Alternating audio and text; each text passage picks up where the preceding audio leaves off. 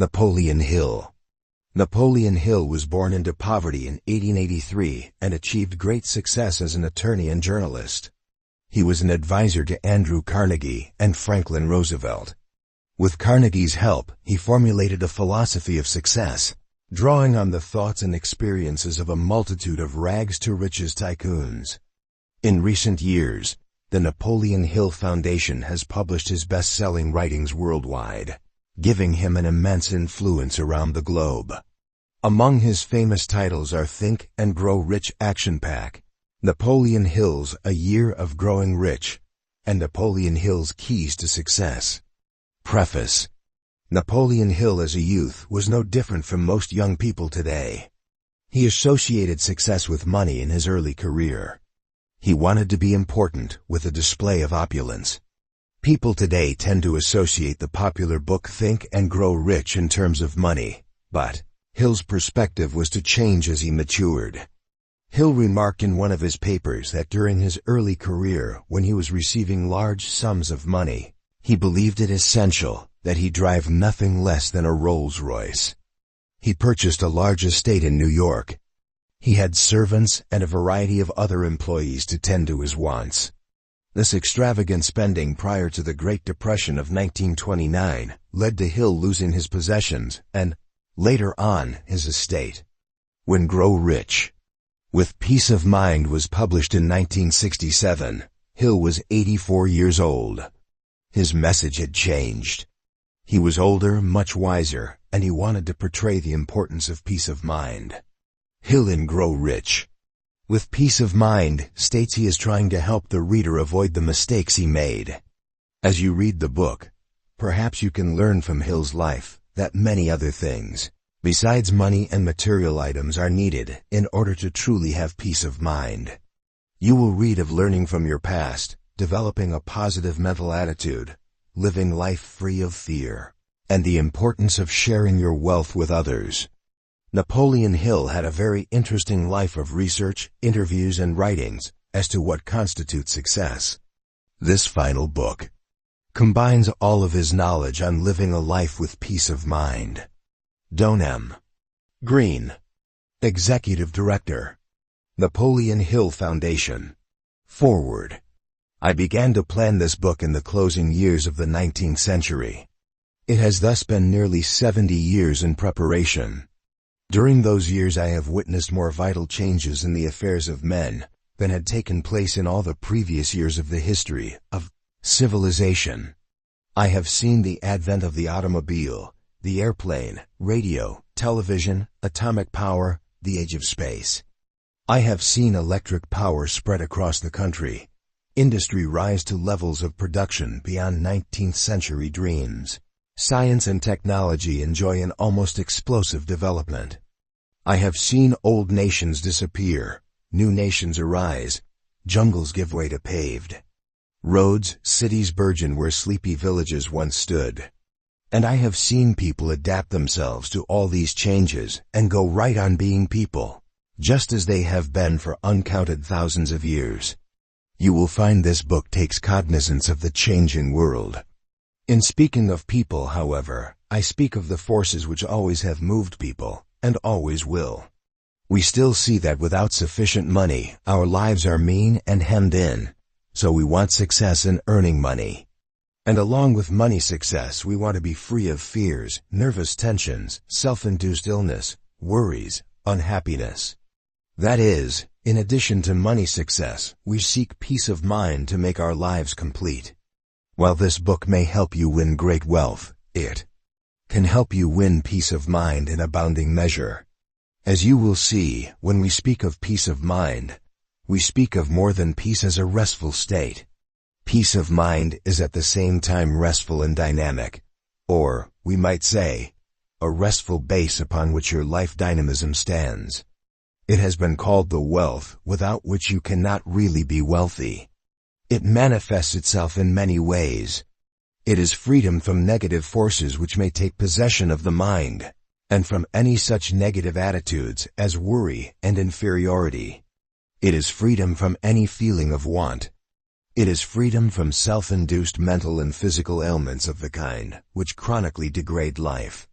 It is freedom from all fears, especially the 7 basic fears we shall expose in all their ugliness. It is freedom from the common human weakness of seeking something for nothing. It is possession of the joy of work and accomplishment. It is the habit of being oneself and doing one's own thinking. It is the habit of checking one's attitudes toward life and toward one's fellow men, and always adjusting these attitudes for the better. It is the habit of helping others to help themselves. It is freedom from anxiety over what may happen to you after you die. It is the habit of going the extra mile in all human relationships. It is the habit of thinking in terms of what you wish to do, instead of thinking of the obstacles which may get in your way. It is the habit of laughing at the petty misfortunes which may overtake you. It is the habit of giving before trying to get. Peace of mind covers a surprisingly broad field, doesn't it? In every way you use it, it helps you win money, success, and more. Peace of mind helps you live your life on your own terms, in values of your own choosing, so that every day your life grows richer and greater. This volume is written by a man who has found peace of mind the hard way, by trial and error. Its purpose is to help others find their own peace of mind, along with money success, by a shorter and less costly route. If some of the episodes seem ultra-personal, please remember that it is the seemingly small events of a man's life which make up the greater portion of his experiences. In my own personal experiences you may see your own. Notice how small experiences conceal both success and failure. They are the first testing ground in which you are given the opportunity to prove that you are the master of your fate. You are the captain of your soul. I realize that nobody wishes to take medicine prescribed by a doctor who does not take it himself when seeking the benefits, he proclaims. The medicine given herein is the medicine proved by its marvelous effect upon myself and thousands of others. Thanks to circumstances, I have had the aid of more than 500 of the most successful men in America. These men allowed me to go behind the curtains of their private lives and see for myself both their good qualities and their weaknesses, their successes and their failures, how they enjoyed or did not enjoy using their money, how this factor related itself to their possession or non-possession of peace of mind. It was with the science of personal achievement, built on my interviews and research, that I have helped thousands of men and women whip poverty, wipe out the effects of a negatively conditioned childhood, solve problems, rise above circumstances which held them back. Let me say I did this many years after I myself had risen above a heritage of 5 evils. You may know some or all of them: poverty, illiteracy, ignorance, hopelessness, fear. As a youngster I was often hungry. There was a time when I ate bark I scraped off birch trees. Until I reached my teens, I continued to be hungry. I am still hungry. Not for physical food, but for mental food. Food for a searching mind, which still seeks to know more about why some men succeed and some fail, some have inward peace, and some have inward conflict. But I have left my childhood handicaps far behind. There came a time when one of the world's richest men, Andrew Carnegie, backed me in a plan to find the secrets of money success and life success. I have been an advisor to 3 United States presidents, William Howard Taft, Woodrow Wilson, and Franklin D. Roosevelt, and I helped the first president of the Philippines to attain freedom for his people. There was a period in which I courted fame. I craved for it, prayed for it, and worked endlessly to achieve it. At long last my mail came from all over the world, sackfuls, more than I ever could read, let alone answer. Promoters looking for my cooperation came by the score. Merchants offered me all kinds of credit, and many offered to buy my endorsement of their wares. My tastes now are different. It was when I found that if I wanted any sleep, I could not have a telephone registered in my name, that I began to appreciate peace of mind. Yet while I courted fame, I never stopped writing. Book followed book in my effort to tell the world what I had learned about success, about the value of a positive state of mind, about human relations. Here is a list of the books I have written. The Law of Success, 8 volumes. Think and Grow Rich. How to Sell Your Way Through Life. The Master Key to Riches. How to Raise Your Own Salary. Mental Dynamite 1-6 volumes, Science of Personal Achievement. And a 17-lesson course now being taught in home study and local class groups in the U.S. and many other countries. The passing years have helped me judge the value of these books and gauge their effect upon their readers. They have helped hundreds of thousands, perhaps millions, to build lives of happiness and success. I have been interested, all this while, in finding out which of the many items of advice have turned out to be most useful and of most universal application. I have checked carefully to see which anecdotes and types of anecdotes have provided the upward turning point at which a man finds himself and goes. This book represents, in part, a careful choice of items which have stood the test of time. In reading these items you will know that they in particular have something which takes hold in the mind and builds the power of the mind to will the best and find it. Also you will find much that is new. The world changes not in principle, but in certain aspects which bring different kinds of opportunities to the seeking man. More money-making opportunities have arisen in the United States during the past 2 decades than existed in all of our previous history, and still they swarm thick and fast. You will acquire a vast vision for these opportunities as you read this book. You will find, if you have read my previous works, that this one has a new and different objective, emphasizing values which money alone cannot buy. All of my books show in many ways that there is more to life than making money. This book proves the point far more fully than I was able to prove it years ago, and shows, too, that peace of mind in itself is a mighty force in helping you make money. I have said this book has been nearly 70 years in the planning. Quite true, but until recently, I did not know it. I believe we all are guided by invisible sources of inspiration. And recently, there came to me inspiration from a strange and very real source, revealing how much of my life has been spent in preparing to write these pages, urging me to uncover my typewriter and get to work. The man who speaks to you is in his 80s. His life remains full and hearty. His possessions, of which he surely has enough, have not taken away the thrill of accomplishment. The book is the first step of accomplishment. The best of the accomplishment comes in knowing that this book will bring wealth and happiness to those who read and think. I am ready now to write more clearly and maturely than ever was possible to me before. Join me and we will go on a fascinating journey together. A journey toward riches. A journey toward the fulfillment of your dearest dreams. A journey toward a supreme secret, which gives you mastery of life itself. Napoleon Hill, 1967.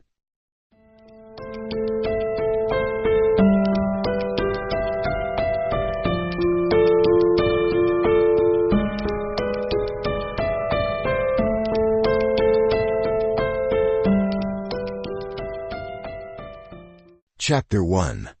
Know your own mind, live your own life. You have a great potential for success, but first you must know your own mind and live your own life. Then you will find and enjoy that mighty potential. Become acquainted with your inner self, and you can win what you want within a time limit of your own choosing. Certain special techniques help you win the goals of your dearest dreams, and every one of these techniques is easily within your power. Somewhere along the path of life, every successful man finds out how to live his own life as he wishes to live it. The younger you are when you discover this mighty power, the more likely you are to live successfully and happily. Yet even in later years, many make the great change, from letting others make them what they are, to making sure that they make their lives to their own liking. The Creator gave man the prerogative of power over his own mind. It must have been the Creator's purpose to encourage man to live his own life, think his own thoughts, find his own goals, and achieve them. Simply by exercising this profound prerogative you can bring abundance into your life, and with it know the greatest wealth of all, peace of mind, without which there can be no real happiness. You live in a world filled with outside influences which impinge upon you. You are influenced by other people's acts and wishes, by law and custom, by your duties and your responsibilities. Everything you do has some effect upon others, as do their actions upon you. And yet, you must find out how to live your own life. Use your own mind. Go on toward the dream you wish to make real and solid. Know thyself, said the ancient Greek philosophers, and this remains key advice for the man who would be in all ways wealthy. Without knowing yourself and being yourself, you cannot truly use the one great secret which gives you power to mold your future and make life carry you the way you want to go. Let us then take off on our trip to Happy Valley. Do not think of me as a backseat driver. Rather, you are at the wheel, and I merely call your attention to a trustworthy roadmap whereon the main highway is marked beyond question. On your journey to riches and peace of mind, the road grows smoother and straighter as you travel. Never believe you don't have what it takes. Probably you are reading under an electric light. You know that Thomas Edison gave the first practical electric light to the world. But did you know that Edison was thrown out of school in the early grades after his teacher decided he had an addled mind and could not take schooling? This then was the impact of another person's opinion upon Thomas Edison, to let him know with the voice of authority that he didn't have what it takes to absorb even a primary education. Where would he have been if he had allowed this directive to take charge of his thinking? Fortunately for him, and fortunately for the world, Edison decided to live his own life. Through early adversity, Edison discovered something he might never have learned through formal schooling. He learned first that he had a mind he could control and direct toward any desired end. Then he learned he could use the technical training of other men and successfully direct scientific research, even though he himself never had been schooled in any of the sciences. When he took full possession of that addled mind, it produced not only the incandescent lamp but also one great discovery after another. A boy finds a friend and finds himself. I too was nearly doomed by a false label of unworthiness. I was then 9 years old. My mother had died a year before, and I lived with relatives. To them and to my own father, I was a problem child who never would accomplish anything save, perhaps, what a life of crime can accomplish. I was doing my best to live up to my reputation as the successor of Jesse James. I even had a 6-shooter which I had learned to handle like an expert. Then a certain woman came upon the scene, and she changed my life. That woman was my stepmother. Long before she arrived, I had been thoroughly conditioned by my relatives to hate her. I found this very easy to do. She arrived, and my father brought her to our house where the relatives had gathered to meet her. He introduced her all around. At length he found me, where I stood in a comer doing my very best to look tough. "And here," said my father, "is your stepson, Napoleon, beyond doubt the meanest boy in Wise County. We don't expect much good from him. I wouldn't be surprised if he starts throwing rocks at you by tomorrow morning." At that moment, I believe my life hung in the balance. It was a wise and wonderful woman who placed her hand under my stubborn chin and raised my head so that she could look me squarely in the eyes. She said only a few words, but they lifted me onto an entirely new level. Turning to my father, my stepmother said, "You are wrong about this boy. He is not the meanest boy in Wise County or anywhere else. He is a very alert and intelligent boy, and all he needs is some worthy objective toward which to direct his very good mind." That was the first time in my life that anyone had said anything good about me. I straightened up, threw out my chest and grinned. Then and there I sensed that woman who had come to take my mother's place, as my relatives referred to her, was one of those rare people who can help others find the best that is in them. That was the end of my 6-shooter days. Increasingly finding myself as I grew older, I discovered my talent for writing. My stepmother helped me master the typewriter. With the aid of the typewriter, I became a writer for newspapers. Through that experience I qualified to interview successful men, and thus I came to sit down with Andrew Carnegie.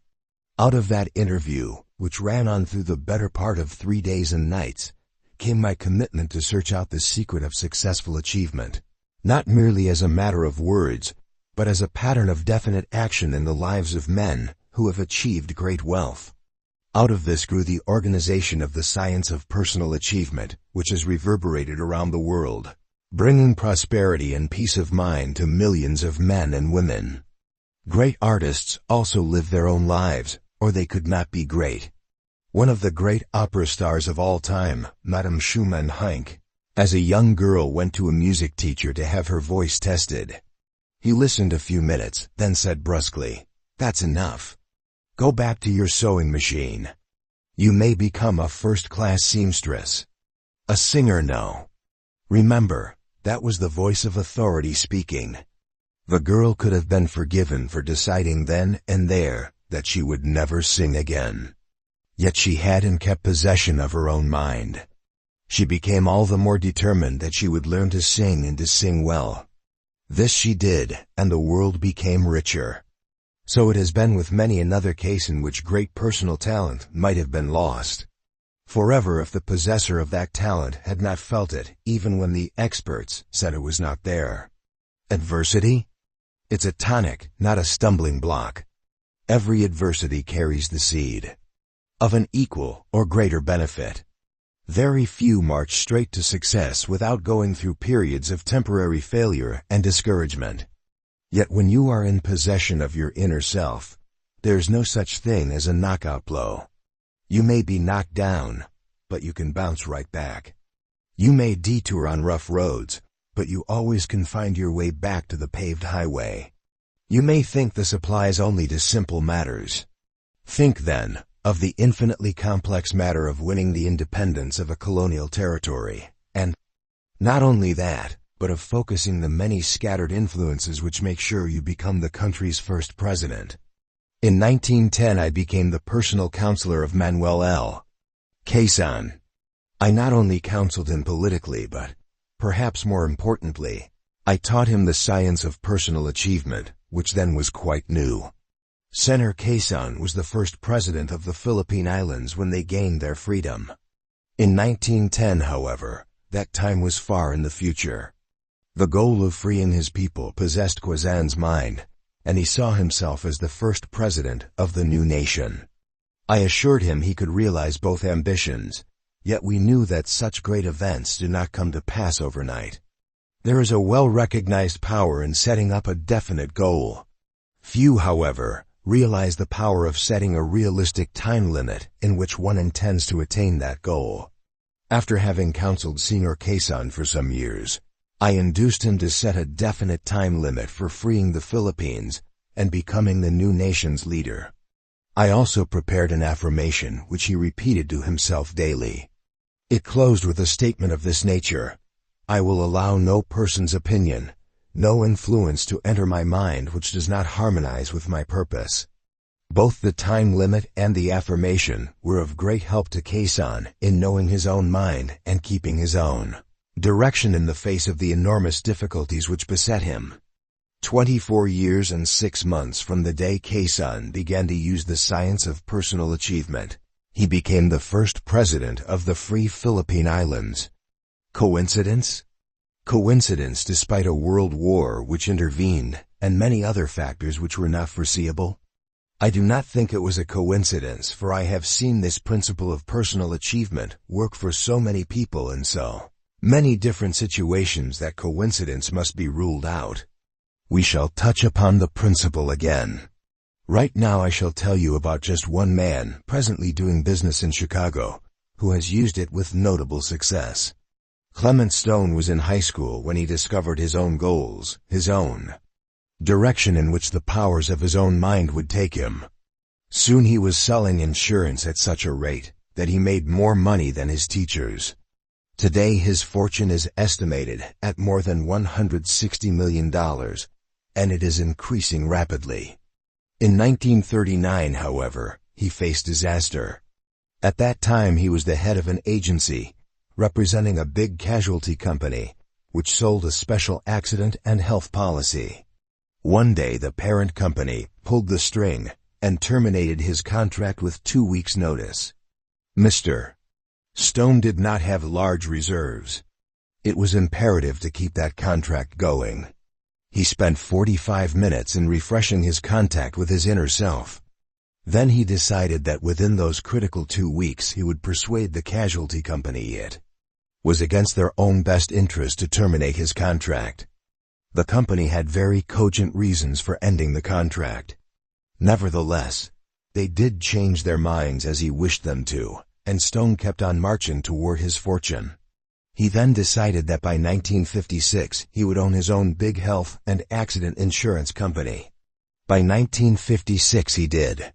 He decided that by 1956 he would have $10 million of his own. He did. I heard recently that Mr. Stone has set up a lifetime goal of $600 million. I do not know his deadline date, but I have no doubt that on or before that date he will have the stated sum.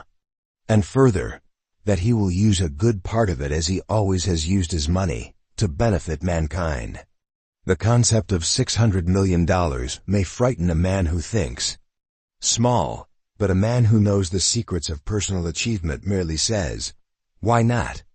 A little while ago, I made a survey for the purpose of learning who were the 10 men who had made the most outstanding application of the science of personal achievement in the United States. Clement Stone was third from the top of the list.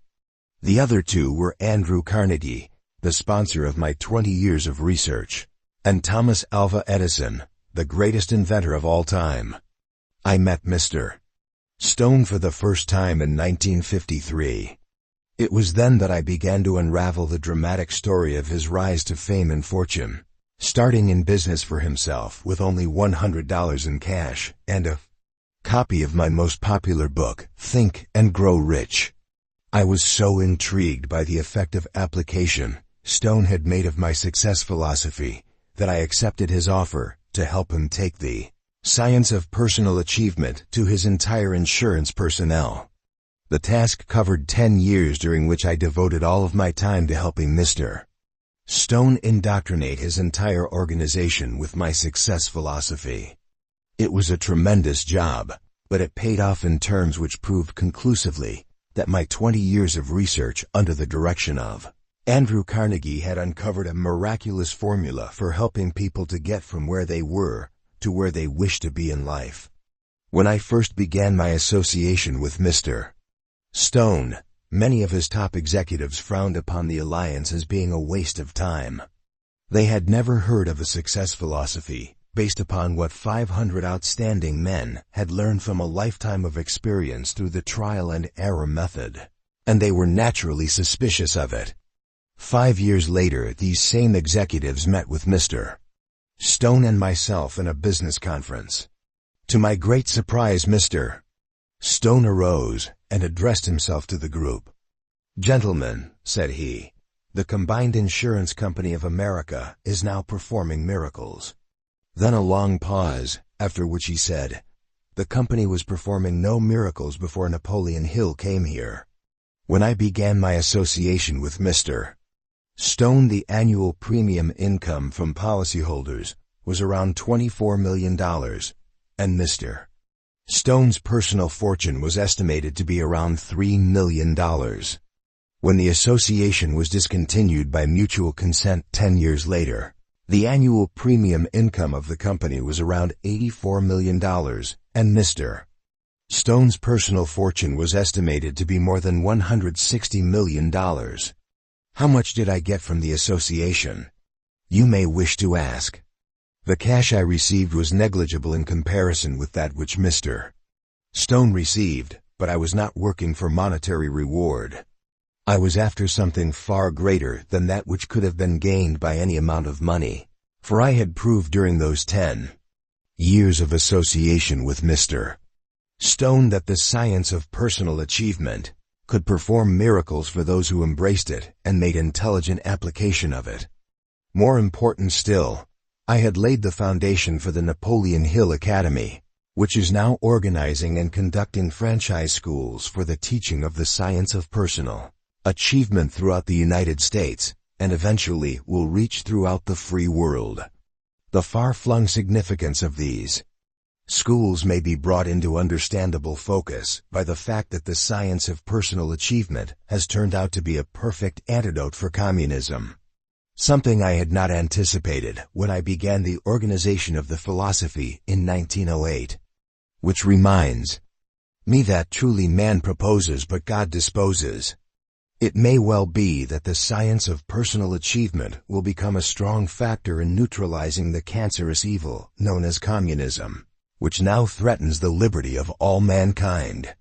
The science of personal achievement is already under option to a group of men who are having it translated into Spanish for the purpose of taking it to the people of all Spanish-speaking countries, starting with our Latin American friends of the South. I plan eventually to have the philosophy translated into all the major languages of the world. So who is wise enough to say what I got from my 10 years of association with W. Clement Stone, or wise enough to understand the hand of fate which brought the two of us together? The dramatic story of Arnold Reed. Arnold Reed is another insurance executive whose life story and its relation to the science of personal achievement parallels that of W. Clement Stone. In many respects his story, as it related to the success philosophy, is more dramatic than the Stone story. Mr. Reed was a top-ranking life insurance salesman, with a record of sales production seldom equaled by anyone in this field. Mr. Reed's sales started at around $1 million annually and pyramided upward far beyond this amount. He was associated with an insurance company headed by a man whom he regarded as his personal friend. Unfortunately, or was it? Arnold had not read carefully the fine print of his contract with the company, for he learned later that it contained a clause which deprived him of his renewal premium commissions, the one factor in the insurance salesman's work which gives him his greatest incentive to do a good job. This discovery shocked Arnold so severely that he went home and went to bed, refusing to eat or to communicate with his friends. Doctors were called in to diagnose his ailment, but not one of them could find anything wrong with him physically. It was not his body that was sick, it was his soul, for the shock he had experienced through the perfidy of his friend had cut the line of communication between him and the source of inspiration which had made him a great life insurance salesman. That source which alone can make men truly great. Slowly but surely Arnold Reed was dying. His ailment was one that no doctor could cure. The doctors who had attended him knew this and frankly admitted they could offer no hope. Then a miracle happened. A friend of Arnold's, who had long been a student of my success philosophy, visited Arnold and presented him with Think and Grow Rich. "Here is a book," he told Arnold, "which has worked wonders for me, and I want you to read it." Arnold took the book, threw it on the bed beside him, and turned away without comment. Hours later he picked up the book, opened it, and lo! Something in it caught his eye, and he read it through.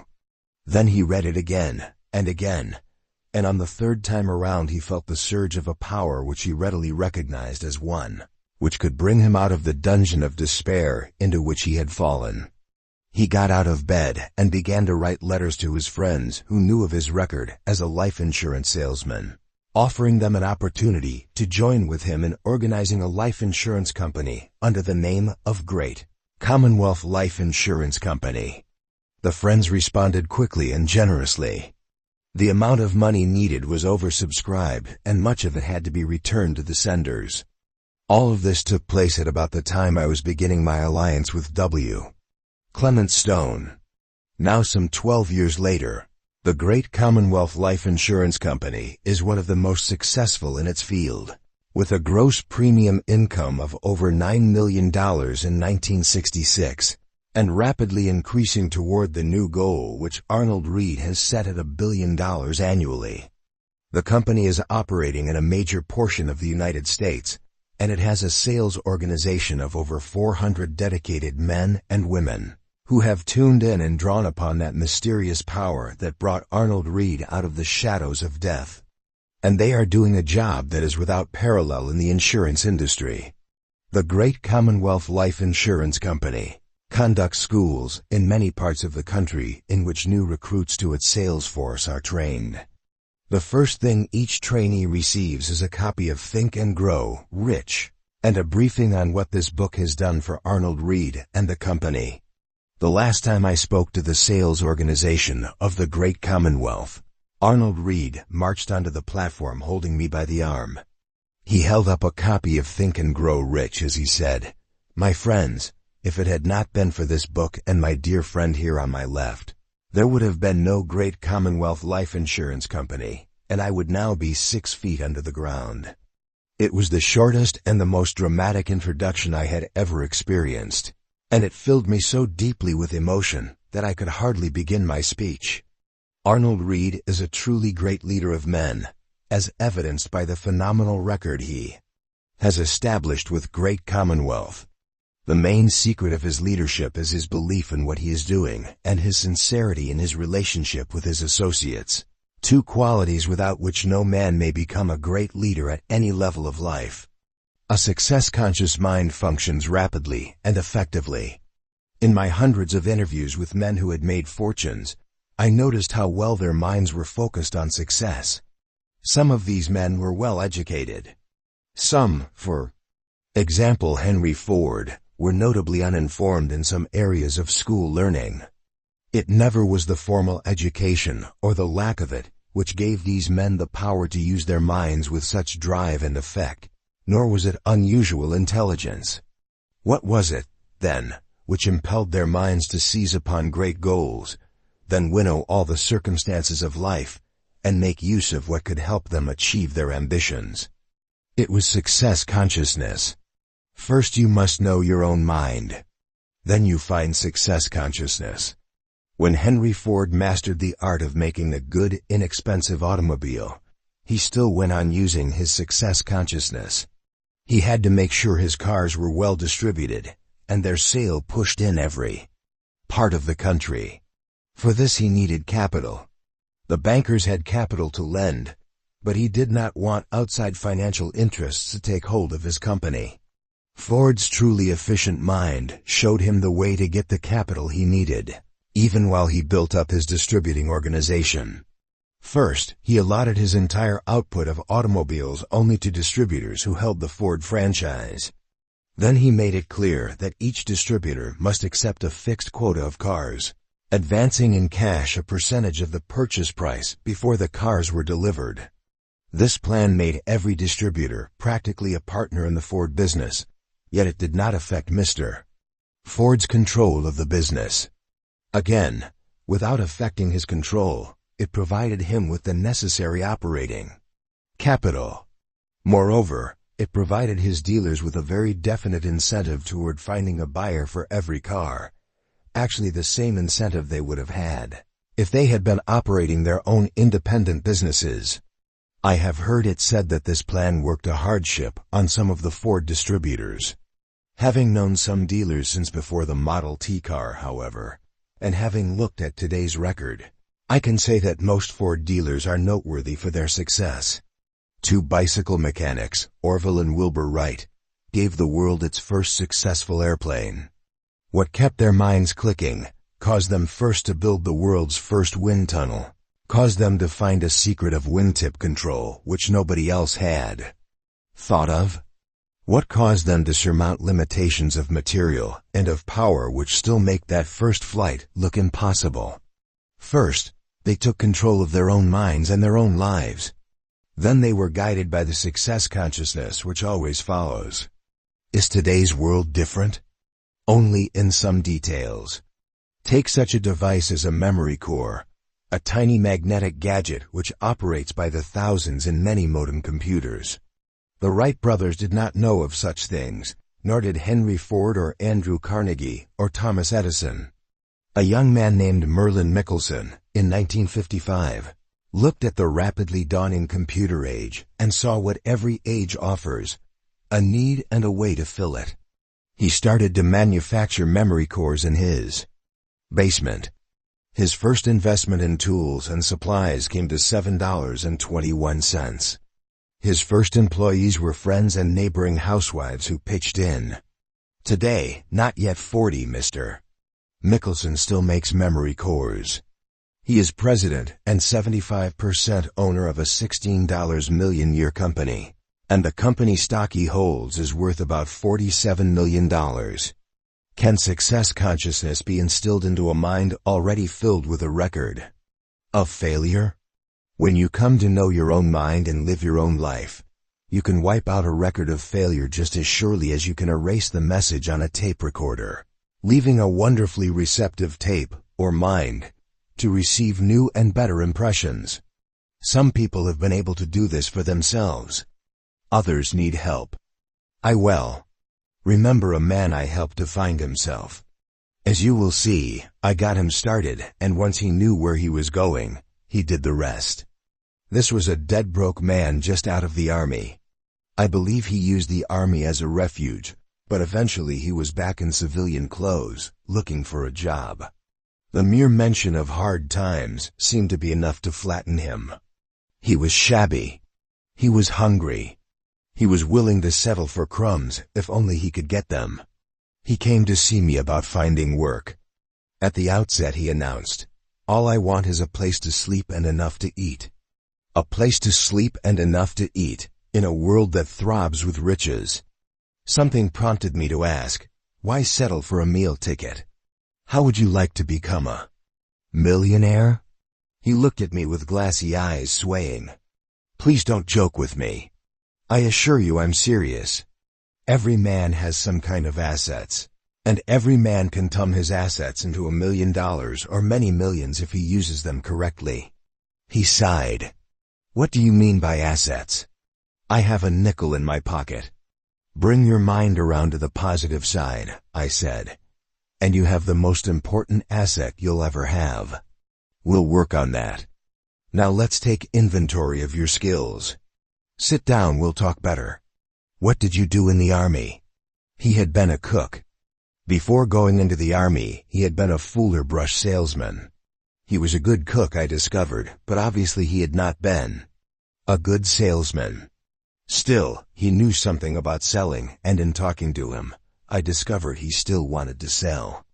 At the outset, however, he had no belief he ever could become a good salesman.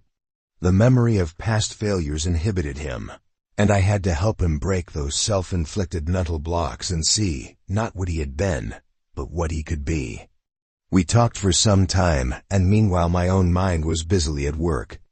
My mind was not weakened by hunger and hopelessness. There had been a time when my mind had known as much despair as did his. But now I was filled with success consciousness. Questing about, my uninhibited mind remembered that special new kinds of cookware were now being developed. A new kind of cookware of great benefit to the housewife. A man who could think about cooking and even demonstrate. A man who could be made into a good salesman. And there we had the winning combination. Suppose you represented a company that makes a new kind of aluminium cookware, I said. This cookware offers many advantages. It should be seen in action. Then it will practically sell itself. Any housewife, for a small consideration, say, some free pots or pans for her own use, should be glad to invite her neighbors in for a home-cooked dinner. You cook that dinner with the special cookware, and after dinner, you take orders for complete, matched sets. If 20 ladies are present, I'm sure you could induce half of them to purchase. Some of these would be eager to run similar dinner parties in their own homes. The business would become self-perpetuating. Sounds okay, my young soldier friend replied. But where am I going to sleep meanwhile? And where am I going to eat? And where am I going to get a few clean shirts and a new suit? Not to mention the question of where I am going to get some money or credit to get started on. Such questions are typical of the mind which does not yet know itself, and so sums up all the obstacles rather than looking directly at the goal. Get yourself into the right frame of mind, I said, and you will either find what you need or find a way to do without and still achieve your goal. When your mind can truly picture a desired goal and feel success consciousness driving it toward that goal, You can win that goal. Let us put aside all other matters and investigate your state of mind. Actually, the young man was very close to having the desired positive state of mind. I waited till I was sure he had it, however. Then I said he was a good risk, and I gave him the use of our guest room and his meals. I let him use my charge account at Marshall Field's so that he could be well dressed. I guaranteed his note for his first outfit of cookware. During his first week, he cleared nearly $100 in profit. The second week he doubled that amount. In a little while he began to train other men and women, whom he managed. Most of all, he instilled in them the success consciousness, which now had full hold of his mind. And as they prospered, so did he. At the end of 4 years, the young man who had been so hungry and broken-spirited, so very far from being a millionaire, was worth more than $4 million. Moreover, his newly keen and efficient mind had perfected a home demonstration selling plan which now nets millions of dollars annually to a large corps of salespeople. When the bells of heaven ring with joy, when a man finds his own mind and fills it with successful consciousness, or when another man helps him do so, I fancy that the bells of heaven ring with joy. Here is one more soul who has broken the chains forged by his fearful imagination. Now you can see why I chose to begin this book by revealing what it means to take possession of your own mind. Live your own life, find your real self that has no limitations. When you do this, you have an asset worth whatever values you choose to make it worth. Think again of what is involved in creating an independent nation. Think of ancient India with its teeming millions under British rule for generation after generation. Think of the Mahatma Gandhi, a man who had no money, controlled no army, did not own a house, did not even own a pair of pants. Yet he had an asset which was greater than all the might of the British Empire, the capacity to take possession of his own mind and direct it toward purposes of his own choosing.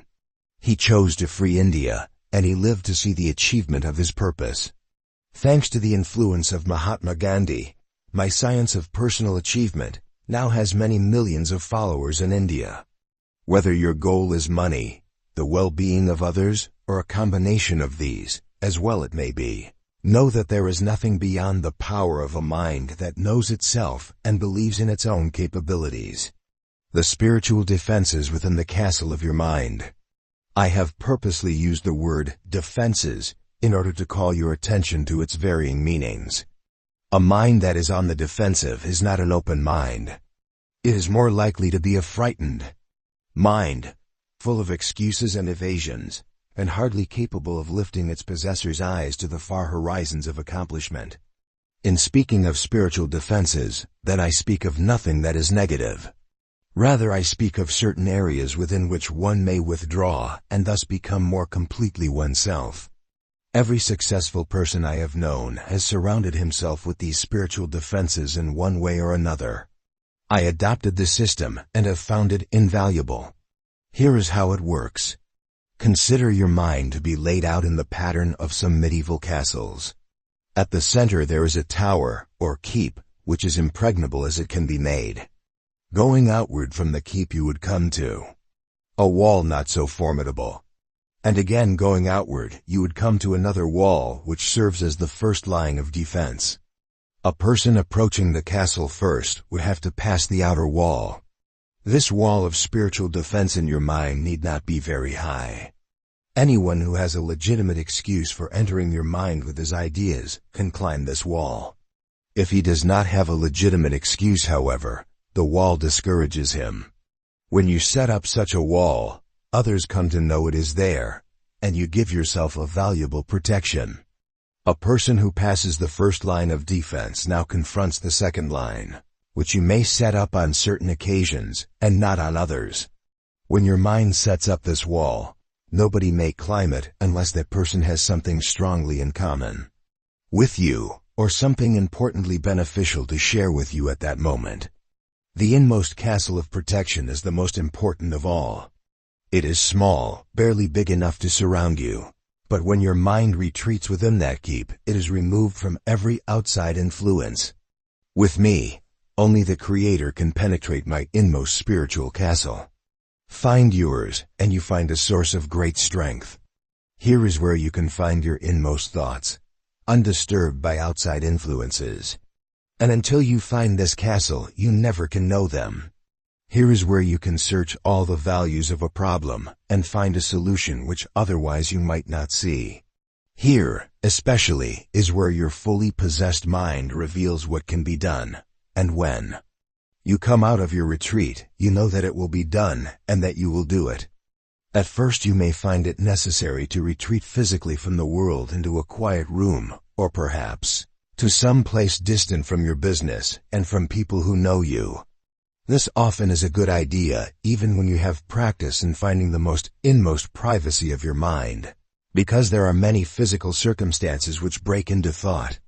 When you have several times retreated to your thick-walled keep, however, you will find you can enter it for a few seconds, even in the midst of others who are talking all around you.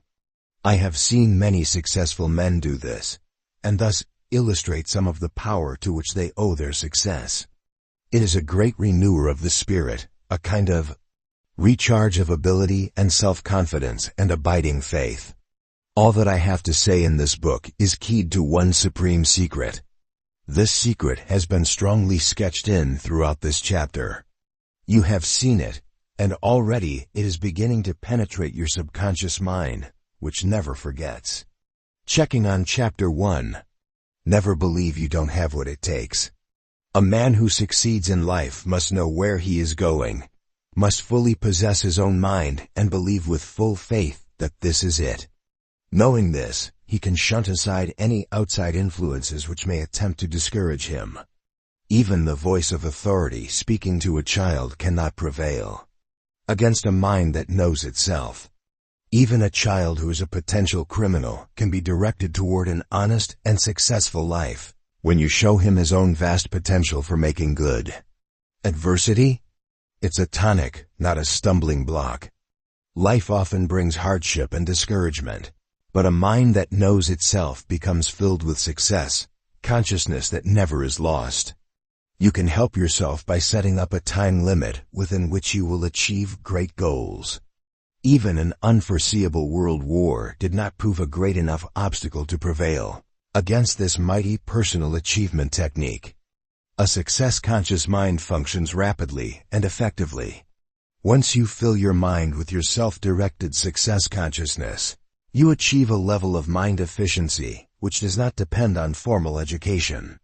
Seeing your preferred goal ahead of you, you are magnificently able to find ways to get what you want. For a pioneer of the automobile age or a pioneer in the construction of modern computer parts, the principle which makes your mind work rapidly and effectively is always the same. Can success consciousness be instilled into another's mind? Even the most discouraged and beaten man can have all his success potential revived when another mind, full of success consciousness, evokes the same great power in his. Belief in success, not in obstacles to success, can spread from one mind to another until millions share the same great goal. The spiritual defenses within the castle of your mind. Within your own mind, you can set up 3 spiritual walls which are stronger than stone. Within these walls, your mind can know itself and be itself and still absorb all the good, constructive influences you wish to bring in. You will be proof against unwanted negative influences, time wasting, and the like. Within your innermost wall, you will always have the means to renew your spirit, recharge your confidence and faith.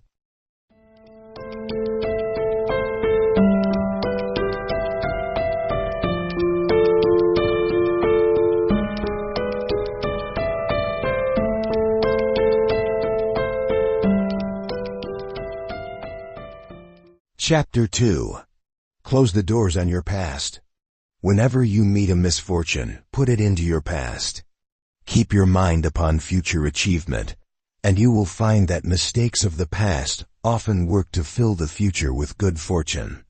Your wealth and your peace of mind are strongly connected with each other. Even at the lowest level jobs, your success waits within your own mind. Add value to your work, and you set in motion the forces that make the concepts of your mind turn into the realities of living. When I was still a poor youth in Wise County, Virginia, I invested 25 cents in a raffle ticket. The prize was a horse, and I won. A horse was of considerable value to a farming family in those days, and this one, all agreed, was a good horse. Filled with pride, I led him home. How fortunate I was! Or was I? Having installed my horse carefully in the stable, I treated him to oats, corn, and hay, all he could eat. That same night he broke out of the stable, went down to the river, and drank his fill of water. As anyone who knows horses could have predicted, the poor bloated animal foundered and died. It cost me $5 to have him hauled away and buried. So much for my good luck. Yet who can tell the uses of the past? I was able in later years to look back upon that incident and see I had been fortunate. You see, I never again have been tempted to risk money in any kind of gambling. Surely, I have saved the cost of many horses, let alone saved my peace of mind. Now let me tell you of a more serious incident which cost a man's life, threatened my own life, prevented me from taking advantage of a great opportunity, seemed like an unmitigated disaster, and yet turned out to be for my boundless good and the good of others as well. At that time, I had completed the first draft of The Science of Personal Achievement, in 8 volumes, and I needed a publisher. Mr.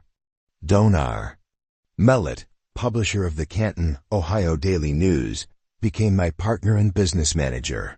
We induced Judge Elbert H. Gary, chairman of the board of the United States Steel Corporation, to supply the money necessary to print the first edition. Furthermore, Judge Gary agreed to purchase a complete set of the books for every key man employed in that vast corporation. The contract had not yet been signed, but I was on top of the world. Now Mr. Mellett had been using his newspaper as a means to expose a very unholy alliance between the bootleggers and the police force of his city. 3 days before we were to meet Judge Gary, a member of the police force and a gangster shot and killed Don Mellett. Because I had been associated with him, the gang believed I too had had something to do with their exposure. I missed assassination by only a few hours. For a year I had to hide. At length the murderers were caught, convicted, and given lifetime sentences in prison. Meanwhile Judge Gary had died. All my plans were upset. I had had to waste much precious time while in hiding, and I had no publisher. I was right back where I had started, or rather, I was behind where I had been. I made a new start and found a publisher for my writings. That is a story in itself, but it is not the point of this story. I found out later that if Judge Gary had become my financial backer, and if the Science of Personal Achievement had been distributed within the United States Steel Corporation as had been planned, I would forever after have been looked upon as a tool of big business. The Science of Personal Achievement would have been greeted with suspicion, would have been turned down cold by many of those whom it now serves. Furthermore, I might have been inhibited against making statements I have made from time to time against big business when it forgets its real purpose, which is to build a better world for mankind. Every adversity has within it the seed of an equivalent or a greater benefit. Can you remember that? Write it on a card. Carry the card in your pocket and read it daily. In that phrase lies the key to many a man's peace of mind. It is not the supreme secret to which I have referred, but it lives on the same street. Set it firmly into your consciousness. Every adversity has within it the seed of an equivalent or a greater benefit. Thus, it is possible, and strongly advisable, to close the doors to your past insofar as any regrets or bitterness or postmortems are concerned. You are searching for wealth and peace of mind. Neither the way to wealth nor the way to peace of mind leads through the graveyard of unpleasant experiences long past. When you have attained peace of mind, your mind will automatically reject every thought and every mental reaction which is not beneficial to your welfare. Meanwhile, help yourself attain this great command of mind and all it can do for you. Avoid all negative mental influences and especially avoid that shadow of mournful regret, which can keep all the sunshine out of your life and keep out other gold as well. Time is the great magician. Close the door on ugly experiences, disappointments, and frustrations. Then the great magician Time can transmute past sorrows and mistakes into present rewards, success, and happiness. Knut Hamsun, a Norwegian immigrant, failed at everything he tried in this country. In desperation, he decided to write the story of his struggles. His book, which he called Hunger, won the Nobel Prize for Literature. Hamsun's terrible experiences at length had made him a rich and famous man. Harry S. Truman failed as a haberdasher. If, from then on, he had considered himself a failure, he certainly could not have entered upon the road to the presidency. We have also the example of another man who took up storekeeping. But the store failed. He took up engineering and also failed. The sheriff sold his surveying instruments to pay his debts. He joined a group of soldiers in an Indian war and had the rank of captain. His record as a soldier was so poor that he was reduced to the rank of private and sent home. He was passionately in love and engaged to be married. The girl died and left him in a terrible state of shock. He took up law. He won few cases. He went into politics, ran for office, and was defeated. Is it astonishing that Abraham Lincoln eventually became president? In a way it is, and in a way it is not. He might have allowed his mind to drag failure and discouragement after him as a prisoner drags his chains. After all, so many people do, and they are indeed prisoners of the past, never able to break free of the image of failure which to them means me. He did not do this, however. The way in which he determinedly left failure behind him was no miracle. It is a grand privilege available to every human being. The man who became president had been tempered in the fires of life, or he could not have been what he was, nor have done what he did. You cannot see all of the great plan of your life. You can make it full and rewarding, however, if you treat each sorrow and setback as a tempering toward greater and richer experiences to come. Let me suggest, keep yourself aware of life's endless combinations of circumstances. Have you been disappointed in love? Your heart feels literally broken. You can see no joy in the world. You may wish to take an overdose of sleeping pills and end it all. Yet is it likely that nowhere in the world exists the woman or man who can take the place of the one you lost? A moment of thought within the citadel of your deepest mind will show you this is hardly possible. So it happened with me, for after a dreadful disappointment of the heart, I met a combination of circumstances which led at last to the perfect wife. There is a more poignant point to the story. When, after a violent lover's quarrel, my first sweetheart turned away from me, married another. Man, I thought the world had ended. 5 years later, the man she married committed suicide, unbalanced by the constant friction of living with the woman I had been so anxious to marry. Where would I have been with the terror of a woman who heckled me instead of helping me? Every adversity has within it the seed of an equivalent or greater benefit. Remember that even a condition which the world calls handicap you can call benefit, and make it truly so. I have mentioned that Thomas Edison had little formal schooling. Clement Stone, the highly successful insurance man, was a high school dropout. So many men have succeeded despite the lack of book learning that, without in the least downgrading education, we may say the lack of it need not be a handicap. It depends on the man. But what of Edison's deafness? Surely a very marginal ability to hear is a handicap. But again, it depends on the man. Edison as a boy had been a candy butcher on trains. Once a man lifted him and his entire load of candy onto a train by his ears, and that was the beginning of the end of his hearing. He could have dwelt all his life on this cruel and damaging experience. Like many others, he could have put his major energies into bewailing his fate. But he didn't. When I visited him, he was dependent upon a hearing aid, a primitive thing by today's standards. When I was sure we understood each other's minds, I asked him if he had not found his deafness a great handicap. He replied, "To the contrary, deafness has been a great help to me. It has saved me from having to listen to a lot of worthless chatter, and it has taught me to hear from within." Anyone who wants peace of mind should remember those last 3 words. By transmuting his affliction into a benefit, Mr. Edison learned how to tune in on all the subtle power which waits within every mind. He felt, too, that he heard from within the voice of an infinite intelligence and received guidance from an infallible source. Every adversity has within it the seed of an equivalent or greater benefit. When you speak of failure, you attract failure. When you speak of success, you attract success. I once made a survey of more than 30,000 men and women to ascertain their staying qualities in the face of failure and defeat. For the majority of those people, it took only one setback to wed them to defeat. Of those who kept on aspiring, another large percentage got started in various projects, but quit even before meeting with defeat. The defeat came not from circumstances, but from the built-in attitude of defeat which they carried from the past.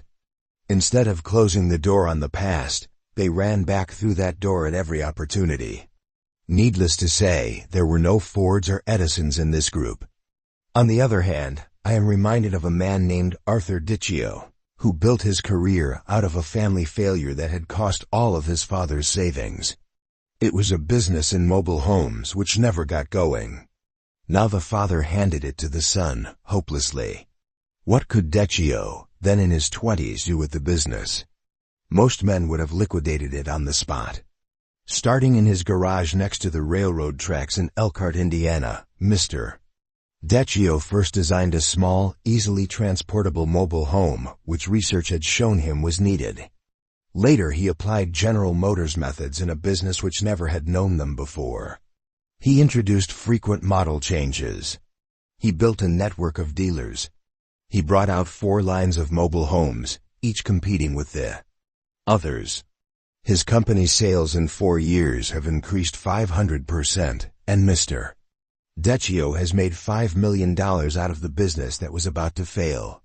Today's population includes a large proportion of young marrieds and retired couples, both groups being prime customers for mobile homes.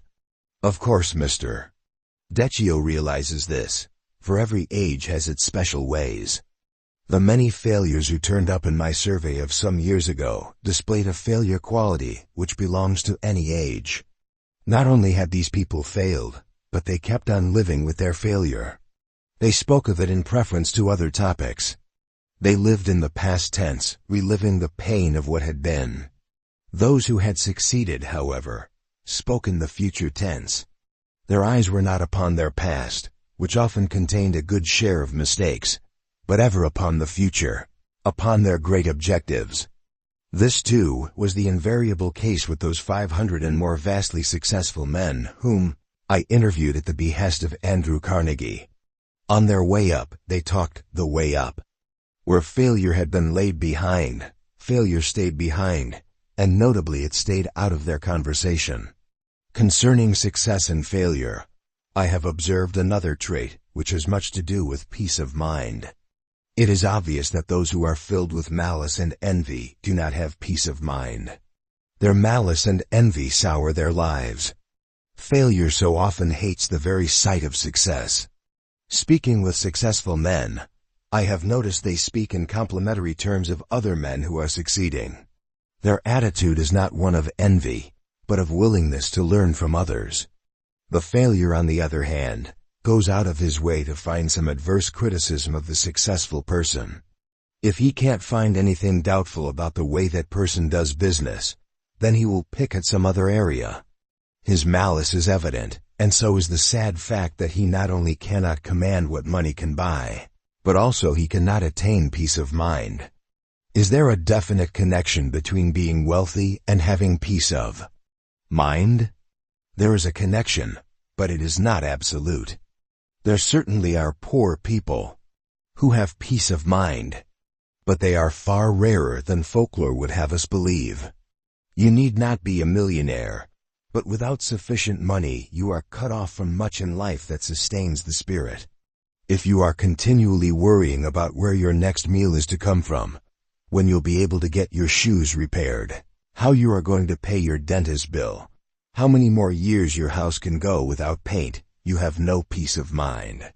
If your lack of funds forces you to live in a shabby neighborhood, so that you constantly worry about the influence upon your children, you have no peace of mind.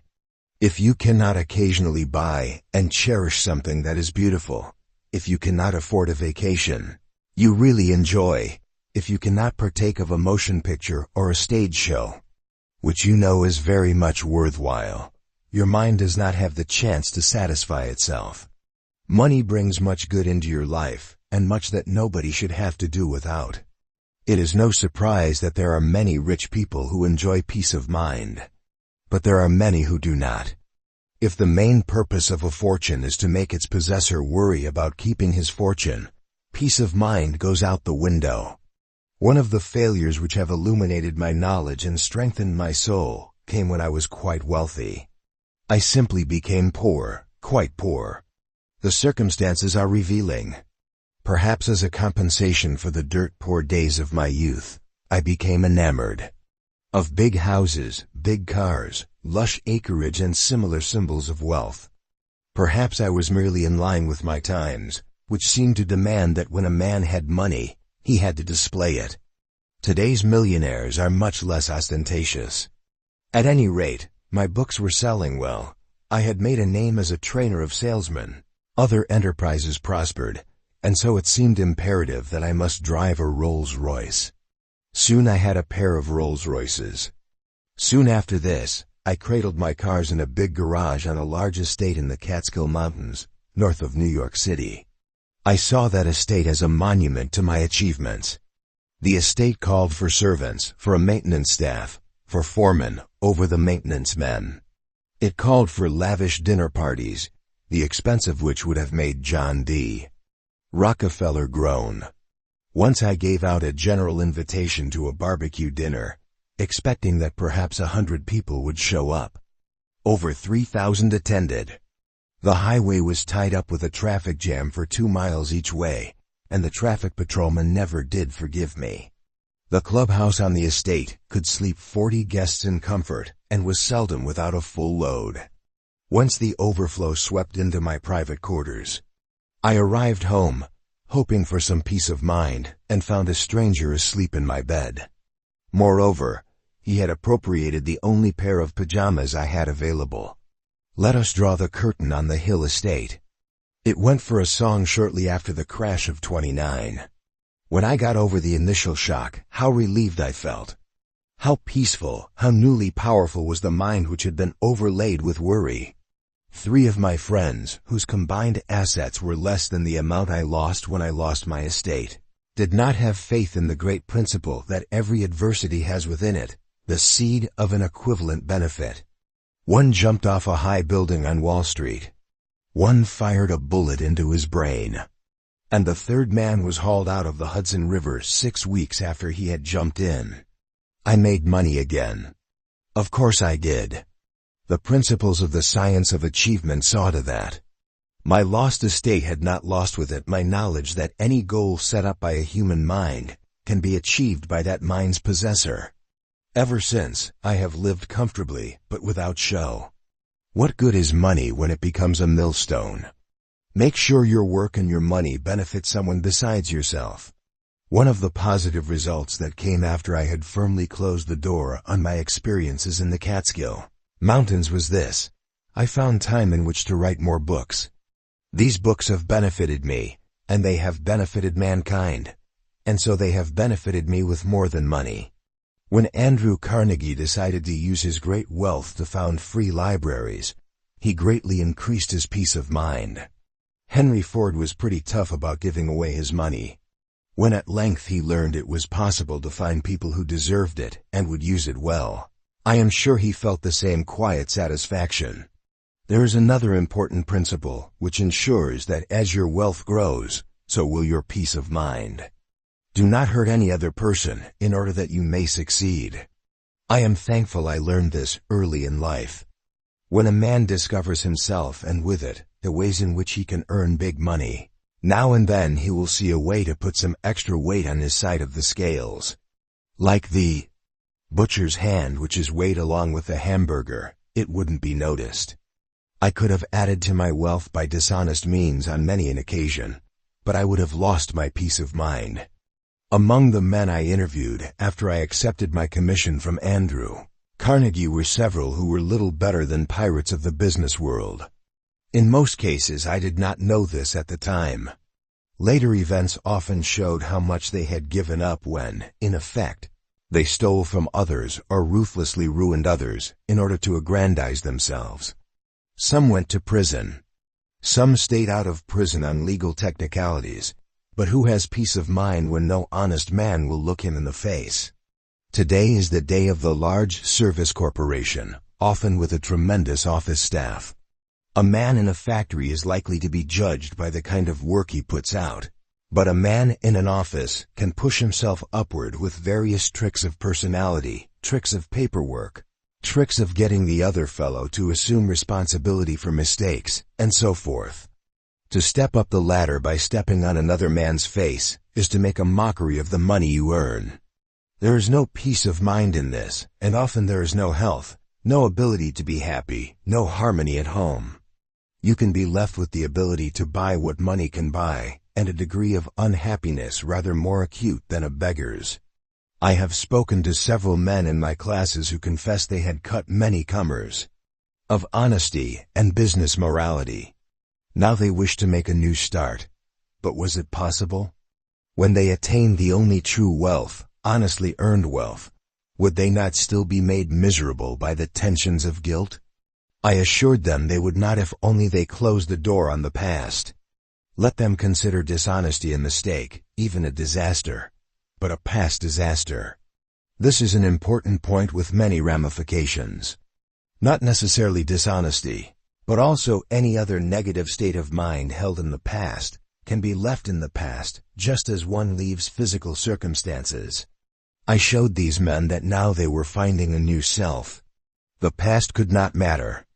The world is full of examples of men who learned from their own bad consciences, or even in prison, that no dishonesty ever pays. The lesson learned is the lesson learned, and for most men there is time enough and world enough to start again and build a glorious future. For an exception, I give you Al Capone.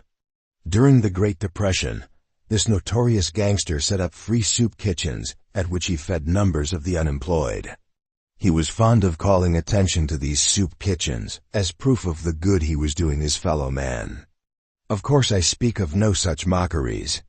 Rather let us think of men like O. Henry, who served a jail sentence for a crime.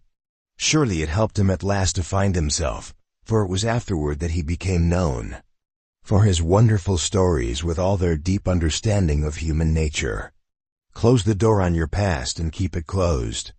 I have heard it said that you never really get over the death of a loved one.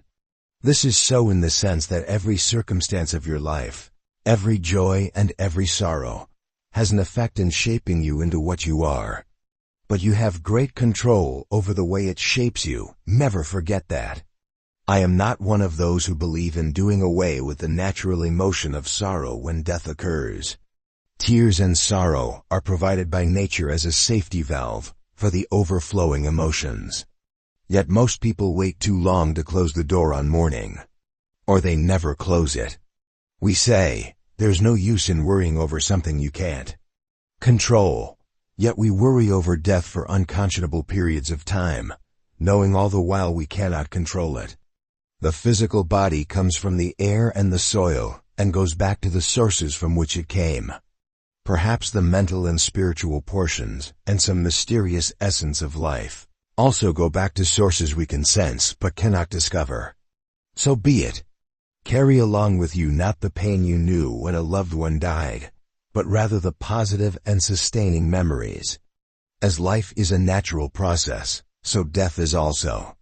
Do you think it is possible to have only one great love in your life, especially if that love was sealed in marriage? Human experience proves this is not so. While I believe firmly in marriage, I know that the word marriage is not always synonymous with the word happiness. You have a right to happiness, and this is your life. When a marriage turns out to have been a mistake, when it can be broken, but it is not broken, then the mistake is perpetuated and shadows all the rest of life. Sometimes the door of the past must be closed upon a marriage before either party to that marriage, or both, can find any kind of life success. A job that is past opens a new door to the future. Suppose you have lost your job through no fault of your own. Suppose, then, you nurse a great resentment and a festering hatred of your former employer, who is so unjust to you. Meanwhile, you are going around looking for another job, and something is saying no to any prospective future employer. What says no? The negative qualities of hatred and resentment which beam from your mind to his. He cannot tell just what it is, but he feels something disturbing about you, and he doesn't want you in his office or his shop. Put the temporary setback firmly behind you, however. Go out with a determined will to get a better job than the one you lost.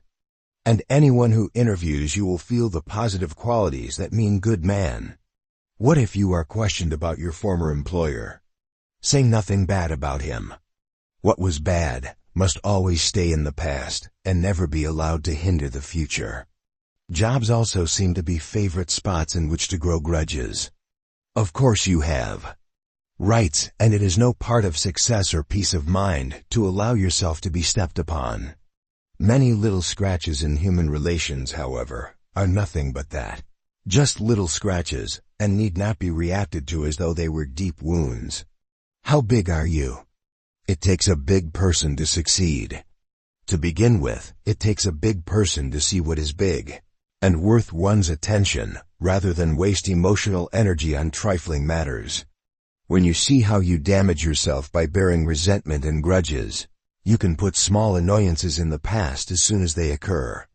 At times it is advisable to talk things over, point out how another person wounds others, and start afresh with the air cleared. But a nursed grudge is a viper in the viper, in the viper, in the sgriwen. But a nursed grudge is a viper in the bosom. It is a treasured negative, and you not only let it take away your peace of mind, you also encourage the formation of ulcers and many other ailments which the mind can inflict upon the body. Close that door. It is wonderful and gratifying to see how the habit of closing the door upon the past becomes one of the greatest of sustaining habits. It helps you take possession of your own mind and condition it for the attainment of any purpose you desire. Go the extra mile. I have often been asked to give a man something to do that helps him leave resentment behind him, especially where his job and his career are concerned. The best possible action is this: go the extra mile. Give more service and better service than you are paid for. Find out more about your job and the job above it than you absolutely have to know. Work in a way that makes your job do more than it is expected to do for the organization that employs you. A young man was an estimator for a large printing firm. He didn't pay much attention to typefaces, being content to let the customers go on using the typefaces to which they were accustomed. This made his job easier, but, as I pointed out to him, it did nothing to qualify him as a man who really knows his job. He studied typefaces, arrangements of type on a page, and other matters which lend effect and even artistry to broadsides and brochures. When his boss received compliments on the beautiful jobs you tum out, the boss realized what this young man was doing for his firm's reputation. The young man is now an executive of the firm, where before he was scarcely noticed. The young man also has relieved himself of a feeling of bitterness which might, in the end, have resulted in making him an old man with a mean little salary and a mean little soul. A saleswoman at a dry goods counter had decided that her salary and her small commissions paid her for going through the routine motions of selling what she found on the shelves, and that was that. One day a woman asked her so pleasantly and so positively to look for an item in the depths of the stockroom that she found herself looking. And when she discovered the item, she felt bigger inside. Thereafter she made a point of suggesting items which were not visible, and of putting through special orders even when they resulted in little benefit to herself. Soon she had a regular clientele. Customers were willing to wait in order to have her serve them. Moreover, her knowledge of her business caused the buyer to rely upon her judgment. She's a buyer now with a grand career opening before her. She says, "There are two factors that can make you successful: your job and yourself. You are always the most important factor. Of course, you don't have to feel mean and small and imposed upon before you go the extra mile." A tonic in itself, the willingness to do more than you absolutely must, is the hallmark of the big earner, the great leader, the happy and hearty person who day by day builds value into his life. See yourself on the next step up the ladder, and the next step above that one, and many rewarding steps ahead, and the image takes hold firmly in your mind and gets you going. Should you meet a situation in which your extra efforts are not rewarded, your positive mind finds courage and resourcefulness, and you leave the job that's wrong for you. Push it back into your past, and find another in which the image becomes real. Where you start never matters so much as where you are going, and it is first within your own mind that you conceive greatly and begin to go. Again, the supreme secret has been mentioned in several ways. You may not yet be able to put it into words, but it works more and more strongly in your favor as you read successive chapters of this book. Checking on Chapter 2. Every adversity has within it the seeds of an equivalent or a greater benefit. As you meet the circumstances of life, they may seem adverse and damaging. Later you find that every so-called misfortune sows the seed of greater fortune to come. To help this mighty dynamic work its wonders in your life, close the door on your past. Carry along with you only what is pleasant and instructive. Leaving gloom and pain behind you, you can see the future and make it yours. Keep yourself aware of life's endless combinations of circumstances. Do not believe that one experience of lost love or lost opportunity or other misfortune has ended your chances of winning what you thought you had lost. Some of the world's greatest men knew failure after failure as they grew toward their ultimate success. Even a handicap becomes a benefit when the man himself decides the way in which it will be a benefit to him. When you speak of failure, you attract failure. When you speak of success, you attract success. The failure typically dwells upon his failure and drags it through his life like a prisoner dragging his chains. The failure also tends to be envious of those who succeed, and his envy and his malice rob him not only of wealth, but also of peace of mind. Every age has its special advantages. An entire business may be labeled failure, and yet come to life and make millions in the hands of a man who sees success and speaks only of success. Is there a definite connection between wealth and peace of mind? There is a strong connection, but it is not unbreakable. Sufficient money is necessary to almost everyone who wishes to attain peace of mind, but wealth can steal happiness away from those who make it dishonestly or do not use it correctly. Use your work and your wealth to help others. Above all, make sure that as you climb the ladder of success, you do not step upon anyone else. Cutting the corners of dishonesty sets up a feeling of guilt which can destroy happiness.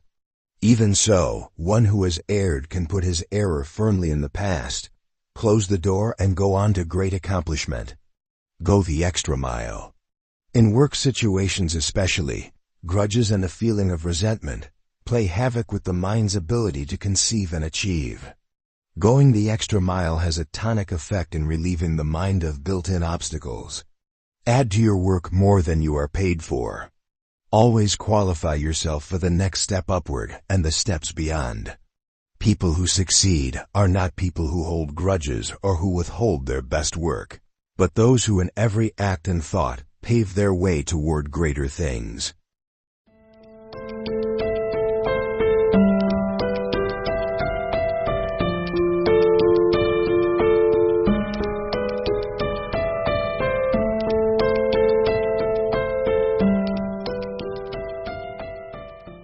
Chapter 3.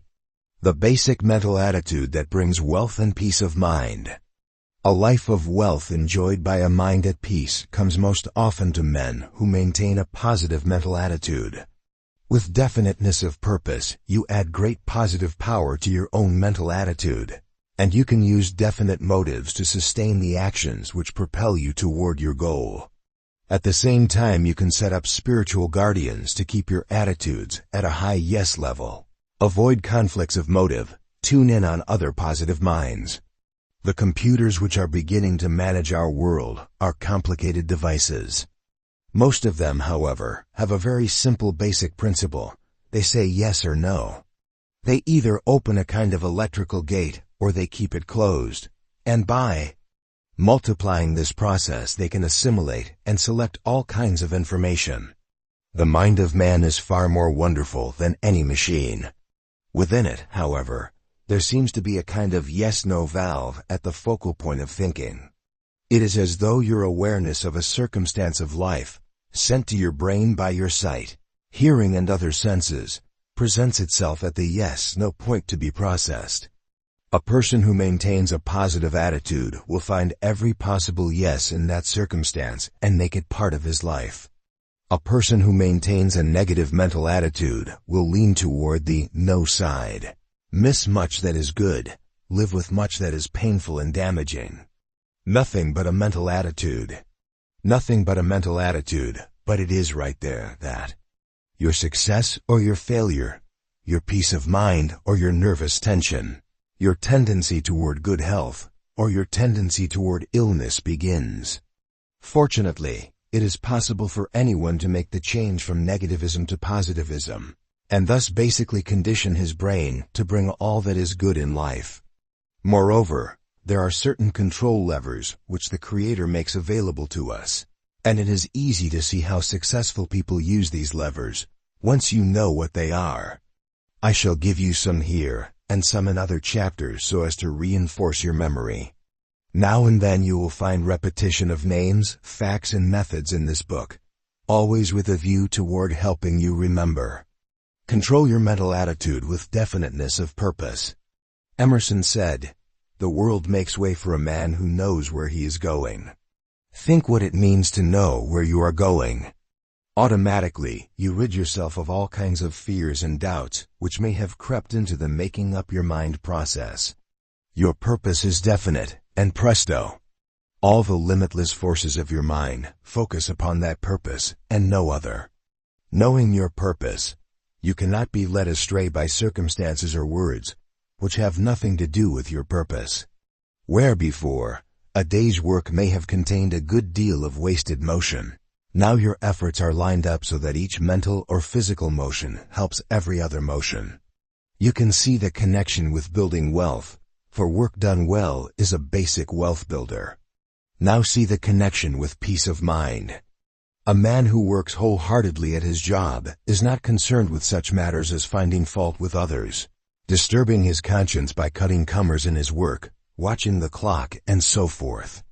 Nor will he be discouraged by any obstacles which may crop up. His positive and focused mental attitude keeps him in a prime position to handle problems and overcome them.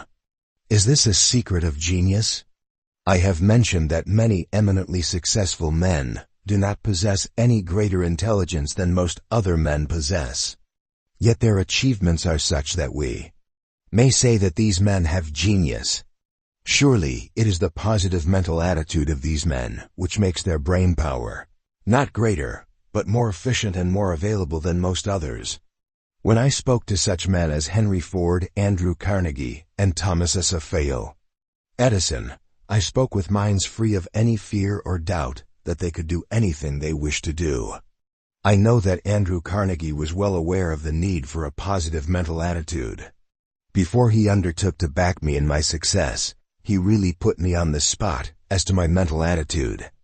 Looking at me shrewdly across his desk, that canny Scot said, "We've talked a long time and I have shown you the greatest opportunity a young man ever had to become famous, rich, and useful. Now, if I choose you out of the 240 other applicants for this job, I'll introduce you to the outstandingly successful men in America. If I help you get their collaboration in finding out the true philosophy of success, will you devote 20 years to the job, earning your own living as you go along? We have had sufficient discussion. I want your answer, yes or no. I began to think of all the obstacles that would stand in my way. I began to think of all the hurdles I would have to jump. I began to think of all the time I would have to spend, and the big job of writing, and the problem of earning my living all that while, and so forth. I spent 29 seconds struggling with a negative mental attitude which, had it overcome me, would have affected me negatively ever after. How do I know I took just 29 seconds? Because, when I found the positive mental attitude which I had lost temporarily and said, yes, Mr. Carnegie showed me the stopwatch he had been holding beneath his desk. He had given me just 1 minute in which to show my positive state of mind, otherwise, he felt, he would not have been able to depend on it. I had beaten the deadline by just 31 seconds, and thereby embraced an opportunity that was destined to change and improve the lives of millions of people, including my own. A positive mind tunes in on other positive minds. Once I had accepted that great task and had set my mind confidently toward it, I found that my imagined obstacles simply melted away. Of course, my positive mental attitude helped me not only in finding out the success secrets of some 500 of America's wealthiest men, but also in making considerably more than a mere living. Am I a genius? I must say I have positive evidence I am not. In meeting many men, I discovered a very valuable fact. A positive mind automatically obtains benefit from other positive minds. Are you aware of the general principle of radio broadcasting? It is this: when electrical vibrations of rapid frequency are impressed upon a wire, those vibrations leap into space. Another wire far away, the receiving antenna, can pick them up, and thus a message or a picture is transmitted over thousands of miles, or millions of miles in space-age communication. There are electrical currents in the brain. They give you a private broadcasting station through which you may send out any kind of thought vibrations you desire. Keep that station busy sending out thoughts of a positive nature, thoughts which will benefit others, and you will find you can receive kindred thought vibrations from other minds whose attitude is tuned to yours. When I visited such successful men as those I have mentioned, and many others such as John Wanamaker, Franka Vanderlip, Edward Bach and Woodrow Wilson, both they and I felt the attunement of mind to mind. Otherwise I surely would have met with opposition when I asked those top-ranking men to give me of their time and experience. Not only did such men spend hours talking to me, but also, they served as my teachers and guides for year after year, and charged me nothing. Believe in what you are doing, and you too will see the great effect of your belief upon those whom you may request to help you. Doubt yourself, and the no part of your mind takes over, and draws defeat instead of victory. This barely sketches in the all-pervasive power of a positive mental attitude. Let us look at some of the other control levers which combine with a positive mental attitude to give you wealth and peace of mind for an entire, victorious lifetime. The 9 major motives. It is not for nothing that court trials often concern themselves with questions of motive. Everything you do is the result of one or more motives. In various combinations we use 9 basic motives. The 7 positive motives are: 1. The emotion of love. 2. The emotion of sex. 3. The desire for material gain. 4. The desire for self-preservation. 5. The desire for freedom of body and mind. 6. The desire for self-expression. 7. The desire for perpetuation of life after death. The 2 negative emotions are: 1. The emotion of anger and revenge. 2. The emotion of fear. In those 9 motives you can find the roots of everything you do or refrain from doing. Peace of mind is attained only by the exercise of the 7 positive motives as a general pattern of life. Rarely, if ever, does a person who has peace of mind exercise the 2 negative motives or emotions. You cannot have peace of mind while you fear anything or anyone. You cannot have peace of mind while you entertain the kind of anger which brings you to a desire for revenge, or a desire to injure another, no matter what the justification may seem to be. Great men have no time to waste with a desire to injure others. If they did, they would not be great men. Great men are not immune to fear, but theirs is not the kind of fear that hangs on constantly and takes over all of life. Look to small, mean men to see lifelong patterns of fear and anger. Their minds are so filled with these negative influences that they cannot find the power to shape the circumstances they desire. Recently I heard about a man, now 70, who 15 years ago lost all his money in a real estate venture. Taking the advice of a friend, he had borrowed heavily in order to invest in vacant swampland on the assumption that in a couple of years, the land would be in great demand for building lots. This did not transpire. The man's notes became due, and he had to see his retail shoe business sold out from under him. The friend who had badly advised him also had lost money. Nevertheless, this man became filled with hatred toward his friend, and said he would get even if it's the last thing I do. It nearly was. 5 years of hatred left him incapable even of doing business. Meanwhile the friend prospered and seemed far out of reach of any puny revenge. The man who had lost his money at length lost the balance wheel of his mind and had to spend 6 months in a quiet place in the country surrounded by a high wall. In his last month of confinement, however, he was sufficiently recovered to listen to an advisor who pointed out to him that hatred and the desire for revenge had done him far more harm than had been done by his losing his money. He was persuaded to forgive the friend who had led him into the real estate deal.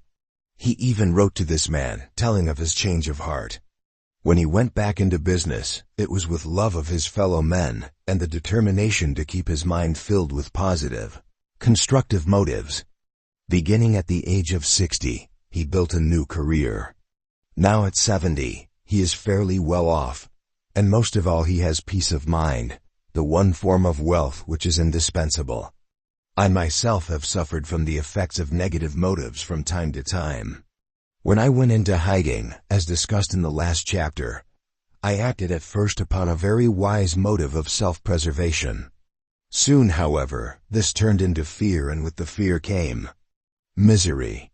Fortunately, I saw in time what was happening to me. It cannot happen again. You can call upon 10 princes of guidance to stand at the doors of your mind. You can make yourself aware of certain principles of personal guidance and guardianship. And to make these principles real and memorable, you can personalize them, see them as so many princes in armor who stand at the doors of your mind. These princes challenge every thought vibration which seeks to enter.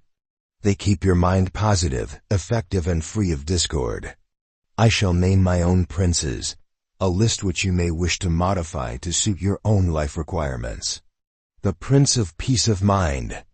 He stands at the very outer door and asks all callers if they come in peace to share my peace. If not, they are turned away.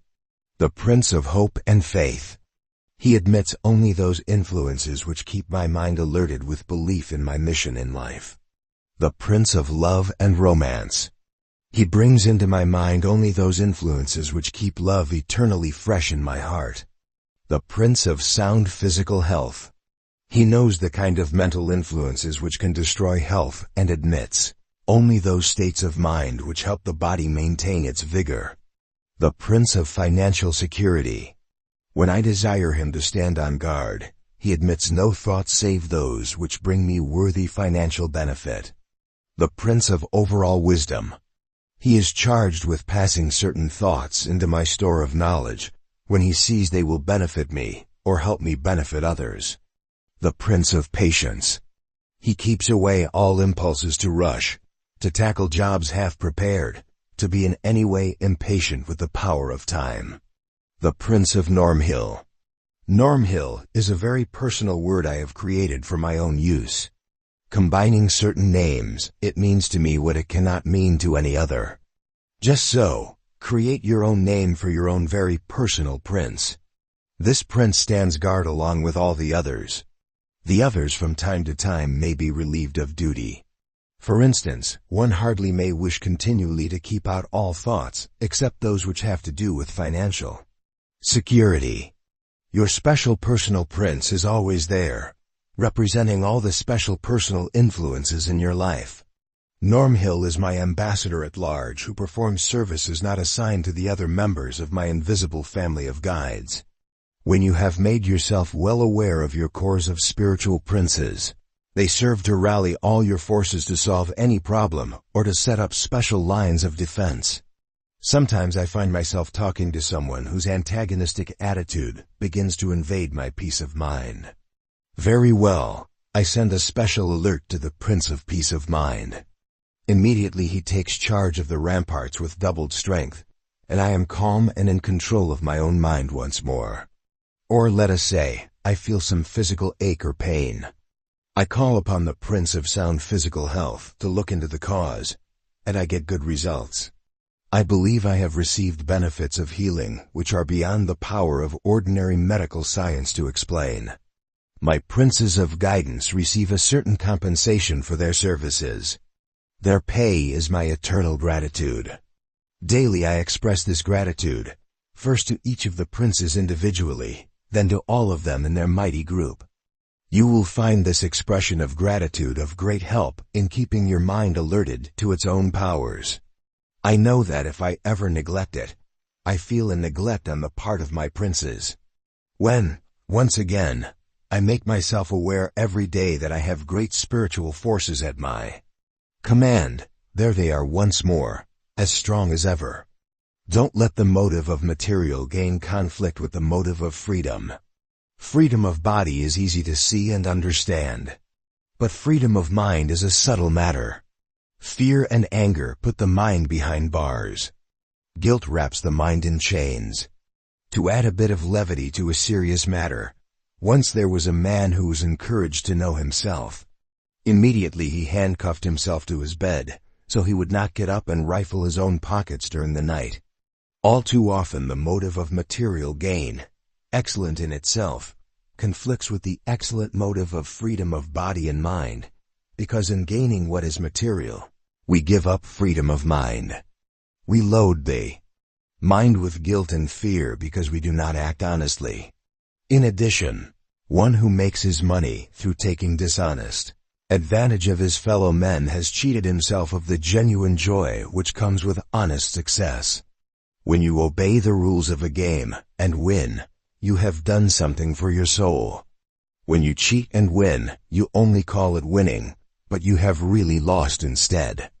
I believe I was fortunate in starting my career very early in life, so that I learned life's lessons quite early. Let me tell you of an experience I had while I was holding my first job. I was just out of business college, and I was inexperienced in the ways of life and the character of men. My employer owned a number of banks. He had placed his son as a cashier of one of his banks in a distant town. One night a hotel manager in that town telephoned me, saying my employer's son was in serious difficulty. He had not been able to reach my employer. Immediately, I boarded the train and arrived in the town early the next morning. When I went to the bank, I found the door closed but unlocked. Inside, I discovered that the vault had been left open, and beautiful green currency was scattered all over the teller's counter. I closed the door and picked up the telephone. I managed to get my employer on the phone and told him why I had gone to that town and what I had found on my arrival. In great distress, he said, "Go ahead and count the money. Balance the books. Draw a draft on me for whatever shortage there may be."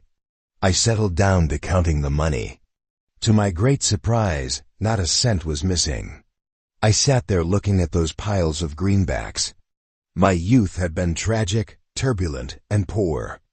My present state was one of bare solvency.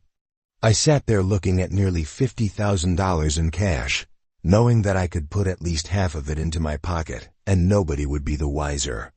My employer's son showed obvious signs of mental instability. Everyone would assume he had taken the money. He even had acted as though he had filled his own pockets, and I was the only one who knew he had not. The motive of material gain nudged heavily at me. But the motive of freedom said, "Don't do it." Or rather, it was something that kept me honest, for at that time I could not have named the major motives. Perhaps that something was the result of certain sessions I had had with my stepmother before I had left home, in which she had instilled into me the fact that I was in control of my own mind, and that always I must live with myself. I locked the money into the vault forthwith, then phoned my employer and told him there was no deficiency to make up. Not a cent had been stolen. I walked out of that bank with a mind at peace, a mind that was free and joyously positive. Forever, after I have placed the motive of freedom ahead of the motive of material gain, I have succeeded in having all the money I need without ever hampering either my inward or outward freedom. This episode was one of several which led me straight to Andrew Carnegie and my realization of my goal in life. My employer was grateful for the way in which I had protected his son's reputation as best I could. He was responsible later for my entering Georgetown University Law School. This led through a chain of circumstances to my assignment to interview Mr. Carnegie. If I had yielded to the material gain motive that day in the bank, the science of personal achievement might never have come into being. Yes, as Emerson suggested, there is a silent partner in all our transactions, and woe is the lot of the man who tries to drive a sharp bargain with life. Life reflects your own thoughts back to you. Thoughts are things, a poet said, and truly they have an existence of their own, so that a curse comes back to curse you, and a blessing comes back to bless you, reflected by the mighty mirror of life.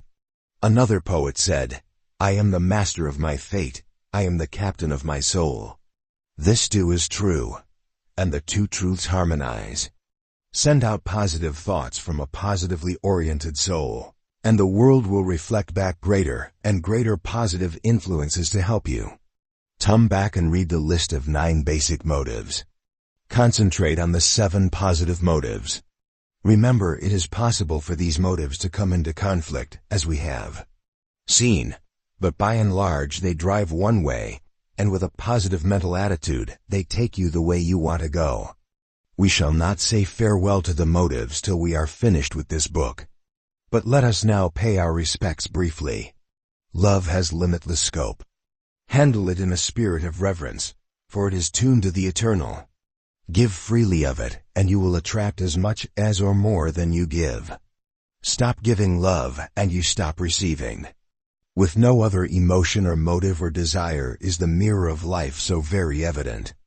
Sex is the great creative force of the universe. On its highest plane, it merges with love. But love can exist without being sexual. The mighty power of sex can be transmuted into action for the achievement of profound purpose, and so important is this matter that later on we shall devote an entire chapter to it. On the other hand, sex may be debauched and misused, and it is in this guise that it brings grief and trouble to mankind and gives itself an undeserved bad reputation. Self-preservation can become a negative force when one seeks it without regard to the rights of other people. It is instilled by nature to help us stay alive. Even so, the human being assumes the prerogative of rising above it. When a ship is sinking, it is women and children first, and there are many parallel instances which call forth a nobility in human nature. Self-expression is part of finding oneself. It is part of one's freedom to be oneself. Thus it is positive, constructive, and infinitely valuable. Only make sure that your own means of self-expression do not demean or damage others. Perpetuation of life after death belongs among the earliest beliefs and motives of mankind. It should be bounded by common sense and a true understanding of one's relationship to that change known as death. When wrapped in superstition and fear, this motive leads only to wretchedness. It can turn life into a preparation for death and hamper an entire civilization. The surest way of finding peace of mind. The surest way of finding peace of mind is that which helps the greatest number of others to find it. Let this be your guide to your use of the great motivating forces. Then you will know You are using them correctly, not corrupting them. Is there peace of mind in prayer? There can be. There should be. But note how many people go to prayer only in the hour of a misfortune, when the motive of fear dominates their minds. The approach must be negative in that case, and so, in terms of peace of mind, the results must be negative as well. Prayers which bring peace of mind proceed from a mind which gives forth a confident message, even though that mind may be afflicted with problems and sorrow. Prayers which free great forces to solve problems are born in minds which know that the problems can be solved once the forces are found and have perfect confidence in the existence of those forces. Along with many others, I see evidence of an intelligence beyond man's. I believe that the positively conditioned mind may at times tune in on that intelligence. Yet mind conditioning through prayer or resolution is something an individual must accomplish for himself. When the Creator made man free to seek his own destiny and choose between good and evil, he gave man this prerogative as well. Every great accomplishment of any man at any time first had to exist as a thought before it could exist as reality. Have you recognized the supreme secret? Checking on Chapter 3. Life says yes when you maintain a positive mental attitude. The mind of man is more wonderful than any computer. Like a computer, however, it seems to process much thinking at a yes or no gate. A positive mental attitude helps you find every possible yes in every life circumstance. Even if your attitude presently is negative, you can change it to positive and open your life to all that is rich and rewarding. Control your mental attitude with definiteness of purpose. Famous and successful men never show any doubt as to their ability to do what they wish to do. Anyone at any stage of his life can win the benefits of this mind-transforming method. Focus your mind upon a single purpose, and you seem to achieve genius powers, because your mind works far more efficiently. Now you find ways to handle problems that used to stump you, and to set obstacles aside. A positive mind tunes in on other positive minds. Through this mental broadcasting, you exchange priceless information and guidance. Control the major motives that control your life. 7 positive motives and 2 negative motives stand behind everything you do. Small men allow the 2 negative emotions, anger and fear, to rob them of peace of mind and prevent their minds from conceiving and achieving greatly. Big men use the 7 positive motives to build the kind of lives they want. You can form princes of guidance to stand at the doors of your mind and prevent negative influences from entering. When you make use of such spiritual princes, they are always ready to take care of any emergency situation, such as a threat to health, as well as your day-to-day needs. You can prevent your motives from conflicting with each other. The desire for material gain may conflict with the desire for freedom, but freedom of mind and body is the more important. The emotion of love is yours as long as you give love to others. Sex is a creative force which should not be debauched or misused. The belief in a life after death must be freed from superstition and fear. Self-expression and self-preservation are great human rights which benefit you when they do not harm others. All the positive motives will guide you, and the negative motives, if they touch you, will not harm you if you. Remember, the surest way of finding peace of mind is the way which helps the greatest number of others to find it.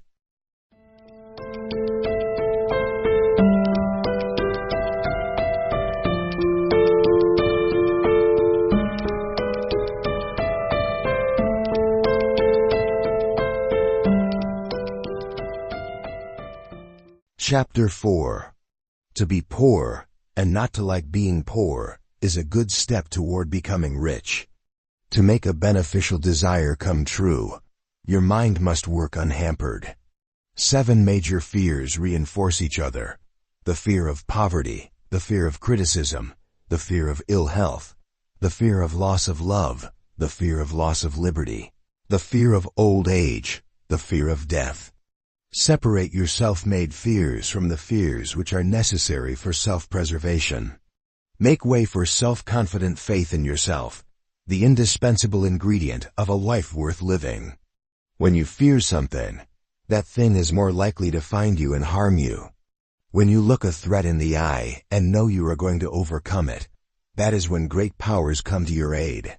Why then, see yourself as anything but a person who enjoys good sound health from top to toe and back again.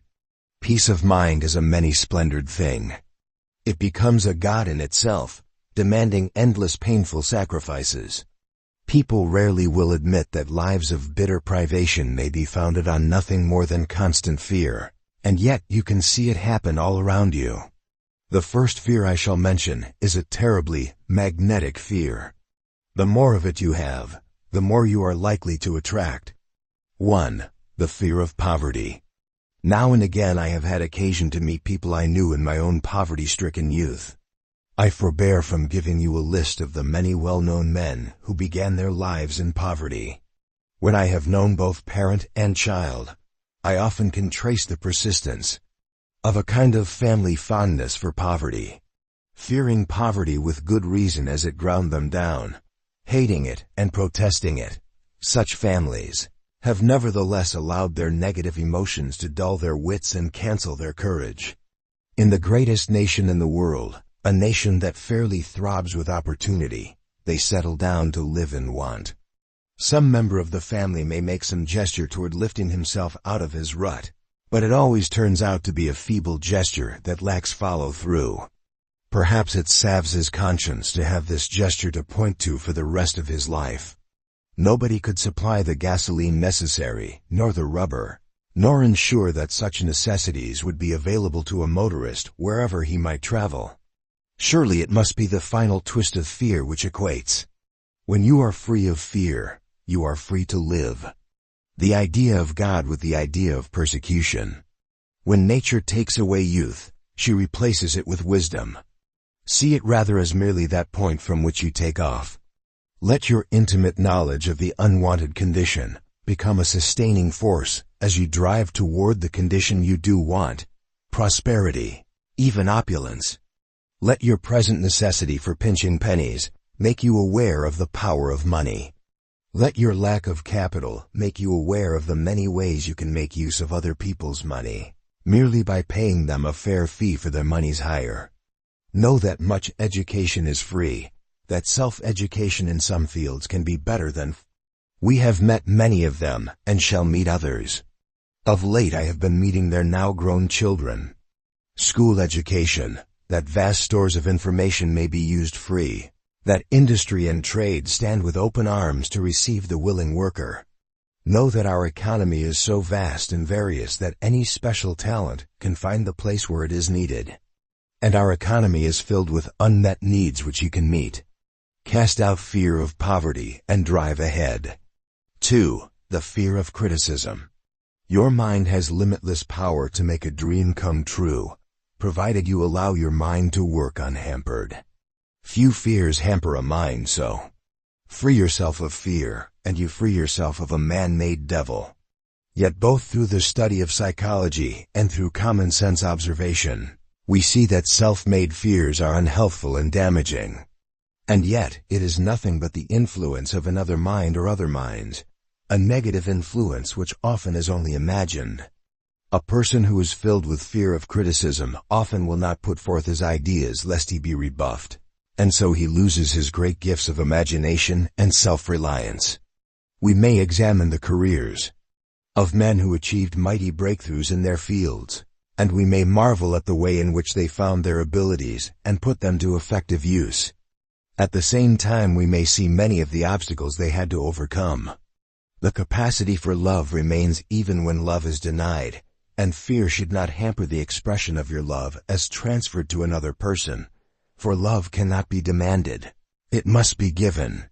Had they feared this criticism and let it take root in their minds, all their ability to conceive and not heavily concentrating, that the subconscious mind feeds back the answers to questions and problems which may have lain within it a long time. Again the supreme secret has beckoned to you. The automobile, of course, would not work. Nor would the airplane. Nor would space travel. By the time Henry Ford was ready to manufacture automobiles on a mass production basis, the automobile obviously worked, but mass production of such tricky devices was sneered at. Worse yet, whole families are brought up in the belief that God intended them to be poor. They were a laboratory curiosity. Probably you know more than one person whose main topic of conversation is health, or rather, ill health. Quantities.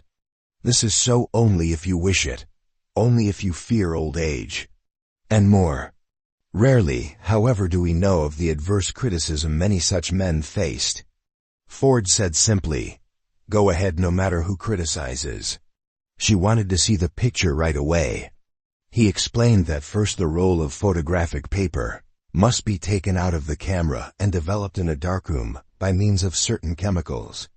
Once the negatives were obtained, they had to be printed by intense light upon another kind of paper, which in its turn needed chemical treatment. And so, at length, pictures would appear. At this point, his unhampered mind took hold. Why not build a camera which produced finished pictures? Anyone who knew anything about photography could have given him a dozen reasons. Why not? But criticism did not stray the development of the Land Polaroid camera, which does exactly what young Miss Land requested. Reflect your faith in the image of a prince of sound physical health, and that prince stands by, almost invincible. When I set out to organize the science of personal achievement, I was almost snowed under by the criticism heaped upon my head. Most of the criticism came from my nearest relatives, and this is hard to take. I could not then have put in words the power that kept me going, but I had my mind upon my goal, not upon obstacles, and I kept going. This first practical science of personal achievement has earned more money for its users than was contained in Andrew Carnegie's entire fortune, and he was very likely the world's richest man. It is one thing to listen to advice from a person qualified to give advice. Ulcers. Notice how much of such criticism comes from people who criticize everything, in particular, from people who criticize everybody who tries to succeed. Failure, like other forms of misery, loves company. Cast out fear of criticism and drive ahead. Furthermore, said the bankers with whom Henry Ford preferred not to do business, people simply would not buy such a high-priced gadget insufficient. They belong to each other, we say, and in many ways they do.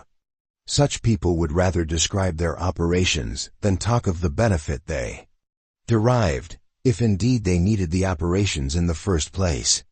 They start each day by searching for symptoms, first from the hair down and then from the toes up, and will find many a sure sign of illness with which to bore their friends. But as for giving a second thought to death itself, why worry about the uncontrollable? They are hypochondriacs. They imagine illness, fear illness, and literally bring illness upon themselves, for such is the negative power of the mind. In my 60-odd years of adulthood, I have been gratified to see that physicians give increasing attention to psychosomatic illness, or bodily illness which originates in the mind. Since man's earliest history, however, it has been obvious that almost the motorist, one hopes, drives with attention to the rules of safety. Here is a very partial list of symptoms which can arise from mental conflicts, fears, and tensions. Headache. Have I freed myself of any family or regional or cultural custom which has hampered my career or my personal life? Yet having mastered the philosophy which accepts death as inevitable, and which makes no false attempt to see what lies beyond the veil we cannot penetrate, you will fear nothing.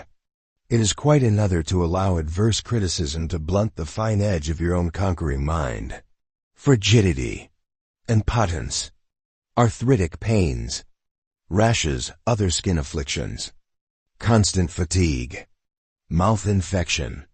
Liberty, too, lives within the heart despite outward circumstances. Rectal disorders, slow healing of wounds, muscular cramps, kidney trouble. Surely the sustaining power of love helped Ford to know his own mind, for Mrs. and more. Then there are the many mental disorders, ranging from extreme nervous tension to outright insanity, which often are caused or aggravated by a mind which fights itself. The list of ills to which body and mind may yield is almost endless. So let your first step toward good health be this: do not dwell upon the image of illness. The mind tends to transmute all beliefs into their physical equivalent. Fear, the most powerful of negative motives, is like prayer in reverse. Even if you do contract some illness or injury, hold to the peaceful knowledge that it is merely an adverse incident of life which, of course, you will overcome. Moreover, a mind filled with faith and confidence can better see beyond a disability to the healed condition, the yes condition, and this above all is a healing aid which cannot be supplied by medicine. It is conceived, and therefore it is boundlessly powerful. Faith is the greatest of all healers. Faith is the great universal medicine which prevents illness, cures illness, builds a resistance to further illness, heals and sustains. Have faith in your health, and it is as though ill health starves to death for lack of food. Keep ill health out of your conversation. Keep ill health out of your mind. Criticism cripples as well in the realm of pure ideas. Then, to prove conclusively that you have, stop believing in ill health. Empty your medicine chest down the drain. Cast out fear of ill health and drive ahead. 4. Fear of the loss of love. Love walks hand in hand with peace of mind. A couple who truly love one another often reflect that love upon the world like a beacon of happiness. 3. The fear of ill health. Yet look beyond the trite statement, and you will see that belonging is not the same as selfishly possessing. One who really loves another does not hold his mate in chains of jealousy, for this is fear of the loss of love. True love knows no fear. Moreover, love cannot be demanded. It must be given. Should it cease to be given, it no longer exists. The end of love is not pleasant. No adverse circumstance is pleasant when it occurs. Yet to fear it in advance, as so many do, is as damaging as to imagine oneself dead in advance of dying. A particular person's love may be lost, but love itself never is lost. The capacity for love beats with the heart. It seeks another, and love for one person always can be transmuted into love for another. Know that there is another. Know too that love also transmutes itself into great achievement and great service. Charles Dickens' first love almost ended in tragedy when he found it was not reciprocated. He transmuted his love into his writing, and his most popular book, David Copperfield, arose from a heart which seemed to be broken. Love generously. Love fully. Love faithfully. Love is a great power for good when you get it, but love can destroy you when it gets you. Do you think I am cynical in talking thus of the most sublime of all emotions? No, I am following the purpose of this book and showing you the lessons of life itself. Any fear holds you back and hurts you. Cast out fear of loss of love and drive ahead. 5. Fear of the loss of liberty. I read recently about a man who had served a term in prison and had been released. He had difficulty in finding a job, for he was honest enough to say he was an ex-convict. He was for a time unable to come home to his family, for they mistrusted him. Within himself, however, he knew he was a changed man, and with quiet persistence, he has won back a place in the world of honest people. He expressed his thankfulness at having regained the privileges of working for a living, of planning a career, of having a family and a home. But all these blessings have their foundation in a greater blessing, he said. I have my liberty. Millions have learned what happens when an entire nation loses its liberty. The necessities of life may all be present, and many of the luxuries, but without the liberty to speak one's mind and live one's own life, all the rest seems a mockery. I recall a group of men and women who crossed the ocean in a tiny, unseaworthy boat and nearly drowned several times in order to win their way to our land of liberty. This sailing craft began its voyage with 2 masts, and at one port of call they sold 1 mast in order to buy provisions, yet still they struggled onward to find liberty. And I know of many who have given up so much liberty of body and mind, that they might as well be in prison or living under a dictator. Also, I know many others who so constantly fear the loss of liberty that the fear itself becomes a fetter on their souls, as is the case with fear of any kind. When I speak of freedom of mind and body, I speak of a basic personal freedom. It is not a physically absolute freedom. If each of us were absolutely free to do whatever he wanted to do, we would have chaos instead of civilization. Peace of mind includes going along with the laws and customs of our times and our society. Also includes a balanced view toward any temporary loss of freedom. A little while ago, I suffered a temporary loss of liberty to get about as I wish. A light case of influenza sneaked past my Prince of Sound Physical Health and sent me to bed for 3 days. I could have fretted about the appointments I had to cancel. But if I had, my mind would have lost its liberty. Instead, I devoted the time to peacefully and restfully outlining this book. It had been a task which I had been getting around to for a long time.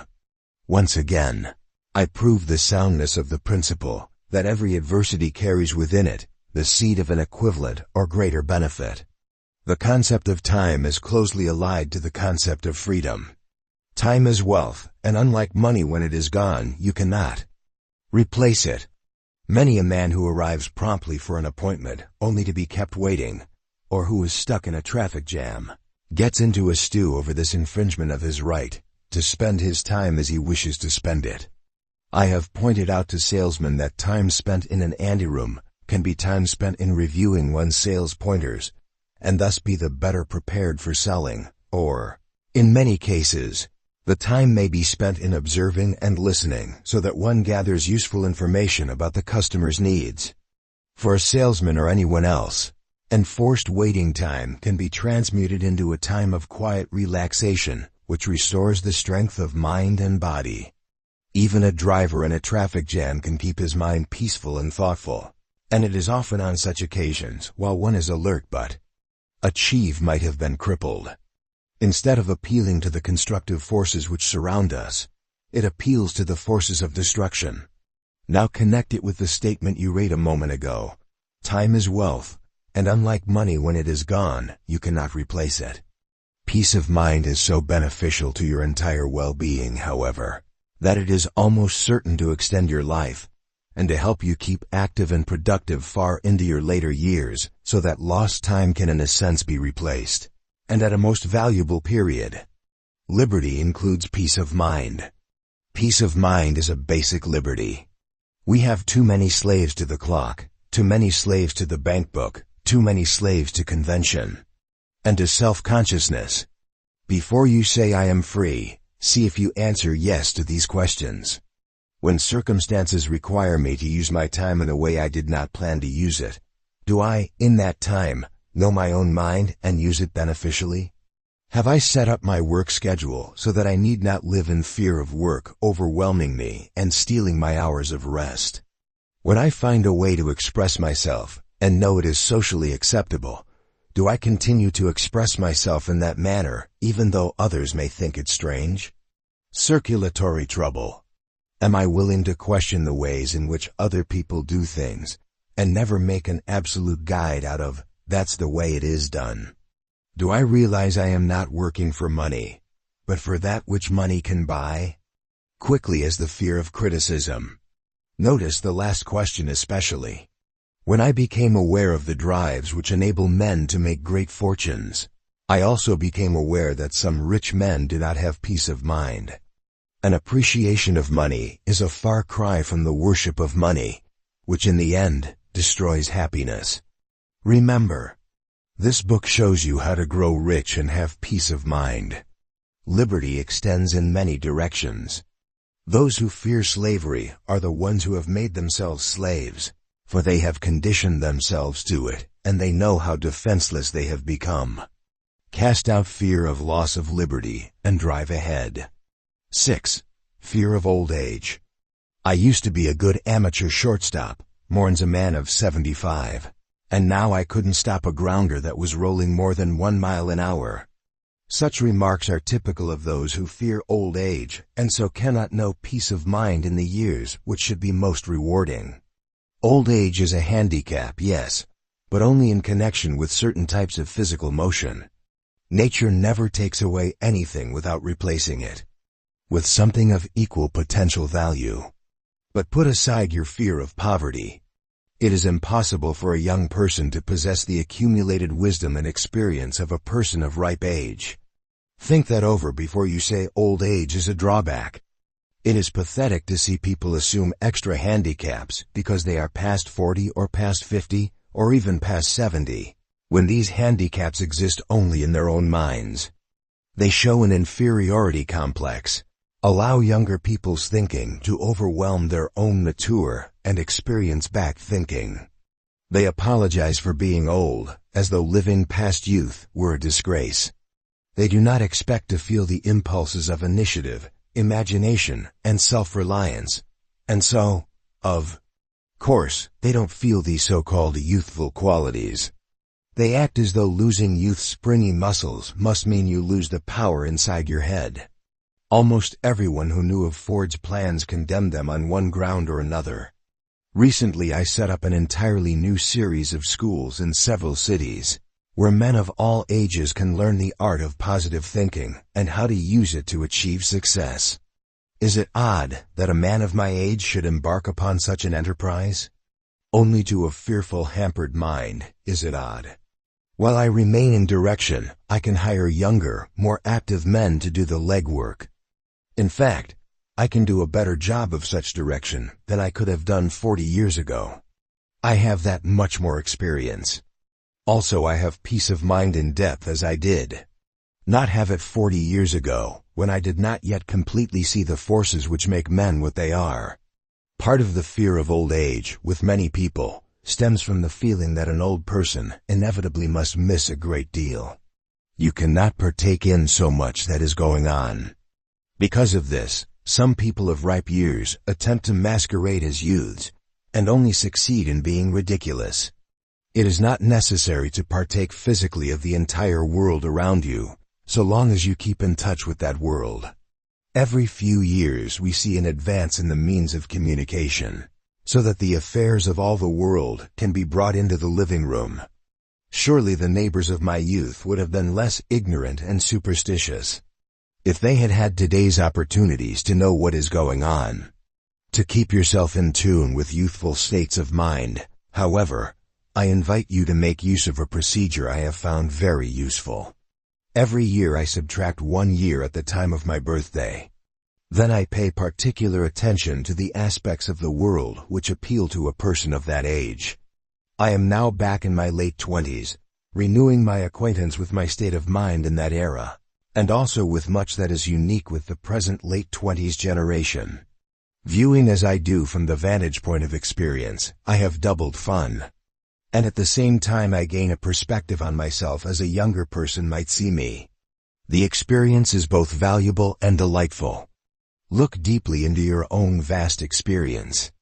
Refresh your deep knowledge of human nature. Find and feel the positive forces which never are out of reach. Old age can be the greatest time of your life. Cast out fear of old age and drive ahead. 7. Fear of death. My father tried to fill me with the fear of fire and brimstone, which would be my lot after death.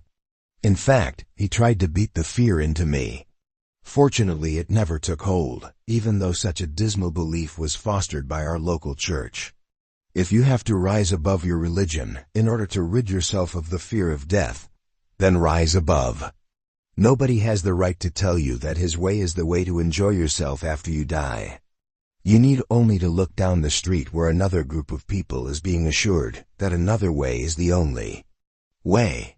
Again, you may believe, as I do, that nothing you do in your lifetime has any effect upon what the life spirit may experience, or where it may go after death, and it is still a belief, no more. It is, however, a belief which helps you considerably in living a good, useful, hearty, happy life right now, and enjoying every bit of it. As for your being honest and helpful with your fellow men, so that they too may enjoy living, this is part of your peace of mind, part of your success in living. During my entire life I never have sought anyone's opinion about anything, unless I had reason to believe that another person knew more about a subject than I did. I have found many opinions about what happens after death, but I never have found anyone who knew anything about the subject. Shall I fear death then, merely because it is unknown? No, I shall remind myself that there are two types of circumstances. Type 1 is the kind of circumstance which one may control, modify, or avoid. This type is worthy of one's attention. Type 2 consists of circumstances which one cannot control, of which death is the prime example. I shall therefore do what I can to remain in good health and good spirits, avoid obvious threats to life, and in other ways make logical use of the motive of self-preservation. They buy every quack remedy that comes along. Follow every health fad 1 year, which turns out to be an anti-health fad the next year. You wish to provide that your money or property goes to your loved ones after you die? Very well, this is controllable. We do not delude ourselves into thinking we will not die. Indigestion. Your mind will tum from death to life, from no to yes, from guesses to realities. Cast out the fear of death and drive ahead. Man was made to live in full possession of himself. Whoever created man gave this wonderful new creature a possession not shared by any other creature, the possession of his own mind. Along with this, the unknown creator provided that man be capable of fear, because justified fear is a part of self-preservation.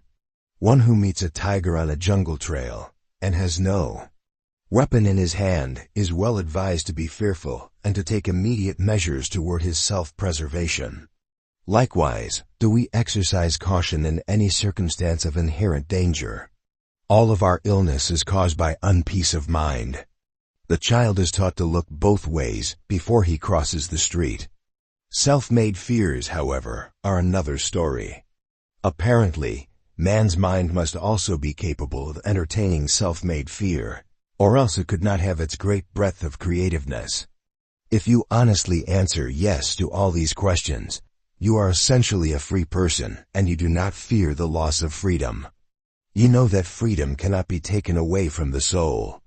Being in full possession of your own mind, you can free yourself of this kind of fear.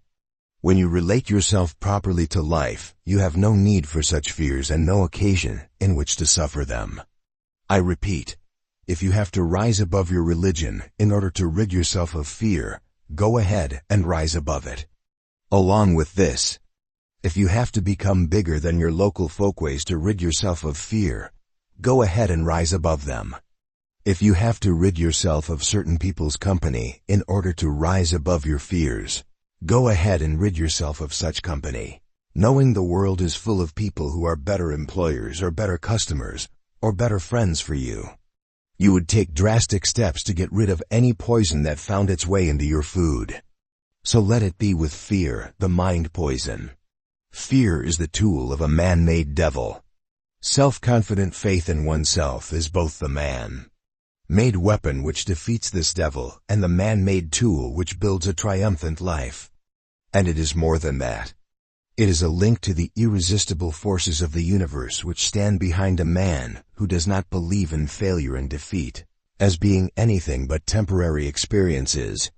Indeed, they never might have felt it, for their minds would not have been free minds that drive ahead. When at last I give it to you beyond question, you will not be surprised. Checking on Chapter 4. Fear is like prayer in reverse. With positive prayer we appeal to positive and helpful forces beyond ourselves. With fear we appeal to negative, destructive forces. Anything you fear is much more likely to harm you than it would be if you did not fear it. This is notably true of the fear of poverty, which cancels the courage necessary to leave poverty behind you, no matter how many generations of your family may have been poor. Your mind has limitless power to make a desire come true. It can stop you before you get started. Fear of criticism can cripple even a highly intelligent mind.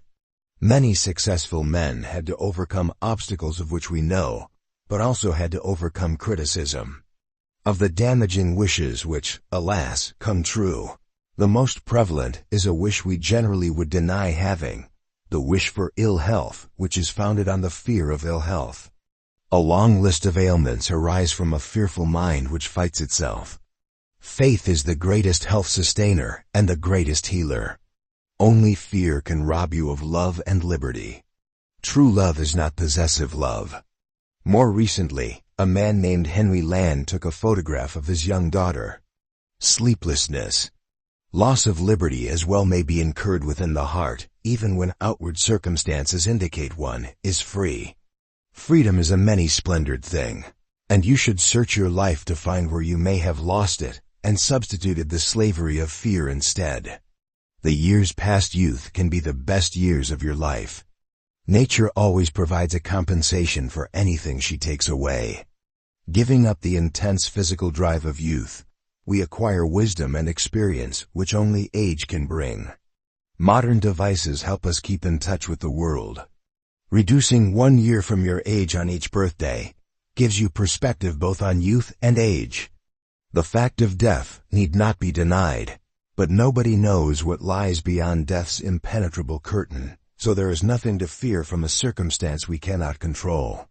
No matter how old you are, you can keep yourself so busy living that the fear of death finds no place in your mind.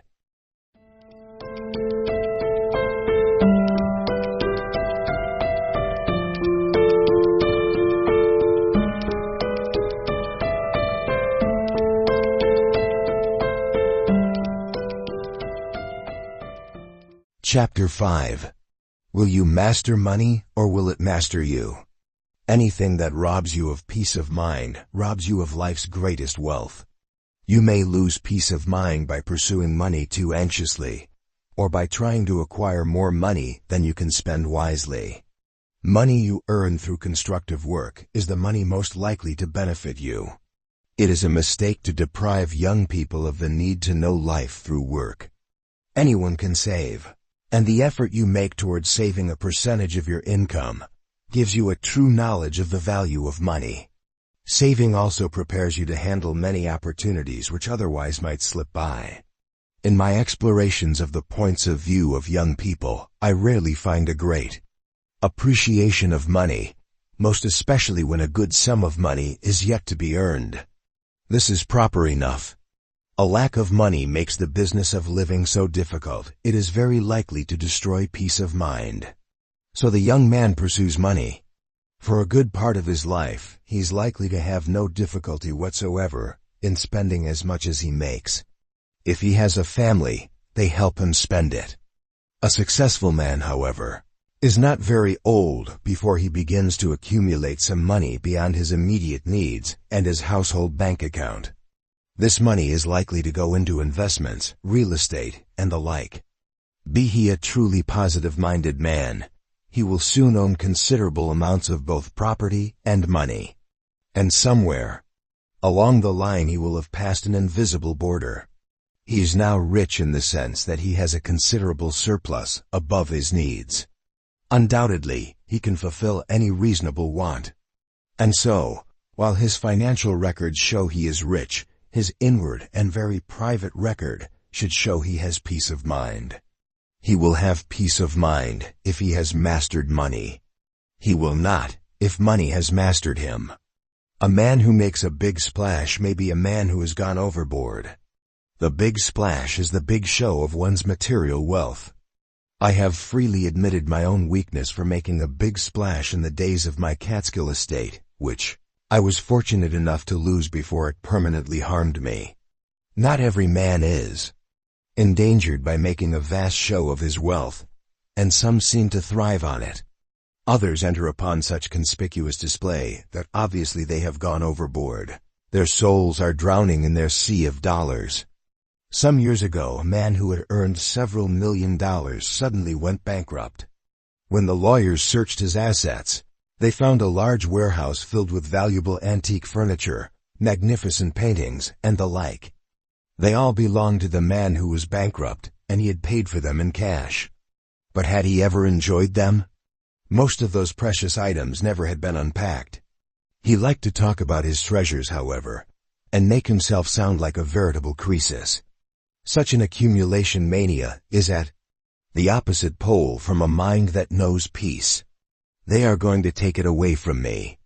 The fear of poverty has a strange and ugly first cousin. It is the rich man's fear that his money will be taken away from him, or that he will not be allowed to pile up his money into 10 times the sum he possibly could use, 20 times, 30 times. I once knew a majority stockholder of the fabulous Coca-Cola Company. He had gathered money in many ways and was worth about $25 million. Did he have peace of mind?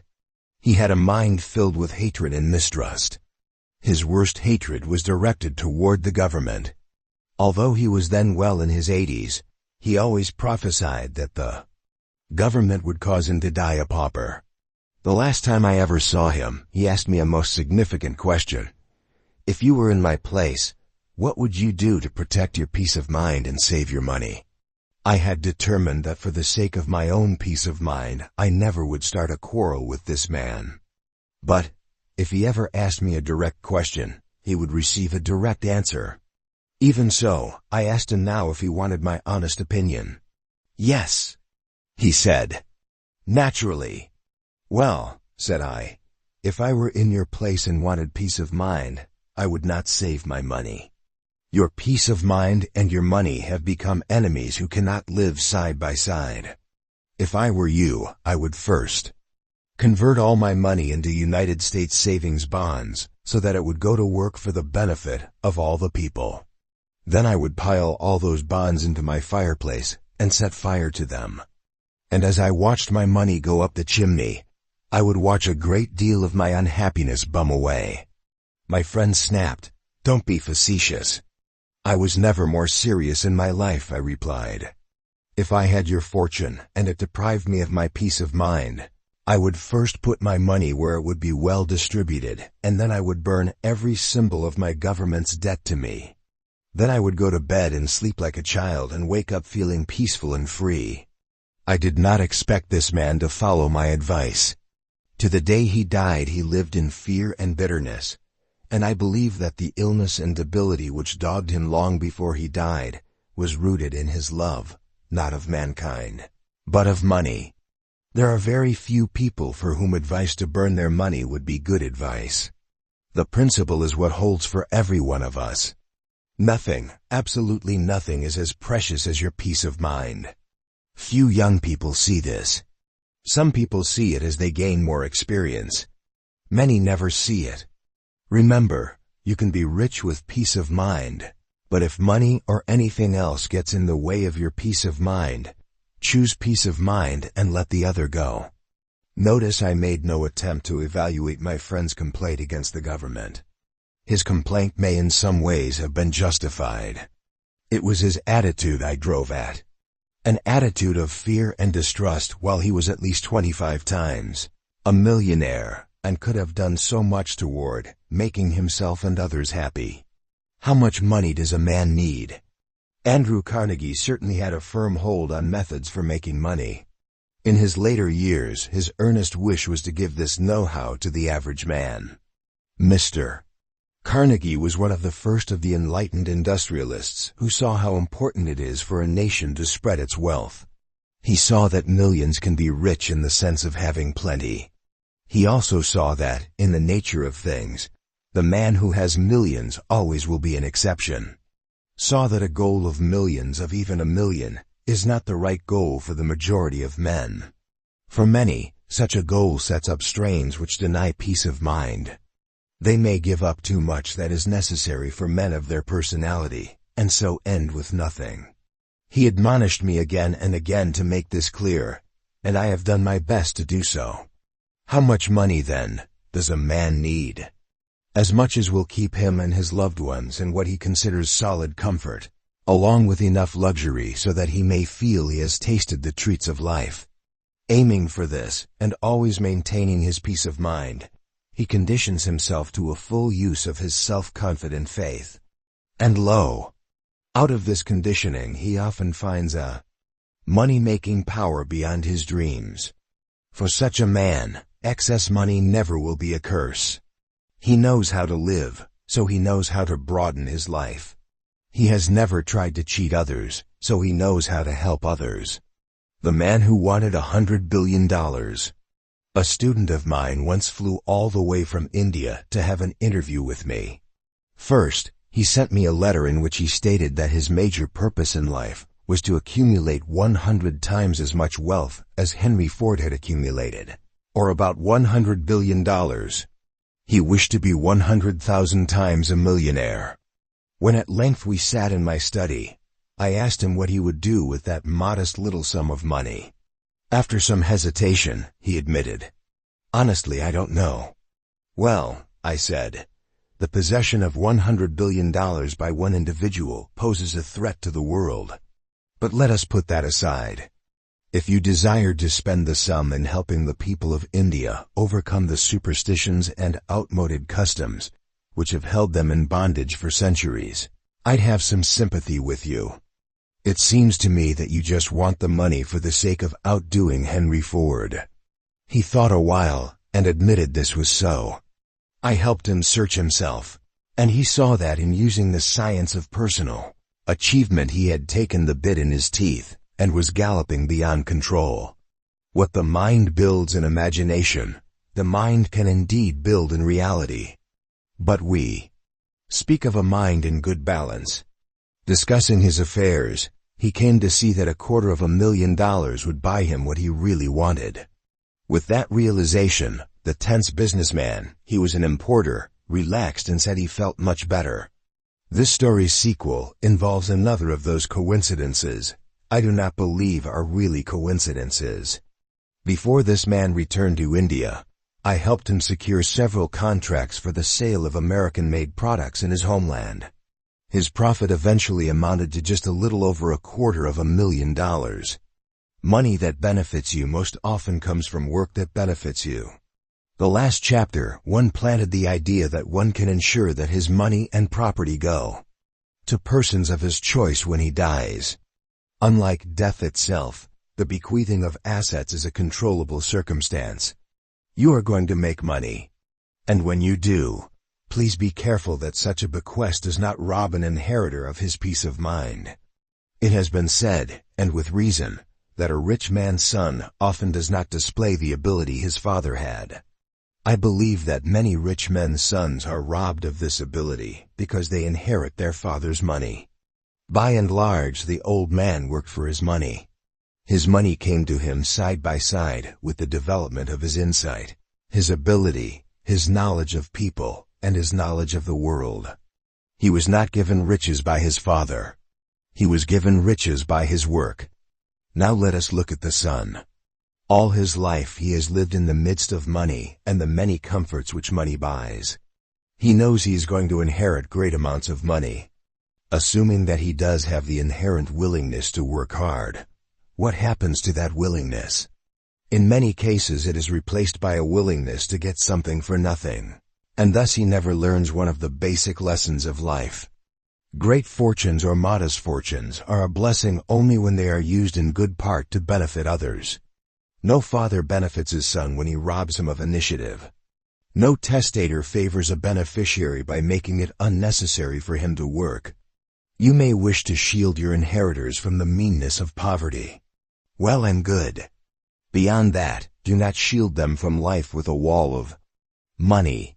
Let them have the priceless opportunity of building better lives with their own life-taught wisdom and their own constructive work. In my youth, I worked as a secretary to a wealthy lawyer who had 2 sons somewhat older than myself. These youths attended the University of Virginia. It became my duty to make up for each of them a monthly check for $100 as spending money. In those days, $100 would buy 3 or 4 times what it will today. How I envied those boys. When I had been in business college, learning how to earn my own living, I had often gone hungry because I literally did not have a cent in my pocket. I vividly recall standing in front of a store and longing for some apples which were priced 6 for a dime. At length I went in and sold the storekeeper on the idea of trusting me for the dime until I got through school and began to earn money. Such were my memories as I made out those magnificent monthly checks. By and by my employer's sons came home with their diplomas. They also came home conditioned to easy living and with little idea of what work is all about. Were they inherently as capable as their father? We shall never know. One of them was put into a good job in a bank his father owned, and another was made manager of one of his father's coal mines. 10 years later, they had completely wrecked their father's fortune and his health as well. I no longer envy anyone, for envy is no part of peace of mind.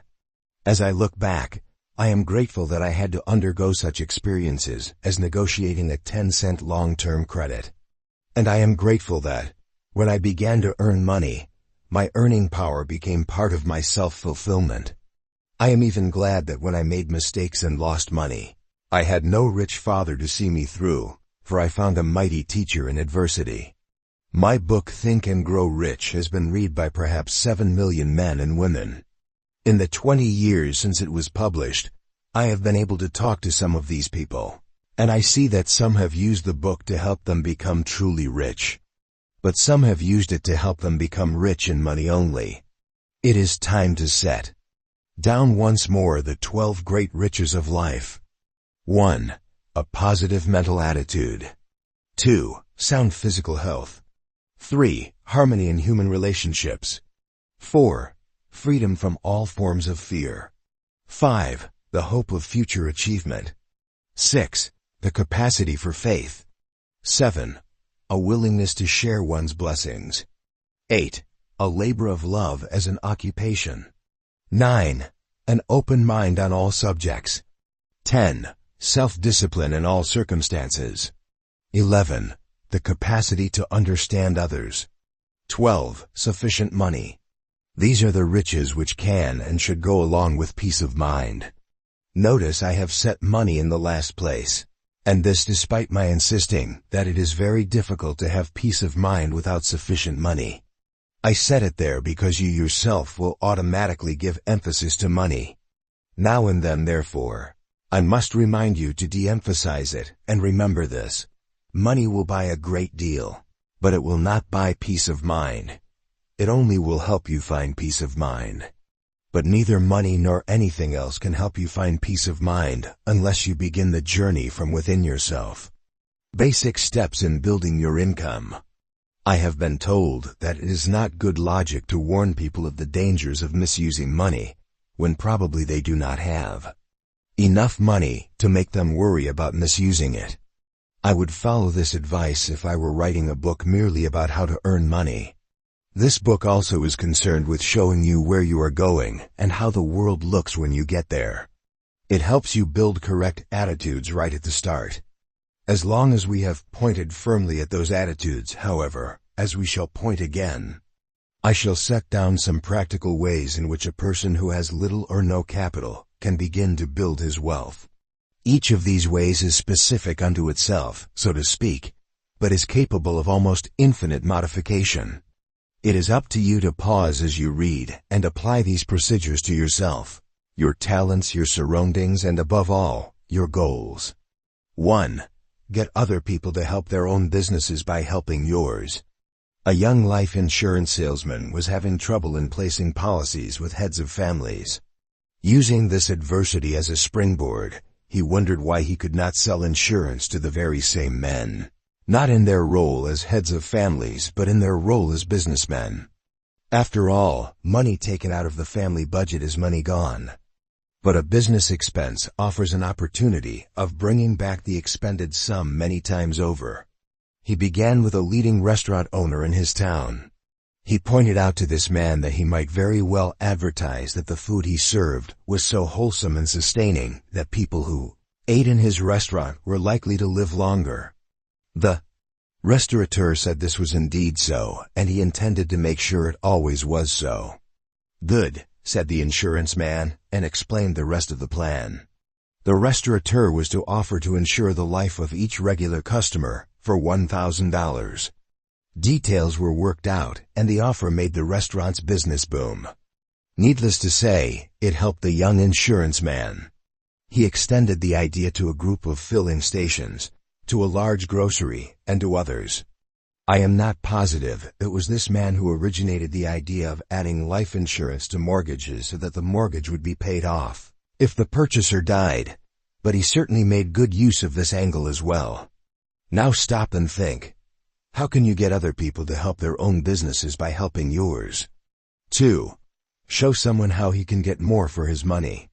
Here we are not talking about setting yourself up as a business advisor, so that people seek you out to learn how they can get more for their money. We assume that the initiative must be yours. Here is how one man did it.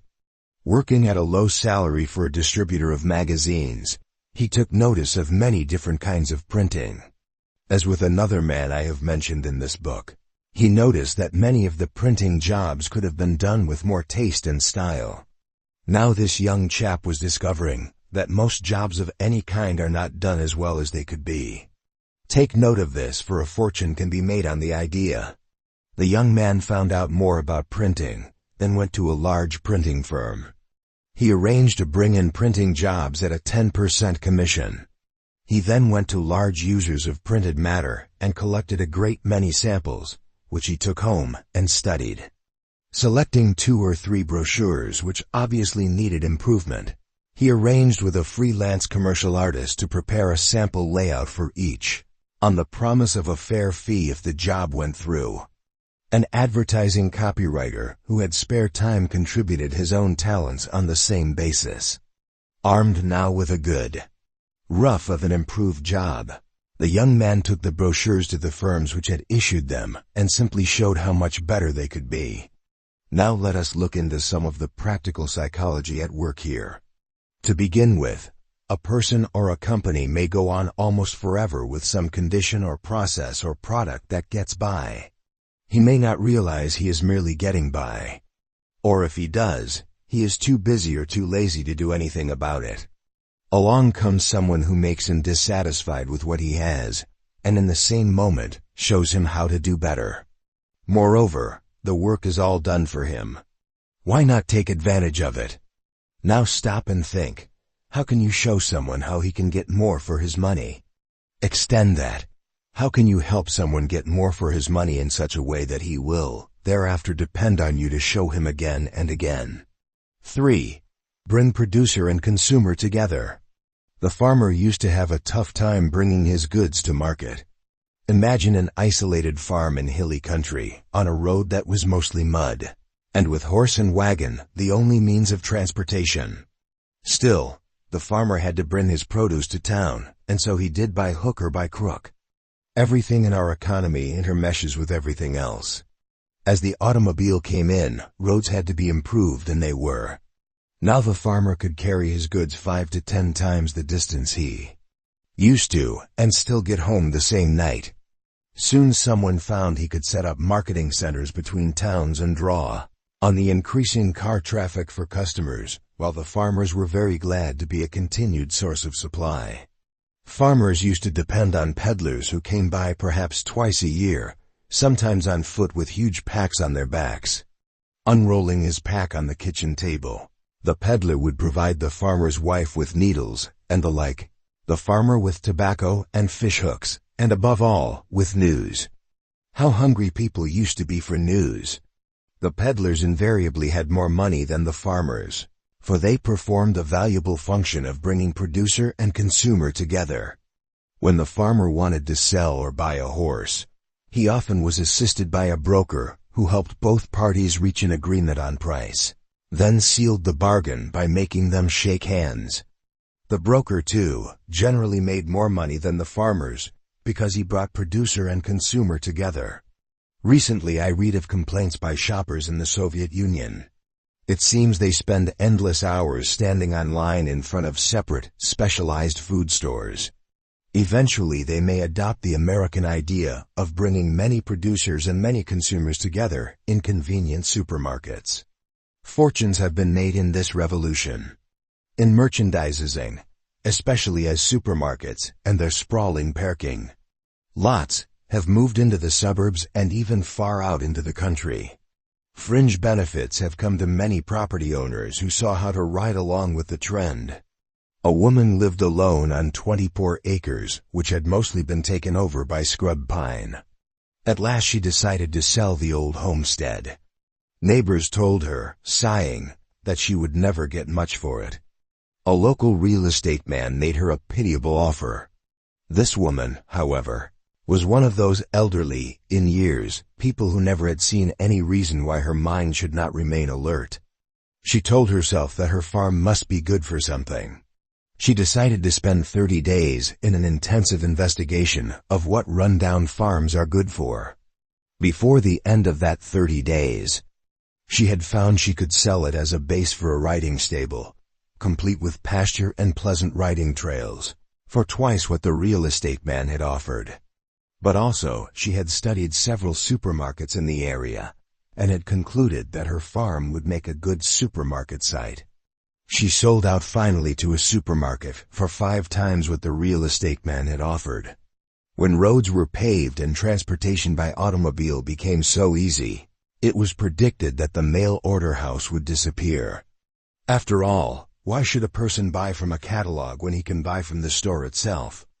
Such firms as Sears, Roebuck and Montgomery Ward nevertheless continue to flourish.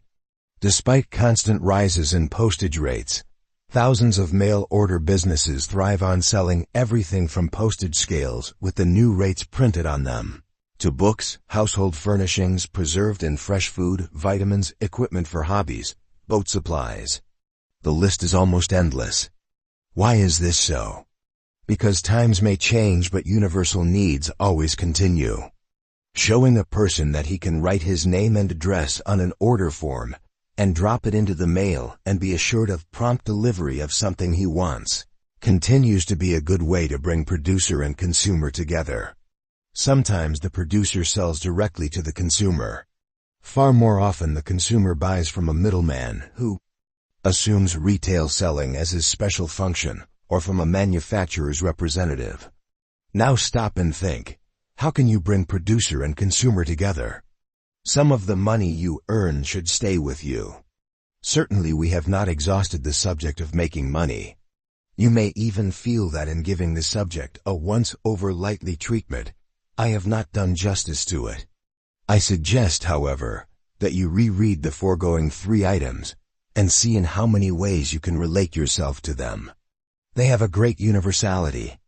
Stretch them, you need not be too literal, and you will find they cover a vast variety of business situations, a broad horizon of opportunities. Note that they have not been tied to any particular craft or skill, since the fields mentioned are illustrative of many others. You will find it an interesting exercise to see how many incidents of your own affairs can be fitted into one or more of those 3 categories. If you will put aside your own work and see yourself as a consumer, you certainly will fit. We shall touch upon many other principles which help hard-working men make money. We still are talking about money and peace of mind. Nobody who goes too deeply into debt can count on having peace of mind. You may have it for a time, but now and again the debt comes into your consciousness, and you feel you are not quite your own master. Somebody else owns a piece of you.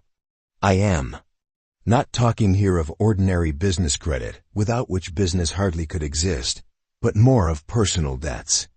Having some money laid away is a means of avoiding the uncertainty, and often the embarrassment that goes with incurring a personal debt. But saving does more for you than merely make it possible to spend the money you save. Saving gives you the habit of gauging your money against your needs. It helps to remind you that money is good only because of what it can buy in goods and services. And again, it helps you gauge what you need in the way of goods and services. The habit of saving does away with the habit of waste.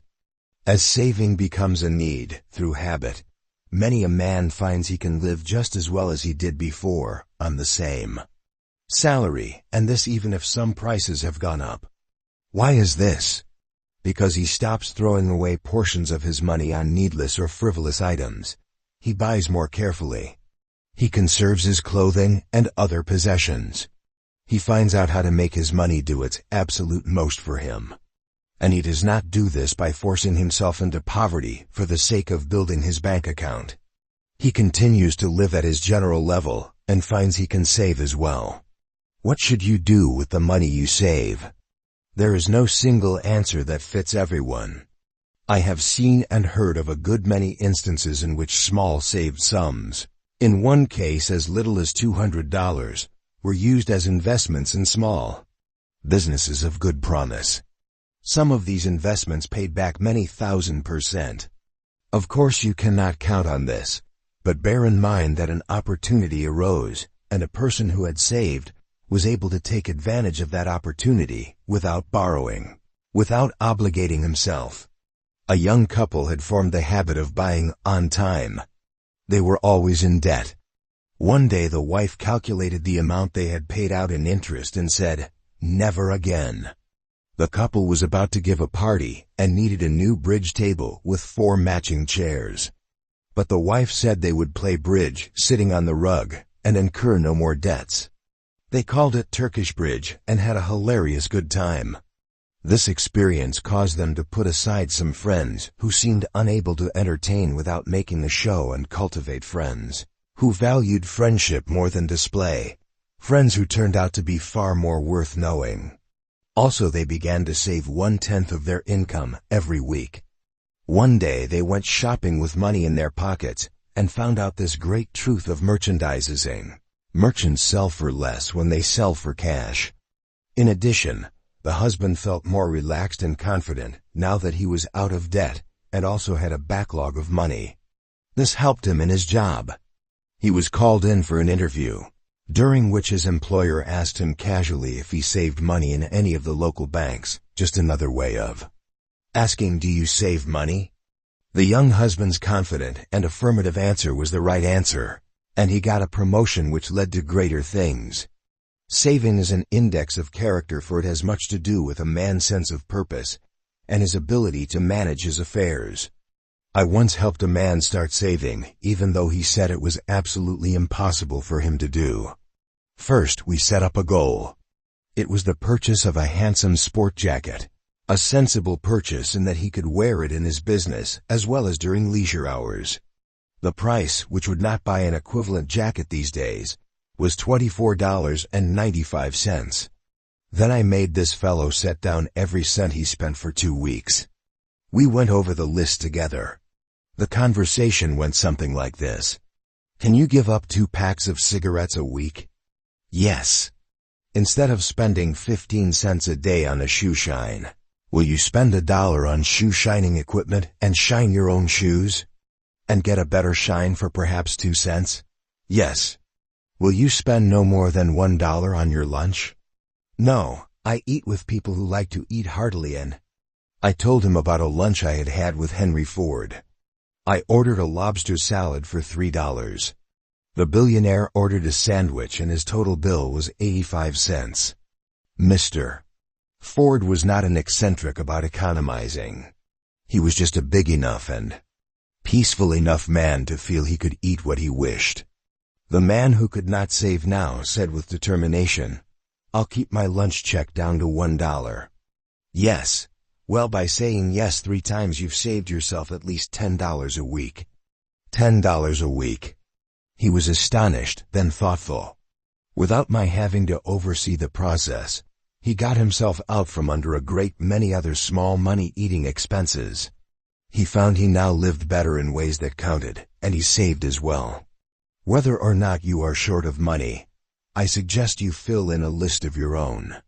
Think about expenses you can reduce or eliminate if you really want to. Set down the amounts per week, total them. Think about that total. Ask yourself what that sum could buy for you in 1 week, in 2 weeks, in a month, in a year. This experience is important. Here is a list to point the way. Shoe shines $1. Smokes $1. Alcoholic drinks $1. Entertainment of a casual nature $1. Gambling $1. Bad debts, are you a sucker $1. Extra adornment $1. Fancy food $1.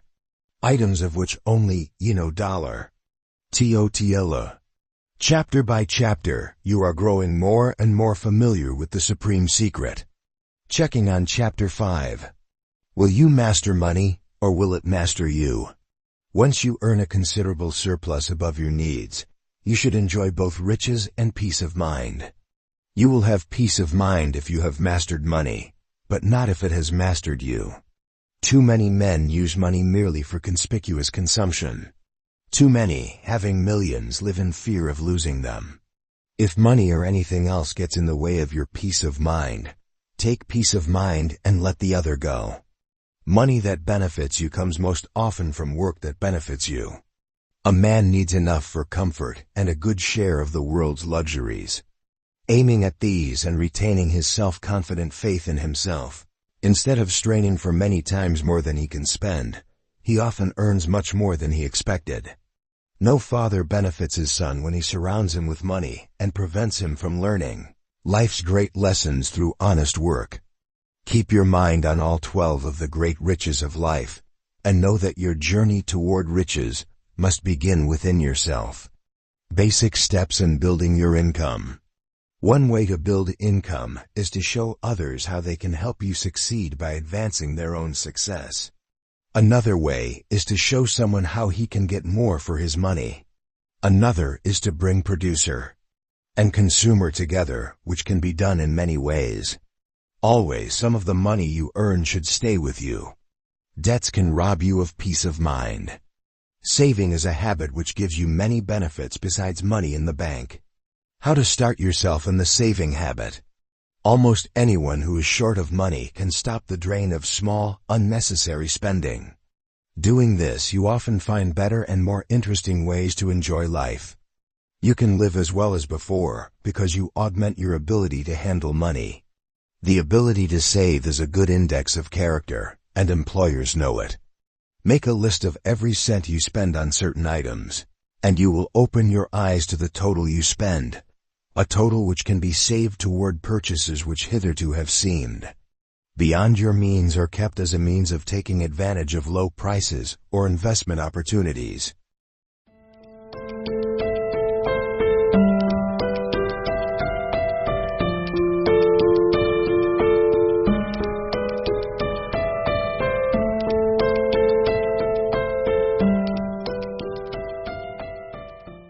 Chapter 6. The Blessed Art of Sharing Your Riches. Wealth that is shared creates more wealth, and you can share many forms of wealth besides money.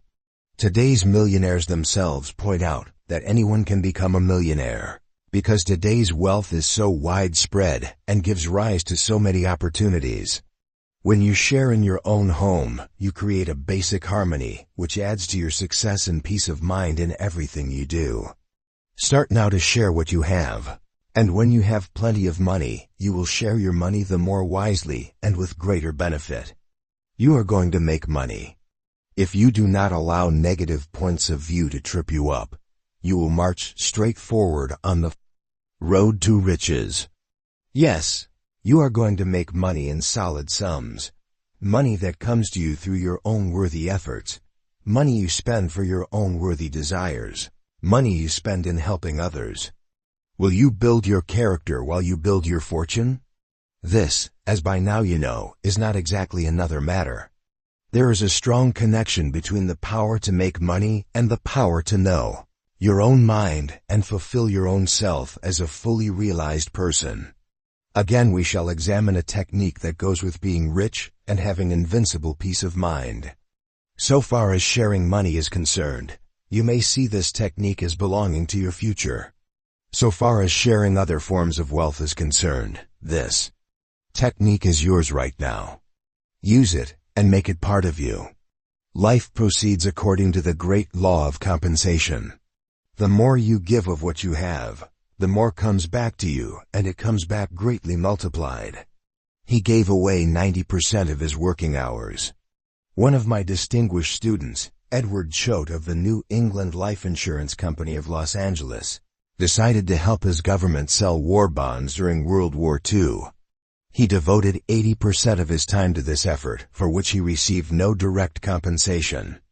In addition, he gave 10% of his time to counseling and training other life insurance men, his direct competitors. For this he neither asked nor received compensation. He used the remaining 10% of his time to sell life insurance on his own account. One might think that a man who gave away 90% of his working hours would ruin his business. Let us see. A life insurance man is considered to do pretty well if he writes $1 million worth of insurance in a year. During the first 3 months of one war year, Edward Choate wrote more than $1,500,000 worth. Most of this was written in his own office, on the lives of men who sought him out and asked him to accept their applications. They were men who remembered him in connection with the services he rendered while he was giving away 90% of his time. In giving of his time, Mr. Choate never hinted that he wanted anything in return. Yet such is the law of compensation that a return is inevitable. You may wish to look at it this way. Every time you share your blessings with another, you become his creditor. Eventually, the debt is paid. Somehow debts have to be paid. They gave away a philosophy, and it returned manyfold. One of the most valuable gifts you can give any man is the gift of direction. Show him how to gather his forces and focus them the way he wants to go. And literally, you do more for him than if you handed him $1 million. Andrew Carnegie gave away multiple millions for the purpose of founding free libraries, hoping thus to disseminate knowledge of all kinds and lift the entire knowledge level of a nation. Above and beyond this, he made available the science of personal achievement, in which I have played my own part. One of the greatest rewards of my life has been to see my book Think and Grow Rich given away as a means of spreading the philosophy. Mr. Choate is one of those who have given away hundreds of copies. Often, he gives the book to men who by no stretch of the imagination ever will become prospects for life insurance. He gives the book to others because it helped him find himself. Undoubtedly, it has brought him business. Undoubtedly, it has helped many a man to be able to afford the life insurance he needs. Another student of mine moved to Oakland, California, with a total capital of less than $200. He invested half his capital in Think and Grow Rich. He made a practice of lending the book to his neighbors, asking only that each person keep the book 1 week. At the end of that time, he would pick up the book and lend it to some other person. Later he came to tell me what his habit of sharing his own philosophy had done for him. When I started to lend those books of yours, he said, I had no other purpose in mind than make friends among my neighbors by introducing them to a philosophy which has so much friendship in it. Meanwhile, I had started my machine shop with one small drill press. Very soon, some of my neighbors who had read Think and Grow Rich began to spread the news of my shop and my philosophy of giving as much as I can, and business began to pour in. Never spent a cent in advertising. I never solicited a single order from anybody. At last report, this man had $100,000 worth of equipment in his shop and had grossed more than $1 million. He said, it beats anything I ever heard of in my whole life. But you hear of it when your ear becomes attuned to the great art of giving. It is not a new idea. The great philosophers of all times have pointed out the riches we gain when we give away some of our wealth, of money, of time, of service, of unpremeditated moments of kindness, and especially of love. Giving to those who help themselves. Any man noted for his millions receives endless requests for money. He knows that most of these appeals come from people who will not use the money for necessities, let alone in any manner which helps them in their careers. He cannot hope to screen all such requests. Often it is far simpler for him to give large sums to a charity or to endow a foundation. Those who have worked for their money know that the virtue of money consists in its use, not in its quantity. This is equally true whether the amount be a dime or $1 million. Henry Ford once was approached by Miss Martha Berry of the Martha Berry School in Georgia.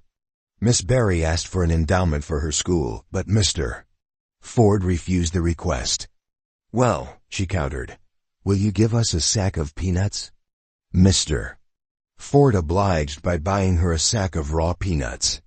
With the aid of her students, mountain boys and girls, Miss Berry planted and replanted the peanuts. selling the crop until she had converted the original sack into $600 in cash. She then returned to Mr. Ford and handed him the $600, saying, "You see how practical we are in the use of money." Mr. Ford handed back the $600, along with some $2 million to build the fine stone buildings, which now adorn the campus of the Martha Berry School in Fenty, Berry, Georgia. Mr.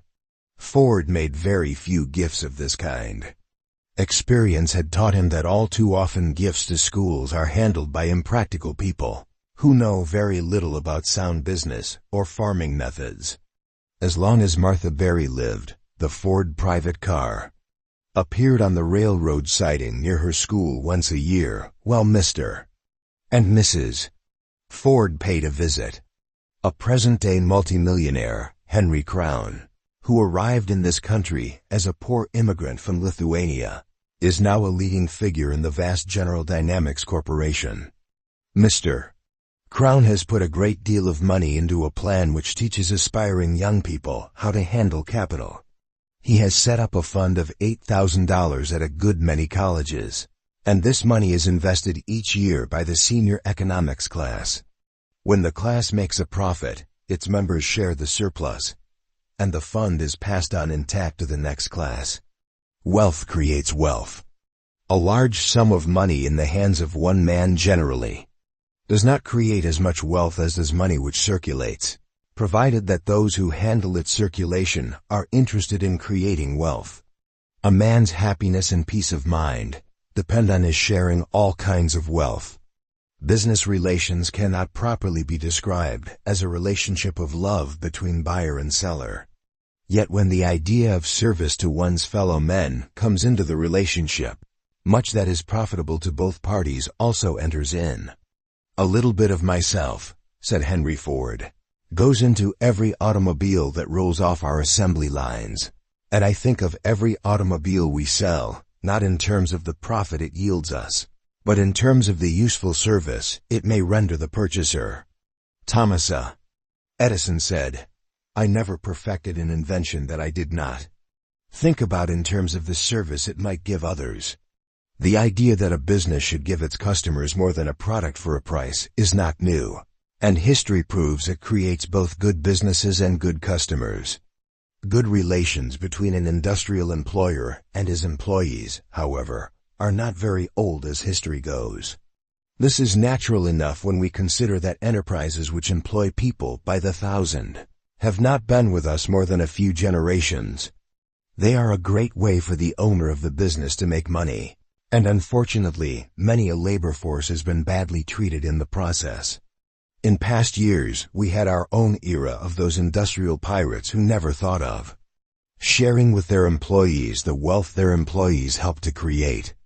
While they made a great show of their money in New York, Newport, or Palm Beach, those men would have sneered at the idea that a society needs a large number of well-paid people who are able to buy more goods and lead better lives. Millionaires are far more numerous today. More than 5,000 new millionaires have so declared themselves on their tax returns in the last decade. Also, as I have mentioned, today's millionaires do not seem to want the notice that rich men used to require. Most of my readers will not recognize the names of some of the present-day millionaires and multimillionaires I have cited. Nor do today's moneyed men seem anxious to form a definite class to which the poor may not aspire. I quote Arthur Deccio, who made so much money in building and selling mobile homes. "It's easier to get ahead than it was 15 or 40 years ago. Look at the population growth and the tremendous rise in personal income. This country is just loaded with opportunities." So it is, and many of the opportunities would not exist if wealth were not better distributed than it used to be. Employers have seen the value to themselves, to their people, and a society of taking workers into partnership with industry. A capitalist society proves over and over that it is the best way to create maximum widespread wealth. A victory for the science of personal achievement. The R. Letourneau Company is a large employer.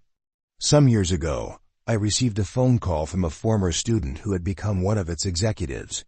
"Please come to see us immediately," he said. "We have a difficulty which only you can handle." When I arrived at the Le Tourneau plant, I learned that communistic influences had entered in the guise of a labor union. The company wanted help in immunizing its employees against this ism, knowing that if the crisis could be surmounted, the men would realize which way of life was best for them. They asked me my fee. "Perhaps there will be no fee," I replied. "Give me freedom to act, and if I cannot overcome your trouble, there will be no charge. If I succeed in eliminating the communistic influences, I will tell you later what my charge will be." The deal was closed on that basis. I set up a cot in the plant and I stayed on duty day and night. The basic trouble was twofold. The men did not realize first how the company returned to them part of the wealth they created. And also few individuals had any idea of their own power to take their own abilities and multiply them through the exercise of a positive mental attitude. Fear of poverty and other crippling fears ran rampant among them.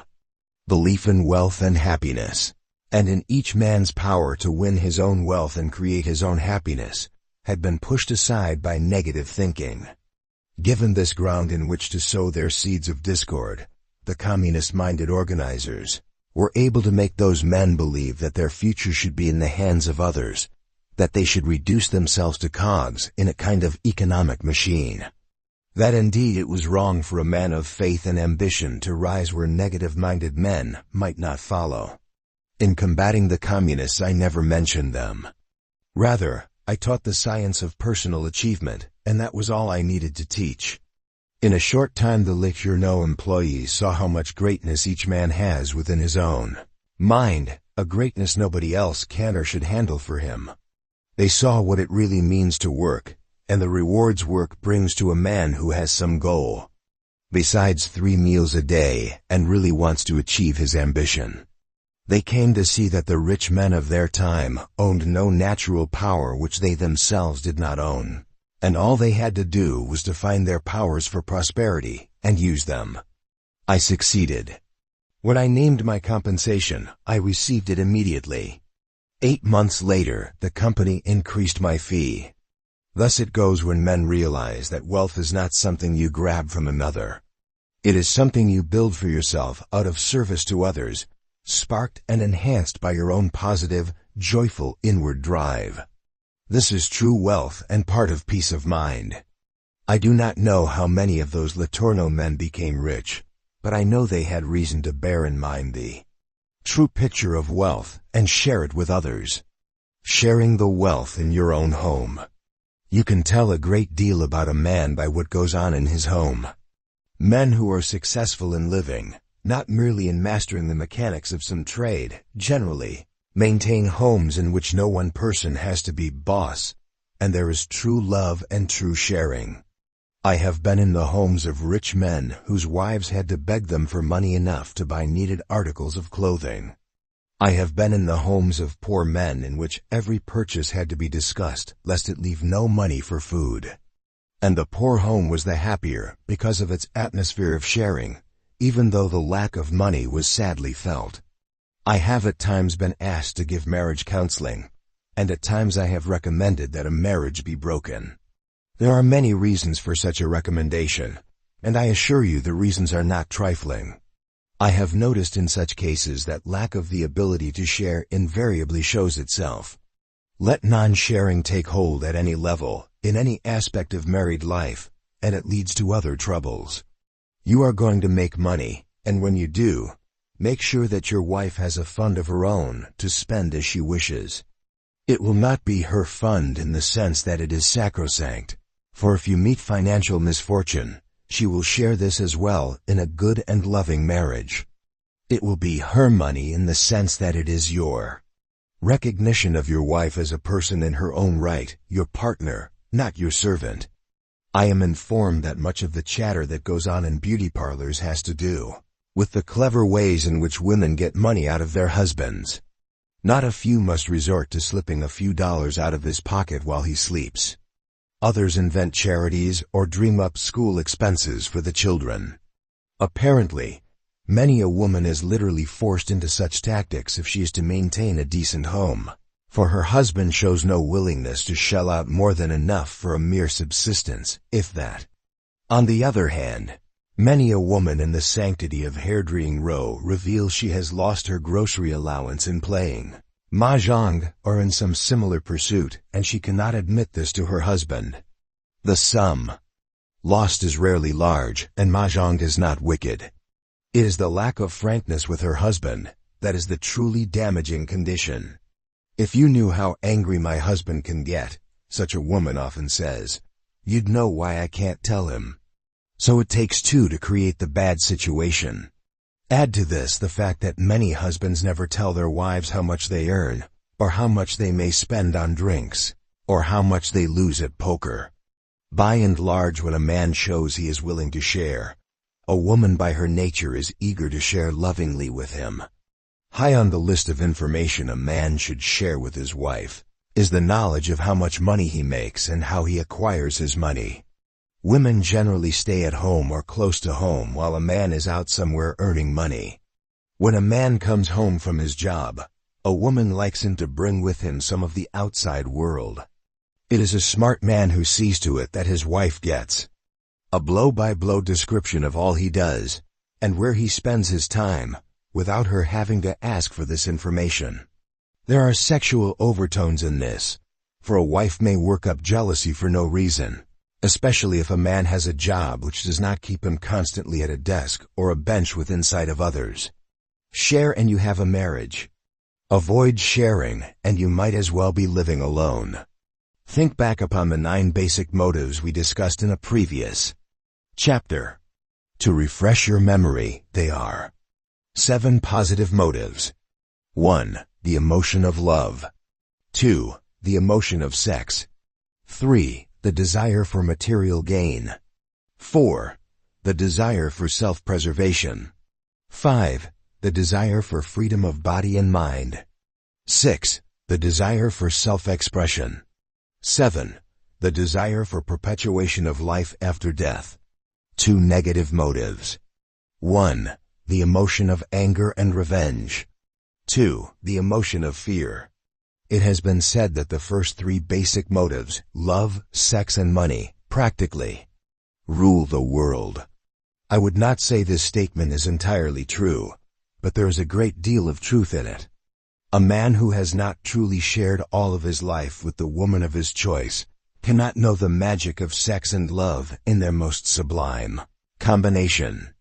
But when a man lives with these motives, he often connects them like a mighty dynamo to the third. He makes more and more money so that he may share more and more of life's abundance with his wife. No part of your existence can be lived separately from all the other parts. When you are successful in one area, it helps you to be successful in all other areas. Most especially, when you have peace of mind at home, you can count on having peace of mind everywhere. I'll tell a little story about, or perhaps on myself. There was a time in my life when changing a flat tire upset me completely. Now, if a flat occurs on one of my long drives across the woody open parts of our country, I change the tire and am not in the least upset. In former years I had more muscle, but in former years I did not drive with the woman of my choice beside me, as I do today. Everyone has something to share and gains by sharing it. When a stranger stops you in the street and asks directions, you share your knowledge when you tell him. You do not have to be rich in money in order to do this. If you are really rich in human kindness, you will give the stranger a very careful explanation, and perhaps walk to the next corner with him and point out the way. The poorest of us has much to share. In some ways, a poor man has as much to share as does a rich man. Certainly it is so with love and with kindness. I shall suggest 3 general ways of sharing which are available to almost anybody. You may not make use of the particular instances used as examples, but the list will serve to open your mind to the many possibilities of sharing more than money. 1. Share your special skills or knowledge. Many of us possess some special skill or knowledge which helps us earn money. We are used to selling our skill. Now look for a way to give that skill. without thought of gain. A much-needed clubhouse for boys was built in the slum section of a large city. The basic construction costs were provided by a large foundation, but the clubhouse never would have gotten started were it not for those who gave their skills. A lawyer volunteered his services in drawing up the incorporation papers and other necessary documents. A carpenter installed locker room partitions. A painter gave his own services and also supervised a volunteer crew which painted the entire interior in cheerful colors. A mason installed a concrete ramp at one entrance so that physically handicapped boys could make their way in. 2. Share by filling a gap where you see one. Mr. A loaned his lawnmower to his new neighbor, Mr. B, who had not had time to equip himself. This was the beginning of excellent good neighbor relations between the two families, but for a while, it seemed as though matters were going the other way. After Mr. B had trimmed his lawn, he returned the lawnmower with a big chip in one blade. Noticing this, Mr. A remarked diplomatically that Mr. B must have had some rocks hidden in his grass which chipped the blade. The new neighbor said gruffly that the blade had been chipped when he had been offered the use of the lawnmower and walked away. Since the chip was fresh and shiny, this hardly could have been so. Mr. A said nothing more, however. He limited his contacts with his new neighbor to mere nods if he met him in the street. One day, Mr. B came around with a brand new lawnmower and handed it to Mr. I want you to have this, Mr. B said. You see, I knew I'd broken that blade, but I couldn't afford to have it fixed right then. I guess I should have said so, but well, I didn't. Now things have turned out all right, and I want to do more than merely have the blade fixed. Thus is many a non-money debt returned with interest. Far more valuable than the lawnmower itself, however, was the atmosphere of cordiality which the two families found from then on. 3. Share recognition and appreciation. Notice how often you are recognized as being in a certain role, for example, the role of a customer, and so you are treated in a certain way. Now turn around the situation and recognize the other person. You will find it is a limitless form of sharing. For example, you may stop your car at a filling station on a hot day. The attendant rushes up, mopping his brow, anxious to give you prompt service. You recognize him as a person who has his own problems, and you say, "Take it easy. It's too hot to hurry." He will remember you the next time you drive in. Say you are an employer or a foreman. One of your men does exceptionally good work. Many an employer or foreman would observe that the man is paid to do a good job, so what? A wiser supervisor will make a point of telling a worker that his good performance has been noticed. When a person does a good job, he is favorably disposed toward anyone who gives him recognition. Furthermore, he will try thereafter to keep his work up to a high standard. You will offer many a kindness, you will perform many a free service, and in many cases, you will see no return. Bear in mind there is always a return within yourself, for when you give of yourself you make yourself bigger. And remember the law of compensation, which always works in your favor when you arrange it so. We shall look more deeply into the wonders of compensation later on. Look for ways to share your wealth. Never ask what wealth. In sharing, you will find you are wealthier than you think. Share more than money, and when you have plenty of money, you will be more closely attuned to human needs, and your money will give added benefit to those who share it. The supreme secret is like a half-hidden treasure you may pass 100 times a day without noticing. Yet you see it from the corner of your eye. Checking on Chapter 6. The more you give, the more comes back to you. Even a man who gave away 90% of his working time became richer thereby. When you share your blessings with another, you become his creditor, and eventually the debt is paid. You also can share direction in the form of a philosophy which leads to peace of mind and great wealth. Giving to those who help themselves is a highly constructive kind of giving. Wealth creates wealth. When a buying and selling relationship contains the idea of service to one's fellow men, both sides benefit.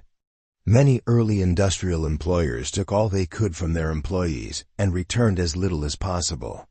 Today wealth is more widespread, and this helps create more opportunities. A millionaire no longer attempts to make a great display of wealth. There are increasing numbers of millionaires, and rich men no longer see themselves as a class apart. As you create your own wealth, you can create your own happiness.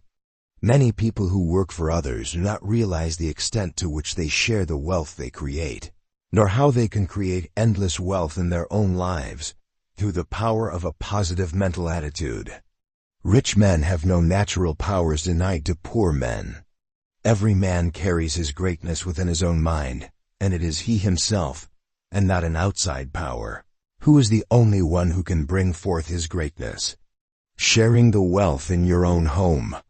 Men who are successful in living generally maintain love and sharing in their own homes. When couples do not share, other troubles arise. When a man shows he is willing to share, a woman is eager to share with him. 3 basic motives, love, sex, and money, are said practically to rule the world, and this can be seen in many cases. No part of your life can be lived separately from the other parts. Everyone has something to share. You can share knowledge. You can share love and kindness no matter how poor you may be. Almost anyone can share in 3 areas which offer themselves over and over. You can share your special skills or knowledge. You can share by filling a gap when you see one. You can share recognition and appreciation of others and the work they do.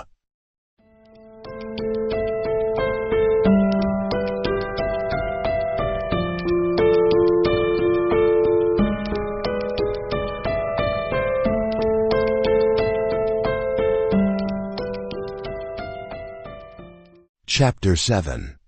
How to develop your own healthy ego. All your ability and personality show themselves in your ego. For many a man the ego works always at full power, and for some it needs restraining. For most, it is as well to find and use some ego-boosting device. Your own ego booster may be connected with the way you dress, the way you express yourself, your surroundings, some object which has symbolic value, or in some other way which has a special individual meaning. The ego can be attuned to mysterious forces beyond oneself. Through your ego, you can be guided toward an expression of yourself which reflects in your increased prosperity. I have spoken before, and shall speak again on the need for knowing your own mind and going in your own direction. Now let us look at the ego, that invaluable mind spark plug which my dictionary defines as the self-assertive tendency of man. People who have peace of mind also have healthy egos. Now to sum the term, healthy ego, brings to mind the picture of a loud, backslapping type of person. This may be so, but it is not necessarily so. Your ego as you reflect it to the world has been built for many years out of childhood influences, later influences, and a great many other factors. Your ego is as individual as your fingerprints, and what is healthy to you will not be healthy for another man. Often ego seems to have a bit of vanity in it, but it is far stronger and far more subtle than ordinary human vanity. Think of your ego as an invisible part of yourself which makes you strong and resourceful, or puts obstacles in your way, according to the sort of influence you feed it. Even the greatest of minds now and then find themselves with a run-down ego. Truly great men feel this, and quickly restore their egos. The purpose of this chapter is to show you some of the surprisingly straightforward ego boosters which others have used, and to give you an assortment out of which you may choose, and perfect a tailor-made ego booster of your own. The ego that was stronger than a clean shirt and a shave. It is old advice and good advice to say that being well-dressed and well-groomed gives a boost to your ego. Now I want you to meet a man who knew that very well, but whose deeply abiding ego was strong enough to rise above a clean shirt and a shave. The impact of this story will be stronger if I tell it in sequence as it came to me. It begins with my meeting Edwin C. Barnes when he was Thomas Edison's business associate. Mr. Barnes at that time owned 31 expensively tailored suits, and in the course of a month never wore one suit 2 days in a row. His shirts were made to order out of the most expensive fabrics available. His ties were made to order in Paris and cost at least $25 apiece. One day I suggested jokingly to Mr. Barnes that he let me know when he was ready to discard some of his suits so that I might wear them. "I know you are kidding," Barnes said, "but you might like to know that at the time I decided to associate myself with Thomas Edison, I didn't have the railroad fare to take me to East Orange, New Jersey, where I had to go to sell him the idea. My desire to get there was greater than my fear of the humiliation I would suffer by riding a freight train. I packed a suitcase. It didn't take long, and I traveled by boxcar. When I walked into Mr. Edison's office and said I wanted to see him, I heard a titter of laughter all over the place. Finally, his secretary consented to let me see Mr. Edison. As soon as I faced the great inventor, I started telling him how fortunate he was that I was giving him the first chance at my services. After I'd talked a while, he rose, walked all around me, looked me over with penetrating eyes, grinned and asked, "What did you come to see me about, young man?" That's how I discovered he was hard of hearing. Now I had to explain myself all over, loudly. My clothes were wrinkled and dusty, my shoes were scuffed, I had a 2 days' growth of beard, and I almost lost my courage. It is to Mr. Edison's credit that he did not judge me by my appearance.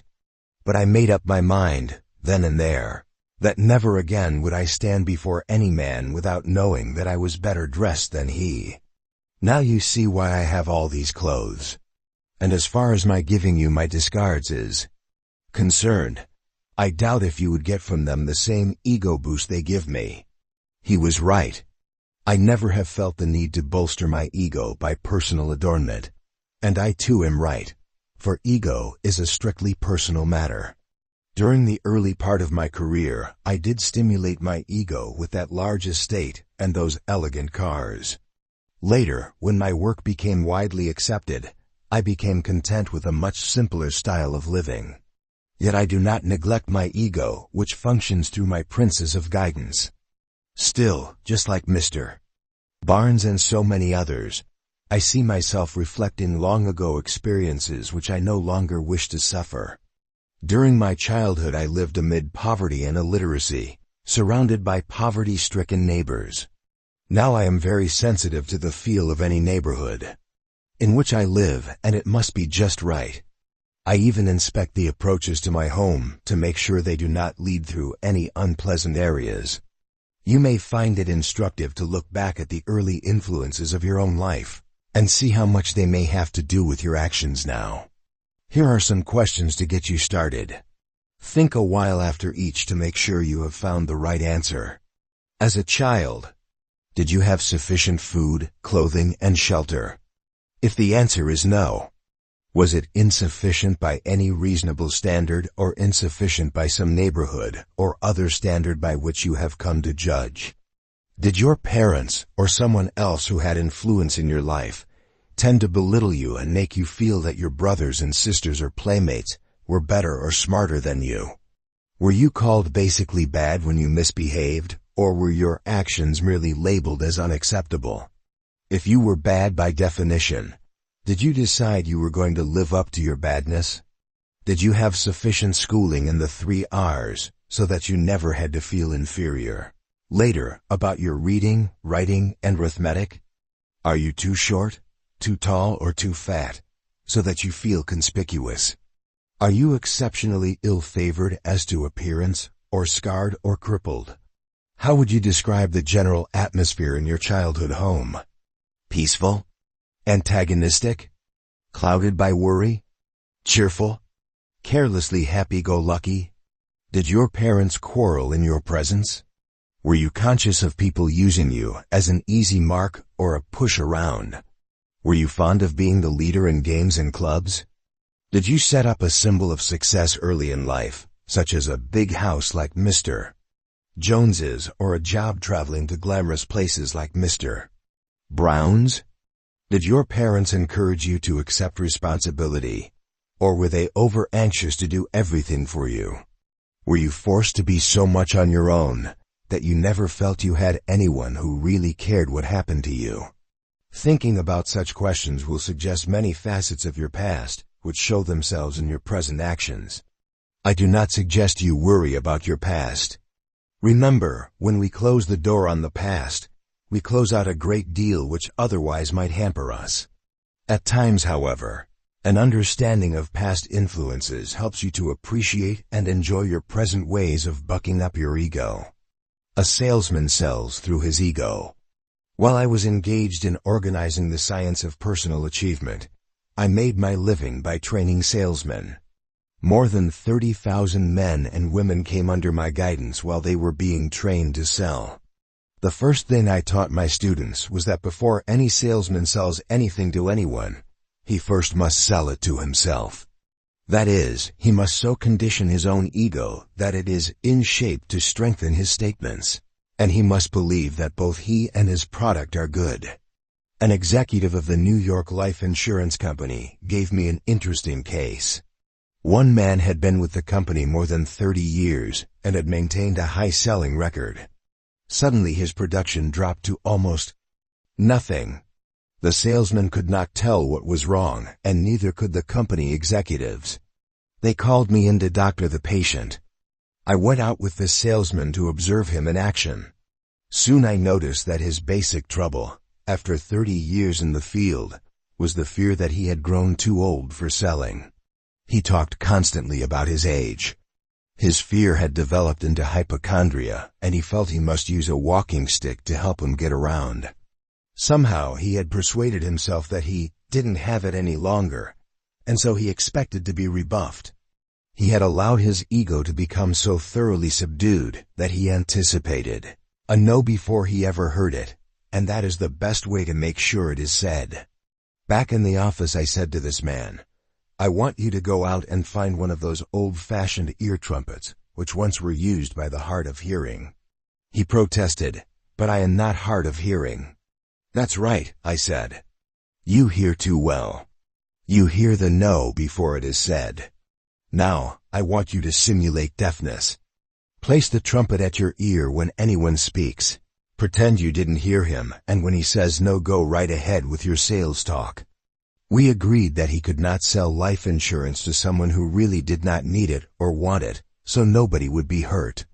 He found a monstrous old hearing trumpet and took it with him on his rounds. In his first week as a trumpet user, he procured applications from 6 out of 9 prospective buyers. The next week he came back with 8 applications out of 12 interviews, an almost unheard of record. His ego restored to the yes habit.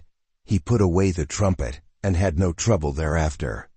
Although my own hearing is fine, I seem often to come into contact with hearing troubles. My son, Blair, was born without ears. How I helped nature give him sufficient hearing is another story. I am thinking now of the time when we sent him to public school, wearing his hair long enough to hide the absence of ears. The other children made fun of his long hair, which was damaging to his ego. We promptly had his hair cut short. But first I sold Blair the idea that his affliction would be a great benefit to him when people understood about it. And that is exactly what happened, for people now were kind to him. He soon lost all self-consciousness about being different from people who have ears. Perhaps I was inspired by Thomas Edison's determination to make an asset out of his deafness rather than a liability. I never saw him wear an expression of annoyance or disappointment. Rather, his expression clearly said, "My ego is under my control, and it does my bidding without fear or limitation." Your ego and your opulence.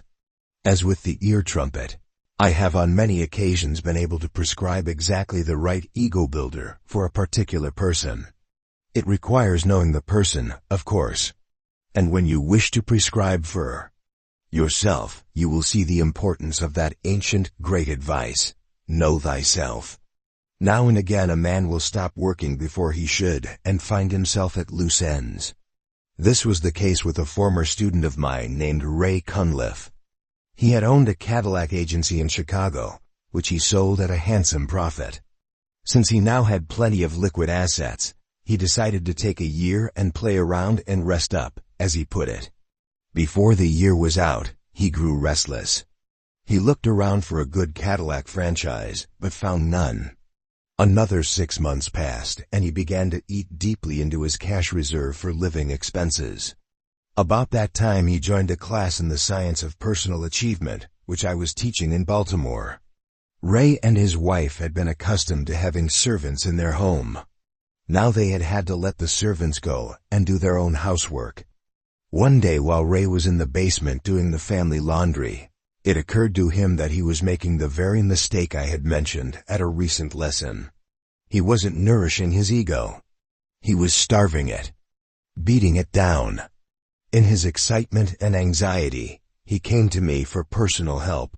He told me his story, then asked, "Where do I go from here?" He had told me that for several years his wife had wanted a mink coat, which would cost some $3,000. Also, I could see that although he drove a Cadillac, it was beginning to look shabby. And so did the clothes he wore. So I said, "Ray, get out your notebook and pencil while I give you a prescription for opulence. Number 1, go to the nearest Cadillac agency, trade in your present car, and buy a new car of the model you like best. Number 2, go to the best fur store in town and buy your wife a fine mink coat, even if it costs more than $3,000. Number 3, go to your tailor and have a complete wardrobe of suits made up. Then buy the ties and shirts and shoes you need to go with your new suits. Number 4, have the mink coat done up in gift wrapping. Place the package in your new Cadillac, hire a liveried chauffeur, and while you are not at home, have the chauffeur drive the car to your house and deliver it and the package to your wife. Take these 4 steps immediately.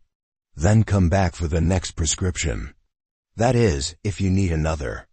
This one prescription may turn the tide very quickly." When the new Cadillac and the mink coat arrived at Ray's home, his wife at first refused to accept them. The chauffeur merely handed her the car keys and walked away, leaving the car in the driveway with the coat on its seat. Ray's wife finally tried on the coat.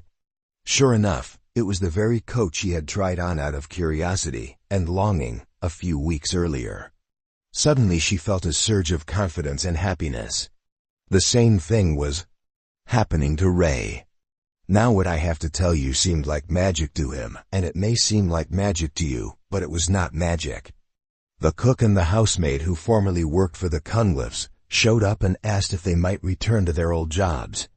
Without the slightest hesitation, Mrs. Cunliffe told them to come right in. As for Ray himself, a friend phoned him and said, "I hear that the Baltimore Cadillac agency can be bought. You might look it over." Ray looked it over and saw it was good. The deal required $150,000, however, which was quite a sum for him to raise on short notice. His ego had lifted itself out of the doldrums. He said, "I don't know who is going to let me have the money, but I know that I shall get it." The following day he called on a man he had been avoiding, a wealthy man toward whom he had begun to feel inferior. No inferiority marred his approach now as he explained he needed $150,000 to put himself back into business. "Fine," was the answer. "I'm glad to see you getting back into the business where you always made money." He wrote Ray a check for $150,000 and added, "You can pay this back year by year as your profits come in." So Ray Cunliffe was back in a Cadillac agency of his own and doing a good business almost before he had had time to wear all his new shirts. He had only one disappointment. He was disappointed that I did not show surprise over his sudden turn of fortune. "Well, Ray," I said, "I can't get excited over something I have seen happen hundreds of times. But I was pleased, of course, to see once more that poverty consciousness can be replaced by success consciousness, which invariably draws success as though with an all-powerful magnet. Ego is the key to this, an ego filled with self-confident faith and bolstered by the means that it is right for you. You can paint an ego picture of yourself and use it for first aid. Sometimes a man faces a single situation on which a great deal depends. Often such a situation involves another person who must in some way be persuaded, for whom some situation must be made attractive. When you know that other person, often you can use the power of your ego to give him the picture he wants to see. Even when you do not know him personally, you often can look closely at the values of the situation and come up with a picture that is attractive to him. Let us now look at myself at a stage in my career when my ego faltered. I have told how I was associated with Don Mellett, the newspaper publisher, and how his murder forced the postponement of publication of my first manuscripts. Also how it saved me from wearing a big business label. As I related, I had to get out of town to hide from the thugs who believed I had been involved in the attacks upon their illegal rum running.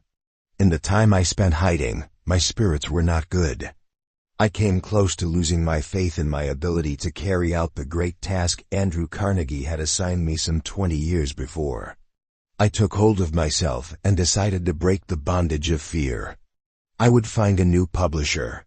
Since Judge Gary had died, I had to start from scratch, not an easy task for the unknown author of a trailblazing work.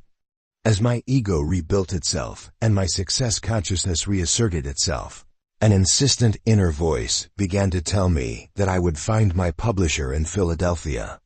I knew no publisher in that city, but the inner voice became so strong that on a capital of $50 I got into my car and headed toward the Quaker City, half believing I would find the solution to my problem, half believing I was going mad. Once in Philadelphia, I began to look through a classified telephone directory. I hoped to find a cheap boarding house where I could stay for a couple of dollars a day. Now follow closely what happened, for this story is one of the most startling you ever may read, and it contains, besides its revelation of the power of ego, a revelation of the supreme secret that can transform your life. As I turned the pages of the directory, that inner voice spoke again. It said, "Never mind looking for a cheap boarding house. Go to the best hotel in the city and register for the best suite of rooms in the house." I closed the book and blinked my eyes. I had less than $35 in my pocket. But the command was so irresistible that I picked up my luggage, marched to the best hotel in town, and took a suite which cost $25 a day. The moment I signed the register, I knew I had done the right thing. My ego and my faith swelled within me. I could not then have put the supreme secret into words, but I know it took hold of me. A quarter was a good tip for a bellhop in those days, but I tossed the boy $1. No sooner had I seated myself in one of the luxurious chairs than the inner voice spoke once more. You were restrained from registering in a cheap rooming house because such an environment would have placed you at a great disadvantage in dealing with a publisher. Right now you need an ego booster, and you are getting it from this finely appointed suite of rooms. Now your mind can conceive on a positive plane that brings success. Ready? Call into your consciousness the name of every person you know who has the financial means to publish your works. When the right name appears, you will recognize it. Get in touch with that person and tell him what you desire. Without a shred of doubt, in perfect faith, I began to review the names of men who would be able to finance the world's first practical science of personal achievement. After 3 hours of this, my mind went blank. Then a name popped into my mind with such compelling effect that I knew this was the man I wanted. He was Albert Lewis Pelton of Meriden, Connecticut. All I knew about Mr. Pelton was that he had published a book called Power of Will, and that he had advertised this book in my Golden Rule magazine several years previously. Immediately I wrote to Mr. Pelton by special delivery. I informed him that I was about to confer upon him the honor of publishing the science of personal achievement. 2 days later I received a telegram saying Mr. Pelton was on his way to Philadelphia to see me. I shall never forget the expression on his face when he was ushered into my suite, nor the words he uttered.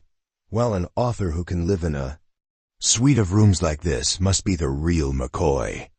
The manuscript was about the size of an old-fashioned family Bible. It contained 1,800 pages and weighed about 7 pounds. I handed it to Mr.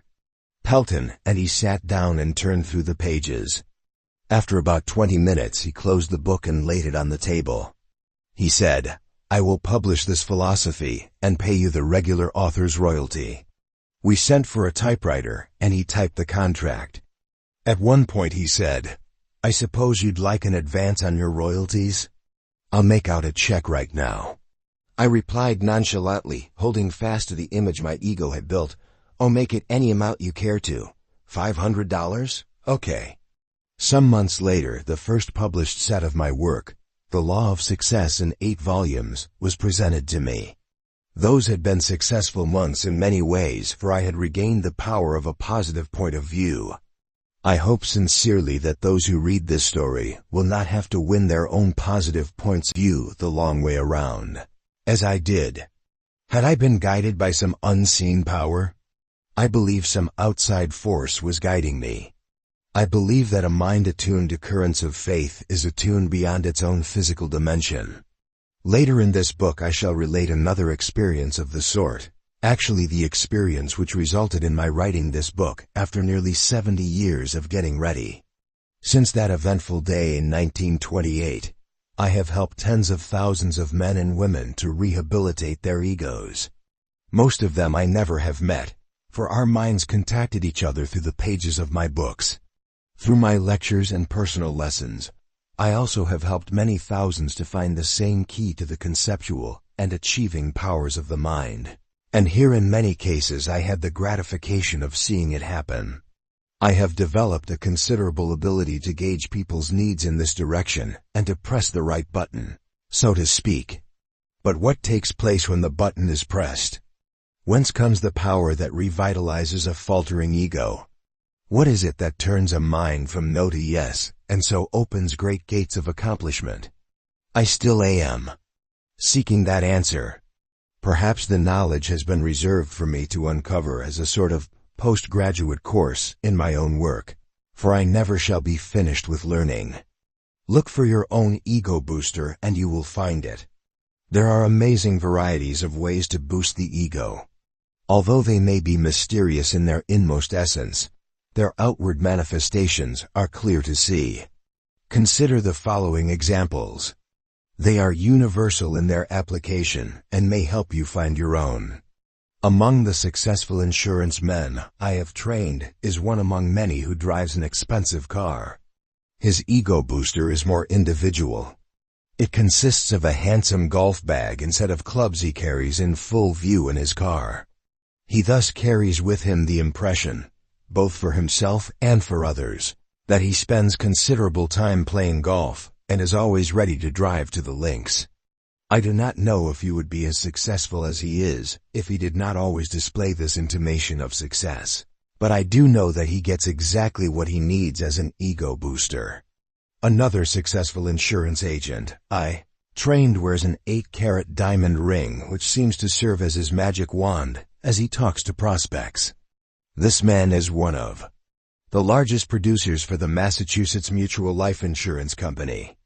Once he took his diamond ring to a jeweler for a new mounting.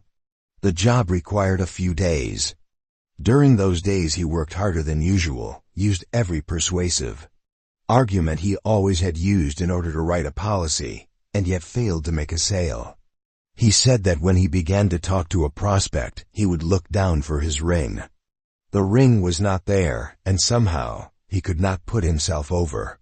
When the ring was back on his finger, this man went to work as usual, and out of his first 6 interviews he received 6 applications for insurance, a record he never had made before. As for myself, if I were caught in public with such a searchlight on my finger, I would feel so self-conscious that I would get in my own way and be unable to command my ego. To each his own, and a mighty power comes to the man who knows himself. When a man comes to himself, discovers his ego, and takes possession of it, the fact is revealed to the whole world.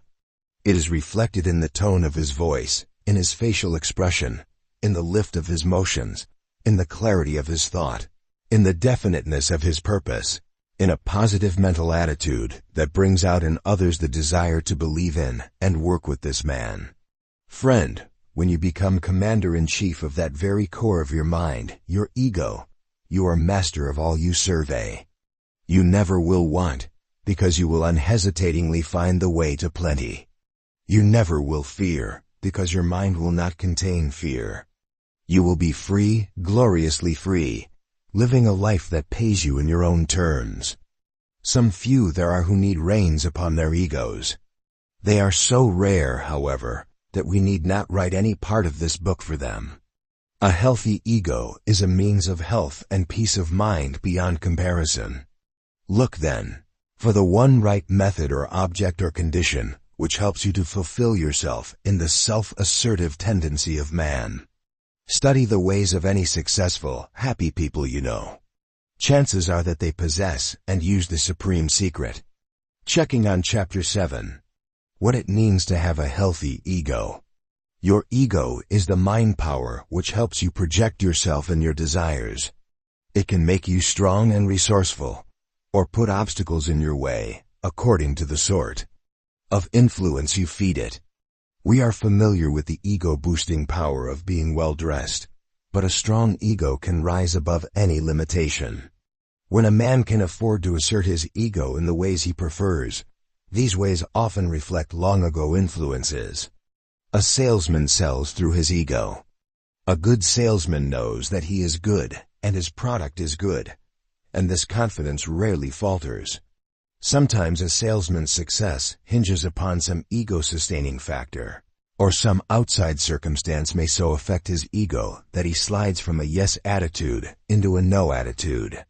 A salesman may even assume his hearing is poor in order that he may filter the no's out of his dialogue with a prospect. With a salesman or with anyone else, a real physical handicap can be a lifelong drawback or lifelong stimulus, depending upon the power of the ego. Your ego and your opulence. When the ego is strong, it attracts success. When the ego falters, it can be restored by making sure that every appearance and self-image is in its favor. A man who is used to living well, but has lowered his standard of living, can restore his prosperity by first restoring the feeling of prosperity that comes with appropriate possessions and actions. Even when an appearance of prosperity is assumed for a short time, it can prove the turning point because that is what the ego needed. The ego may thus be guided by mysterious, all-pervasive powers. Look for your ego booster, and you will find it. Ego is a highly individual matter. Observe the ways in which others boost their egos, and you may be helped to find your own ways. Sometimes it is in the means of expressing ourselves that we best sustain our own egos, as in writing instead of speaking, or vice versa. When you find your own best way to boost your ego, you have found a great treasure.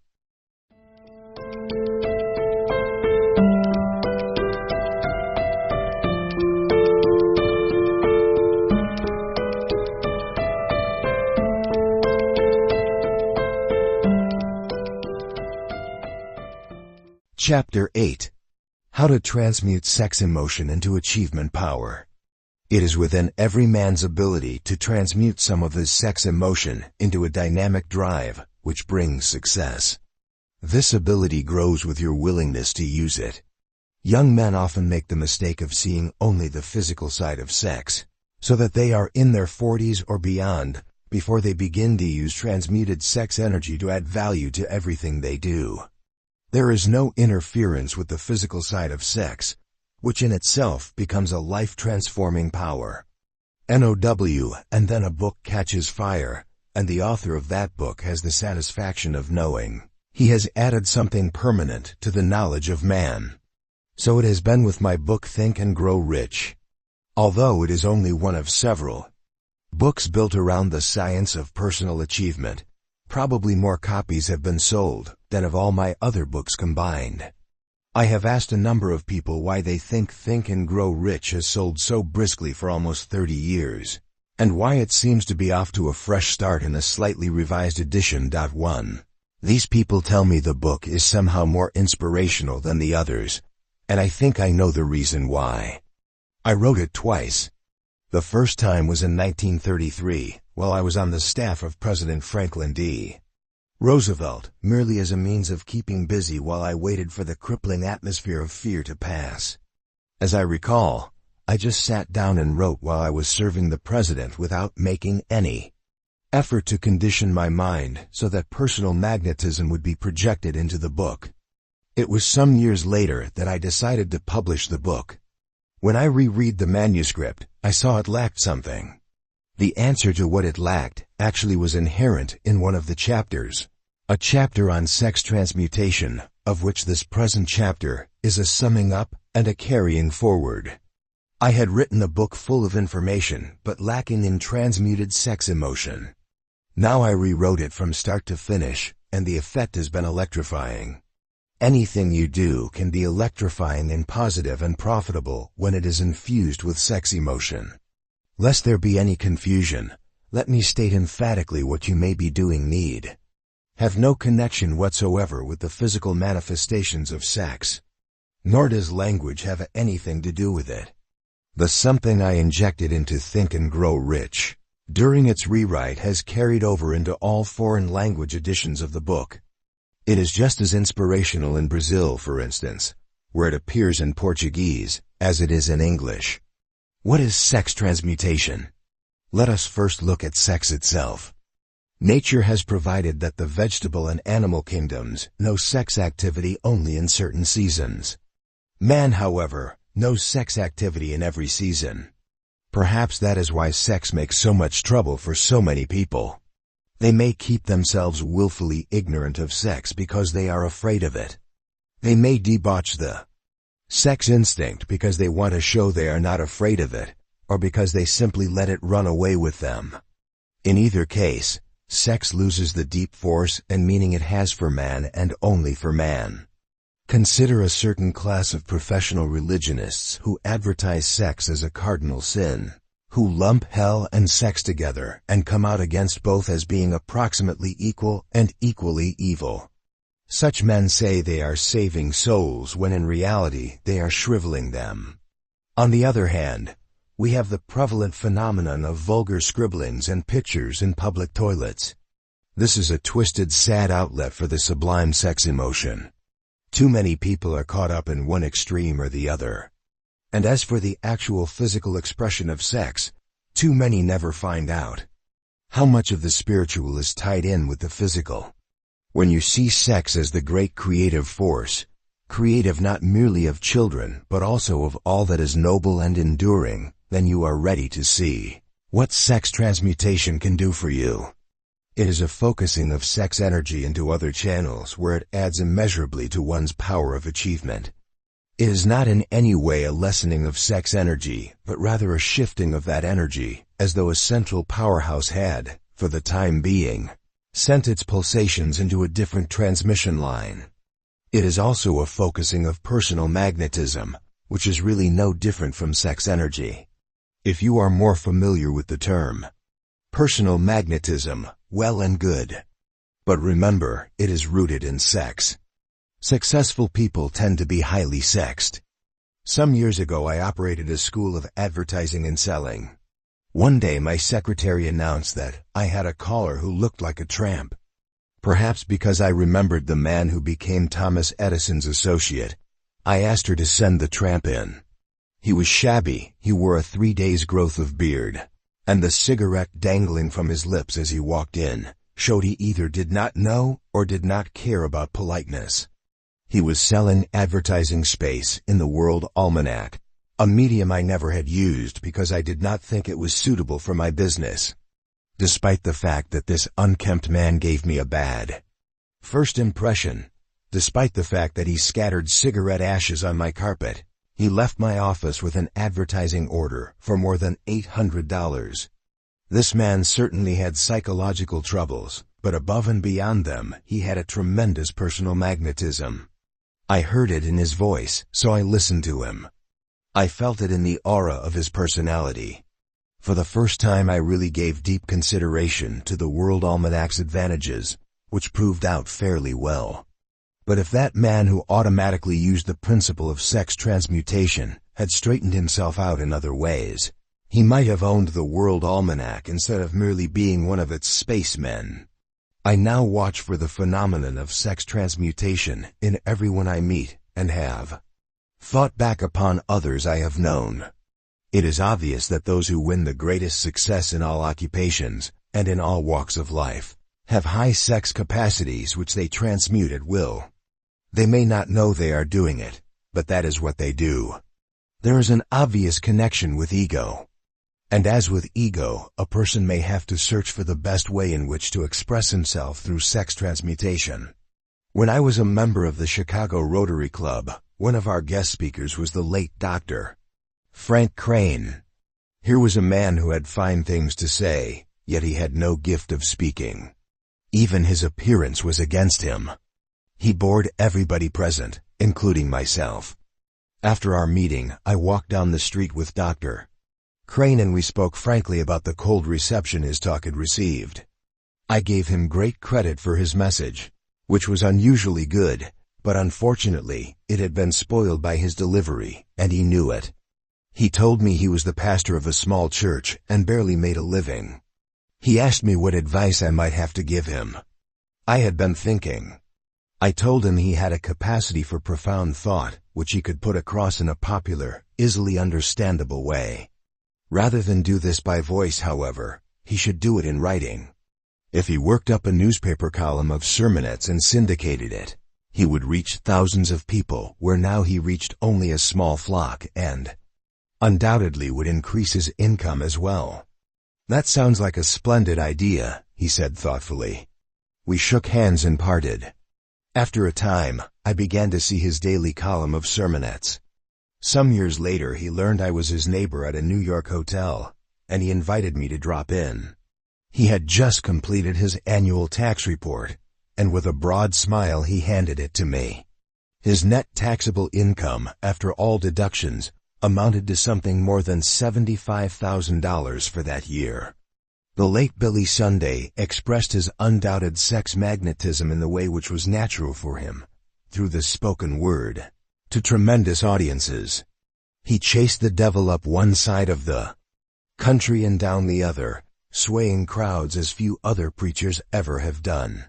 He was so successful that his religious campaigns became big-time business ventures, which were managed by Ivy Lee, a well-known public relations man. Some said that Billy Sunday's success was due to his high spiritual qualities. Those closest to him believed his power came from his highly sexed nature, plus his ability to transmute sex emotion into sermons, which were so fiery that even the devil could not withstand them. Watch for the something extra, and you will see it. In every generation, there are only half a dozen men who are universally recognized as great violinists. Some hundreds play the violin very well, but beyond them stand the few who have that's something extra. It is the more successful transmutation of sex emotion. Of course, the same applies to pianists and to other musicians.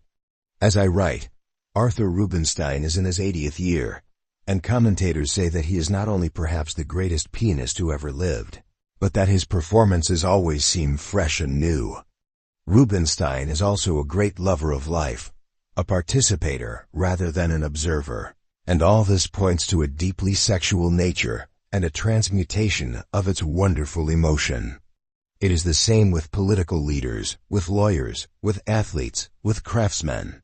I discovered that a highly sexed bricklayer could lay nearly twice as many bricks in a day as a man who lacked that intensity, and lay each brick with the greatest skill, provided he had learned the art of keeping his mind on his work. Looking back into history, we can see that many outstanding men in many different fields were known to have a considerable sexual drive. History alone may not tell you this, but a study of biography will. I shall set down a few names which may start you thinking. George Washington, Robert Bums, Benjamin Franklin, Thomas Jefferson, William Shakespeare, Andrew Jackson, Abraham Lincoln, Enrico Caruso, Ralph Waldo Emerson. Note that these men were not the victims of their sexual drive. They were its beneficiaries. They transmuted sexual energy into the energy of their individual accomplishments. You are not likely to find a single man in the history of civilization who achieved outstanding success that did not arise from his sexual nature. This applies to soldiers, statesmen, great thinkers, great explorers, and other men of action, painters, all kinds of men, and not necessarily men of virtue. The sexual drive does not exist of itself, but as a part of the entire personality. Without it, however, much ability remains undiscovered. I also have seen many instances in which sexual energy appeared to be the igniting spark, so to speak, of the sixth sense. This great creative faculty lifts brain action far above its ordinary limitations. It is the psychological receiving antenna of those inspirations we call hunches. Surely it accounts for the still small voice, which now and then gives priceless guidance to the perceptive mind. I knew a great orator who planned his speeches well, yet at one point in every speech he would abandon his plan, pause very briefly, and close his eyes. What followed when he opened his eyes would be the climax of his speech, so stirring that he often brought an entire audience to its feet. In that pause of 2 or 3 seconds, I believe he focused all of his sexual magnetism and his creative imagination into a great receptive force which never failed him. In his own words, "I do it because then I speak through ideas which come to me from within." The late Dr. Elmer Gates was one of the world's greatest scientists, although he never publicized himself. He patented more than 200 inventions, many of which were created through a very significant method. He had what he called his personal communications room. It was light-proof and soundproof, equipped only with a small table, a chair, a pad of writing paper, and some pencils. When Dr. Gates desired to focus his forces, he would shut himself into this room, sit at the table, and concentrate upon the known factors of the invention upon which he was working. Soon ideas would begin to flash into his mind concerning the unknown factors of the invention. On one occasion he wrote rapidly for 3 hours, hardly aware of what he was writing. When at last he examined his notes, he found they contained principles which had been discovered nowhere else in the scientific world. These principles solved the problem and broke ground for other men to follow. Dr. Gates earned large fees merely by sitting for ideas. Imagine a large corporation paying an outsider merely to sit in his room and think. We cannot tell exactly where experience leaves off and intuition begins. It has been said that genius consists of the ability to see the patterns of things and project those patterns. The quiet focusing of inward forces surely is a great aid in summoning odds and ends of knowledge through the subconscious mind, and forming them into patterns never seen before. Yet beyond this lies the unseen which gives life to it all. And can this somehow be a function of sex?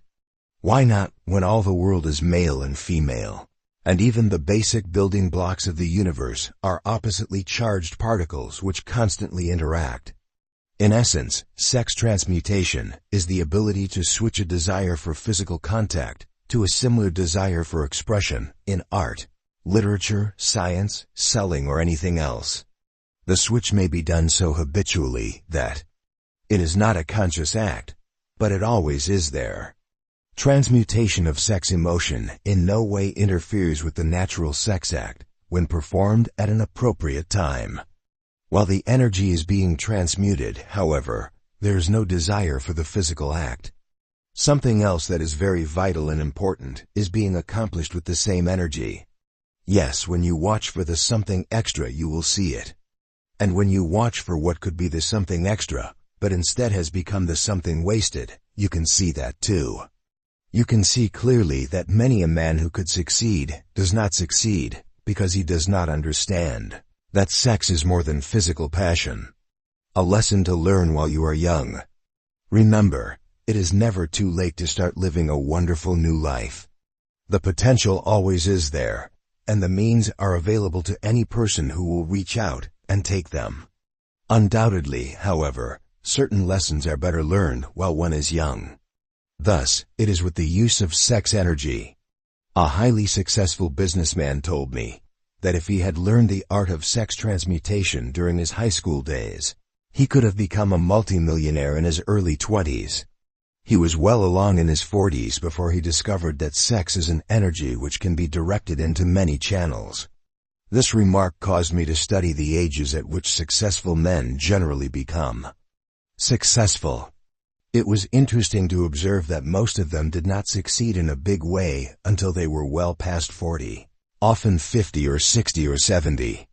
Success is good at any age, but the sooner you find it, the longer you will enjoy it. Success does depend somewhat upon life experience. Yet notice that I said most of those successful men did not succeed till they were past 40. An appreciable minority did succeed before they were 40. And one could see that they had learned the art of sex transmutation. What generally happens is this: a man who is bursting with the physical energies of youth gives himself to the physical expression of sex. It does him no harm that he can see, so he never realizes how much of that energy could be doing him good in building his career, building his peace of mind, keeping him more alert and receptive to the ideas of his business. Transmuted sex energy could be adding warmth to his handshake, strength to his voice, attraction to his personality. It could help him be known as one of those people it's good to know, and to be admired for being one of those fellows who are on the ball. Since his sex energy is being used in purely physical sex expression, however, he does not know what he is missing until many years later, when he realizes why he may have missed success. A man's love life, shared with the woman of his choice, can be a wonderfully sustaining force behind his career, while all the while it is sweet and good for its own sake. Sometimes a woman must point out tactfully to a man that she depends upon him sexually in ways which go beyond the marriage bed. In his role as provider, he is still a sexual being, drawing upon sex energy if it is there as a basic energy that builds wealth. He should therefore keep some reserve of this energy so that consciously or unconsciously he can transmute it. Moreover, he will be the better off in that he exerts some self-control and self-mastery, a strictly human power which lifts us far above the animals. A man past 40 is more likely to find this out for himself and, as with the businessman I mentioned, wonder why it didn't happen sooner. Men in their 20s and 30s who read this are urged to pause for an hour of thought. The power of love's partnership. For some people, it seems impossible to understand that sex has three great functions in the life of civilized man besides giving pleasure. 1. It is necessary for the perpetuation of mankind. 2. It aids in the maintenance of health, as does the proper exercise of any other natural function. 3. Transmuted into other channels, it works hand in hand with ego to bring out everything in a man that wishes to achieve, that wishes to excel, and stimulates him with added energy, strength of personality, and resourcefulness. On the other hand, it can wreck a man's career, health, and fortune, but this is a misfunction and not the fault of sex, but the fault of the man. Some people never really make the effort to combine all of the functions of sex in their lives, perhaps because they think they are overemphasizing sex in giving it such importance. This is a prudish attitude, and like all extreme attitudes must do harm. Some insist on believing that when a man channels sex energy into his business, he takes the first step in wrecking his home. Of course, homes have been wrecked by men so much in love with making money that they forgot they were married. But let us look at a brighter side of the picture. This particular story came to me not long ago from the man who is living it. It is not, however, the first time I have heard a similar story. I could tell you the same anecdote about a manufacturer of trolley car conductors' uniforms about 1910. About an operator of an early flying circus about 1923. About a subcontractor of World War II lifeboat equipment. In short, the story is timeless. Right now it happens to concern a man in the rapidly growing field of microelectronics. He is involved in a technology which has to invent itself as it goes along, and his problems are multiplied beyond ordinary business problems. When this man faces an important decision, he never makes up his mind until he has had a sex relationship with his wife. Then, in love's partnership, he feels both rested and invigorated. On the following morning, he makes his decision and acts upon it. His record of making good decisions is reflected in his success, and I am certain he transmutes a good deal of sex energy into his business. This couple is known for the happiness of their marriage and the harmony of their home. Another man told me privately that in the very climax of the loving sex act with his wife he receives flashes of inspiration which have guided him correctly in all his affairs. I dare say this is unusual, yet it serves to show that sex does not exist in a separate compartment of our lives, but permeates our entire existence. The women who make a man's world. It has been said, behind every man stands a woman. This statement is not 100% true. But when you find an instance in which it is not true, you are well advised to ask, why not? You will occasionally meet some rip-roaring character who says he is man enough to do without the influence of women, but the chances are he is not able to get along with women or with men either. Or he may have such deep inner doubts of his own manhood that he overcompensates for his lack. Man's greatest drive comes from his desire to please and protect women. The hunter of prehistoric days who brought back 2 bears to the cave when his neighboring caveman brought only 1, surely looked forward, not merely to eating the extra bear, but also to the pride he would take in showing it to his woman. Today's hunter brings home the means to buy comforts and luxuries far beyond what is needed merely to maintain life. And if he is honest, he will tell you proudly that he does it for his woman. That strange and great man, Abraham Lincoln, was not happy with his wife. She was not the woman he had intended to marry. That woman, Anne Rutledge, died before she could marry him, and her death was one of the many misfortunes which molded his greatness. The power of the young frontier girl has extended from her grave into all of our subsequent history. I am pleased when a man who has made a great deal of money, or wields a great deal of power, or both, expresses his homage to his wife. Often, she's a quiet little person, yet you know the influence she has had upon that man, and you know they always have been and always will be partners. You see success, you see the symbols of sex. A man and a woman, and you know that this life has been lived completely. Your mind has many powers, and when you find the supreme secret, you will know you have found the key to every mind power you possess. Checking on Chapter 8. Transmuted sex emotion can electrify your life. The same book can be written twice and gain a great force, because the second time it was written with transmuted sex energy. Unlike the animals, man knows sex activity in every season, and this may be one reason why sex is so often misunderstood. Sex often is labeled as a cardinal sin to be avoided. Often it is debauched. Often it is made vulgar. When it is seen and used as the great creative force of life, it can, at the right times, be focused away from the physical act and become a source of lifelong achievement. Successful people are highly sexed. Even a salesman who looks like a tramp can put over a difficult sale through the power of transmuted sex emotion. Religion often receives its force through sex emotion. Great artists know how to channel their sex energy into their artistry. Expert workmen as well show the good effects of transmuted sex emotion.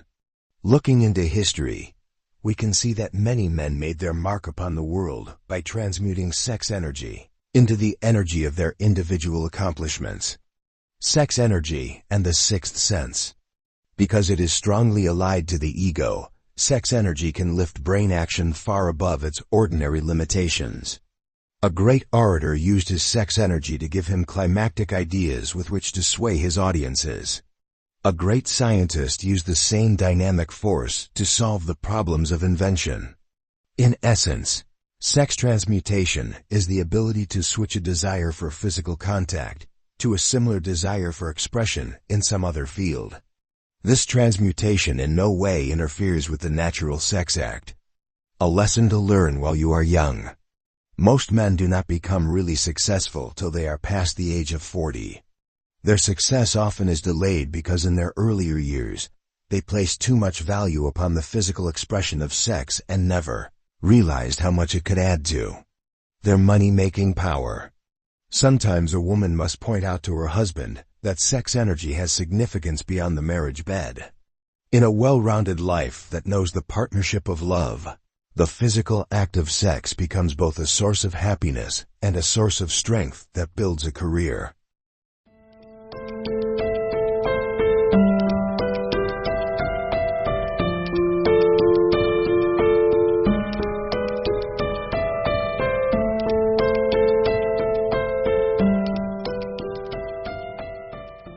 Chapter 9. To succeed in life, succeed in being yourself. Only the man who has found his true self can know himself, find his own best talents, and achieve his own high success. We need to live our own lives, and this attitude should be instilled in childhood. With being yourself comes self-control, a mighty source of strength in handling both circumstances and people. Beware lest in trying to pile dollar upon dollar, you give up too much of yourself. For that man is truly rich who owns his own mind as well as his own fortune. Live your own life. I said in the first chapter. Now as planned, we return to the same great theme. I hope you are now completely receptive to the idea of being yourself and living your own life. By now, you have seen how much this inward quality has to do with setting free your mightiest powers. Likewise, you have seen that in this book I have paid some attention, but not very much, to the nuts and bolts of earning a very good living. The reason is not that nuts and bolts are not important. They are very important. This book, however, is devoted to helping you find and use the basic drives that make a man. When you have read this book, when you have read and mastered this book, the nuts and bolts come readily to your hand, and you possess the skills which transfer those nuts and bolts into a mighty edifice of good fortune. When the basic drives are not under your conscious control, the components of a rich, rewarding life lie scattered, and you may spend most of your life searching for some missing part. We return now to the art of living your own life and being your own self, and shall look further into the ways in which this master skill strengthens and sustains you. One of these days you will be in a clothing store. If some salesman tells you, this is what everyone is wearing this season, don't be persuaded. Be yourself. Select colors, fabrics, and styles which suit you. Tell the salesman that you prefer something that everyone is not wearing. Either walk out of that store without having made a purchase or buy with regard to your own tastes only. One of these days you will be in a restaurant. Waiters often receive word from the proprietor or from the cook to push some item, perhaps because it brings a high profit, perhaps because there is too much of it at hand. If your waiter urges some item upon you, smile, shake your head, and order exactly what you would like to have from the menu. You may greatly admire some person for a particular skill or talent he shows. Wishing to exercise a similar skill, you may decide you are going to be that person. You will have wasted a great deal of time and effort before you discover that personality is a very subtle thing, and that nobody can be anyone else without harming his own personality and crippling the drives that can make him great in his own right. In my youth, I decided to write the way Arthur Brisbane wrote. He was a very versatile and capable writer with a huge following, and I thought I was being smart. When I set out to copy his style, a friend brought me up short when he remarked that if I copied Brisbane, I would never develop a style of my own. Right then I put Brisbane aside, and the success of my writings has justified my decision not to be Arthur Brisbane, but to be Napoleon Hill. Children try to imitate older people, which is understandable. I see many a grown-up child trying to keep up with the Joneses financially, or trying to keep up the social pace that the Smiths set, with disastrous results. Until you are willing to be your own self, at your own level, you cannot know yourself, nor know what your mind can accomplish. Let nobody bribe you away from being yourself. You are going to make money, And as soon as you do, others are going to see you have what it takes. Fine. But this is the point at which many a man loses himself. Having built himself from within himself, and having thus attracted attention, he yields to a big opportunity to stop building his own wealth and peace of mind and ties himself to another's business. I have been told about a man who sits in a plush office in a huge company that supplies essential components in the field of aerospace. He does not work hard, earns a six-figure salary and bonuses besides. He can gratify almost any reasonable desire that can be gratified with money. But he cannot buy back himself. He allowed himself to be bribed away. So he sits gloomily behind his $500 desk and wishes he had not let the big company be out the small, growing company which once had been his own, and with it buy all the adventure and personal satisfaction he had known. Back in the days when $25,000 would buy what $75,000 buys today, and I was not earning half of $25,000 a year, but I was absorbed in what I was doing. I worked hard and happily at publishing the Golden Rule magazine. Perhaps because I had been an advisor to Woodrow Wilson, I was approached by Ivy Lee, the public relations expert I have mentioned. He wanted me to join his staff and become a ghostwriter for one of his clients, the Rockefeller interests. For a moment I was tempted. I listened to his terms. $25,000 a year on a 5-year contract. And of course I was to knock Golden Rule magazine in the head. The moment passed, and I was myself again. I replied, "Nothing doing, Mr. Lee." If the salary had been $1 million a year, my answer would have been the same. Later, of my own free will, I gave up my association with Golden Rule magazine. Did I then wish I had accepted Ivy Lee's offer? Not at all. My name and my career remained my own. I retained and still retain the right to travel under my own name, any direction I wish to go, assuming full responsibility for my mistakes, taking full credit for my successes. People told me at the time that I had made a great mistake in turning down that handsome offer, and even urged me to get in touch with Mr. Lee and see if the offer still was open. If indeed it had been a mistake, I told myself I had only to remember that every misfortune carries within it the seed of a greater benefit. And when I look back at what I have accomplished by way of extending the secrets of happiness and life success over a large portion of the world, I see that only in being myself have I succeeded in being successful. Today, right now, start doing all you can toward being yourself. As you enter a clothing store, or a restaurant, or any other establishment in which you will be served, in exchange for your money, decide firmly and quietly that you are going to be yourself. In your talks with others, in your own personal dealings, in whatever you may do that is shared with others or affects others, be yourself. I mention other people because it is most often in our relations with others that we neglect to be ourselves, and you can be completely yourself, and appreciated for what you are, while you still respect the rights of others. In the foreword I listed a number of blessings which are associated with peace of mind. I pointed out that peace of mind is the peaceful base upon which we erect a good deal of life dynamic. Now, somewhat overlapping the same list and somewhat extending it, I am going to set down 43 items which pertain to being yourself. Few people will recognize themselves completely in this list, but if you will take a pencil and check each item that you sincerely believe applies to you, it will be most revealing. 1. The man who consistently is himself. Maintains spoileden.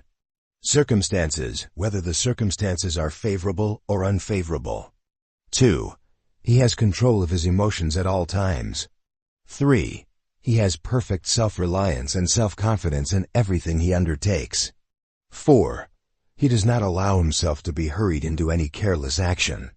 5. Increasingly, as he succeeds, he controls his own working hours and the conditions under which he works. 6. He never gripes or complains about anything or anyone. 7. He never slanders or condemns anyone. 8. He never talks about himself unless it is necessary.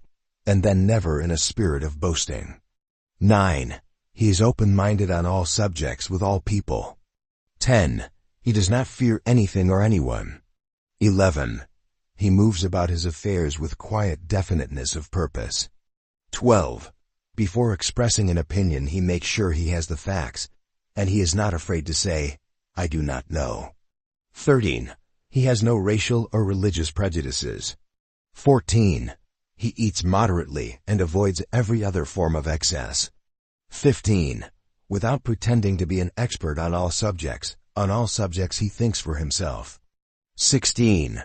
He is a dependable citizen who cannot be influenced by any ism, which may be detrimental to his country or its economy. 17. He gives nobody any reason to be his enemy, but you cannot help it if someone dislikes you because of your success. 18. He is at peace with himself and with all mankind. 19. He cannot ever be poor or miserable, for, come what may, in his heart he remains happy and prosperous. 20. All the members of his family love him and thrill to the sound of his footsteps when he comes home. 21. He expresses his gratitude daily for all of his blessings and shares his blessings with all who have a right to claim a share. 22. He seeks no revenge for any wrongs or injustices done to him. 23. When he speaks of others, he makes every effort to avoid mentioning their faults, no matter how much their faults may have affected him. 24. He looks into the future by studying the past and recognizes that history has a way of repeating itself, that eternal truths do not change with the times. 25. He maintains a positive mental attitude. 26. He is slow to accuse, quick to forgive. 27. When others make honest mistakes, he makes allowances for them. 28. He will not profit in any transaction if it harms anyone else. 29. He keeps himself free from the bondage of debt. 30. Having acquired all the wealth he can use beneficially, he does not strain after more, yet he knows with full assurance he can earn more if it should be advisable. 31. He converts all adversities and defeats into assets. 32. Facing defeat, he knows all defeat is temporary. 33. He has a major objective in life and keeps himself busy attaining it. 34. If he has been turned aside from his objective, he analyzes the experience and profits thereby. 35. His life is what he wishes it to be, and he always expected it to be exactly that. 36. As he successively pictures success within his mind and then attains it, he lets his deeds, not his words, display his success to others. 37. He is well liked by a great many different kinds of people of all races and creeds. 38. He is a living example of what a man may be in the United States of America when he takes possession of his own mind and is willing to live and let live. 39. He is no more disturbed by panics and business depressions than he is by matters which affect only himself. 40. He finds it easy to win the full and hearty cooperation of others. 41. He is fair to his adversaries, but he is practically unbeatable because he possesses a power unknown to most men. 42. He is fortified against disappointment because he knows that anything may happen with or without an obvious cause. 43. He does his best at all times and never feels the need to apologize when circumstances come against him. How many items did you check? If you have 3/4 of these virtues, you probably are aware that you are your own person, living your own life, knowing your own mind, being yourself without fear or self-consciousness. In reading through the list, you can see how wide a field it encompasses. Any one of those topics could be expanded into a considerable discourse, and many other constructive points of view are inherent in the ones mentioned. If now you will leaf back through the book and glance over the table of contents, you will see how many other areas of mind conception and physical realization are related to this list. This is as it should be. We are speaking of a universal way of life. You can help others without interfering with their own possession of themselves. I have given a number of instances of how I have been aided by, and how I have aided others. Please note that really effective aid comes not from bossing another person, but from helping that person find and use qualities or success which are waiting to be used. One cannot carry others along the highway of success, but one may point the way by helping others to help themselves. A child can be beaten into a course of conduct acceptable to his parents, sometimes, but that child has learned nothing. I well remember the thrashings my father gave me, because I resisted sitting in church for endless hours while 5 or 6 hard-shell Baptists did their best to make the congregation partake of the miseries of hell. One Sunday morning my father followed me down to the river where I had organized my fishing equipment. He broke it up completely and gave me a whipping that would have brought the Society for the Prevention of Cruelty to Animals down upon him if he had whipped one of his horses that way. My wonderful stepmother heard my screams and came running to my aid. She pulled my father away from me and said, "If you ever strike this child again, I will leave you forever. Can't you let him live his own life?" Much as I remember the beatings, I better remember the one sentence which settled into my young mind like a glorious light. My father never whipped me again, and I believe I gave him no reason to whip me. Yet I did live my own life, perhaps compromising here and there as a child must, yet always winning more and more freedom to be myself, because my mind conceived so firmly that to be myself was what I wanted. Let me add that my stepmother's influence at length made a fine person out of my father. A child also can be so mercilessly preached at, endlessly corrected and admonished for his own good, that soon no self-respecting remains. The child becomes an adult who forever will lean upon others. Never interfere with anyone else's possession of himself. Do not preach unless you are a professional preacher. Do not insistently and remorselessly teach unless you are a professional teacher. And even then, teaching should be limited to the teaching of definite skills and background knowledge. Do not expect any other person to meet your definition of perfect. Do not expect anything to appear perfect to you, and bear in mind that imperfections give variety to the world.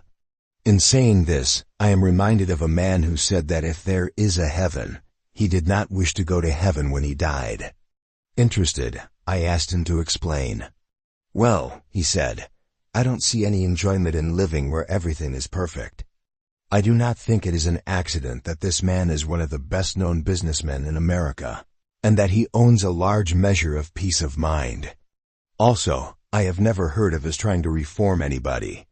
He says, as I too wish to say, that it is perfectly possible to get along with people as they are, with their faults, and with all their virtues.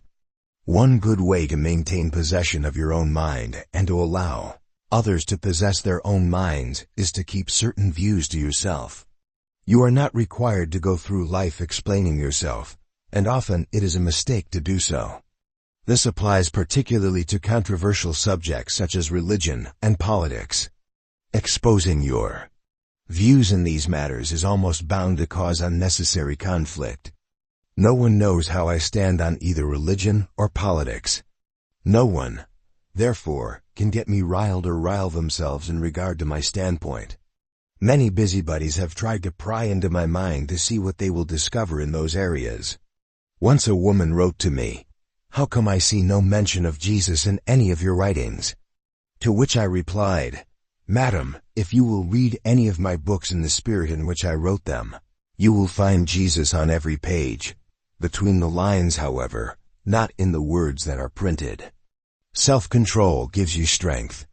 To be yourself, practice self-control. Few people have difficulty in controlling their physical actions, but they may never stop to realize that physical actions begin in the mind.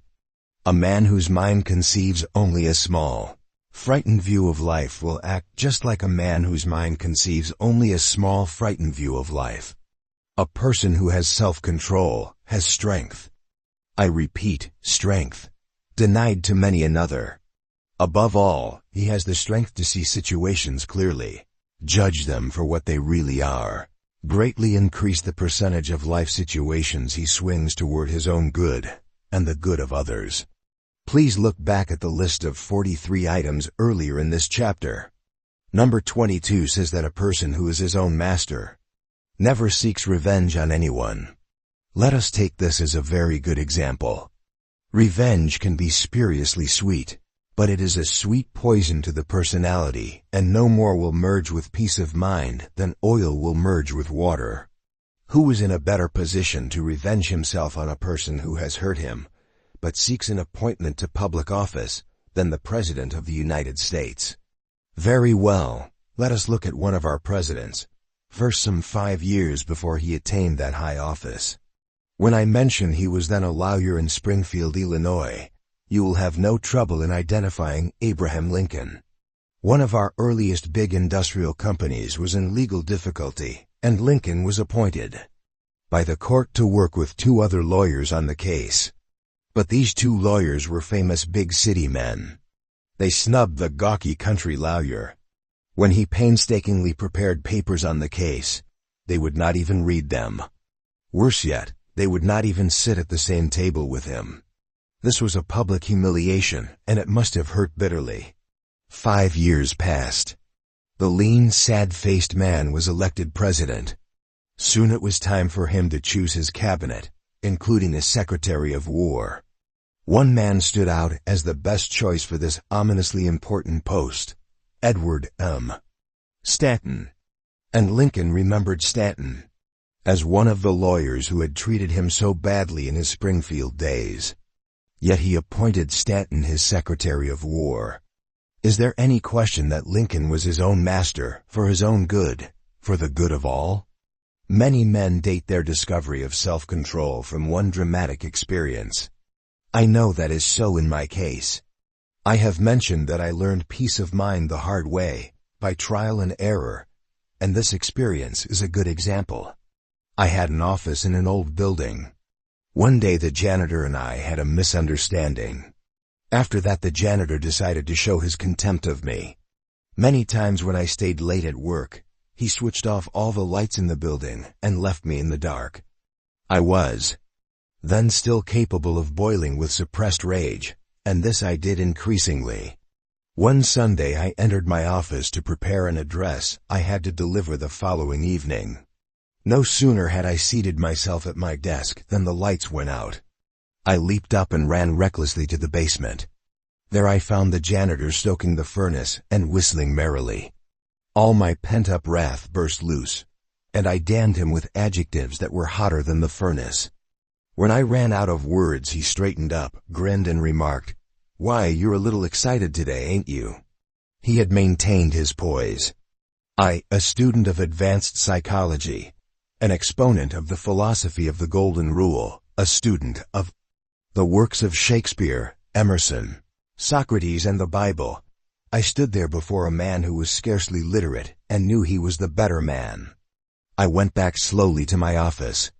I sat and thought, and after a while I knew I must apologize to that man. No, I said, I could not, and I would not. Yet in time I rose, knowing that I must find peace with him and peace in my own heart.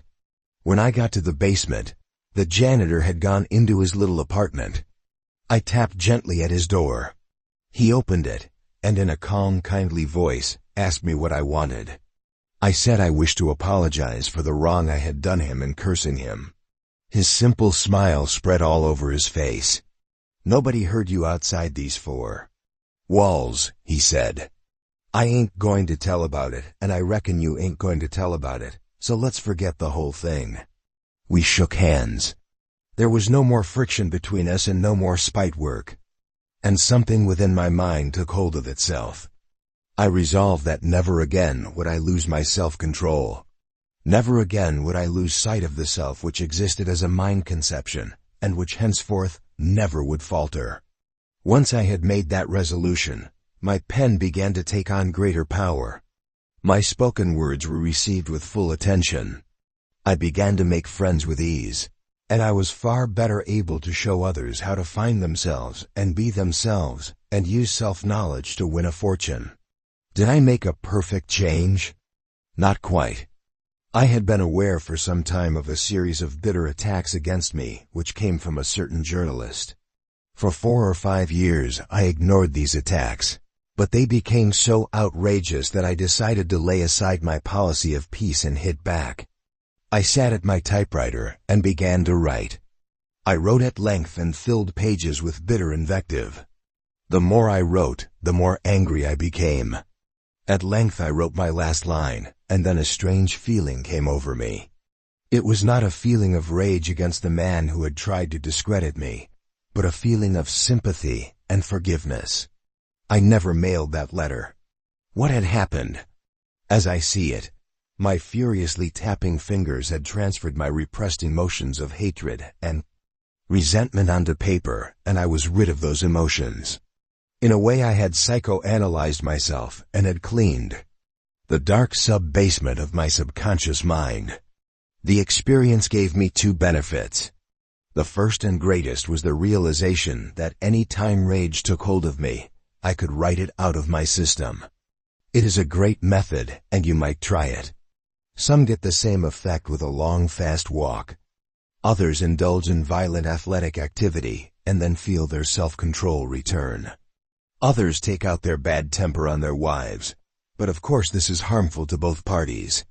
My second benefit came from filing away some of my writings in anger and looking at them years later, when I had gained greater understanding.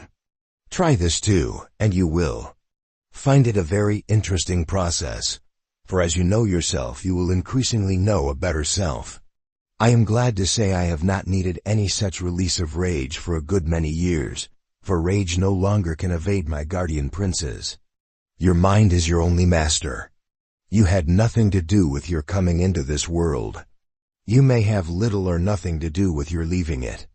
But you have almost everything to do with your life while you possess that life. You can be the master of your fate, the captain of your soul by the simple process of taking possession of your own mind, and using it to guide your own life without meddling in the lives of others.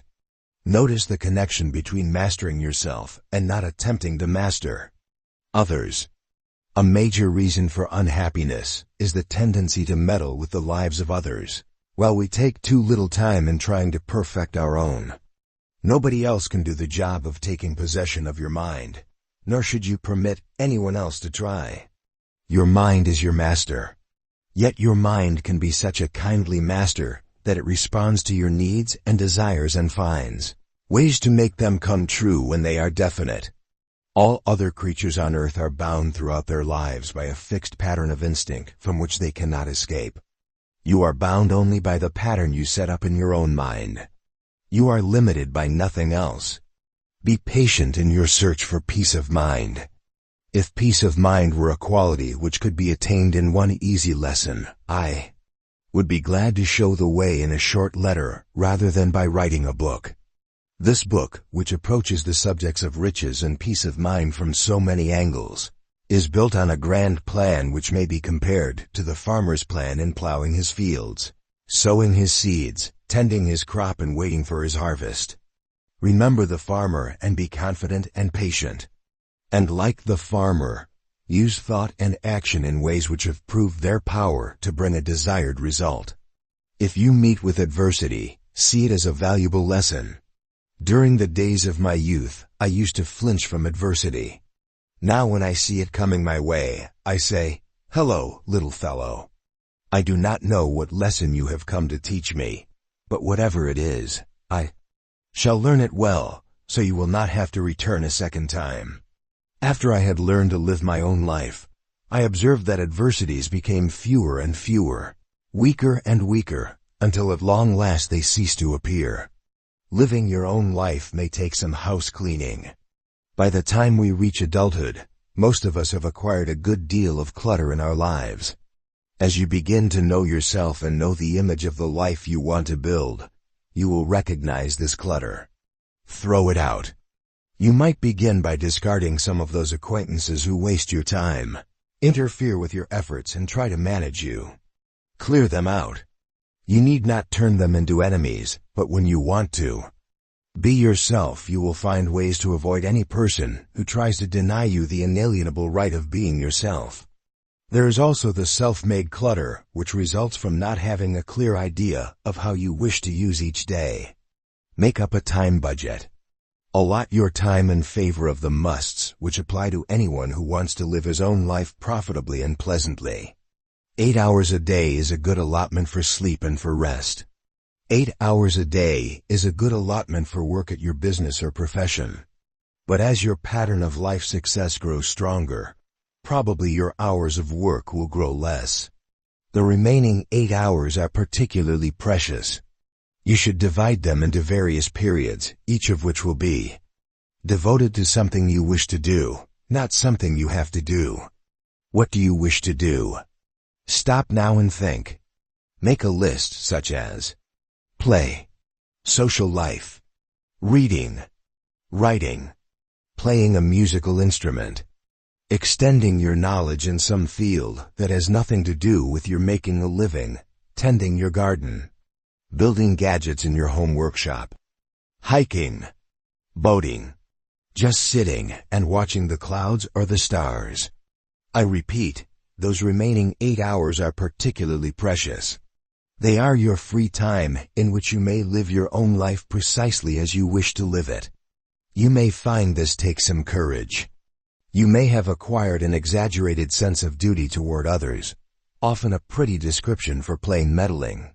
You may too well remember being told in childhood such nonsense as the devil finds work for idle hands. But then, it takes courage to be oneself and avoid the pressures to be like other people and let them live your life for you.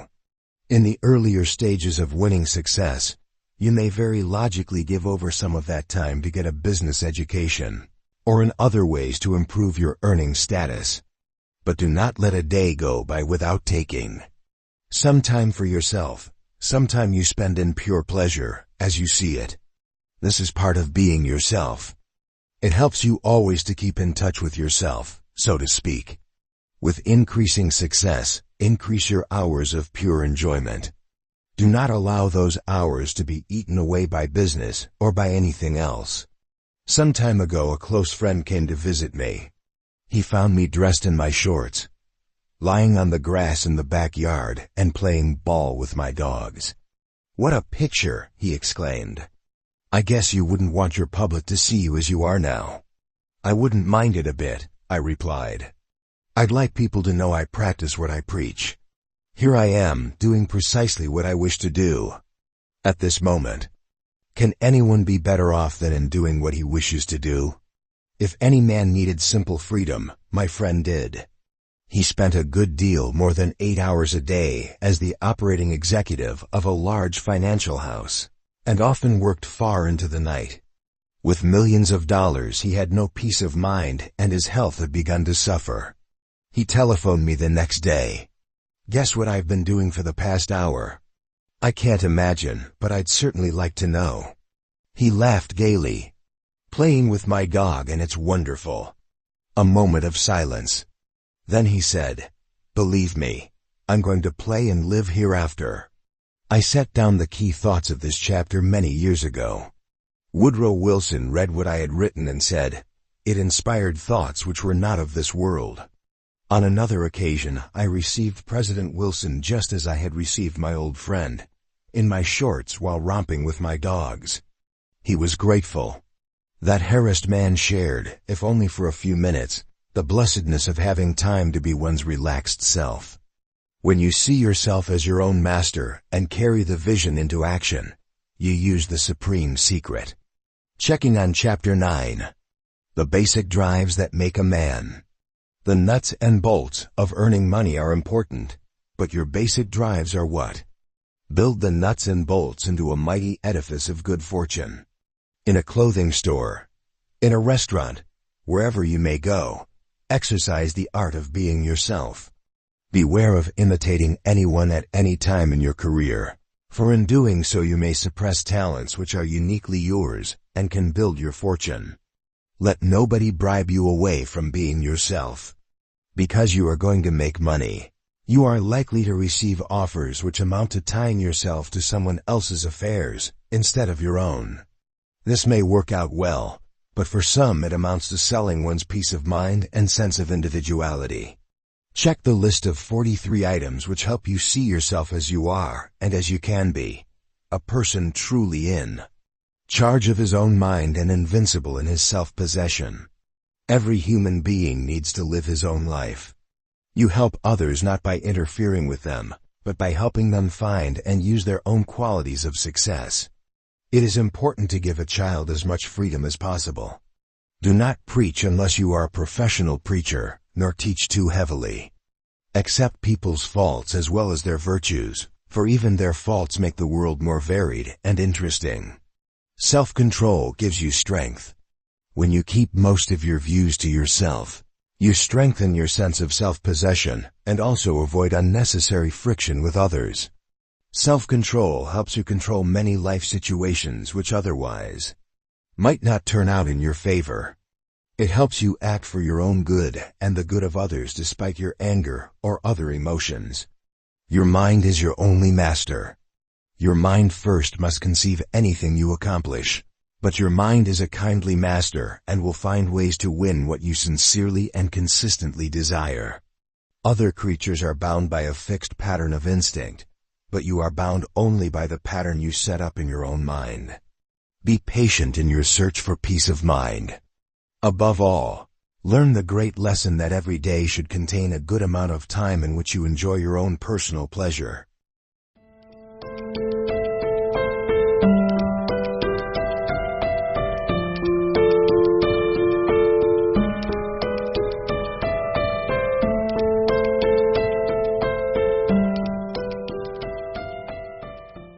Chapter 10. The Mastermind Group, A Power Beyond Science. The great achievements of your life, first built as mind concepts, then made real, are not limited to the power of your own mind. A myriad of other minds can tune in upon yours and give you their thoughts through ethereal vibration. Forming a mastermind group is a good way to begin the process of tuning in.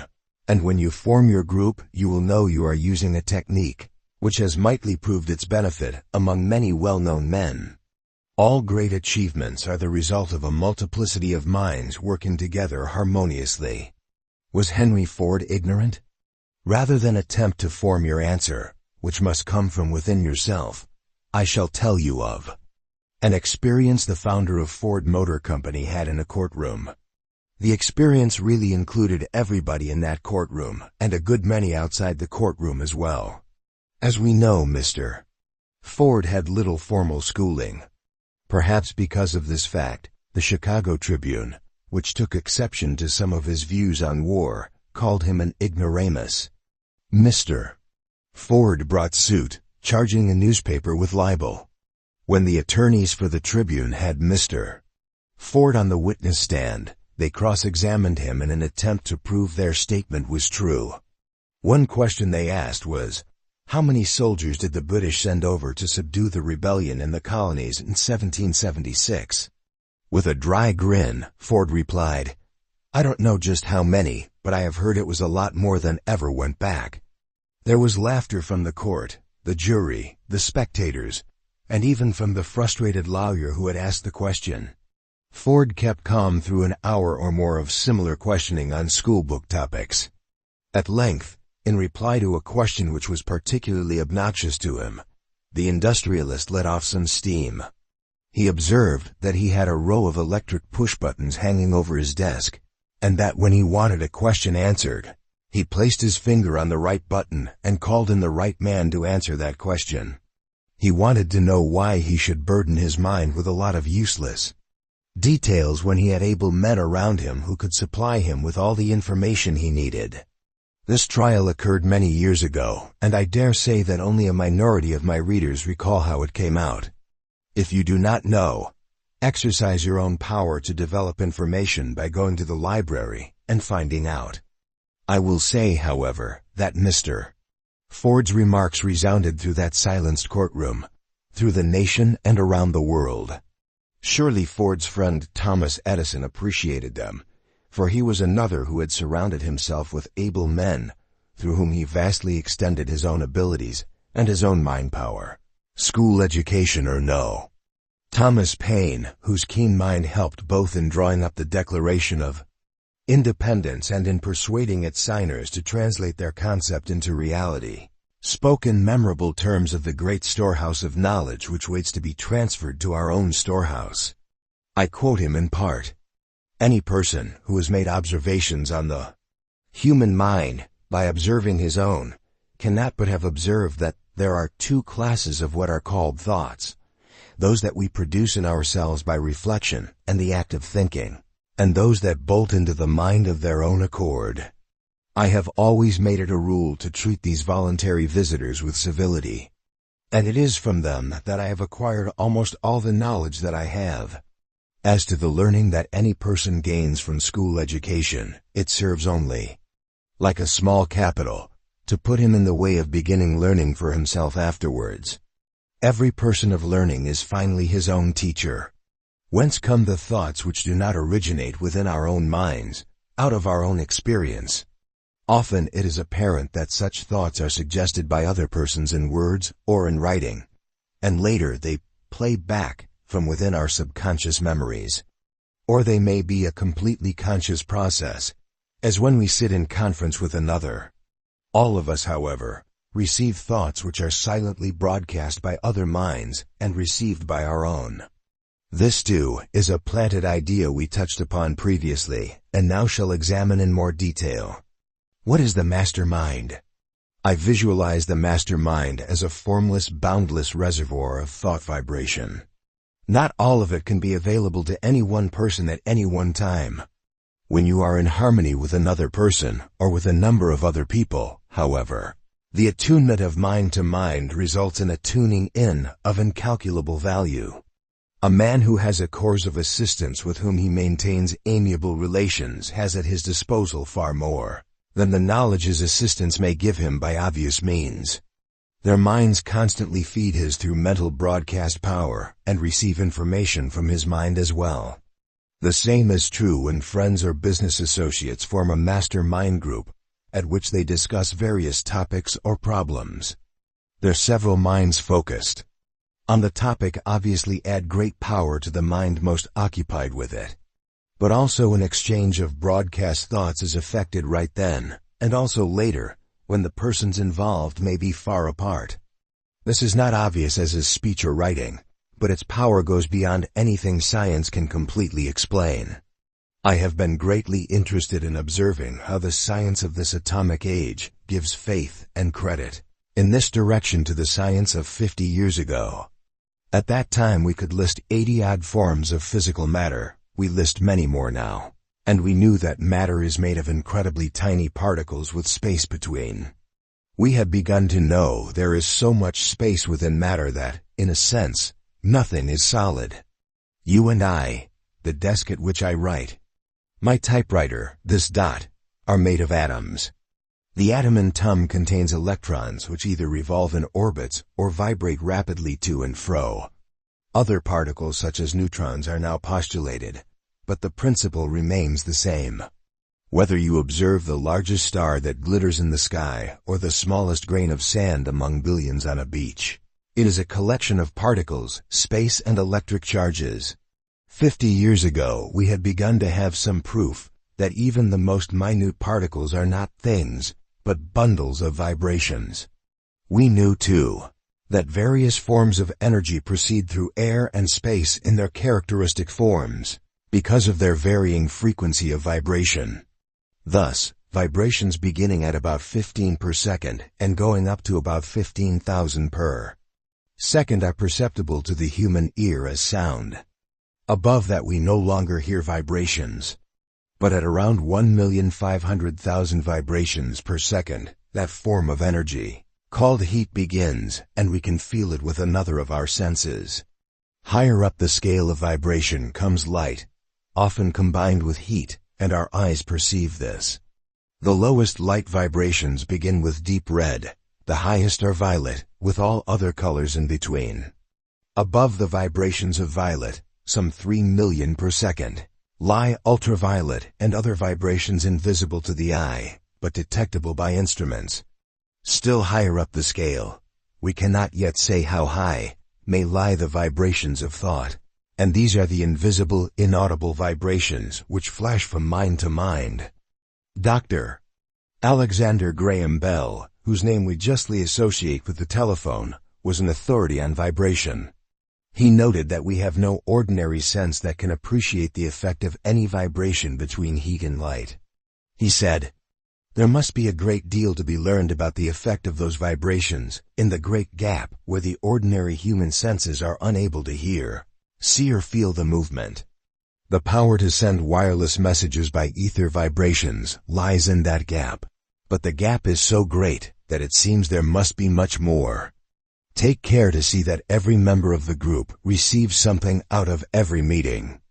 But then, again, they may be higher up in the scale beyond the vibrations that produce the ultraviolet rays. It would be possible to cite many reasons why thought and vital force may be regarded as of the same nature as electricity. We return refreshed with thoughts of new faces, new scenes, perhaps new experiences, and glad to return to a home that is good to come back to. Cells act as a battery, and that the current produced flows along the nerves. But does it end there? Some change is good for everyone.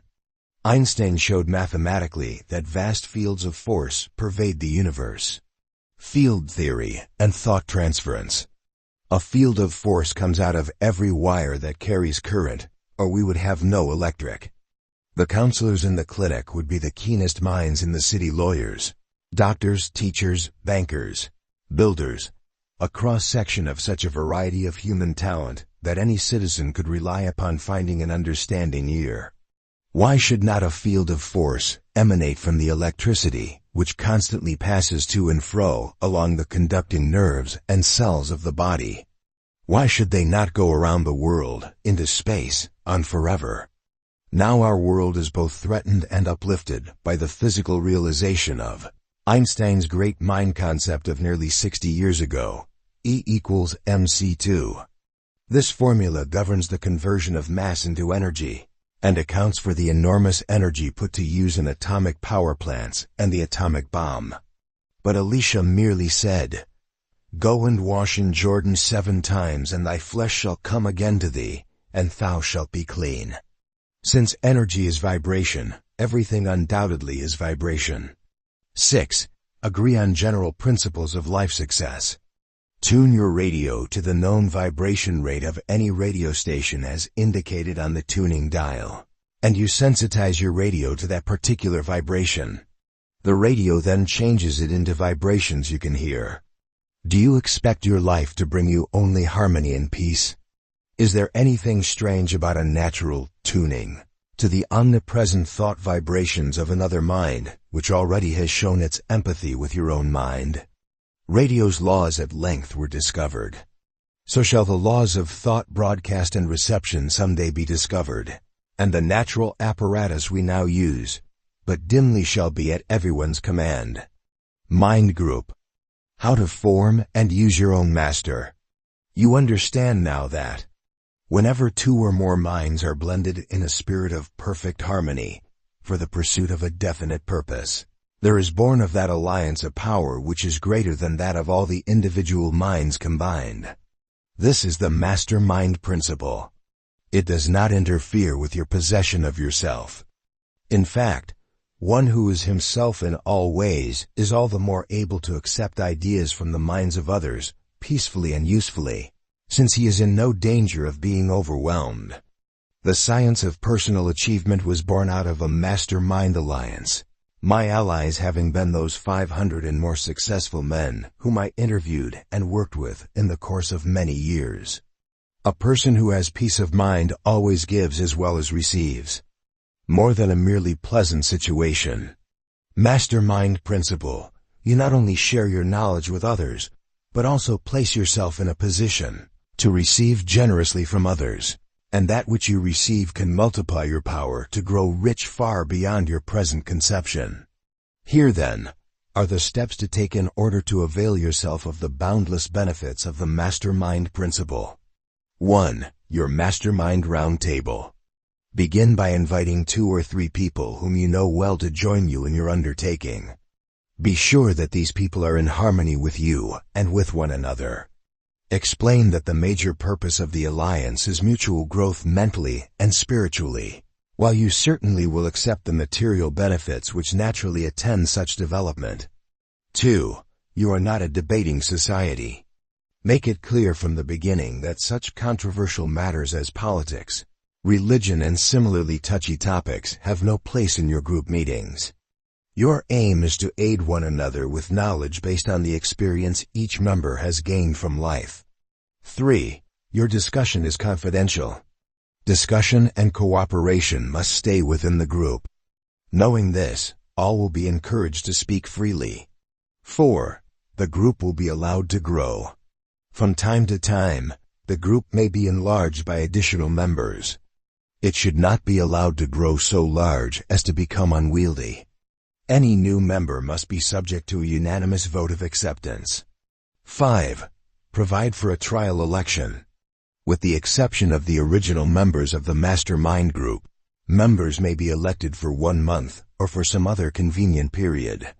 You should be perfectly frank about the necessity of making sure that any new member is in harmony with the others, and that if you ask him to leave the group, it is no reflection upon his personal worth. Bear in mind that if any one of your roundtable members does not believe, for instance, that he should give completely of his knowledge and experience, he will create disharmony, and you may get nowhere. Enthusiasm and cooperation will grow in proportion to the rewards every man bears away with him. I suggest that you all agree on the principles set forth in this book in the lists covering the qualities of peace of mind. Forward and Self-Possession, Chapter 9. Also sit down together with the summing up list at the end of the book. 7. Rotate your chairman and your board of directors. Each person should serve in turn as the chairman. He should see that all members take part in the discussion, that questions are asked freely, and personal experiences freely described. He should ask each speaker to stand as he speaks, to help him develop poise while speaking on his feet. He should enforce any time limit agreed upon, so as to prevent the more verbose members from consuming more than their share of the time. Rotation of the chairman will automatically result in the rotation of members of the board, who listen to the speaker, who thus wins a variety of minds to serve him. 8. When a group consists of fellow workers. When a mastermind group consists of the employees of a single business, it should contain members of management as well as members of the rank and file. We grow as we overcome difficulties. 9. Adopt a major purpose. In addition to the individual purposes and problems which will be aired, the group as a whole should adopt some major purpose or project, to be carried on jointly by all its members for the benefit of people who are not in the group. Remember the many who are wedded to failure and who channel their efforts, not toward success, but toward trying to tear down others. One such project was that of conducting a personal problem clinic once a week, at which the public was invited to bring in personal problems for consideration by the group, sitting as a personal problem court. Further instructions on your Mastermind Alliance. Since part of this book's purpose is to spare you from learning by trial and error, I shall set down some lessons already learned that way, by myself and others. After a while, as you sit or walk or lie quietly alone, you may feel as though harmony is flowing into your mind from sources outside. Their scoffing need not annoy you, but it may. And at any rate, you need. When a project is completed, another should be chosen. Such persons will scoff at the mastermind principle. Nobody's opinion but your own so far as forming your group is concerned. When you sit down with your mastermind group, make sure you leave all negative points of view behind. Your meeting should be your greatest signal to find and hold a positive mental attitude. Don't worry about the mechanics of sharing your enthusiasm, for there is no other emotion that is so catching. Moreover, as leader of your mastermind group, it is your duty to show your own enthusiasm and allow others to share this valuable emotion. A mastermind group is not a place in which to bring competitors together. It seems to me that in this gap lie the vibrations which we have assumed to be given off by our brains and nerve cells when we think. You and I now know we are vibration, beyond the shadow of a doubt. Nobody in the group should have reason to feel antagonistic toward any other member, nor have any motive for keeping secrets from him. Millions of people need a personal problem clinic. Remember that confidence is the basis of all harmonious relationships. I purposefully repeat that every mastermind should have a group purpose which benefits those outside the group. Form your group out of people in whom you have confidence. Make sure they have confidence in you. Let us look at a number of typical applications. This principle is so important that I shall enlarge upon the idea of the personal problem clinic, surely one of the best public services any group can perform. If I were a life insurance agent, I would conduct such a clinic twice weekly if possible. The modem life insurance man is looked upon as a counselor in several fields of family concern, budget for example. While giving of your time and telling your own life experience and that of others, you may well form an indelible impression upon men and women who need life insurance. If I were a clergyman, I would conduct a personal problem clinic going far beyond the members of my own congregation. I would have sitting with me, as board of counselors, the ablest members of my church, representing a wide variety of businesses and professions. Your mastermind group of necessity will be a small group. If I were a school teacher, I would recognize that parents who are led to a harmonious solution of their problems are better parents, better able to help their children. I would conduct a clinic in the hopes that both generations would benefit, and that the benefit would be reflected in the ability of my pupils to retain what I teach and grow into better citizens. Knowing that much illness originates in the mind, I would take this opportunity to heal where I could, and if I were a physician, dentist, osteopath, chiropractor, or naturopath, I would conduct a clinic for the benefit of my patients, and I would invite them to bring their friends and neighbors with them. In other cases, to speed the processes of healing, I might very well invite my neighbors to join. If I were the head of a family that included growing children, I would conduct a personal problem clinic for each member of the family. I have pointed out some of the benefits which may accrue to you from running a personal problem clinic. This is not so with the truly great men. But unfortunately, a good many small-minded men achieve public office. The late Mahatma Gandhi made himself one of the greatest benefactors of all time by the simple process of serving his countrymen without limit and without thought of financial reward. He was probably in the hearts of more men than any other man who ever lived. He drew several 100 million of his Indian countrymen to him of their own free will, and his reward, the independence of his nation, was a reward greater than most of us ever dream of achieving. Yet when you extend it out into the world through a personal problem clinic, through adopting the sponsorship of a boys' club or some other welfare agency, expect no direct reward, but would be gratified if my services helped to fill the pews of my church every Sunday. Or whatever other group project you may choose, your mind will automatically feel the effect of many other minds in harmony with your purpose. Here are illimitable riches. The mastermind principle in politics. In speaking with some men who hold political office, I have been saddened momentarily by what they call their hard-headed attitude. Once they are voted into power, they tend to wield that power like a club, arbitrarily swinging their influence with little regard to those who must obey the rules they set. If I were the mayor of a town or city, I would set up a people's personal problem clinic in the city hall. You may see no benefit, but rest assured that any benefit you send out into the world will come back to you in some way. At some time, perhaps 1,000 times multiplied. I would hold clinic sessions at some stated hour, at least once a week. Motors, no radio or television, and would lack quite a few other conveniences. As the clinic attracted more and more people, I might find it advisable to organize it into subgroups.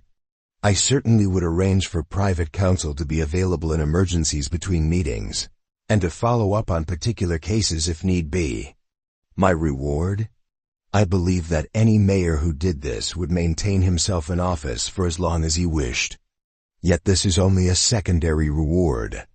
The real reward would lie in knowing that I have lifted government to a new high plane of individuality and humanity. Your mind is strengthened by peace and harmony. Life indeed would be dull if it did not have its times of. It is no more strange than radio. Conflict, of problems to be solved. If the solving of problems were not so important a part of the learning process, we would learn few of the lessons of life. This plan has been followed with a great development of friendly cooperation, benefit to the business as well as benefit to the individuals concerned. When peace and harmony remain as the veritable foundation stones of thought and emotion, however, problems are solved with a strength which truly passeth understanding. Even temporary peace is a great sustaining force. Doctors often recommend a change of climate for certain types of patients. The climate itself may or may not have something to do with the healing process. More important is the change of scene. New faces, new landscapes bring the mind away from its accustomed squirrel cage of worries. Miracle cures have been effected when a patient walked out peacefully among the trees and the hills. Meanwhile, try consciously at some time of the day to attune your mind to peace, not conflict, rest, not striving. Indeed, this is true, for it is possible for any harmonious mind to tune into yours when you have made your mind receptive. I suggest that you do not reveal the private purposes of your mastermind alliance to those outside the group. The importance of harmony in your home. Now you can see that when I have spoken of harmony in your home, I have spoken of. We live in a home where harmony and affection are the dominating spirits. It is often remarked that some successful, highly placed men are really quite simple fellows when you get to know them. Harmony in the home is a pervasive force which flows continually in and out of the mind circuits and conditions the mind to keep itself in peace and continued harmony. Everything we do in our home gives us pleasure, including our work, which is a work of love. Now and again, my wife and I take a long walk, or perhaps a drive into the country. Find your own way to get rid of worry, but keep it simple. We may assume that the brain. This rich and powerful man was afflicted with leprosy. In 2 Kings, chapter 5, you may read the story of Naaman, captain of the host of the king of Syria. He called upon the prophet Elisha to cure him, expecting Elisha to come up with some complicated and mysterious rigmarole. Perhaps this story is a parable, showing us that there generally is a simple way out of our troubles. In using atomic power, we prove once and for all, for everyone to see, that mass is energy. I do not deny the existence of very serious troubles. But I have noticed that the great majority of troubles are minor annoyances which lead to a pattern of annoyance and worry. Feed your mind on little worries and it will develop quite an appetite for big worries. The greatest buttress of worry is sitting around and thinking about your worry. This adds strength to the worry, which thereupon sends stronger and stronger roots into the mind which nourishes it. An efficient mind attains a basic simplicity upon which all else is built. By going into action, make your mind focus on that action. By using your muscles, however mildly, you give a rest to your mind. I have a friend who has a novel way of dealing with worries. He goes out into his garden and hoes vigorously until he has worked up a good perspiration. Others, perhaps not so vigorous, may cancel worry by attending to some bit of craftsmanship or carpentry. And then, of course, there is the excellent procedure of turning your mind toward helping someone else solve his problem, a method available even to the bedridden. But nothing complicated. I am reminded of a man who was greatly benefited by participating in a mastermind alliance.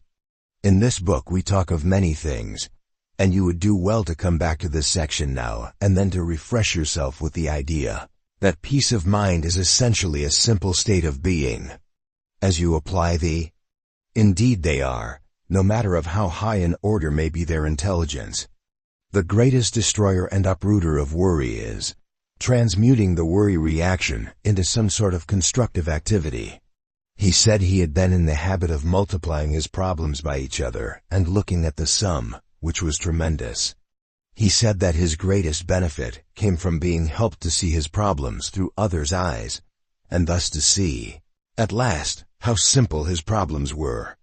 When he took his problems one by one, they were quickly solved, and his mind began clicking as it never had before. The supreme secret is as inherent in this chapter as a book is inherent in the mind that conceives its plan. Checking on Chapter 10. Your mind can reach beyond itself. Men such as Henry Ford and Thomas Edison were expert in using others as sources of information and skills which multiplied their own talents. We also receive ideas from other minds without the mediation of speech. Every man of learning is his own teacher, and as he learns from life, he also learns from thoughts which come from nowhere, it seems, but really are transmitted from other minds to his own. The master mind, a boundless reservoir. When you tune. 50 years ago, scientists postulated the vibration theory of matter, which since has been well proved by the discovery of atomic power. All energy proceeds in varying frequencies of vibration. The vibration of thought must lie somewhere in this spectrum of vibration. In your radio, you sensitize it to receive the signals of a particular broadcasting station. Just so does your mind sensitize itself to other minds and receive thoughts from them. You can form your own mastermind group. Make it clear you are not to discuss controversial topics. Make your group out of people you know well. Keep the discussion confidential. Require unanimous consent before you admit a new member and provide for a trial election. Agree on general principles of life success. Rotate your chairman and your board. Let your group contain both management and rank-and-file members.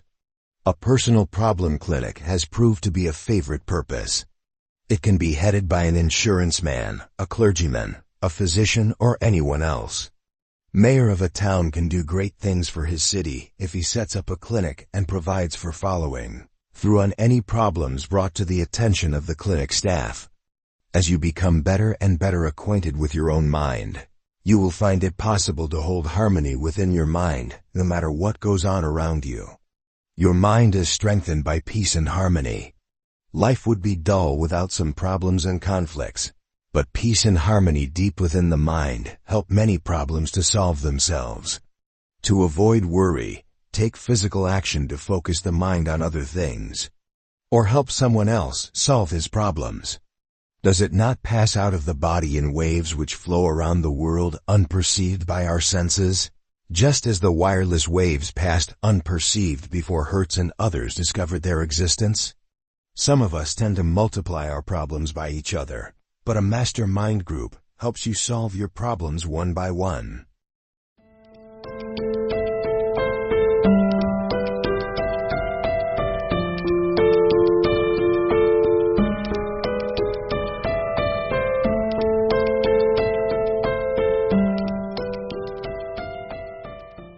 Chapter 11.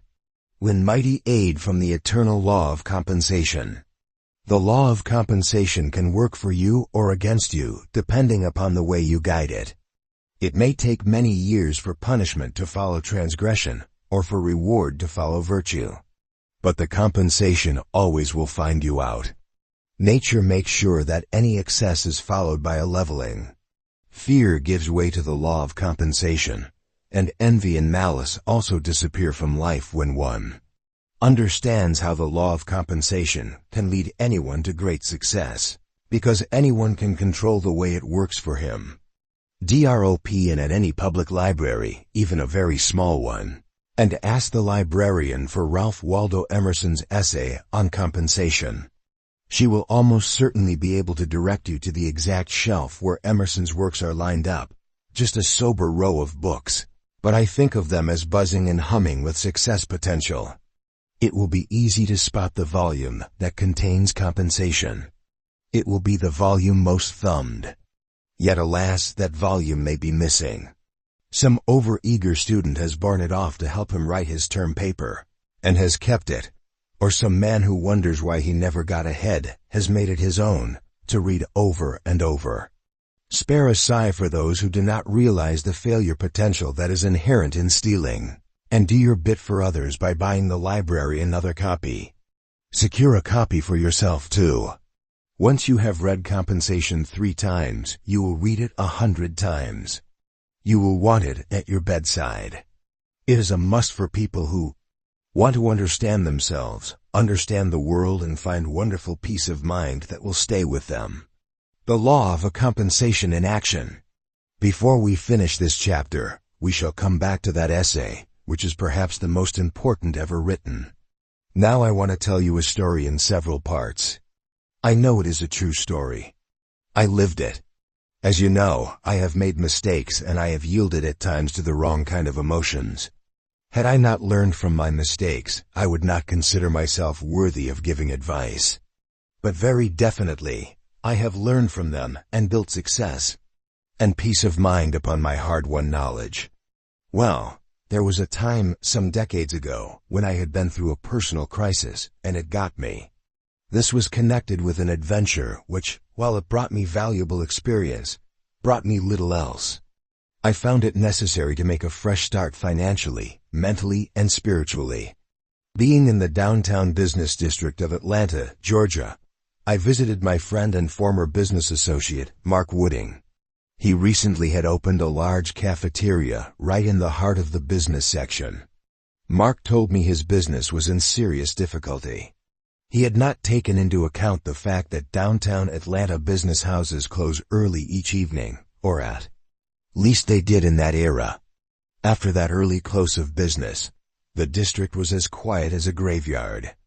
The result was that he did splendidly at lunchtime but had very few customers at the dinner hour when he had counted on making a good part of his income. Was there any way of persuading people to have dinner at his cafeteria? He hadn't thought of any. My mind had been filled with my own problems. But I had learned long before that when one cannot find the solution to his own problems, the best thing he can do is to look for someone with a greater problem and help him find its solution. I switched my thoughts to a consideration of my friend's predicament. Looking around, I noted he had a beautiful large dining room which could seat several hundred people. His equipment was superb. The location was good, on a corner near transportation and parking facilities.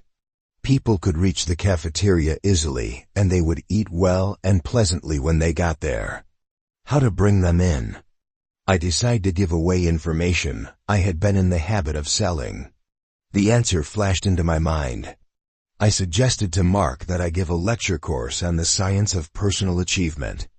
I would lecture each night, right there in the dining room. The lectures would be free to all who came for dinner and remained for the lectures. We announced this plan through the local newspapers. We sent printed announcements to all the business houses in the district. And the first night we turned away more people than we could seat. There was seldom a night thereafter when we did not have to tum away a large number of people from the completely filled dining room.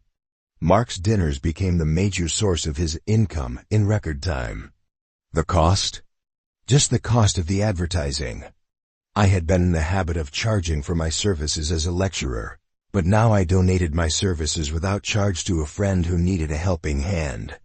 That set certain invisible forces going. And that is the first part of the story. The law of compensation begins to work on my behalf. We are not gifted with crystal balls with which to foretell the future. If I had had this power, which an all-wise mind wisely has withheld from us, I would have seen that my unselfish giving marked the most important turning point of my life. Even now, in considering the compensation I eventually received for my services, I realize I am still being well paid. Before we go any further, remember this. I cured my own ills by helping a friend cure his. Pause right now and think how you can apply that mighty principle which always pays, and often in far more than money. My lectures on the success philosophy attracted a wide variety of people to Wooding's cafeteria. Among them were several business executives, including an executive of the Georgia Power Company. This man was so impressed by the lectures that he asked me to be the guest speaker at a private meeting of the leading officers of several Southern electric power companies. The law of compensation was humming and buzzing all around me. In the audience at that private meeting was Homer Pace, an executive of the South Carolina Electric and Gas Company. After I had spoken, he introduced himself. He told me he had been a student of the science of personal achievement for many years. He said, "I have a friend I'd like you to meet. He is president of a small college and owns a good-sized printing house. He speaks your language so well that I strongly suspect he is another of your long-distance students. You ought to know each other. Will you write to him?" I wrote promptly. The college president and publisher came immediately to Atlanta to call upon me. Perhaps the shade of the Sage of Concord, as Emerson was called, smiled over my shoulder during the 2-hour conversation. The college president and I made a verbal agreement. I would move to his hometown and rewrite my entire philosophy, and he would publish it. Patterns appear in many lives.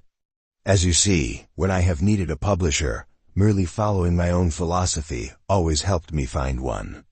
On the 1st of January 1941, I began work on the science of personal achievement, now being taught in schools, which I sponsor throughout this and other countries. I find a very special compensation. Looking back, I see that the reversals I had suffered just prior to meeting Mark Wooding had left me in something of a state of shock. Now I transmuted that shock into hard work, a labor of love. Every misfortune always carries the seed of an equivalent or greater benefit. Soon I found peace of mind such as I never had known. Before I describe the third episode in this many-sided story of compensation, let me make clear that romance definitely was not on my mind. As for marriage, it did not seem like anything that ever would happen to me. Yet a peaceful and active mind is not afraid of new ideas or new conditions. When I had moved to that little South Carolina town, I took an apartment that happened to be near the home of the publisher's secretary. For several months after my arrival, I saw the secretary only at her desk in the ordinary course of business. She had been the support of her family since her father had died while she was quite young. She now had been associated with 2 generations of the family that owned the business. She had a responsible position, and she was quite happy in her work. Between family responsibilities, she helped to educate her younger sisters, and the demands of holding down an executive job, she was very busy. She had given little thought to marriage. One might say it was the last thing on her mind. And now perhaps a little pagan cherub with a bow and arrow smiled over my shoulder. Now and then I invited the secretary to join me for dinner. Now and again we went to a show in one of the nearby towns. I found out that the moment she got away from family and office matters, she had quite a different personality. A wonderful personality. That woman was almost a perfect duplicate of the greatest woman I ever had known, my stepmother. No wonder I admired her. The picture began to develop rapidly. We took motor trips. On Sunday mornings we listened together to the Mormon Tabernacle radio services while we were driving in the country. The law of compensation works in ways that are strange and unpredictable. I parted from this woman who attracted me so deeply. First of all, the pattern again. I lost my publisher. The attack on Pearl Harbor and the events that followed affected my publisher's affairs so strongly that he brought our arrangement to an abrupt end. Then I left town. This event arose from the telephone call from the Lecture No company, which I have related, and I took over that important public relations assignment at their plant in Georgia. There I was destined to meet the greatest opportunity of my life, to demonstrate the soundness of my philosophy as a builder of harmonious relations between employees and employer. With all modesty I can say that my influence in that plant, with its 2,000 employees, changed everyone for the better, including top management. Later I read that the war in the Pacific depended heavily for its success on U.S. ability to move quantities of earth and rock in building airstrips on occupied islands. Letourneau earth-moving machinery was largely used on those jobs, and perhaps indirectly I made my contribution. Again, one opportunity led to another. I decided on another move to make my philosophy all the more available to industry. I would prepare a film about it, and this caused a move to Los Angeles, hub of the motion picture industry. I had not forgotten that wonderful woman in South Carolina. She had not forgotten me. The day before I left for the West Coast, she became my wife. She is also my secretary, my priceless business associate, and the most important member of my mastermind group. We have now delighted in more than 20 years of this perfect partnership. Talk about compensation. Every act rewards itself. That is Emerson speaking. We shall visit with him soon. You realize, I am sure, that the reward of any act may not be a reward as such, but rather a penalty if that is what the act deserves. The act rewards itself, not you, in the sense that is meant here, and so the reward is fitting. This, you may say, is nothing but old-fashioned morality. Indeed it is. It is modern morality as well, valid when man invented the wheel, valid when, perhaps, man will invent the means to duplicate himself in a test tube. And it is more than morality. I have shown you the law of compensation at work in my life in the hope that you will stop and think of ways it has worked for you. You will see these ways as manifestations of cause and effect. You performed some action and that got the ball rolling. But can it be an accident that thousands of years of commentary refer to the fact that the act of giving invariably precedes the act of receiving? That when we cast bread upon the waters, it does come back? We see the law of compensation as it brings us a better job, a sum of money, an opportunity to fulfill ourselves, a meeting with someone who turns out to be a lifelong partner in love, and there is much we do not see. Unseen, silent forces influence us constantly. Some are good for us, some are harmful. This volume speaks on many pages of the solid bread and butter aspects of life. But it speaks as well of the unseen and the omnipresent. As I show you how to be rich with peace of mind, I also show you how to choose the friendly, invisible forces rather than the unfriendly, and how to make the favorable forces your allies. Now let us sit down with Mr. Emerson by candlelight in his book Line Study. Every act rewards itself, or, in other words, integrates itself in a twofold manner, first, in the thing, or in real nature, and secondly, in the circumstance, or in apparent nature. Men call the circumstance the retribution. The casual retribution is in the thing, and is seen by the soul. The retribution in the circumstance is seen by the understanding. It is inseparable from the thing, but is often spread over a long time, and so does not become distinct until after many years. The specific stripes may follow late after the offense, but they follow because they accompany it. Crime and punishment grow out of one stem. Punishment is a fruit that unsuspected ripens within the flower of the pleasure which concealed it. Cause and effect, means and ends, seed and fruit, cannot be severed. For the effect already blooms in the cause. The end pre-exists in the means, the fruit in the seed. Think back upon the story I have told you in detail. The 4 episodes of success in my life which began at Woodings in Atlanta. The cause behind those episodes was a simple act of service rendered to a friend I was able to help. It brought me blessings which still continue.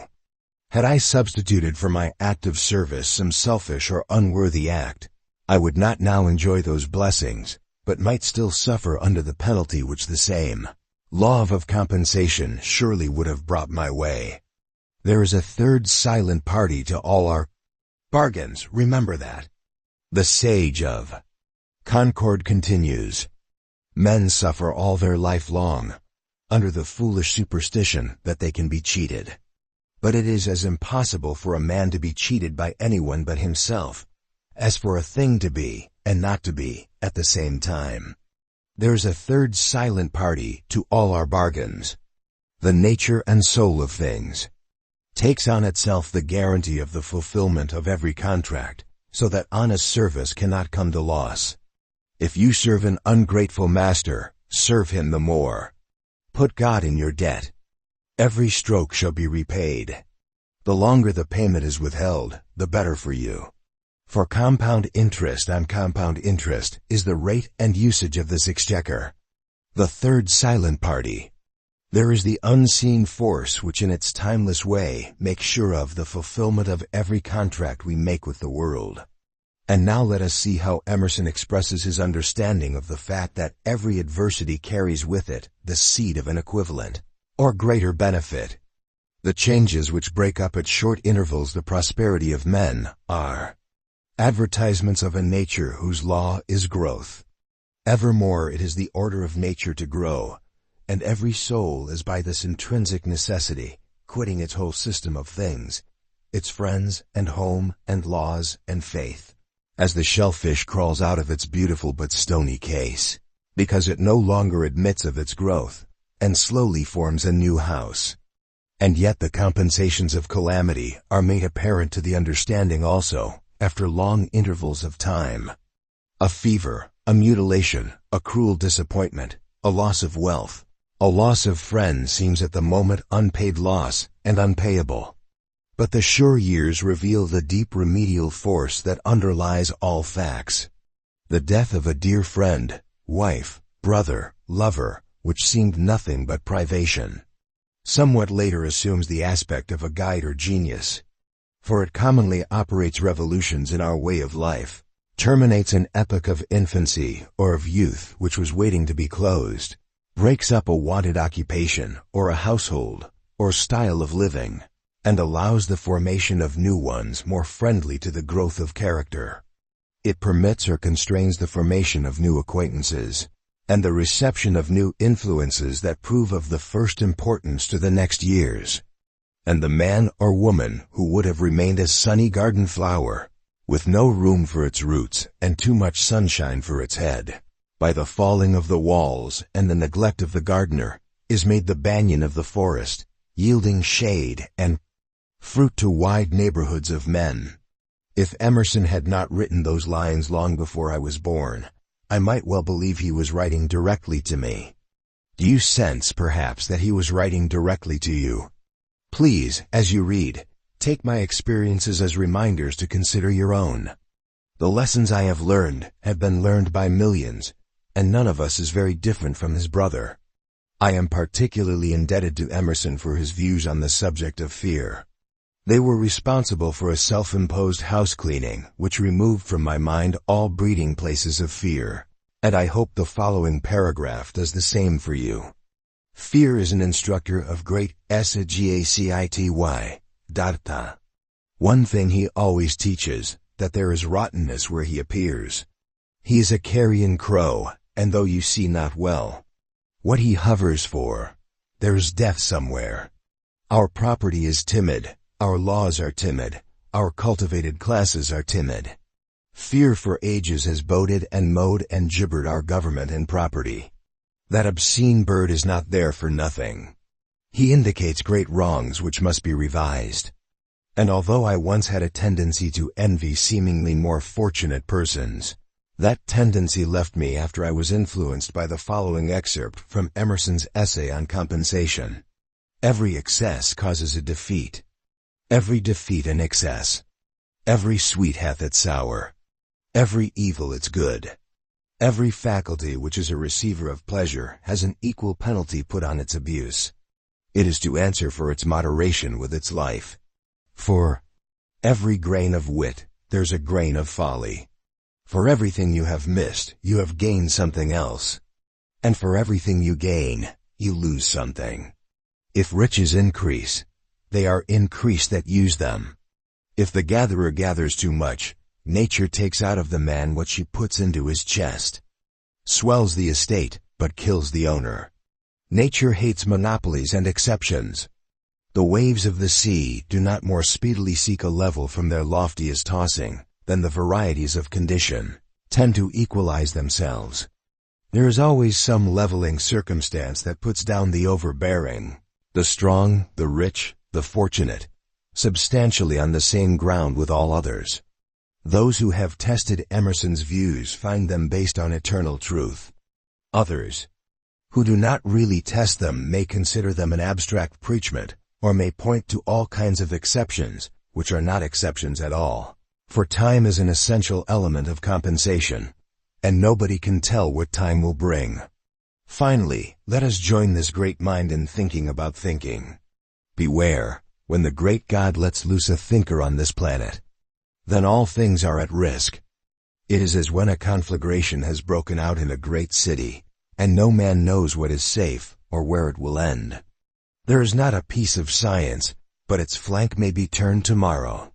There is not any literary reputation, not the so-called eternal names of fame, that may not be revised and condemned. The very hope of man, the thoughts of his heart, the religion of nations, the manners and morals of mankind, are all at the mercy of a new generalization. Thus, the power of mind force to change the world. You may not change the world, but your mind force is ready, willing and able to cause in your world the changes you need and want, no matter how mighty they may be. Emerson is not alone in celebrating the power of thought to move mountains. I do not know of any other great thinker whose works do not show this inherent understanding, that we are thinking beings who act according to our thoughts. So that thought always precedes action. Thought always builds before the hands build. Thought is mighty beyond measurement, and so is achievement. Mighty when the thoughts behind it are unfettered and unafraid. The philosopher is a practical person. We tend to think of philosophers as people who dwell in ivory towers of thought and come up with books that take a lot of learning before you can understand them. There is considerable truth in this picture. Philosophy has come so far since the ancient Greeks first mused upon the world and man that, these days, the philosophers seem to be talking to the philosophers, and we ordinary folk are out in the cold. Consider, however, that the basic purpose of philosophy is to search out the why of things. That is why the science of personal achievement is a philosophy rather than a method or a system. In my previous books, as in this one, I give the truly basic answers to the questions. Why do some men succeed in life while others fail? Why do some individuals and couples live in harmony while others live in constant conflict? Why do some groups get along with other groups in a spirit of mutual help, while others hamper and frustrate each other? While the methods by which you make money, or handle your affairs, or please your wife, or preserve harmony between management and labor are important, and I show you a number of the key methods, it is the underlying philosophy which is more important still. When your mind holds firmly to the basic concepts of wealth, peace of mind and life success, you build on a firm foundation. When you try to apply methods merely in themselves, you may find you are trying to build on sand. Thus, it pays to be a philosopher in a perfectly practical sense. Faced with a problem, or desirous of improving some situation, or influencing some other person for your mutual benefit, pause and remember you are a practical philosopher. Thus, you focus your mind upon the basic reasons which always have worked and always will, and immediately you are well guided. The philosopher in action. Does the philosopher meet with some disaster or misfortune? He looks for the cause. He seeks the lesson. He armors himself against the event ever happening again. Likewise, he notices the mistakes other people make.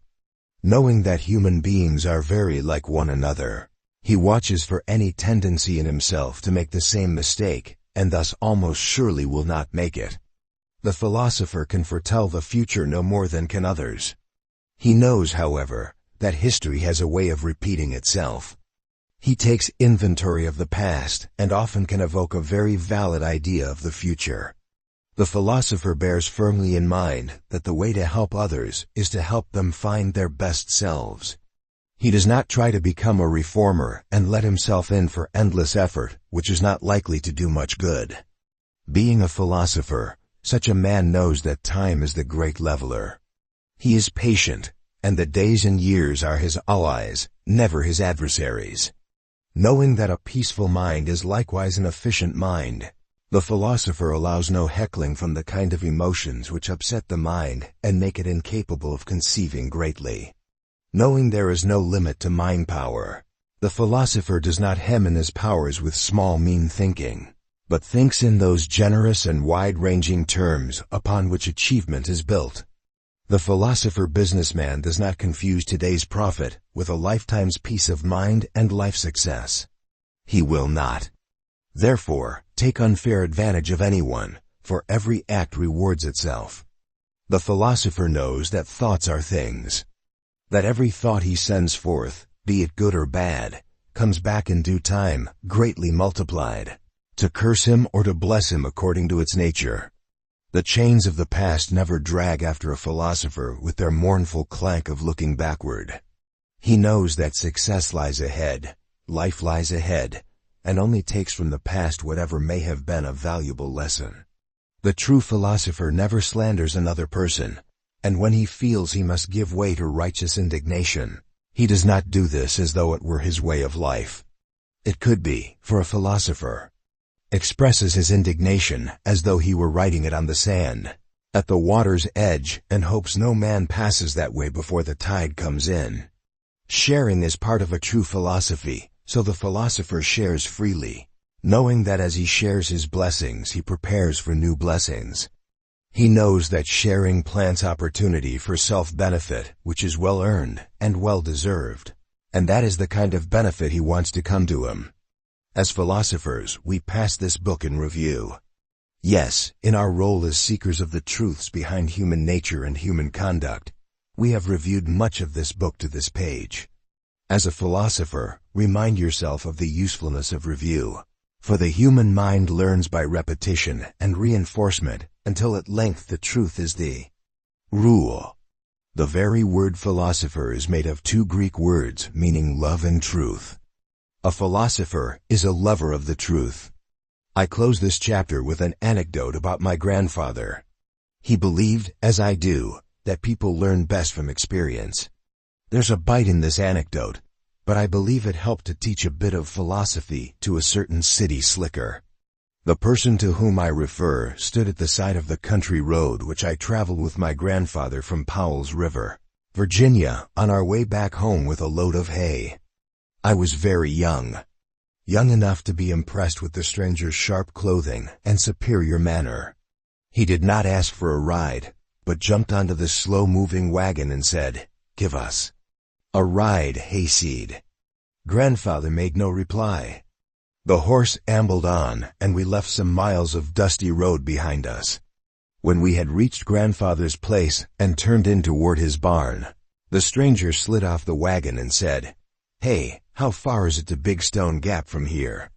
"Well," said grandfather consideringly, "if you start walking back the way we came, it is about 20 miles. If you keep on the way we were going, I'd say it's about 25,000. Once more the supreme secret has touched your mind, perhaps to stay, perhaps to return later, and stay with you always. Checking on Chapter 11. The Law of Compensation. Emerson's essay on compensation remains one of the most important essays ever written. It is a must for anyone who wants to understand himself and the world in which he lives, and to find peace of mind all his life. Once the author of this book was in serious difficulty, but he still gave his time and services free to a friend. And his compensation from this act has covered many years and still continues. Unseen forces are at work among us, and this book shows you how to choose the friendly forces rather than the unfriendly.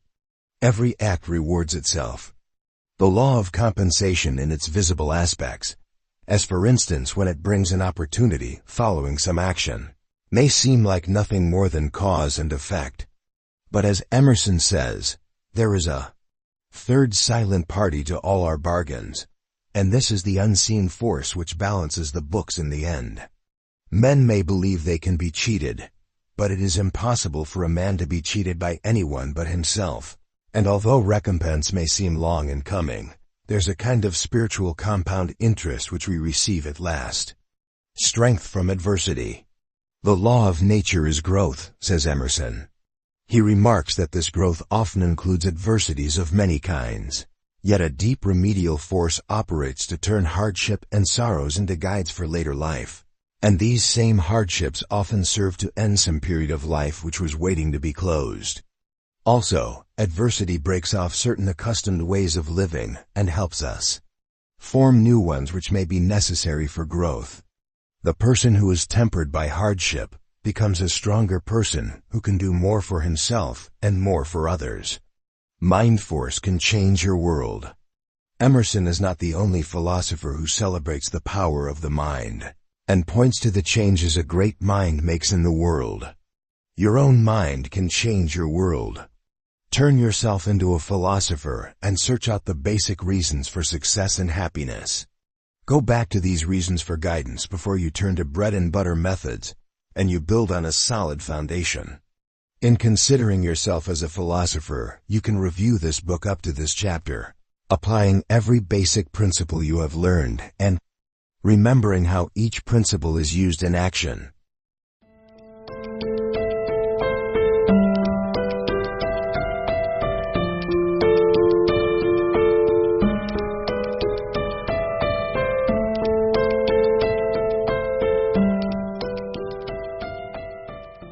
Chapter 12.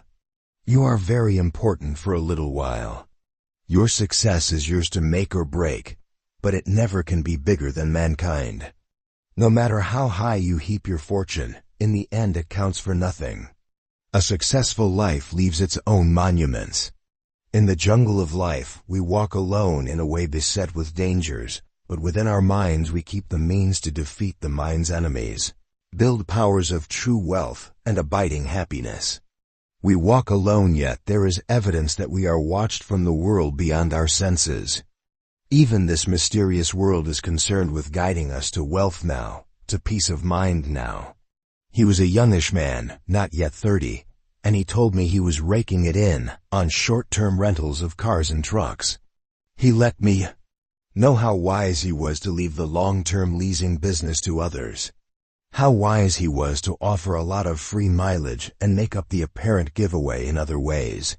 How wise he was in giving people a choice of insurance plans, since they invariably chose the broadest protection, which was the most expensive, but did not have to be advertised as part of his daily rental rate. How wise he was in investing his profits in the stock market at the right time. In short, how wise he was.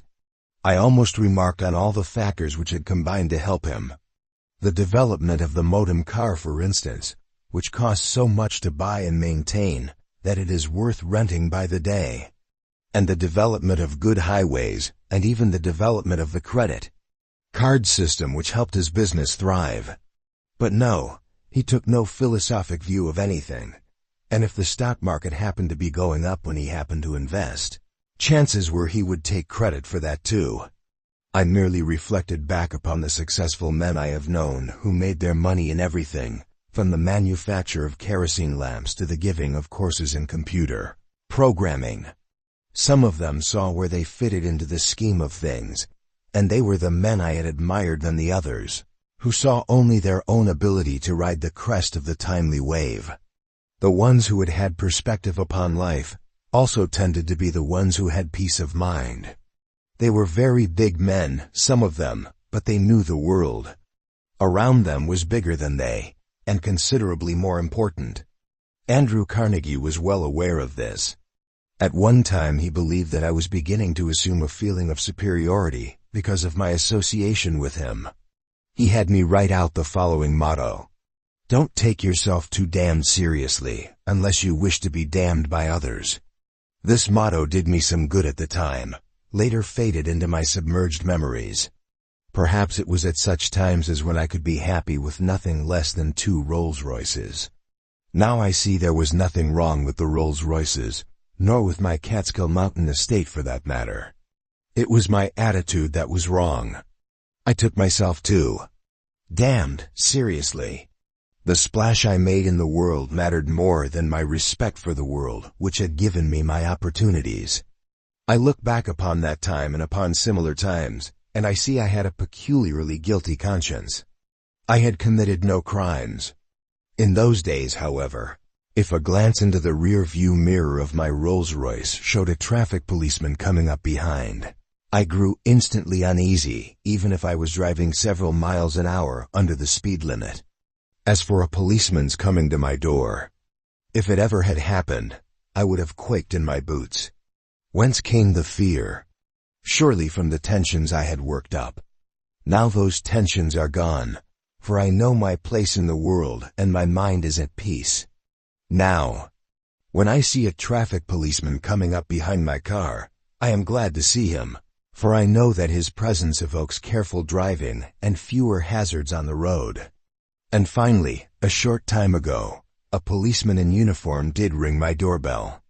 It was only after he had gone that I realized I might have felt some apprehension, but I didn't. I was merely curious to know why he had come to my door. He asked me politely if a certain person lived in my house. No, I informed him. That person once had lived in the house, but had moved away when I had purchased the place. He thanked me, and that was that. Ultimately, nothing matters. I have thought for some time about the best way in which to explain this spirit in which one's affairs are important, but not all important. This spirit in which one can find great success and great wealth, and yet retain proper perspective upon oneself and one's affairs, a perspective which is so necessary for peace of mind. Much of what already has been said in this book is connected with this very important matter. Thus, when one continually gives to his fellow men, he both shows and feels that his personality is not built merely upon his possessions. I know I have given to the world more than I have taken from it, and this is a great source of contentment to me. Again, the ability to relax, play, live some hours of every day exactly according to your own ideas of pleasurable relaxation. This too brings perspective.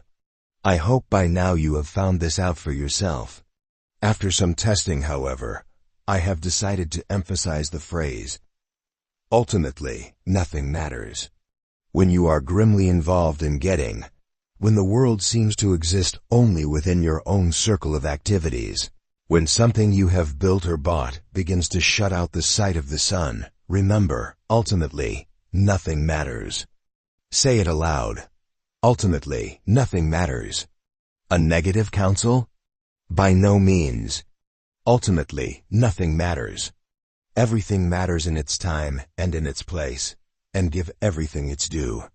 Yet reserve a small corner of the consciousness for the ultimate, which maintains perspective, which recognizes the ages as well as today. It makes you more peaceful, it makes you more sure of yourself, and it makes you stronger. How I found out. Beyond that curtain which men can penetrate with the aid of their 5 senses, I have some friends who now and then communicate with me. One night during the First World War, as I was about to retire, I felt a strong urge to turn to my typewriter and write something. I was then a confidential counselor to Woodrow Wilson, and there were matters of urgent national and international importance crowding my mind. Yet when I had inserted a sheet of paper into the machine and placed my fingers upon its keyboard, only 3 words came into my consciousness. They were so vividly pushed into my mind by unseen forces that my fingers tapped them out in capitals. Ultimately, nothing matters. I do not know how to explain what followed, so I shall attempt no explanation. Perhaps it was coincidence. Perhaps not. At any rate, on that same typewriter, a short time later, I worked on a message which I helped Woodrow Wilson write. Had the message been made public at the time, it would have changed the entire course of World War I. Certainly it seemed this message mattered. 3 days after the armistice was signed, I saw a newspaper lying in the gutter. Its front page bore a facsimile of the message. Did it matter? It had become utterly valueless with the lapse of a few days. With a shock of recognition, my mind filled with the thought, ultimately, nothing matters. Some time passed.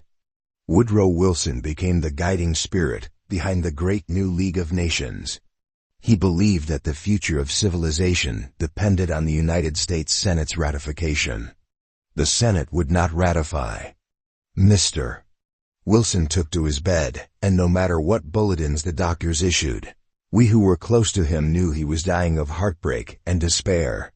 I came to his bedside.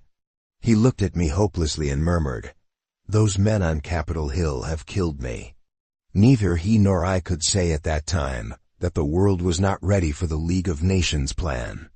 Yet something prompted me to say what might have been considered unfitting, and turned out to be the best words I could have said. "Mr. President," I said, "ultimately, nothing matters." He looked at me with a strange, slowly comprehending expression, and finally said, "Of course not." Perhaps I helped him pass more peacefully into death. I know that the phrase has stayed strongly with me since, and I feel it was not of my own invention.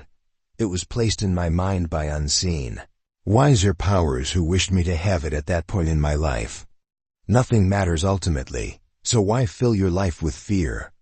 Often, I have noticed men and women who go through life afraid of this and afraid of that, as though they had tuned in on some cosmic wavelength which made fear an absolute virtue. They had not tuned in, but rather had tuned out any influences beyond their own tiny affairs which their own minds expanded to fill their cosmos. Fear is such a little thing.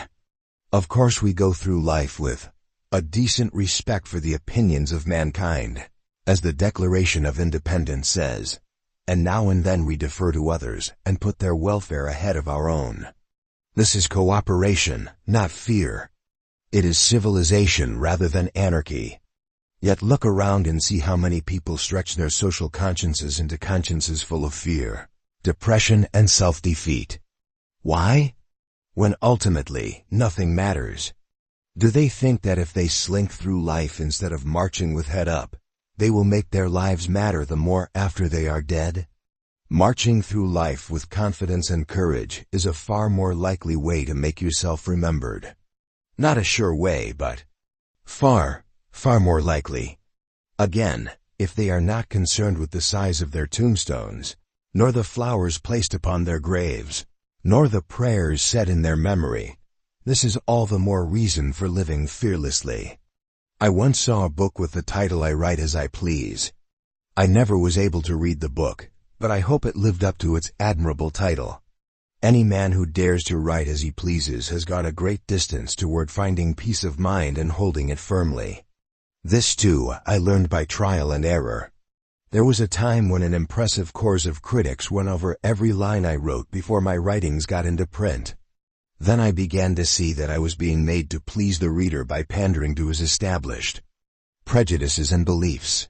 What good would I do in that case? Now I write as I please and let the chips fall where they may. Perhaps you have noticed this. Do you remember Elbert Hubbard? Sometimes great men come and go through this world without having their true greatness appreciated. Such a one was Elbert Hubbard. Writing as he pleased in a small town in New York State, he made ripples spread around the world. One of his greatest short pieces was a message to Garcia.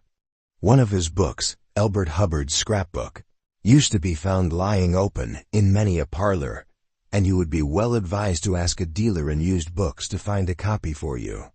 He was a man who had learned how to live his own life and own his own mind despite what others might think about him.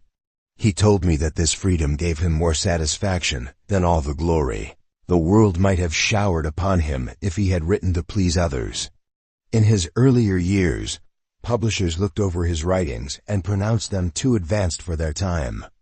Refused publication, he decided to become his own publisher.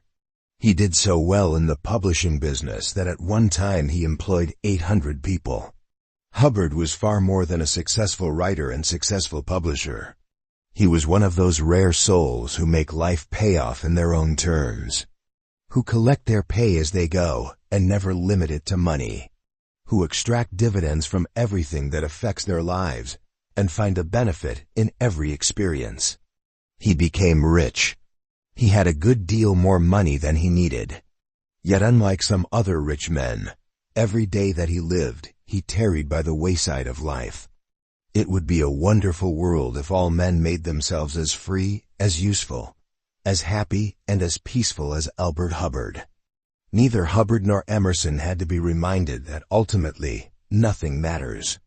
Yet they, and others like them, have left behind them a legacy far greater than legacies left by those who believed that everything they did was the most important event in the world.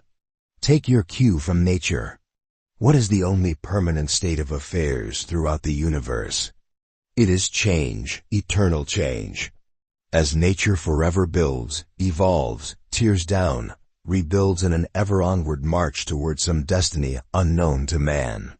The whims of mankind mean nothing to nature. Time means nothing to nature. Of space and of matter she has abundance, and surely it matters not to nature that man now and then finds out a few secrets. There are many more. Nature balances the births and deaths of men so that we perpetuate ourselves and the race goes on. Forever? That is not nature's concern. If she has set up laws which in time will wipe out man, his earth, perhaps his moon as well, perhaps the entire solar system, then that is nature's law and it is inexorable. If man himself should devastate his planet, nature will handle the charred and lifeless globe with the same forces of gravitation that handled it when it teemed with animals, plants and humanity. Ultimately, nothing matters in nature.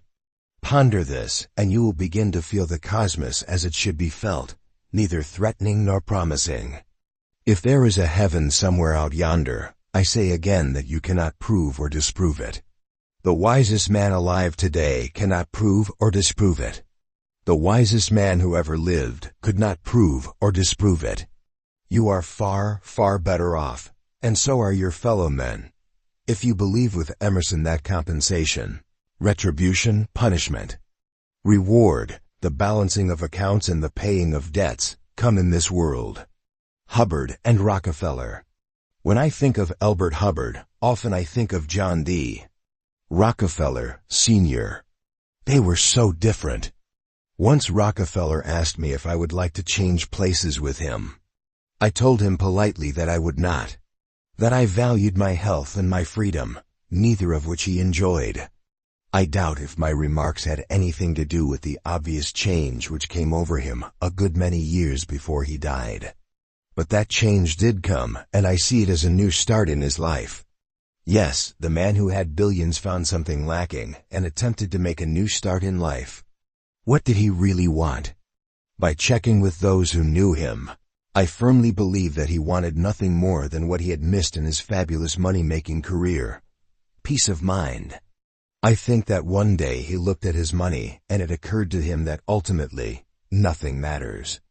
Ivy Lee's association with the Rockefeller interests was part of an effort to present to the world another side of the Rockefeller, SF. Nature. When the Rockefeller money began to flow into scientific, health and cultural projects, it signaled a kind of rebirth. Elbert Hubbard never needed to change the image he presented to the world and himself. But Rockefeller, SF, did, and so did Henry Ford. And so did many another man who seemed to be 100% successful. Until he found that something was definitely lacking, nevertheless. It is interesting to note that John D's descendants seem to have developed many useful social characteristics which simply were not popular among rich men in John D's day. Now I see that a great-grandson is occupied with social work, not merely through his money, but right down there where the poor live with their lack. Since John D. did change, I do not think he is turning over in his grave. Through the jungle of life with unseen watchers. You know, this book has been nearly 70 years in the making. I have intimated, too, that in those decades I did not know I would write a book which equates wealth with peace of mind, but somehow felt I would. Obviously, I could not write it as a young man nor even as a 50-year-old man. For I had not gathered the necessary experience. Obviously, I could not write it, either, until I had learned well, and tested thoroughly, every bit of advice I give. That advice has been tested in many lives besides my own, and the stories I tell brim with life lessons you will learn for yourself, which is the best way to learn them. Now and again, I have had evidence that unseen friends hover about me, unknowable to ordinary senses. In my studies I discovered there is a group of strange beings who maintain a school of wisdom, which must be 10,000 years old, but I did not connect them with myself. Now I have found there is a connection. I'm not one of them, but I have been watched by them. Here is how I found it out. I finished this book. And then, one day I knew the time had come to write this book. Perhaps the brief illness I had at that time, during which I outlined the book, was planned by those others to draw my mind away from day-to-day affairs. I wrote the book, enjoying it as one always enjoys a labor of love. It took a number of months, during which I felt highly alive and happy. I completed the last chapter, and still sat before my typewriter, musing on what I had written. Ultimately, nothing matters, I thought. Yet it is good to have achieved that which the mind has conceived for so long a time. I was alone in my study, and all was very still. A voice spoke. I saw nobody. I cannot tell you whence the voice came. First it spoke a password known to few men, that riveted my attention. I have come, said the voice, to give you one more section to include in your book. In writing this section you may cause some readers to disbelieve you. Yet you will write honestly, and many will believe and be benefited. The world has been given many philosophies by which men are prepared for death, but you have been chosen to give mankind a philosophy by which men are prepared for happy living. I whispered, "Who are you?"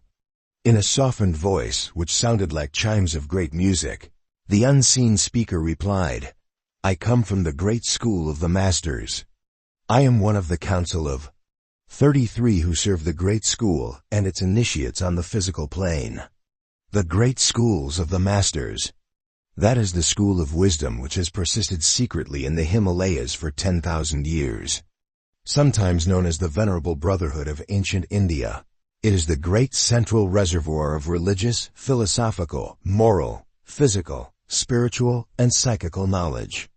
Patiently, this school strives to lift mankind from spiritual infancy and darkness to maturity of soul and final illumination. From the remotest days of antiquity, the masters of the great school have communicated with each other by telepathy.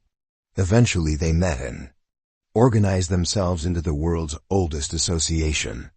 These masters, says J.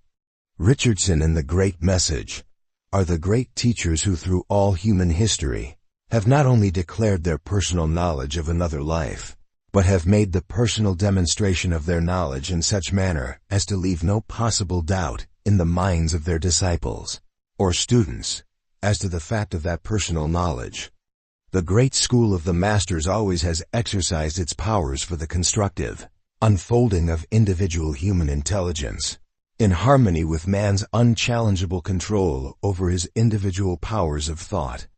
The masters believe that this great prerogative, which has been reserved for man alone, provides man with the means by which he may largely control his earthly destiny. The school has masters who can disembody themselves and travel instantly to any place they choose in order to acquire essential knowledge, or to give knowledge directly by voice to anyone else. Now I knew that one of these masters had come across thousands of miles, through the night, into my study. The master continues to speak.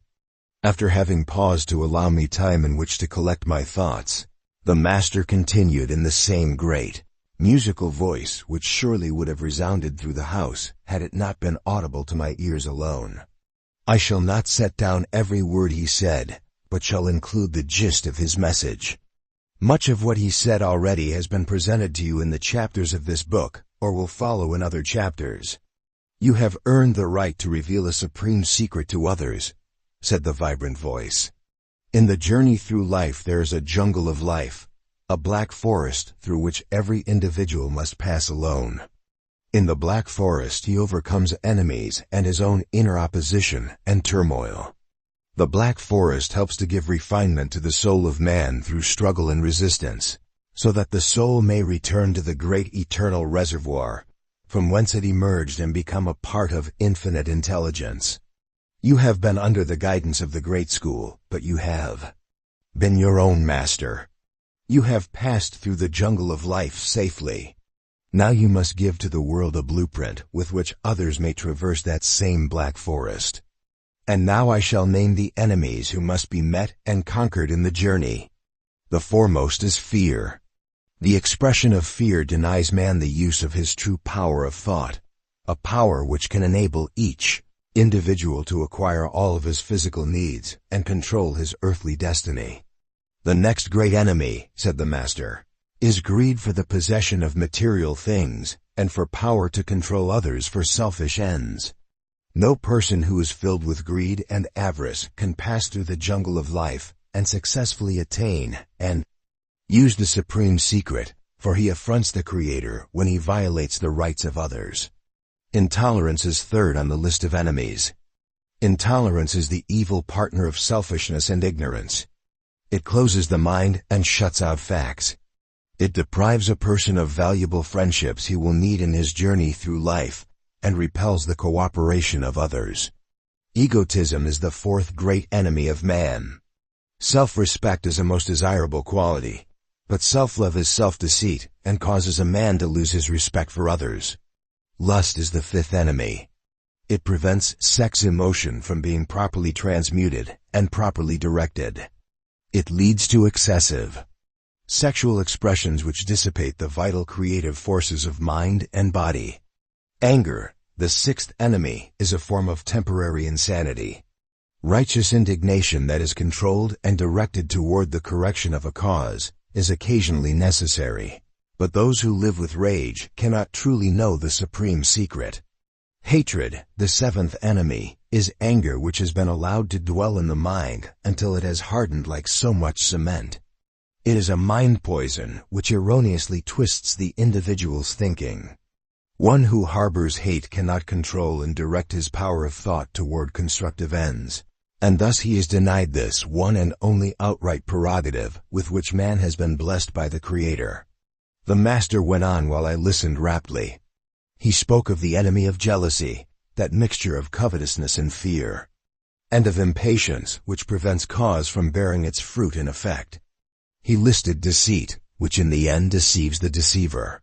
Falsehood, which weaves a noose with which the liar spiritually hangs himself, the related enemy of insincerity. And vanity, which makes men vulgar and forms a repulsive force. In the midst of a great silence, the representative of the great school told me I had been chosen to tell others of all the enemies, including the enemies of cruelty, which attracts all the other enemies like a pack of wolves, and mercilessness, which turns its back upon those in need and makes the soul shrivel. He spoke of injustice, of slander, and of gossip. He pointed out that one may know the supreme secret in words, but cannot use it if he ever attempts to destroy others.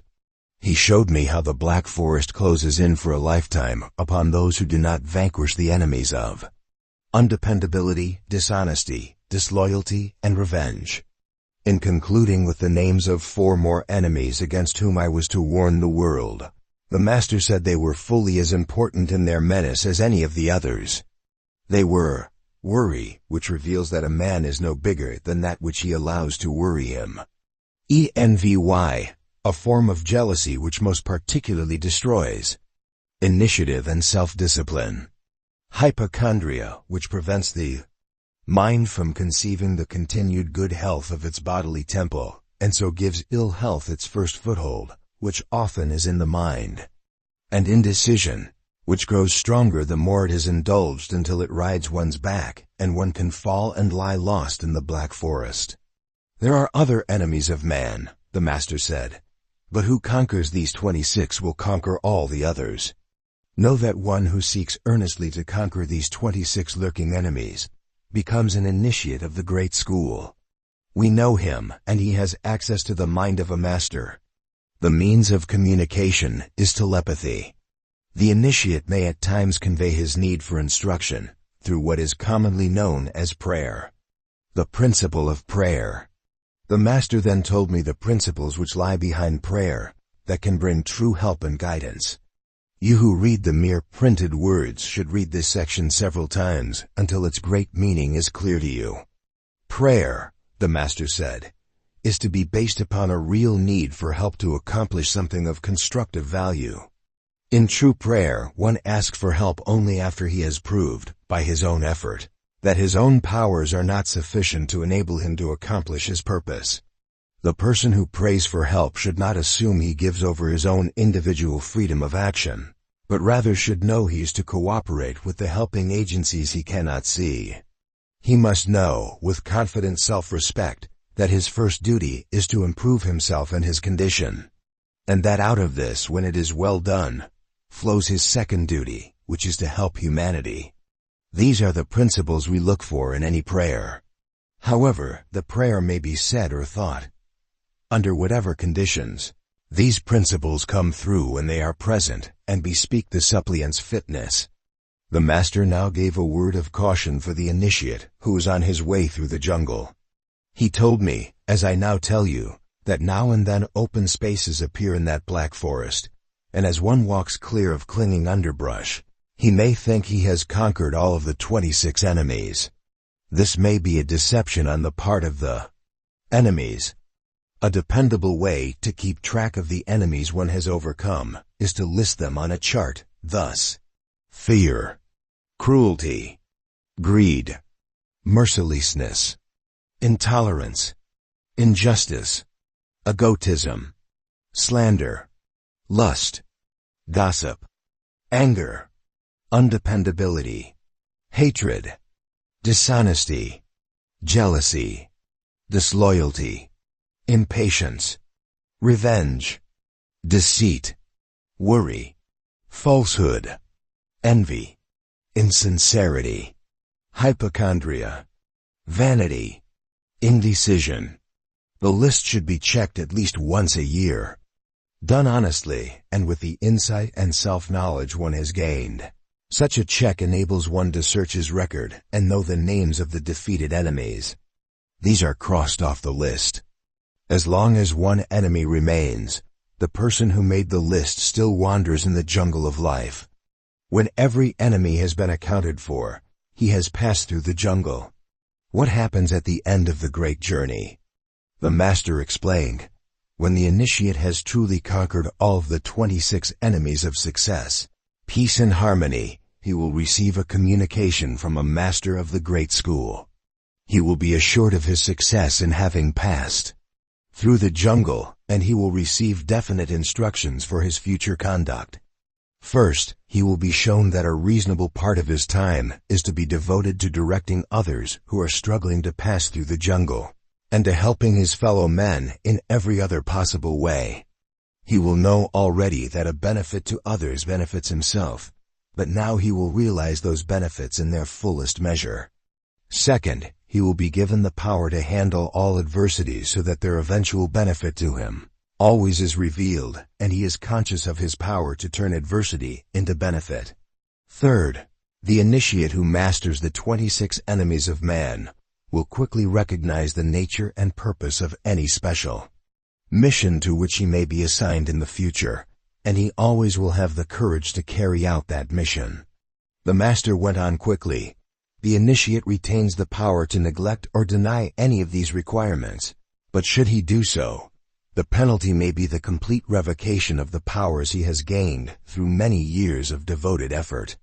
The powers include great blessings, hope, faith and courage to carry out any desired objective, benevolence toward his fellow men and compassion for their problems, self-understanding which reveals to him the nature of his own stupendous powers, endurance and persistence enough to enable him to overcome all obstacles in his path, sound health, both physical and mental, the wisdom with which to evaluate all things, and the self-discipline to give him complete mastery over himself, patience with which to deal with adversities, tolerance toward all, and a true spirit of brotherly love, freedom from worry, material abundance to meet all his needs and desires, a keen evaluation of time, freedom from all vices, a magnetic personality and a spirit of generosity which attracts friendly cooperation, the ability to profit from his mistakes of the past, a listening ear, a silent tongue, a faithful heart, a keen sense of loyalty, a profound love of truth, the capacity for telepathic communication, including communication with infinite intelligence, a true understanding of scientific prayer, along with the capacity to get aid from the masters when it may be needed, immunity against the acts of all evil persons, release from all inherited negative traits, complete mastery of every kind of fear, including the fear of death, understanding of the overall purpose of life, along with the glorious ability to live according to that purpose. The master concludes his message. Another pause in the deep silence, and the master said, "He will not only understand the true purpose of life, but also he will have at his command the power to fulfill that purpose without having to experience another incarnation on this earthly plane. And the masters of the great school, on this earthly plane and all other planes, will rejoice at his triumph and will bid him Godspeed toward his own mastership. His cycle toward mastership will not have ended, but he will have spread before him the chart by which to navigate successfully." The voice ended. I began to hear little sounds of the world around me, and I knew the master had returned to the great school of the masters. The inherent lesson in a few words. Ultimately, nothing matters. Read once more and see how much of the master's message is concerned with here and now, the time in which we ensure, by ourselves, whether life will reward us or punish us, whether we will win our dreams or die unfulfilled. Notice the several ways in which we are enjoined not to become too meanly important. Meanly important in a big show of property or power, which counts as nothing in the scheme of things and can destroy health and happiness. As for the ultimate beyond our earthly ultimates, we see a vision of a great reservoir of life spirit, but we are not enjoined to walk in awe nor to walk apart from the affairs of life in some kind of self-assumed sainthood. Goodness in life devolves upon living, and life was not planned as a bed of roses, but as a wholehearted adventure in training oneself to know and win and enjoy the good. Already you are qualified to use the supreme secret in many ways. As soon as you know it, if you do not already know it, you will see why this is so. Checking on Chapter 12. You are very important, for a little while. When you take your affairs too seriously, you steal from your peace of mind. A really big man knows the world around him is bigger than he is. The tensions incurred in trying to live big, when it is not in your nature, may bring you a guilty conscience and other troubles. Many really big men stop by the wayside of life and enjoy themselves, but small men are afraid to do this. Andrew Carnegie had a memorable motto which teaches us not to attempt to borrow the bigness of others. Ultimately, nothing matters. When you are grimly involved in getting, it is time to remind yourself that, ultimately, nothing matters. Everything matters in its time and place, but maintaining perspective gives you a recognition of the ages as well as of today. An experience in automatic writing, at my typewriter, seems to have been a communication from the world beyond the five senses to tell me that nothing matters ultimately, and to enable me to pass on the word. Why fear anything? Too many people stretch their social consciences into consciences full of fear, depression, and self-defeat. Marching through life with courage and confidence does away with fear, and there is no need to be concerned with the size of your tombstone. A fearless, peaceful man named Elbert Hubbard wrote as he pleased, published his own works, and made a fortune. Neither Hubbard nor Emerson had to be reminded that, ultimately, nothing matters. In the jungle of life, there is unseen guidance. The author based much of this book upon a revelation from the great school of the masters.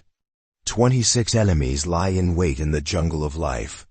Defeat them, and you acquire new ability to live a life of peace, abundance, success, and enjoyment.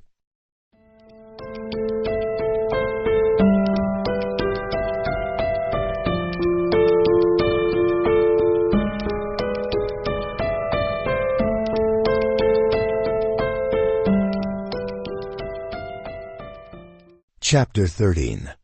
Not too much, not too little. When your mind truly perceives your potential for wealth, You take advantage of the wealth-building opportunities all around you. Peace of mind is an essential ingredient of wealth.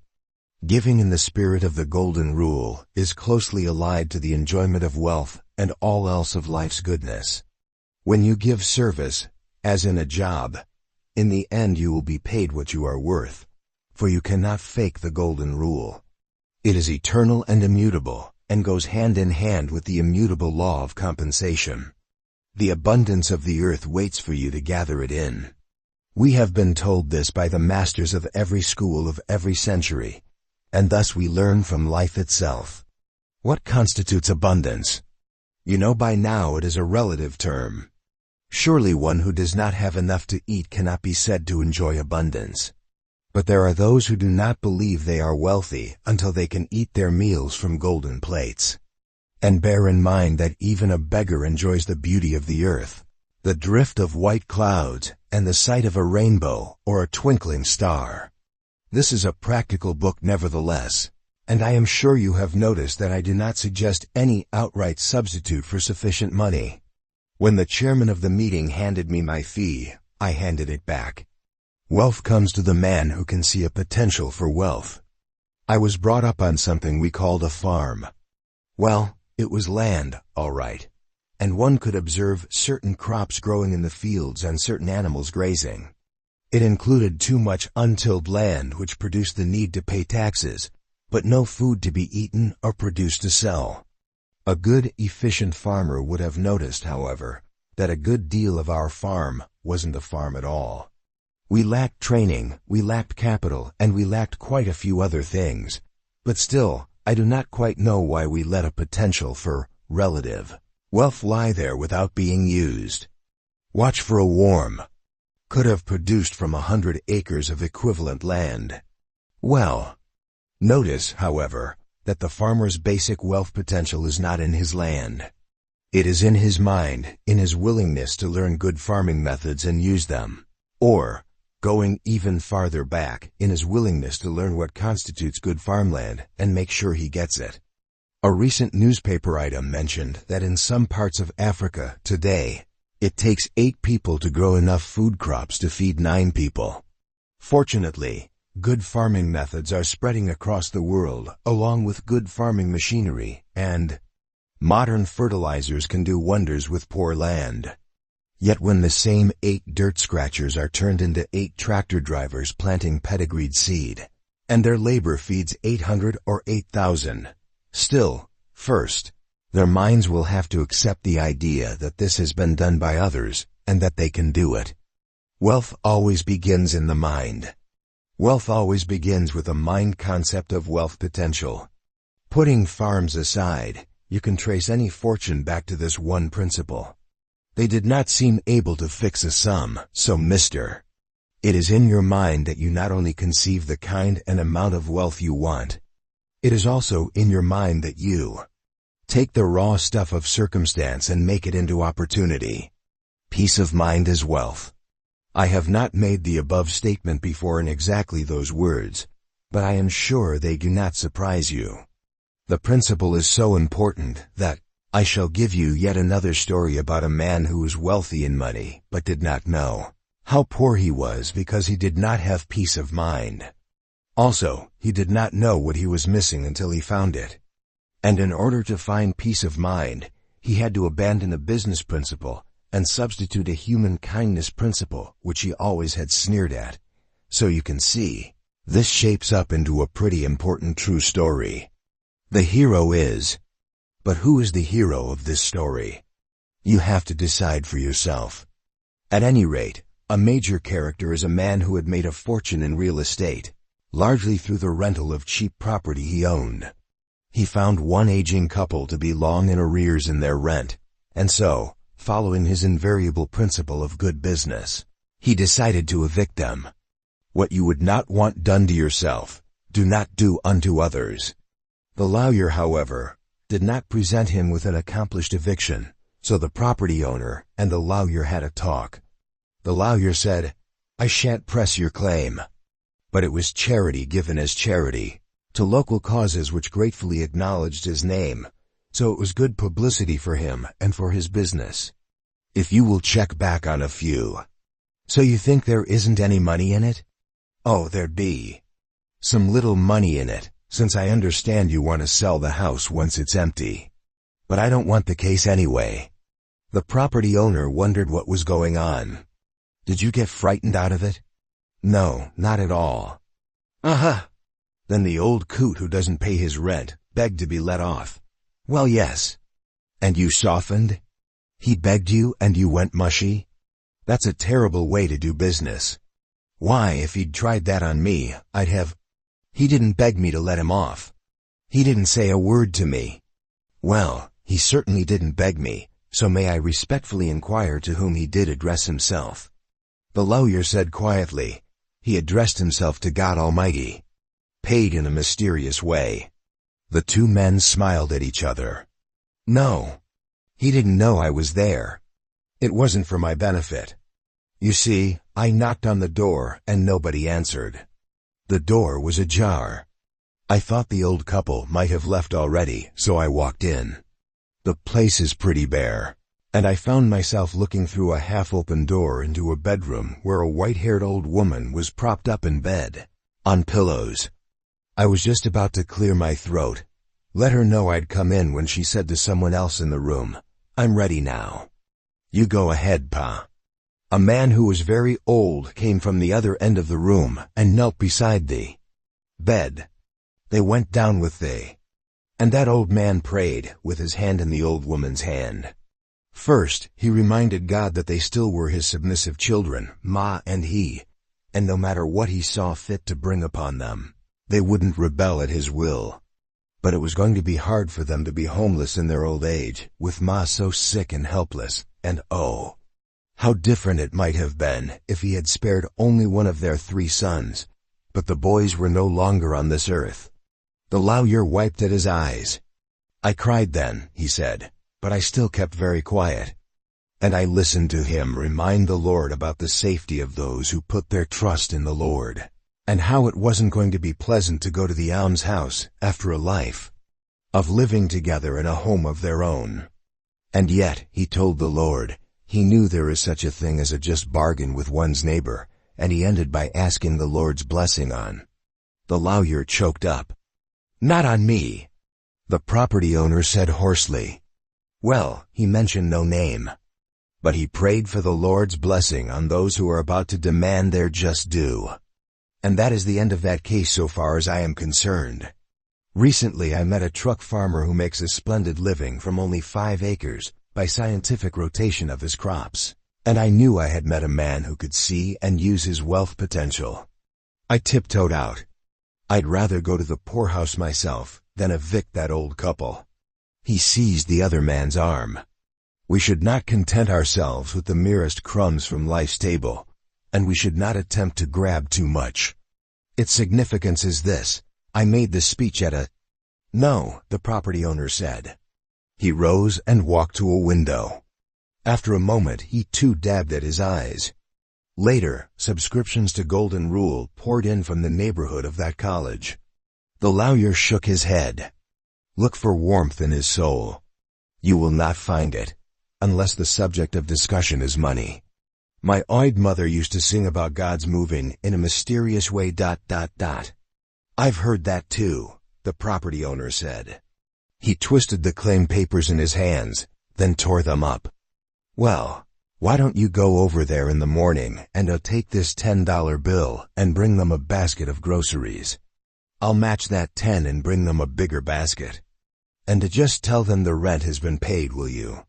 Yes. This real estate owner dates his wealth from the day he broke the pattern of his life.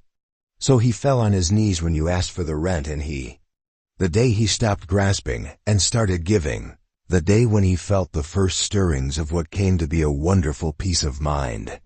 Human welcome in his smile. You will not see it. He smiles like a shark. Of course, practically speaking, there is a limit to what one can give of his time and his resources. I have mentioned that your first duty is to help yourself, then help other people. And when this rule is applied correctly, it still works wonders. So when I say, do not limit what you give, I mean there should be no limit on the spirit of your giving. The property owner, for example, had given charity before. One day he gave when the last thing he had counted on was giving, and that made the difference. You can get someone else to take the case, unless you'd rather withdraw it.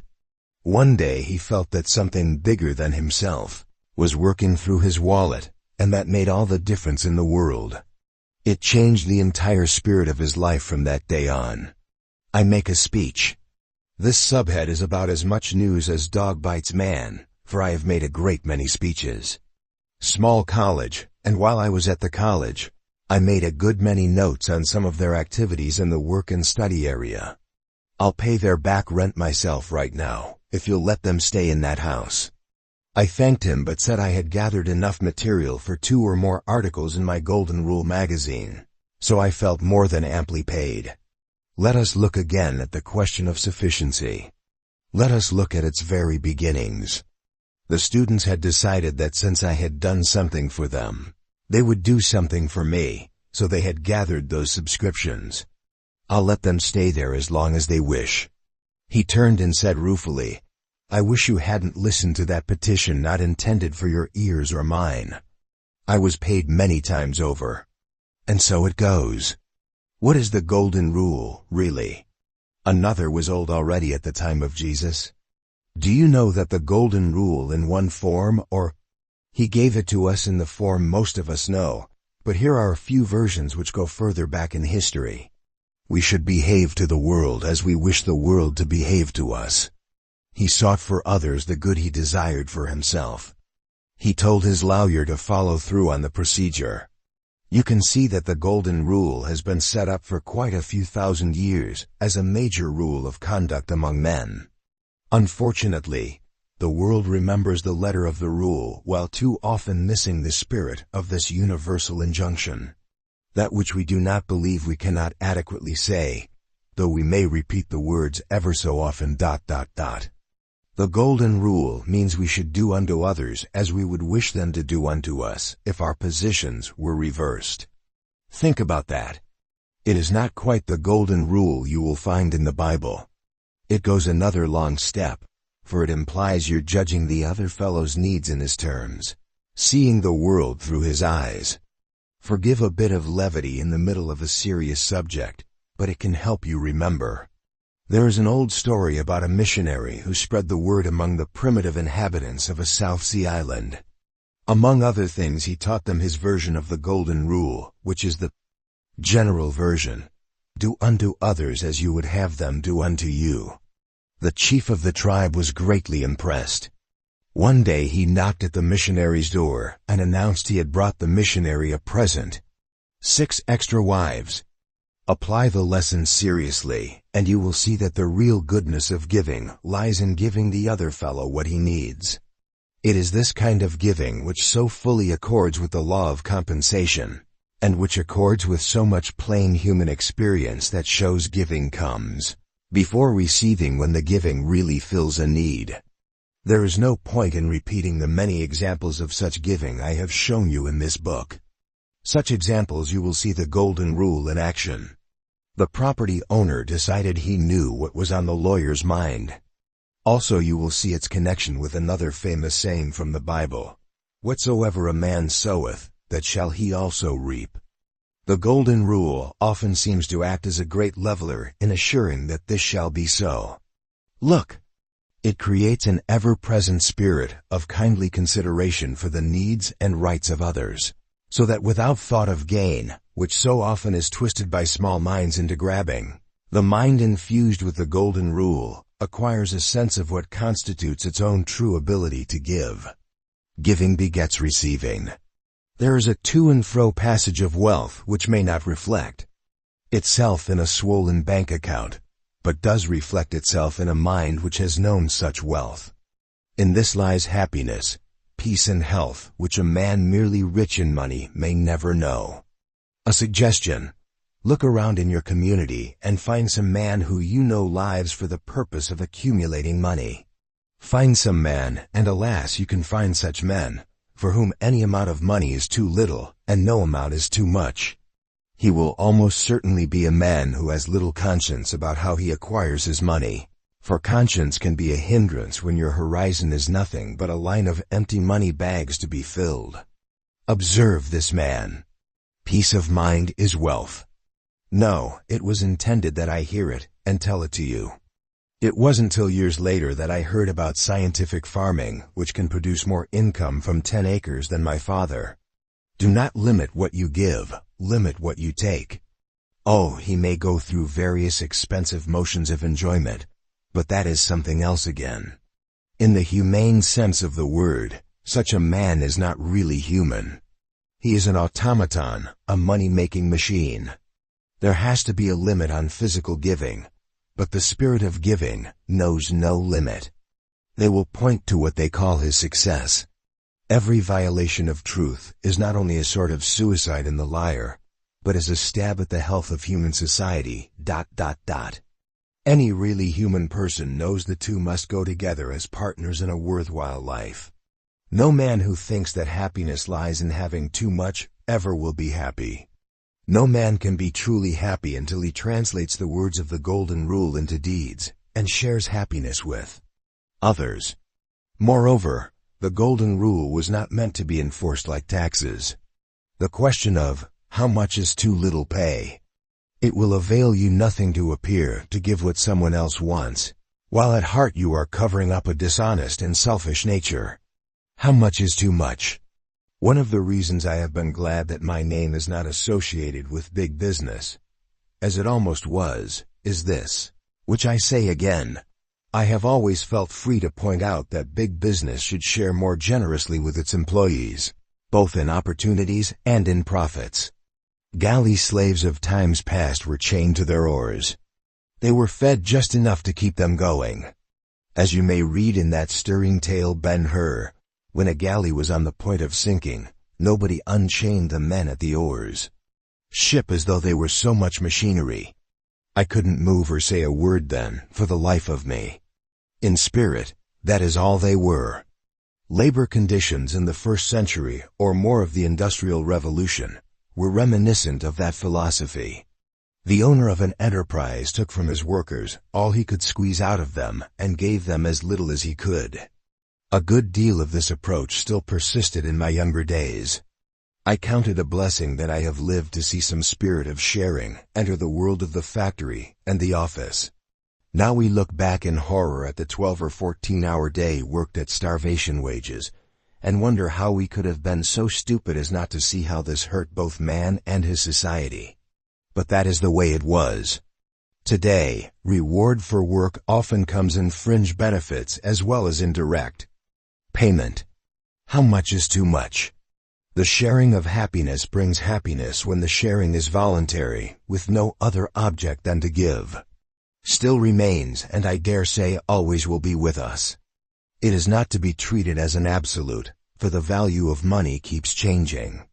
By and large, however, one great absolute remains.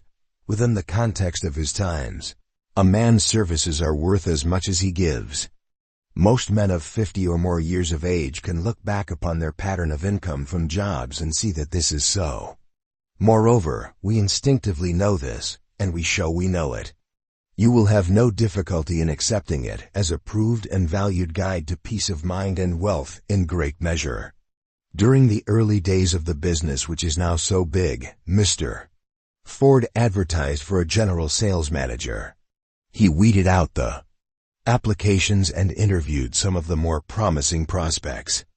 In talking to one man, he finally got down to discussing salary. Ford said, "Suppose you come in and show us what you can do for a month. Then we'll pay you all you are worth. When you seek enough, therefore, look first into the mind that interprets the world around it." "No," said the applicant, "I'm getting more than that where I work now." And Mr. Ford chuckled. Subsequent events proved that with his slip of the tongue he spoke the truth. At the end of the first month, we had to fire him. I do not know why Mr. Ford hired the man, but presumably he appeared to have the experience and other qualities needed for the job. Do not think you ever can fake the Golden Rule, and will become their disbelief. You cannot fake the Golden Rule. Does the Golden Rule, then, apply even in cases of hiring and firing? I shall not say this is invariably the case, but on the long average, yes, it does apply. The law of compensation, with which the Golden Rule works hand in hand, applies to every form of compensation. The advisability of not settling for too little and not grabbing for too much also applies. There is no valid rule of life which stands alone. Emerson said. Then it turned out that the "how much is too little" pay. Human character does evermore publish itself. It will not be concealed. It rushes into light. I heard an experienced counselor say that he never feared the effect upon a jury of a lawyer who does not believe in his heart that his client ought to have a verdict. If he does not believe it, his unbelief will appear to the jury. A man passes for what he is worth. Appearance of giving was all he had to give, and the reward was commensurate. Be wealthy in your own way, and you will know that you are wealthy. Say it this way, and you are more likely to associate it with the kind of conduct that helps both you and others. What he is engraves itself on his face, on his form, on his fortunes, in letters of light which all men may read but himself. Trust men, and they will. Can there be success without happiness? Make it their business to trust you. Treat them greatly, and they will show themselves great. You now have read The Supreme Secret in many different ways. Checking on Chapter 13. I cherish a story told me by Henry Ford, which illustrates the point beautifully. What constitutes abundance? Many a farmer's land gives him the potential for abundance, but he remains poor because he does not realize that potential. Every man has the potential for abundance within himself, but he may remain poor. Wealth comes when you see your potential for wealth, when you first conceive in your mind how you can turn the raw stuff of circumstance into wealth-building opportunity. Peace of mind evades many a man who thinks he is wealthy but is not. Notice how little he displays an enjoyment of life. When he finds peace of mind, he knows what he has missed, and his life is changed from that day on. Peace of mind often comes at last when a man discovers how to give without planning to give. How to give when the need is evident and without thought of gain. What is the Golden Rule? Yet many will envy that mechanical man. See the Golden Rule as a way of helping others as you would wish them to help you if your positions were reversed. This focuses your attention on what the other fellow needs and results in true human consideration. The Golden Rule acts as a great leveler in assuring that you will have not too little and not too much, but that great wealth will nevertheless pass through your hands.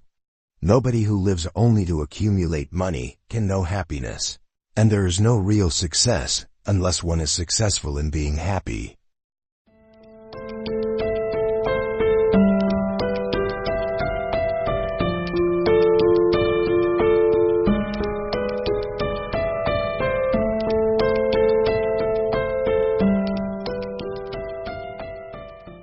Chapter 14. The Magic Power of Belief. In the power of belief lies the supreme secret. Belief is the key to basic mind power, which turns concepts into realities. Goals can be attained in ways which seem miraculous, yet we use only natural forces available to everyone. Even physical changes in the body can be caused by deeply implanted belief. The key to having quantities of money often lies in a simple process of autosuggestion. Concentrate on precisely what you want, and you will see signposts that point the way. The forces of human evolution now have been brought under human control, and you can control your own evolution as a better, more successful person. Anything the human mind can believe, the human mind can achieve. Please read that again, slowly. Anything the human mind can believe, the human mind can achieve. If you had been presented with that statement at the beginning of this book, you might have found it a bit too much to digest all at once. By now, however, you have seen many of the patterns of success and failure, of happiness and unhappiness, of mind turmoil and peace of mind which man gives to himself. Now when you read, anything the human mind can believe, the human mind can achieve, you know that the conception of achievement, which turns into the achievement itself, is our great human prerogative. Anything the human mind can believe, the human mind can achieve. That is the supreme secret. Truly, deeply believe you will have great wealth, and you will have it. Truly, deeply believe you will have sound physical health, and you will have it.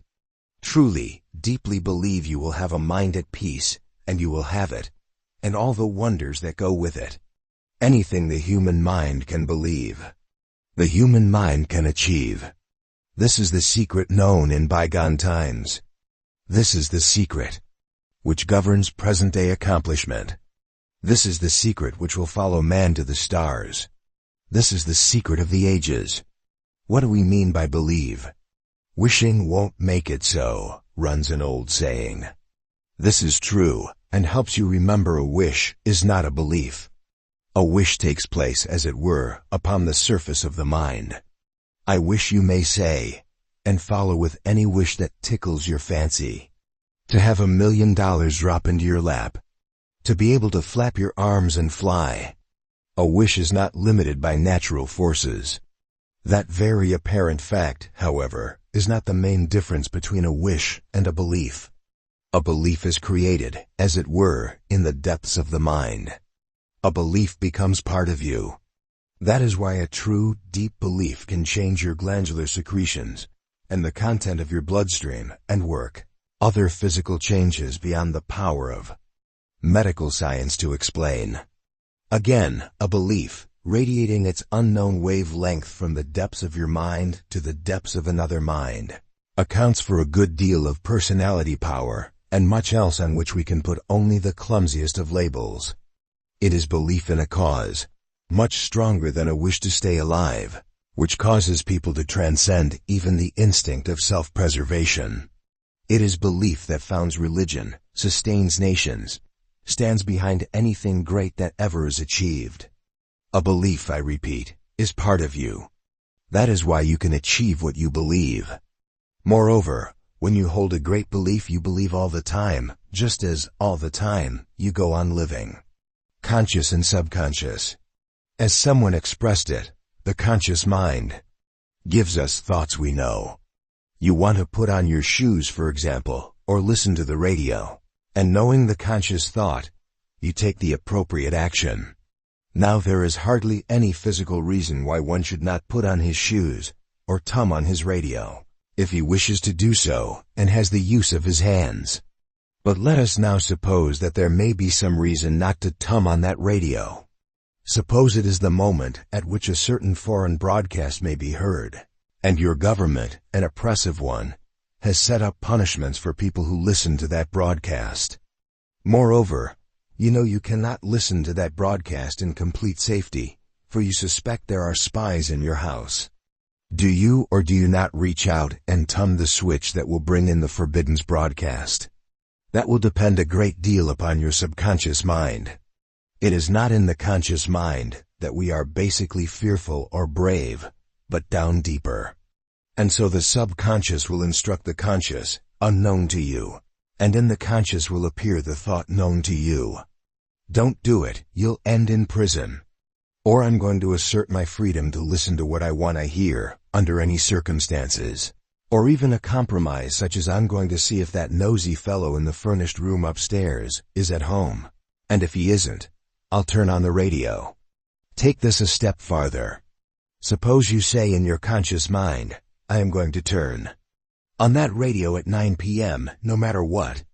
But you wish it, rather than believe it, while all the time, in your subconscious, dwells a fear which amounts to a direction that you will not tum on the radio. Now the subconscious mind will feed all kinds of evasions and excuses to the conscious. You will somehow manage to come home late, or you will rush into the house just in time and accidentally bang into the radio, knock it off the table and smash it. An honest enough accident, since you will consciously believe it was accidental. Or you may make an appointment to do something else at the time of the broadcast, and then suddenly remember, when your subconscious allows you to remember consciously, that this is the broadcast time, and how silly of you to have committed yourself to another obligation. Do not read any implication of dishonesty into all this, nor any implication that no consideration should be stronger than one's right to turn on one's radio. Look at it broadly. See that your subconscious mind is your hidden boss. You probably have recognized this many a time when you have said there is something you simply will not do. It is against your principles. A true principle is a firm belief that is part of you, and can of course be a very useful and necessary thing. Your subconscious mind is your hidden boss, then, and gives orders to your conscious. But your subconscious, as you surely know by reading this book, is a very special kind of boss. It will go into conference with you, so to speak, and consider changing any of its standing orders, canceling them, substituting others if need be.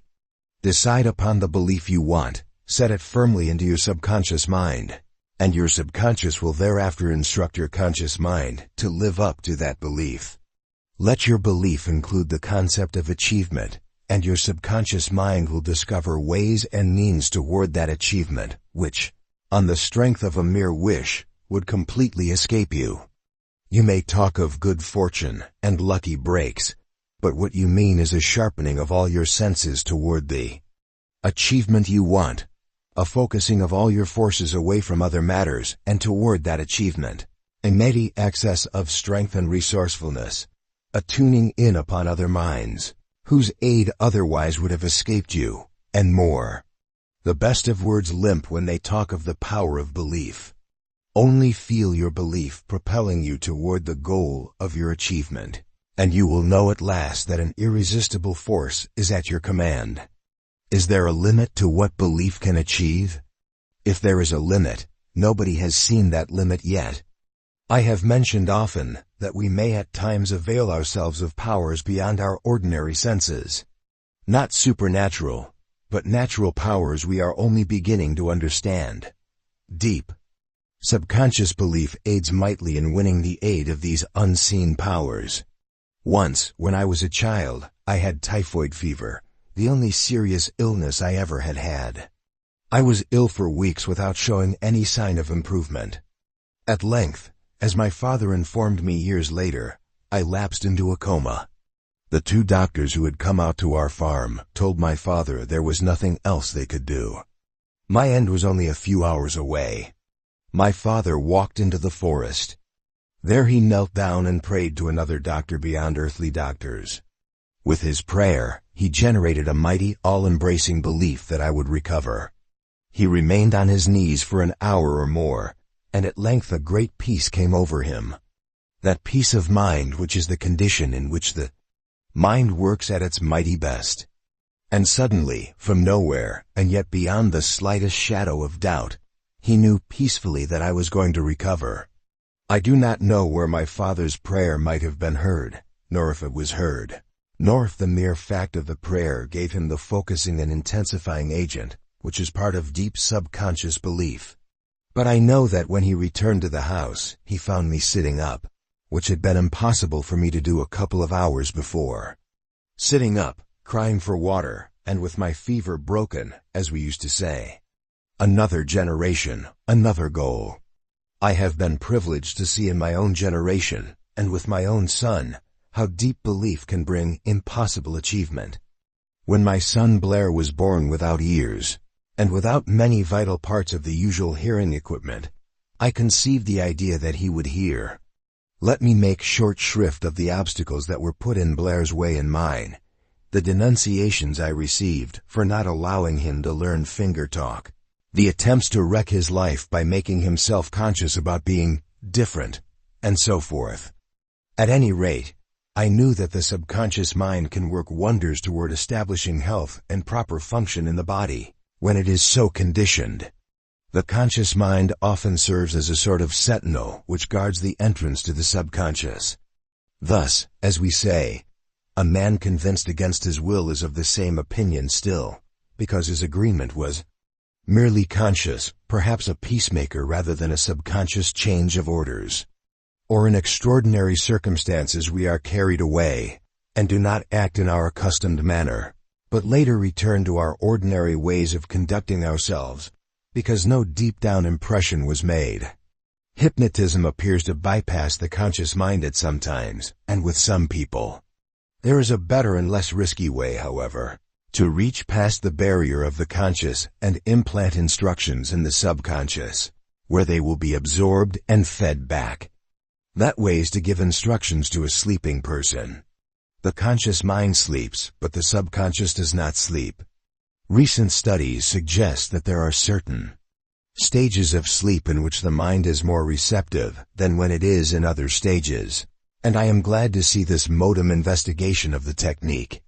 I may have wasted some of my efforts, but my efforts were so long continued and backed by such belief that they achieved what many others said I never would be able to do. I spoke to Blair while he slept. I spoke directly to his subconscious mind and told it what I expected of it. He received added stimulation of his nervous system through chiropractic adjustments. With this method, I induced nature to build an extra set of auditory nerves from Blair's brain to the inner walls of his skull.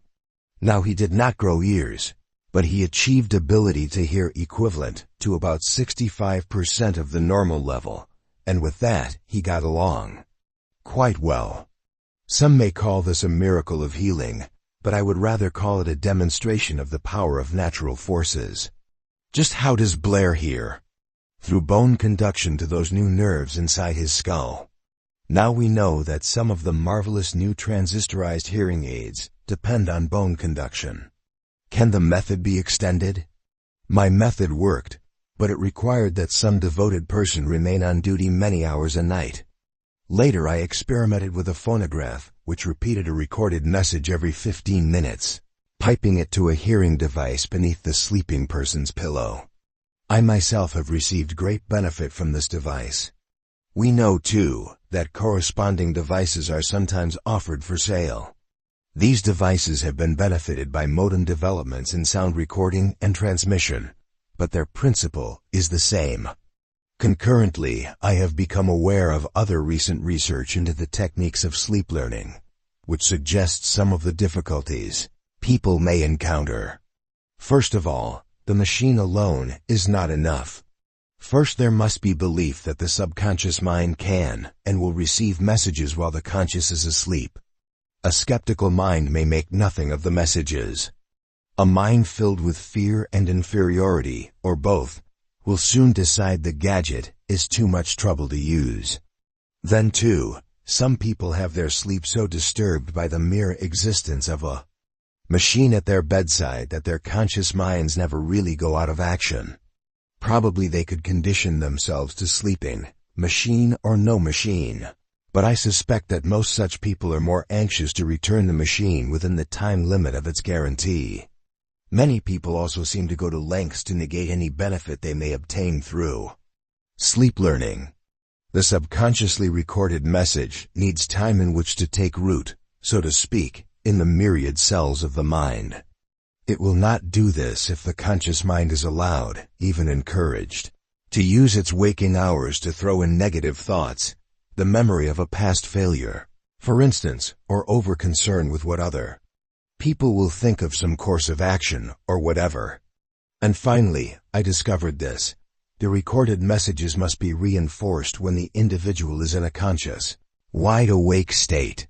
He should memorize the recorded messages which, of course, have no concern with anything but what is to be achieved, and carry no clutter of imagined handicaps. He should repeat these completely positive, focused messages to himself many times a day, so that his conscious mind becomes accustomed to them, and through repetitive conditioning can talk to his subconscious.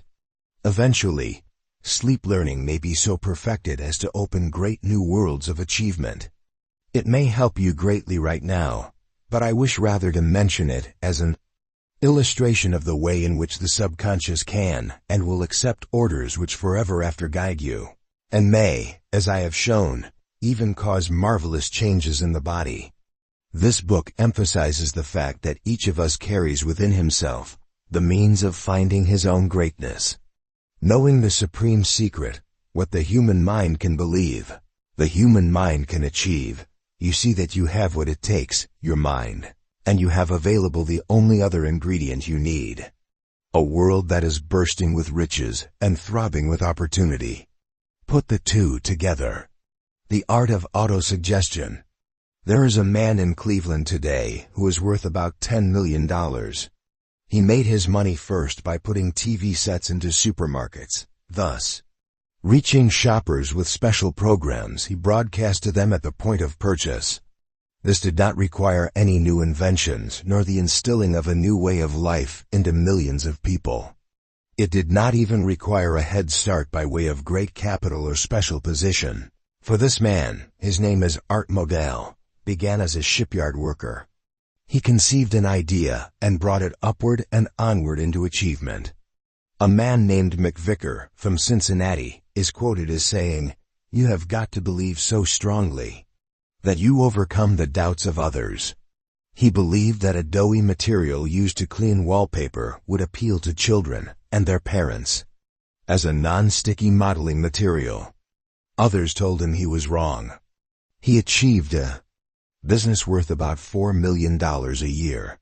Like Henry Ford or Thomas Edison, these successful men of today believed and achieved. Their belief showed them the way to their achievement. So it was with Columbus. So it was with Paul of Tarsus.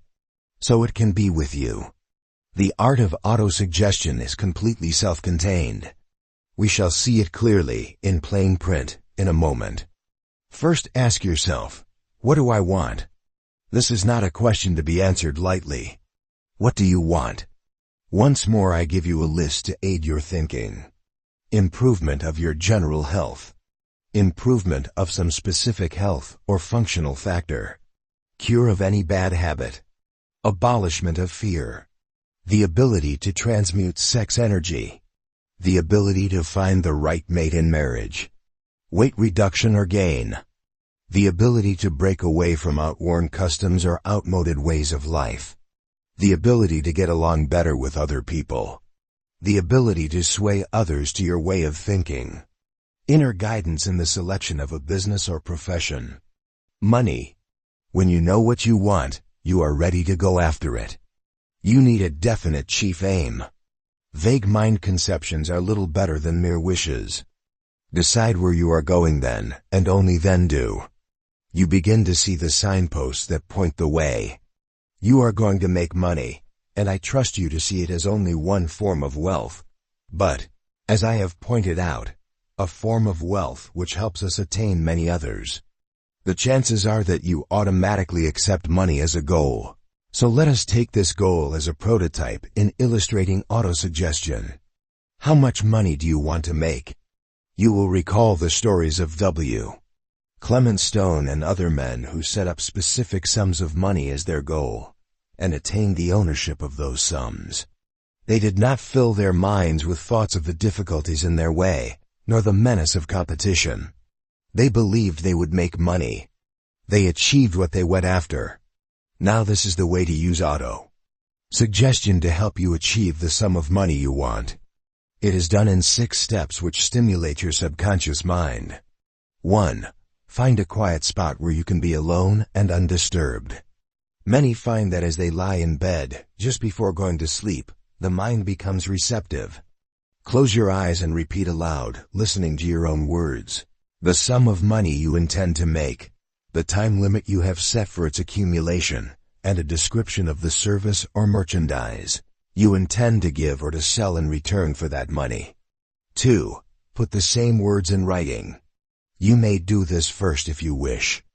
Write it out carefully and in detail. Memorize it.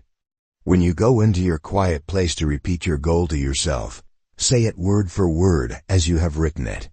You may change it here and there until it is absolutely specific. Add a statement of this nature in your own words. I believe that I will have this money in my possession. My belief is so strong that I now can see the money before my eyes. I am holding it in my hands. I know it exists, and it is awaiting transfer to me in return for my services rendered with full honesty and all possible skill and diligence. A plan exists which will transfer this sum to me by, and my receptive mind will see that plan and cause me to follow it. See yourself rendering the service or delivering the merchandise. See yourself receiving your payment. This is important. 3. Place a written copy of your statement where you will see it night and morning. Read it upon rising. Read it again just before retiring. You may also carry it with you and read it several times a day, but to read it first thing in the morning and last thing at night is particularly important. Again, as you read, see yourself going through the actions which will bring you the money. Feel the money in your hands. Feel with feeling. Merely reading the words or saying them to yourself will mean nothing unless they carry the emotional charge of desire. It is well known that the subconscious has less regard for reason than it does for emotion. 4. Put the mastermind principle to work. It is not always possible to form a mastermind group according to the directions you have read in a previous chapter, and you are better off without one than doing it the wrong way. You can, however, make good use of the principle by conferring with the right people. These are people who can help you, and if possible, people you can help. Don't forget, if you want to see a banker about financing your business, you are helping him run his business. And don't forget, many a cold-blooded banker has been swayed by the confidence and belief and enthusiasm he sees in a would-be borrower, with good reason. The more people you talk to, the more information you will receive. The more they know, the more you know. Choose the right people, however. Now and again you will meet, among them, one whose mind tunes into yours. Speaking with such a person is a mighty tonic for the subconscious drives you have at your direction. 5. When your plan appears, act upon it. You will know it.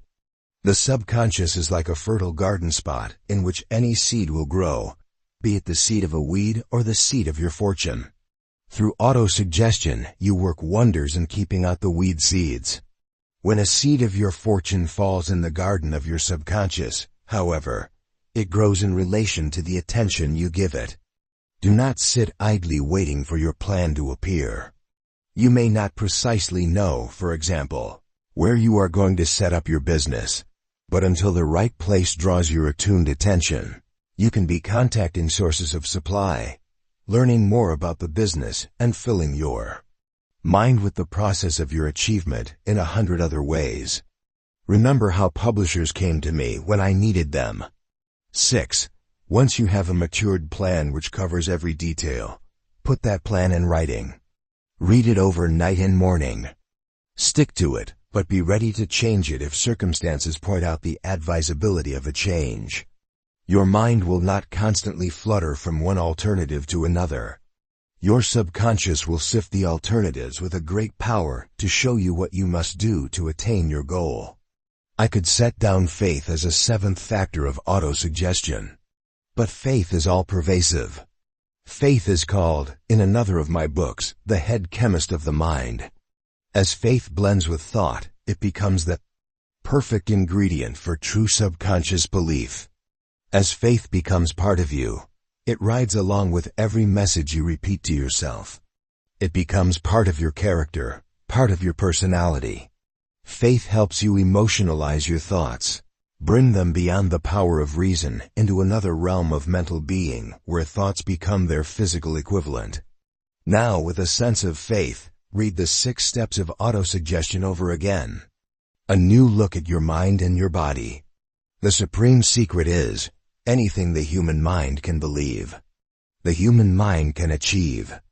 It would be as valid to say, anything the mind can believe, the mind can achieve, but I wish to emphasize the power of the human mind. No other living creature can take hold of its mind as we do. Sense and explore its powers, find ways to increase those powers to an extent almost beyond imagination. You are used to being human. Take time now and then to realize the uniqueness of your human state. One of the great modern commentators on man and his mind is Dr. Pierre Lecomte Nui. I have a favorite passage from his great book, Human Destiny, which I am fond of showing to people who cannot see how it is possible for the mind to heal the body. I quote this passage now. The human body is constituted of distinct beings, the cells, each endowed with totally different properties. There are the common and prolific plebeians, the fibroblasts. There are the independent chemists of the liver and the marrow. There are the chemists who obey the orders transmitted by the brain and the nervous system, and who know how to manufacture instantaneously, at the tip of the nerves, acetylcholine, which contracts the muscles, and adrenaline, which decontracts them. There are the noble cells, the pyramidal cells of the brain, living in proud sterility and never reproducing themselves. There are the nervous cells which transmit orders and reactions. There are those which defend, those that protect, those which heal. From the coordination of the whole emerges the autonomous personality of man. And this brief description barely touches upon the stupendous group of factors available to man in his body and brain for the organization, projection, and use of the power of thought. It is a major indictment against the world's educational systems that most people come into this world, live their span of years, and pass on without being made aware of their thought power and the fact that their lives are made or unmade by this thought power. Worse yet, we are taught all kinds of things, and yet rarely taught to use our minds for the attainment of the one indispensable form of wealth, peace of mind. It is a major indictment against the religionists that they seem to have learned so much about how to prepare to live in heaven, but have done so little about preparing us to live prosperously, peaceably, and happily here now.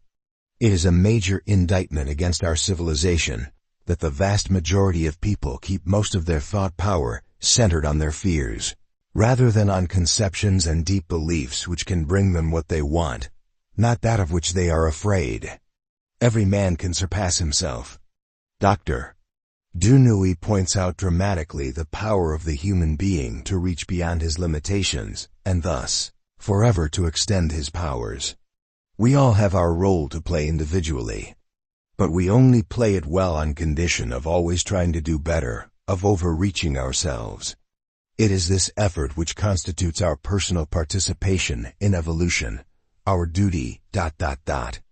If we have children, we will have collaborated in a measure modestly, statistically, but unless we develop our personality, we will have left no trace in the true human evolution.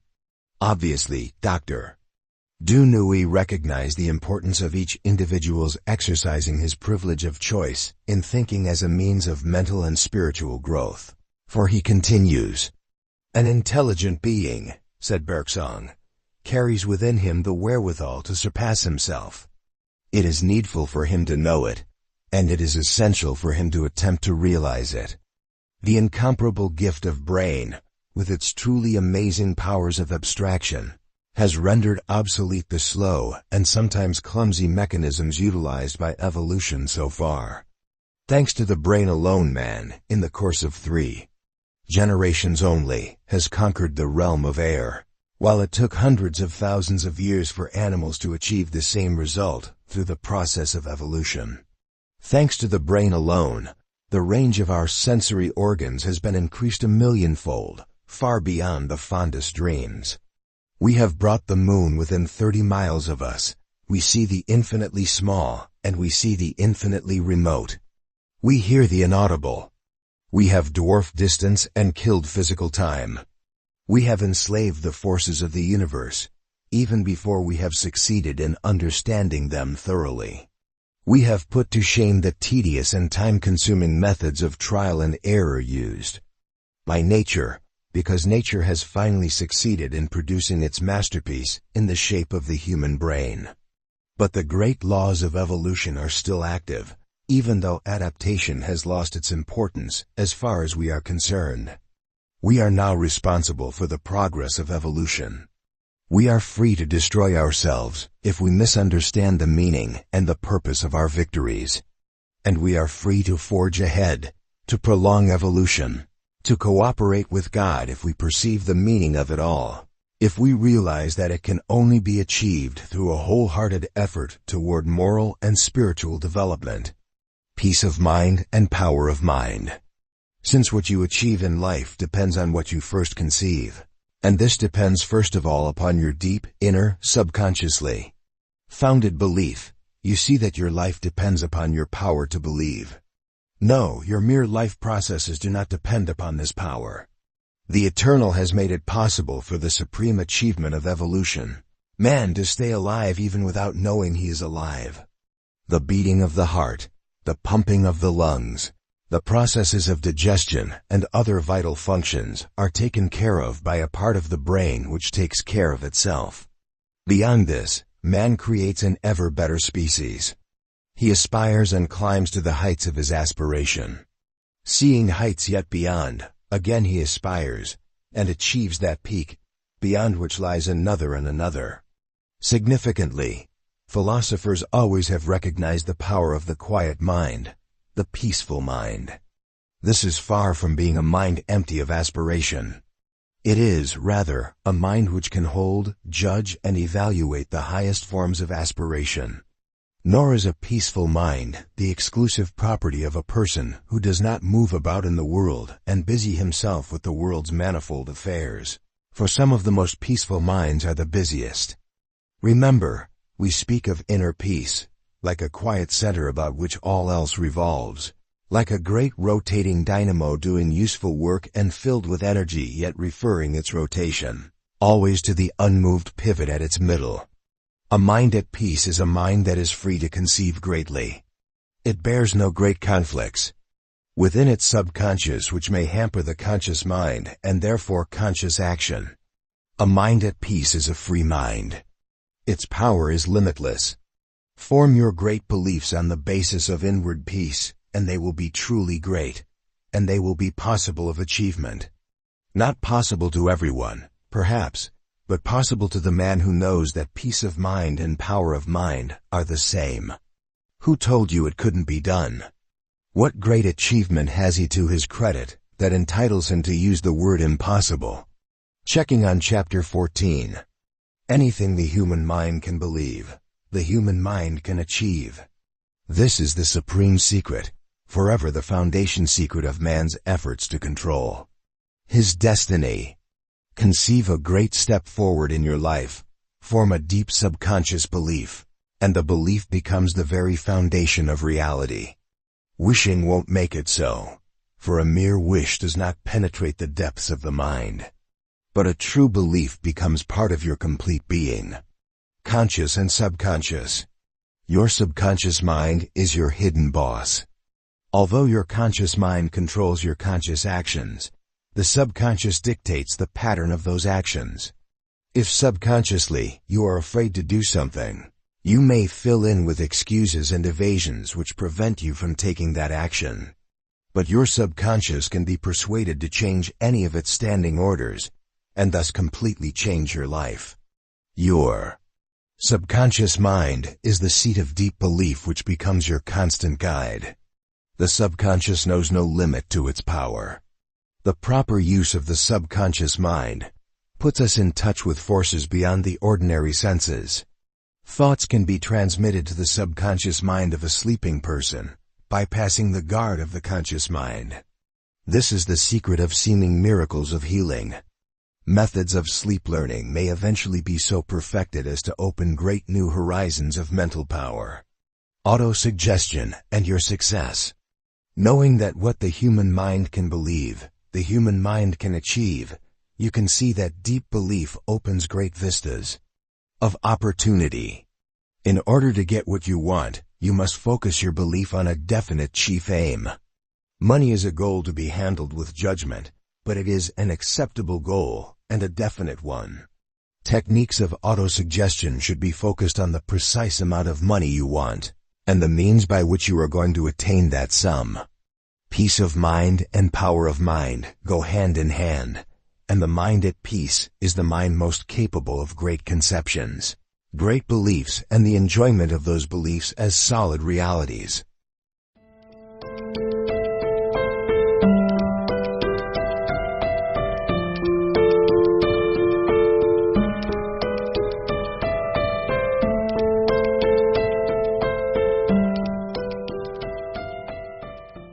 Chapter 15.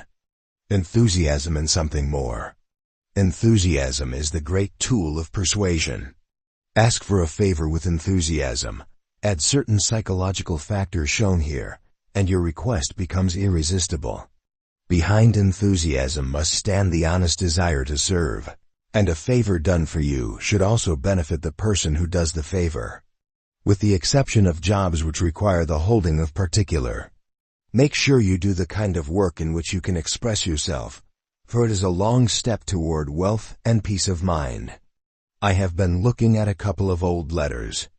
The really big men I have known were notable for their willingness to render service to others. Still, have you tried being enthusiastic about yourself? The letters were part of a discourse on enthusiasm, a discourse I have changed and improved with the years. I never have seen reason to change the principle, however.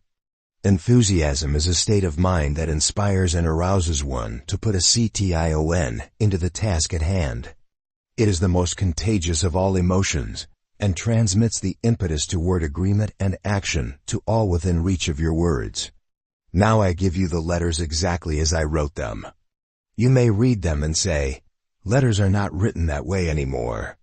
True, styles change. Persuasion is directed toward another or toward oneself, of a better negative into positive transformation than is carried in those 6 words. Enunciate it above and see which is more important, the style or the principle. Read the letters first. Then I shall tell you their history. My dear Mr. _ I am just completing a manuscript for a new book entitled How to Sell Your Services. In honest and successful selling of products or services, the focus is the customer's best interests. State your education, peace of mind, and so they cannot point honestly to success. Thanking you in advance for any consideration you may care to show me, I am, yours very truly. My dear Mr. Would you care to have the opportunity to send a message of encouragement, and possibly a word of advice, to a few 100,000 of your fellow men who have failed to make their mark in the world as successfully as you have done? I have about completed a manuscript for a book to be entitled How to Sell Your Services.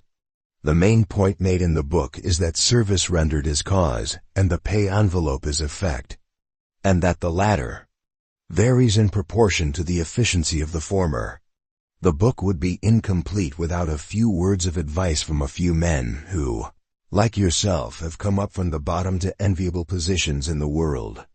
Therefore, if you will write me your views as to the most essential points to be borne in mind by those who are offering personal services for sale, I will pass your message on through my book. This will ensure its getting into hands where it will do a world of good for a class of earnest people who are struggling to find their places in the world's work. I know you are a busy man, Mr. But please bear in mind that by simply calling in your secretary and dictating a brief letter you will be sending forth an important message to possibly 500,000 people. In money this will not be worth to you the 2-cent stamp that you will place on the letter, but, if estimated from the viewpoint of the good, it may do others who are less fortunate than yourself. It may be worth the difference between success and failure to many a worthy person who will read your message, believe in it, and be guided by it. Very cordially yours. The letters say the same thing, but the second letter bears a quiet but definite enthusiasm, and other factors of mind-to-mind suggestion which I shall explain. I hope always to be aware of that fact. Both letters went to 8 or 10 men who indeed had made their mark in the world and indeed were busy. Men such as Henry Ford and Thomas R.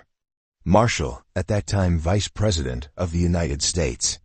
The first letter brought no replies. The second letter, written after I had realized my mistake in writing the first one, brought back replies from all to whom it was sent. Some of those replies were masterpieces and served beyond my fondest hopes as valuable supplements to my book. Now the first letter is not entirely unenthusiastic. But about what? About my own self-interest. It is true that people often will respond to a request for a favor, but it is truer that they will respond when that favor will in some way benefit themselves, or, in any event, benefit some third party or parties who seem worthy of such benefit. Thus, if I were selling scuff-proof shoes, if there is such a shoe by mail, I might send you a letter asking you to do me a favor by wearing a pair of my shoes for 10 days, and seeing if you could scuff them. You would do this at my risk, but you would see that if you wore them for 10 days and could not scuff them, you would have done yourself a favor in discovering such wonderful shoes. Or, writing to a parent, I might ask him to do me a favor by taking the encyclopedia into his home for 30 days and seeing the wonderful effect on his children's marks in school, wherein the favor actually is done for a third party. Now look at the closing paragraph of the first letter. What implication lies in thanking you in advance for any consideration you may care to show me? There is a strong undertone to the effect that the writer anticipates refusal. Well, why not refuse? This writer has advanced little reason for a busy man to take the trouble to write a letter.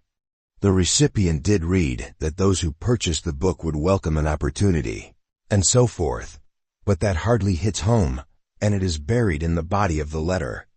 The entire letter reminds me of a salesman who once wanted me to subscribe to the Saturday Evening Post.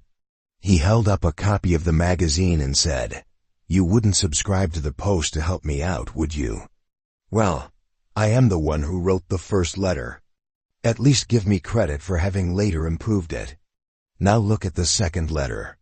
Notice that the first paragraph asks a question, and the question can be answered in only one way.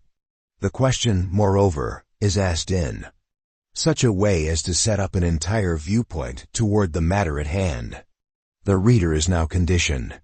The second paragraph carries him along.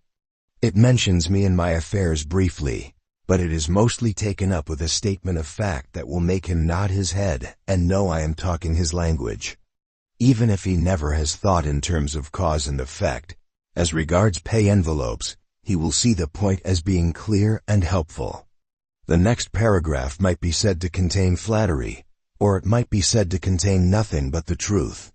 The men to whom I wrote had truthfully come up from the bottom to enviable positions in the world. Having acknowledged this, I have taken the reader another step on the psychological journey which leads straight toward compliance with my request. Then comes the request itself, but couched in terms of service which the reader can render, because of his qualifications, to a third party who is worthy of his help. The closing paragraph tactfully conceals the suggestion that the reader cannot refuse a request which costs him, in those days, a 2-cent stamp, especially when he compares himself with those less fortunate. The letter hardly could be laid aside without a feeling of guilt in not replying. After all, the recipient has been appealed to in the name of those who will read your message, believe in it, and be guided by it. Not only did the letter bring me valuable answers, but also, with one exception, the men I addressed replied in person. The exception was Theodore Roosevelt, who replied over his secretary's signature. John Wanamaker and Frank Appé Vanderlip wrote magnificent replies. William Jennings Bryan and Lord Northcliffe wrote fine letters, and so did others. Moreover, only 4 of the entire group knew me, so surely the majority of the group did not write to please me. They wrote to please themselves, knowing they were about to render a worthy service. Let me say right here that 10 smaller men might have thrown my letter into their wastebaskets. I reproduced them in a book some time ago, and the comments I have. That may be why they were really big. Selling and autosuggestion. You may not be in the business of selling, but you always sell yourself. You may not believe you have any reason to persuade anybody else of anything, and yet, a good deal of your success and happiness depends upon achieving a reasonable acceptance of your ideas by others. Make a little analysis of your affairs, and this will become evident. You may not see any reason to persuade yourself of anything, but it is the very process of self-persuasion which brings on deep subconscious belief and gives you command of life's supreme secret. That is why I began this chapter by talking about enthusiasm. Enthusiasm is the great vehicle of persuasion, whether the second letter did the trick.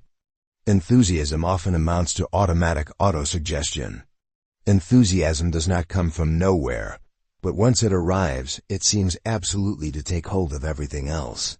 For many years I did most of my writing at night. Naturally enough, I would grow tired after a few hours. One night I was engaged on a piece of work which filled me with enthusiasm. After a while, I looked out the window, across Madison Square in New York City, and noticed the Metropolitan Life Insurance Company's tower. I saw a strange, silvery gray reflection on the tower. The moon, I thought, but I had never seen the moon reflected in such an odd color. It was not a reflection of the moon, but of the sun. My enthusiasm had kept me working all night without fatigue. Moreover, the same enthusiasm kept me working all through the day and the next night as well, stopping only for some light food. After that, with my task completed, I felt normally tired. Enthusiasm is a vital force that energizes all the forces of your mind and body. Make enthusiasm part of any autosuggestion process. Part of you. Help other minds to vibrate in harmony with your own. We have spoken of mind radio.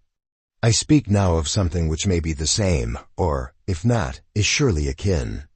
It is the contagiousness of enthusiasm.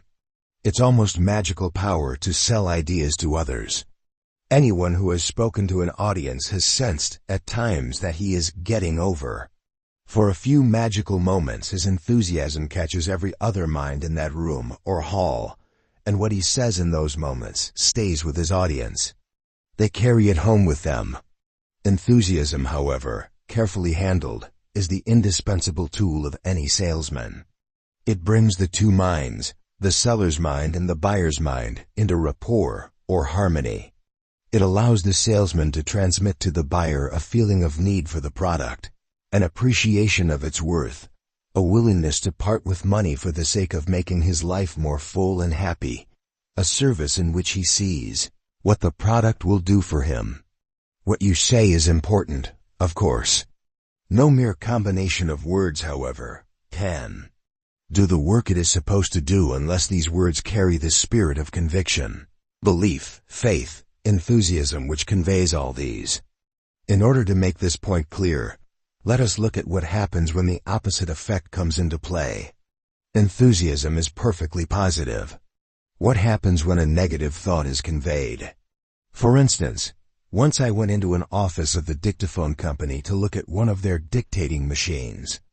Even their old model in those pre-plastic days looked useful, and I was inclined to agree with the salesman who pointed out how much it could help me in my work. I didn't buy, however. A stenographer at the salesman's side was transcribing one of his letters from an old-fashioned shorthand notebook.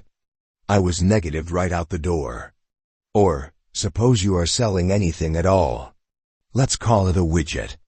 You sit down with a prospect and enthusiastically describe to him how happy the Joneses down the street are with your company's widget.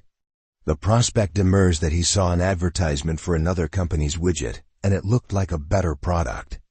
At this point, you the salesman may be tempted to pan the other company's widget. Any salesman I have trained knows this is a mistake. You cause the prospect to think negative. You give him a sourness concerning the entire subject of widgets. The needing, wanting, buying mood is replaced by a fearful let-me-alone mood. The mind-to-mind contact is lost. Here is a principle to remember every time you talk to another person or write to him and want to sway him your way. When ideas reach us, either through suggestion or autosuggestion, they form themselves into two groups, negative and positive. The negative impressions are stored all together in one memory bank of the brain, and the positive impressions are stored in another memory bank. Now, suppose one of your words or expressions reaches another mind and is identified as negative. It opens the negative memory bank and tends to stir up every negative memory of a similar nature, as though you had pulled on just one link of a chain but, inevitably, dragged all the other links along with it. Suppose a stranger asks you to cash a check. If you never had a check bounce back at you, you may cash the check without worry. On the other hand, if you have lost money through cashing checks for strangers, another request will immediately bring up all the doubts and fears in your memory bank. That is why a small negative word, a small negative thought, even a small and not logically negative sight, maybe that girl with the notebook had only just been hired and had not had time to get used to the dictaphone, is enough to set big negative gears in motion. That is why success of every kind depends on a positive point of view, within yourself and conveyed to others. Enthusiasm is the one great emotion which automatically guarantees that your point of view will be positive. Does that mean that you must never mention a negative matter, never admit you even know about illness, poverty, accidents, war? It does not mean this. We are well advised to keep negative trends out of our general conversation. To accentuate the positive, talk on the side we want to prevail. But reality is reality. Take it as it stands when it is negative and show a way out. Then your statement, to your own mind or to another's, carries service, points the way to a better life. Perhaps the best illustration is one of the simplest. An old advertising slogan, still going strong, is, "Got a headache? Take X aspirin." The negative condition is admitted. The positive, happy way out is immediately shown. It was not aspirin, of which I used to take plenty, but peace of mind which finally rid me of headaches. So I forbear to name the aspirin makers. But I cannot think. But remember the principle. Note the principle. Is something wrong? Here's how to make it right. Good selling is honest selling. I speak of selling in the sense of selling ideas which thereupon can be transmuted into reality. I think back to that memorable moment when my new stepmother, whom I had been told to view with suspicion, took me under the chin and announced that Napoleon Hill was not a bad boy, but a smart boy whose mind needed only to be guided. The honest conviction and tender enthusiasm of those words struck away all the falsehoods that had been fed into my young mind. From that moment on I looked for ways to improve myself. And when I looked, I found them. Good selling is honest selling. No person can afford to express, through thoughts or acts, that which is not in harmony with his own belief, for if he does, he must pay by the loss of his ability to influence others. I know it is only when I speak from the heart that I can persuade an audience to accept my message. At one time I might have reaped a considerable monetary advantage because I was known not to be allied with big business or with any political faction. Was approached by a representative of a Latin American government, which the United States at that time refused to recognize. He wanted me to visit his country, study its affairs, then write a series of articles recommending recognition. I knew, however, I would not be able to write with enthusiasm, and so with conviction. The reason was simple. I did not believe in the cause. I valued my integrity more than I valued the money I would have earned by dipping my pen into muddy ink. Read this carefully. If you compromise with your own conscience, you will weaken your conscience. Soon your conscience will fail to guide you, and you never will have real wealth based on peace of mind. When I speak this way, I give you full credit for being an adult, an intelligent person who uses his intelligence. You can see that such precepts, or the same precepts expressed better by Emerson or other great thinkers, are not merely bright sayings. They are vital laws of life. They work. Let me add one more precept to this very important matter of conveying ideas from your mind to another's. You cannot afford to suggest to another person, by word of mouth or in writing, or through any act, that which you yourself do not believe. Surely that is sufficiently straight from the shoulder. Where is your enthusiasm focused? When you train salesmen, you meet hundreds of men who may be described loosely as salesman types. They are first of all remarkable for their enthusiasm. Everything they say has punch behind it. Every action, even the action of sitting down, appears to proceed from some source of inward persuasive energy. I have seen some of these men succeed splendidly, and I have seen others fail and give up. As Emerson said, I learned the wisdom of St. Bernard, nothing can work me damage except myself. The harm that I sustain I carry about with me, and never am a real sufferer, but by my own fault. The trouble with those enthusiastic men who failed was that they were all enthusiasm and not much else. The damage they sustained to their careers came from their fault in not backing their enthusiasm with plain, honest knowledge, with a willingness to go the extra mile, with a sincere interest in someone besides themselves. Over and over, I have seen such men sell a product because they simply overwhelmed the customer with the driving power of their personalities. They would come back to the office and boast about the money they had made that day. Then the orders would be canceled, or it would turn out the salesman had forced a purchase which simply could not be paid for, a fact which would have been apparent if the salesman had taken the trouble to listen and understand. Enthusiasm needs a focus. The very existence of the focus makes you have something besides enthusiasm to offer. I anticipate the sale of several 100,000 of these books, and I believe those who purchase the book would welcome the opportunity of receiving a message from you as to the best method of marketing personal services. Do you wish the customer to accept, from your mind, the idea that he must own your product or service to make his life a better life? Very well. Be prepared to answer his questions. Know your product or service inside out. Know how he can apply the product to his own needs. You can tell him enthusiastically. But enthusiasm is no substitute for information. If you make an appointment, be there on time. Recognize the customer as a man whose time is valuable. Your enthusiastic story of why you were delayed is not an acceptable substitute. If you promise service, make sure the customer gets it. There is no customer like a repeat customer. But this is not the course on salesmanship, so I forbear to give you a list which could cover a couple of pages. You see the principle. Enthusiasm needs something solid behind it. How to focus your enthusiasm when you apply for a job. Any employer likes to talk to a man who applies enthusiastically for a position with his company. The employer knows that such enthusiasm can be carried over into the man's work, and this is a priceless ingredient. But remember the law of negatives. By the time a man has given out a few dozen jobs, he has learned the inadvisability of letting anyone talk himself into a job when he has nothing to show but enthusiasm.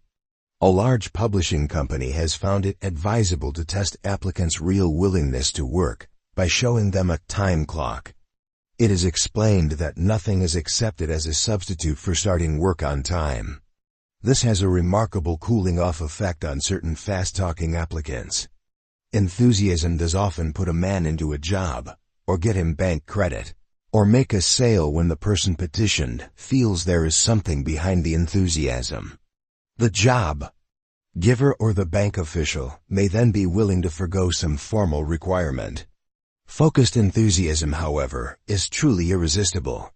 Let us see how to focus your enthusiasm when you apply for a job. We apply the process to getting the job, but you will see the many ways in which it can be applied to other situations. Prepare a carefully written statement of reasons why you should have the job. You may not have been asked to prepare a resume, but the written statement focuses the information in your own mind. Would you, therefore, be good enough to give me a few minutes of your time by writing a brief message to be published in my book? Name the schools you have attended, the courses you took. Tell, especially of your education outside school, as in night courses. Enlarge on any kind of education which particularly prepared you to handle the job you seek. State your experience. Give names of employers, dates of employment. Be sure to bring out experience which helps to qualify you in the eyes of the new prospective employer. Give references. Choose them with care. Choose them, if possible, in relation to what they can tell the prospective employer about you as his employee. State the job you want. Sometimes when applying for a job with a large company, you may not get the job you want because they are more interested in filling a vacancy somewhere else. Whether you take the other job is a matter of judgment.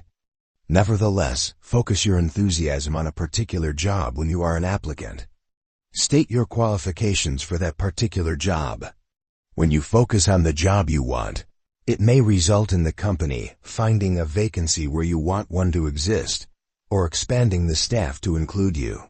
Show you know a good deal about the prospective employer's business. Do not do this in a prying way, but show you know something about the market, sources of supply and customers, for instance, in his trade. An hour or two with that trade's magazines, available in libraries, can teach you a great deal. Offer to go to work on probation. Make it clear that this offer is based on your confidence in your ability to fill the needs of the job. Your confidence that you will be permanently employed once you are given a chance to show you have what it takes. Even this should be put into writing, whether required or not, to fix it in your mind. Now you are ready for your interview, ready to show enthusiasm that will carry over into your job. Let us see what you are ready to show in addition, or already have shown if you have presented a resume. You will show that the prospective employer will get a man with some kind of education. If you have taken night courses, he will see your education did not stop when you left school. You will show you have been around and have learned from experience, the right kind of experience from his point of view. You will show you know what you want, which heavily implies you are focused. Enough to help him get what he wants. You will show you can see a business as well as a job. This sets you up as a man who may be worth promoting. You will show you want the job enough to risk being hired on probation, and of course, you have faith in yourself. Now it is perfectly obvious that you want the job in order to earn money and further your other interests in life. But above and beyond this, you have shown that it will be in the prospective employer's best interest to hire you. Don't forget that. You are selling yourself in terms of the other man's best interests. Look back on the several points we have mentioned, and you will see that is what they add up to. Not primarily see what a wonderful person I am, but see how much I have to offer you. The plus of enthusiasm lifts your words above the level of mere words, and changes them into belief that you are the man for him. Very well, you may say, but my written or spoken resume does not add up to very much. My education ended in my early teens. I never took a night course in anything but playing the guitar. And so forth. You have latched onto the negative feeling that you have nothing to offer. You have plenty to offer if you believe you have, and show it. For example, take the matter of applying for a particular job. You may not be able to demonstrate that you already have the skills you need in order to hold that job, but you can show you know what the job requires. You can show you have oriented yourself to that job. This has a good effect on employers who are used to paying a man just for showing up every morning until he knows what he is doing. Also, where a company runs a training course, you can make it very clear that you are willing and eager to take the training course on your own time, if necessary. Take the matter of knowing something about the line. You do not need education in order to read trade magazines. To be able to talk a man's language is surprisingly impressive. Any sensible interviewer takes school education with a grain of salt, anyway. When you look for a job, follow key rules to make sure you get the right job, with every prospect of rapid advancement. Degrees. He knows that many a high-grade job has been filled by a man without a high-grade education. That is, without a high-grade formal education. Take the matter of offering to go to work on probation. Let the interviewer see something in you, and this may swing the deal. Offer to put it in writing. Have I left out such matters as wearing a clean shirt, a pressed suit, and shined shoes? We are not all like a Barnes interviewing an Edison, so do not neglect such matters. I assure you, however, that a man's clothing often is not noticed when the man shines through. Now step back for a broad look. Watch an artist painting a picture, and you may see that every now and then he steps back to gain perspective on what he is doing. He needs a broad look.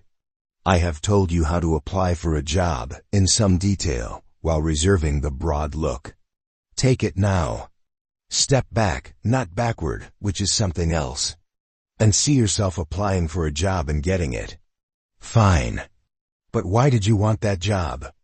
There is the broad look, which is highly essential as the composition an artist may sketch for his picture before he begins to paint. As I said, it will be obvious to the prospective employer that you want the job in order to earn money and to further your other interests in life. To this end you will serve yourself by serving him. Very well. Will that job further your other interests in life? You can see the tie-in with the chief aim we spoke of a while ago. How will that job further your chief aim in life? And more, how will that job help you fulfill yourself as a person who can work with joy, and so work with effectiveness, achievement, and success? These questions are important. Too many men are working in jobs they do not like. They will give you all kinds of reasons why they had to take such jobs, or why they are stuck in a job for family reasons and so forth. They may point to the money they make and point to the various elaborate recreations this money makes possible. But they cannot point honestly to. This will be a big favor to me personally, and I know it would be appreciated by the readers of the book. Working hours grow shorter, but still any man who has a job spends a good portion of his life at that job. If that portion of your life is denatured and unhappy, it must have a degrading effect upon the rest of your hours and your days. In any event, why let any part of your life leave you unfulfilled when it is not necessary? Your work can be a grand fulfillment when you take perspective on it and see it as right before you plunge in. Take these steps before you take a job. Decide exactly what kind of job you want. This in itself requires considerable self-analysis, and if you do not have a chief aim, you will have that fact drawn very strongly to your attention. Look back. Through this book, you are out to live your own life, to close the door on your past save as it may benefit you to live without fear, to win wealth of all kinds. All this through the power of your mind and, of course, through your own efforts. You are you, and there is some kind of work that expresses you just as the writer expresses himself in writing, just as the craftsman expresses himself in the loving work of his hands. One of the things America does best is to offer a full range of occupations for its citizens' free choice. Everything in our economy helps you find the job you want. And if the particular job does not happen to exist, you create it. Choose the company or person for whom you wish to work. Again, there will be many to choose among. A company's record is generally public knowledge, worth a bit of trouble in finding out. An individual's record may also be public knowledge or may be judged in many ways, particularly by having known the individual. Find a company or person with whom you can cooperate. Find opportunity as well as a job. If the person for whom you wish to work is yourself, give him the same kind of scrutiny. Decide what you have to offer. Here a cold scrutiny may come up empty spaces. You may first wish to fill them in, or you may, with perfect justice, find and be able to show ways you can compensate for anything that is lacking until experience fills it in. At this point, forget about a job. Concentrate on what you can give that the other fellow wants. The golden rule will help you. Present yourself and your qualifications to the person who can give you the job. And this is where we stood a moment ago, when we decided to step back and gain perspective. Knowing the job you want, preparing to get it, and getting it are not separated processes, but they repay a broad, honest view, each in turn. And when they are backed by enthusiasm, they overcome obstacles that stop other men. Are you enthusiastic about yourself?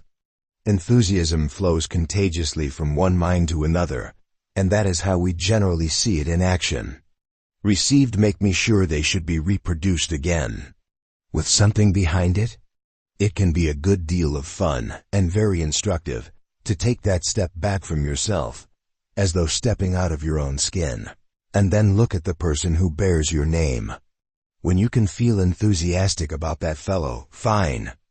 Even if your enthusiasm is based only on his evident promise, his belief, His willingness, even if not much in the way of achievement, has yet shown itself. Fine. Tune in on his spirit. Weigh his qualities of giving. Observe how well he succeeds in doing justice to the powers God gave him. When you see he is a person you can appreciate, give him a cheer. If you hear him making excuses for himself, shake your finger at him. Tell him that life reflects back the image we show to life. You cannot hold a mirror responsible for the image it reflects. Does he understand? Does he see that he is the master of his fate? Fine. Give him a cheer. How about it? Success requires no explanations. Failure permits no alibis. Checking on Chapter 15. Enthusiasm and action. Enthusiasm transmits the impetus toward agreement and action, whether you sell a product, a service, or yourself. An enthusiastic letter caused big men to take time to do a favor, when the same words said without enthusiasm got no results. Ask for a favor in the name of a third party, if possible, and in all events, the person doing the favor should see a benefit to himself. Enthusiasm helps you do great amounts of work without fatigue. Negative versus positive. The mind has a memory bank of negative memories and positive memories. When you offer a negative thought or action, you open the negative memory bank and you may lose all your power to persuade. A negative can be effective when it is followed by a positive statement, which does away with the negative feeling. Good selling is honest selling. If you compromise with your own conscience, you will weaken your conscience. It will cease to guide you, and you cannot have peace of mind. Enthusiasm needs focus. Many an enthusiastic man loses out because there is not enough behind his enthusiasm. Honest and effective selling includes having knowledge with which to assist the customer, and a firm desire to be of service to him. The process of looking for a job is a good model for other selling yourself processes. It requires showing that you really want the job, a willingness to prepare yourself to handle the job, and above all, concentration on the interests of your prospective employer. The broad look. The affairs of life require a broad look to give you perspective. This includes evaluation of a job before you take it and relating it to your main goal. A good part of your life is spent in work, and you can, if you have the right job, be happy in your work and use your work to express yourself. Also, you can take a broad look at yourself and see if you can feel enthusiastic about that person. See if he needs a warning, straighten him out if necessary, and encourage him with a hearty cheer.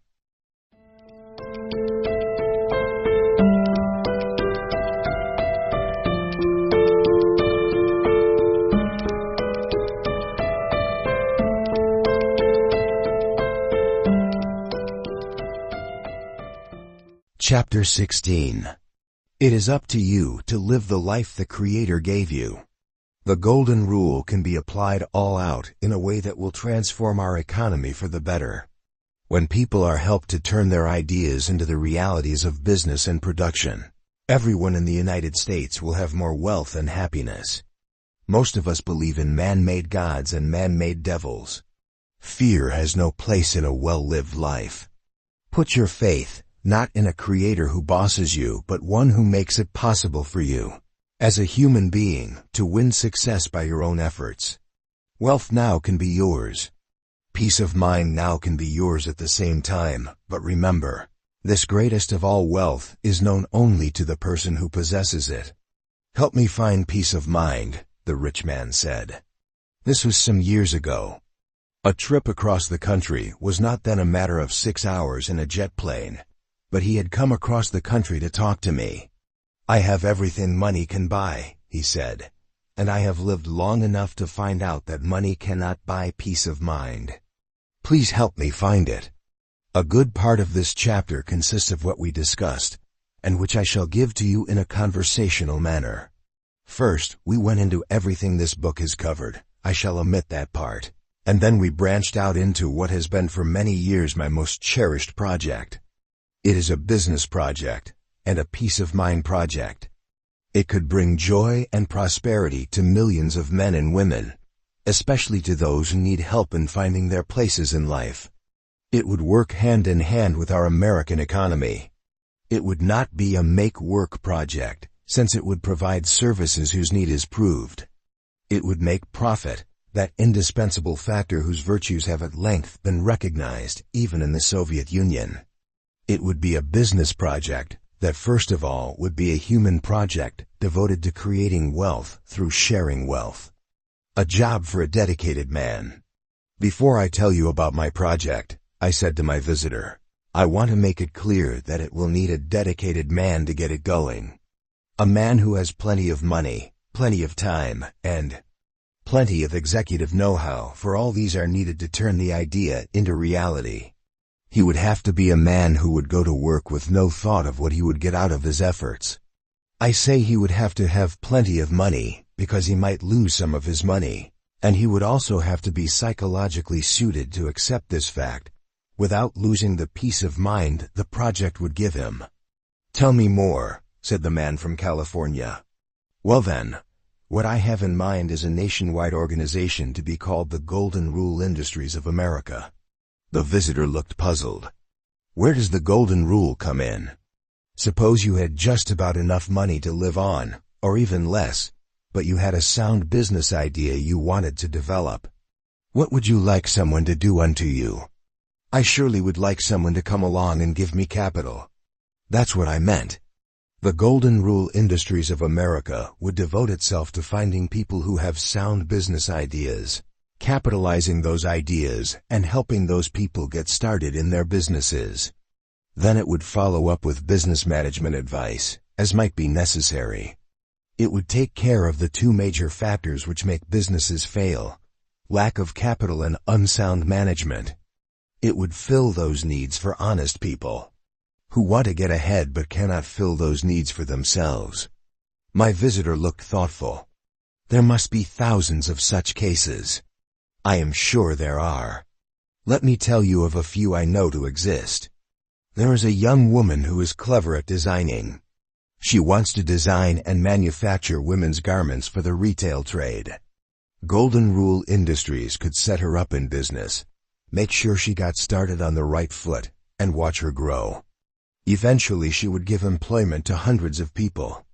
Bear in mind that she, and every other person whom Golden Rule Industries aids with capital and business advice, will be a person who applies the Golden Rule to others, employees in particular. Golden Rule means that too. I see. A mechanic has built a model of an automobile which can be manufactured and sold for $1,000. It will travel 50 miles to the gallon, will carry 3 people, ideal for the small family, and is so simple of design that its upkeep will be very small. Golden Rule Industries could set up this man in a small shop and let him expand as his business justifies. Undoubtedly, the entire automobile industry would respond with better cars at lower prices. A bright high school boy builds excellent model airplanes. He wants to develop his skill into a national business and employ other high school boys, after school, as his staff. Golden Rule Industries could help this youth and his friends start a business and develop it. That would be a wonderful head start toward a productive life. My visitor exclaimed. It certainly would. I have in mind, too, a certain poor farmer. I have sympathy with poor farmers. This man wants to introduce the growing of a certain fiber plant now being developed in Africa, which can be grown in our southern states. There is an undoubted future in this, and Golden Rule Industries could provide this man with the land, machines, and employees he needs. A young author has written a very creditable novel based on life in the mountains of Tennessee. He has not been able to get it published, but Golden Rule Industries could take it over for him and capitalize its publication if need be. A young lady stenographer has invented a chair so designed that it moves back and forth with the movement of the body and adjusts itself to fit the curvature of the back. This is a great idea. It will lessen fatigue, improve work, and should have a tremendous market. It would be a real pay deal for Golden Rule Industries. Where do these ideas come from? My visitor wanted to know. Many of them represent cases I have handled for my clients. In my endeavors to help people stand on their own feet, I became aware of the many who have good ideas and plenty of ability and need only capital and good management advice in order to get started. Now let me tell you of a rather special area in which Golden Rule Industries could do a world of good. In every prison, there are many well-educated men capable of conducting business and educational courses for the benefit of the other inmates. This could result in these men being ready, willing, and able to lead honest, useful lives when they are freed. A group of businessmen tried out this plan in the Ohio State Penitentiary, and it worked like a charm. The International Correspondence Schools contributed more than $35,000 worth of textbooks. The plan could be expanded greatly, and it is society that would profit. I have personally appropriated this idea, and it is creating miracles of rehabilitation in many prisons. A mechanic has made a model of a prefabricated dwelling made of aluminum sections. Any able man with a couple of helpers can set up the walls and roof in a day's time and start living in the house with his family while he finishes the interior. There are similar houses on the market, but this one also can be taken down as easily as it is put up and moved to another location without damage to its components. There's profit in that idea, said the man from California. Yes, and I have a number of other ideas just as profitable. Many of them need only some way to get started despite the opposition of established interests who see only that their business will be affected, without seeing the benefit to the economy at large. Now let us digress from the business ideas themselves and look at Golden Rule Industries' general policy. Golden Rule Industries should be developed with the idea that it will pay a profit in itself as it goes along. I would, therefore, incorporate the idea of profit sharing. Each enterprise would pay back to the industries 10% of its net earnings. Half of this amount would go to the industries for the use of the capital and the business management. The other 5% would be used as a payment on the original investment. When the investment was fully repaid, each enterprise would pay the industries 5% of its net earnings. Thereafter, in return for management services and other services which might be necessary. You can see that this policy would create a revolving fund which could be used over and over to help more and more enterprises get started. But no enterprise would be bound forever to the industries. After it paid back its capitalization, it could leave the industries. We wouldn't want a monopoly. But I am quite sure that even if an enterprise left the industries, it would continue on the Golden Rule basis of sharing the wealth it creates with its own employees. For it would be apparent by then that this is the way to make a business and its people prosper. My visitor had arrived in my office with a woebegone face. Now he was vibrant and looked 10 years younger. "That's great!" he exclaimed. "And I can see that one business after another would want to come in and join hands in such an undertaking. Why, it's the best way I ever heard of to prevent strikes and other labor troubles. I believe it would create harmony and peace of mind where those qualities are badly needed," I said. "And it would create all-important self-respect in giving people an opportunity to help themselves instead of feeding at the public trough at the expense of others. The plan would have a sweeping effect on our entire economy. Moreover, the Golden Rule Industries of America should operate its own radio and TV station. There would be no commercials. All the broadcasting time would be devoted to teaching people, in their own homes, all the essentials of personal achievement. People would find out at last that success is an inward matter which each of us must build within himself, rather than waiting for someone to hand him what he needs. We will have a nation that does not look for isms to take care of it. A nation of people who will work hard to create wealth, in the happy confidence that they will receive a good share." "Great heavens, man!" my visitor broke in. "You are talking about the millennium." "No," I said. "I am presenting a practical plan to save this nation from destruction by the greedy, who have not yet learned the necessity and the virtue of sharing riches. Golden Rule Industries would go beyond the transformation of industry in improving this land of ours.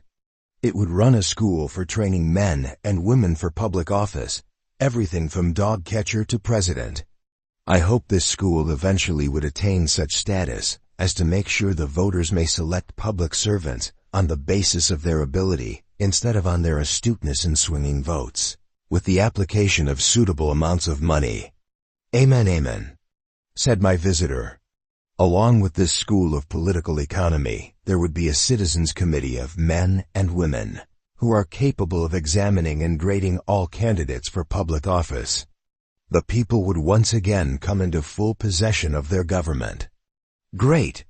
But don't you think there would be a great deal of opposition to your plan, both industry-wise and government-wise? After all, you shut out a lot of nice juicy opportunities for exploitation. I'd expect opposition, I replied. Opposition is a healthy circumstance. It makes one either prove the soundness of his plan or discover its weaknesses. I'd expect to make adjustments as I went along. There are other features I have in mind for Golden Rule Industries which might provoke even more opposition. The power of the industry's centralized buying would be such as to cause howls from those who think only of profit. When we helped our members buy homes of their own, as I believe should be done, there'd be screams of socialism from other interests. When we helped industry's members, including their employees, with such services as may be given by physicians, dentists, attorneys, even beauticians, and made sure they received the finest service at the lowest possible fees, the screams would rise to a crescendo. In the end, however, it would be recognized that the plan represents democracy operating on the highest possible scale of efficiency. All men who wish to live and let live will welcome this plan that adds so much to living. Our strength would lie in the fact that such people vastly outnumber the people who want to dominate and exploit others. My visitor thought a moment. And this would begin with finding people who have sound business ideas and getting them into action. That is right.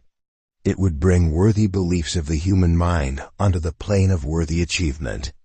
The more we have in the world of this process, the better world we build. My visitor sat a while. At last he arose and laid some large bills on my desk. I want you to have this honorarium in return for the help you have given me. I am going to swing into action with a new and better philosophy of life than any I ever have known in the past.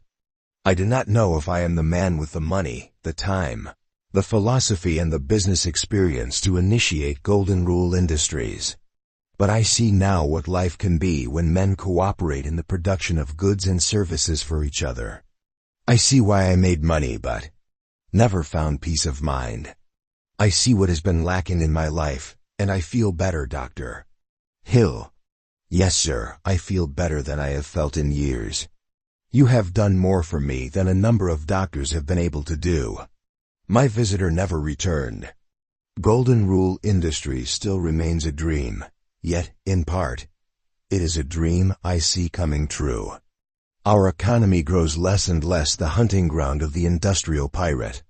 It is only here and there that I see the development of cooperation, but I do see that groundswell of sharing the wealth. And it is this philosophy, based on the Golden Rule, which will keep America great. Not the practice of handing out government doles to people who have done nothing to deserve them. Peace of mind versus man-made gods and man-made devils. We are approaching the end of this book. You see by now that the power of firm, free belief comes with an untrammeled mind. The power to turn what the human mind believes into what the human mind achieves rarely can be found by a man who is hemmed in with fear and misdirection. There are some exceptions. You can see men in business still making money while they harm others in making it. But this type is nowhere nearly as prevalent as it was 50 years ago. You can see exceptions elsewhere, too. Unfortunately, the human mind is capable of believing in man-made images which it sets up as great truths. This belief can lead to so-called achievement on its own. Plain. For instance, the achievement of great societies known as religions, which teach that you will fry in hell if you do not believe certain things. I write here for strong people, for people who realize that the most cherished beliefs, nevertheless, can be wrong in that they hinder the development of the human spirit. They claim to develop that spirit, but they develop it as much as a man's view of the world would be developed if he walked in a narrow alley between two high walls all his life. Regardless of your emotions right now, surely you have been impressed by the fact that the Creator provided you with control over your own power of thought and made it impossible for any person to rob you of this privilege unless you let him. In my decades of research into the roots of personal achievement, I came across a book called Catalog of the Gods. This book gave a brief description of each of the 30,000 man-made gods, which men have worshipped since the beginning of civilization. Yes, 30,000. These sacred objects ranged all the way from the common angleworm to the sun which warms our earth. They included almost every conceivable object between these two extremes, such as fish, snakes, tigers, cows, birds, rivers, oceans, and the genital organs of man. Who made these objects into gods? Man himself. Which ones were authentic gods? Ask any worshipper, and he would tell you. And eventually you would have a list of 30,000 authentic gods, one just as authentic as another. If I undertook to describe the miseries of mankind which can be laid at the feet, if they had feet, of those 30,000 gods, and the fears and miseries and failures they have inspired in the minds of men, I would need more than one lifetime in which to do the job properly. Man made a great step forward in his own behalf when he began to see a creator, not gods, and remove this creator from any connection with earthly objects. The ancient Hebrews performed this service for man. One of the Egyptian kings appears to have come to the same conclusion some centuries before they did, but his priests saw to it that he died young. Yet what have we done with this belief? My own case is the one I know best. Until my father married the woman who saved me, the family in which I grew up was dominated by fear. It contributed to the support of an organization dedicated to maintaining that fear. It is known as the Hard Shell Baptists. A preacher could visit our community only once a month, but on those occasions, I was forced to listen to 4 or 5 hours of preachment. We were thundered at with pictures of a hell waiting to receive us with fire and brimstone, and at times I could smell the stuff burning. One night when I was 7 or 8, I dreamed I was down there chained to an iron post. My body was almost covered with a great pile of fresh brimstone. Here came Satan swishing his tail, and with an evil grin he set fire to the brimstone. I awoke screaming. One needs no formal knowledge of psychology to know this is not good for any child. But when I tried to stay away from the church that gave me dreadful nightmares, I was thrashed without mercy. The Creator I know. One day I overheard my stepmother say to my father, "The only real devil that exists in this or any other world is the man whose business is that of making devils." I accepted this statement instantly and never have departed from it.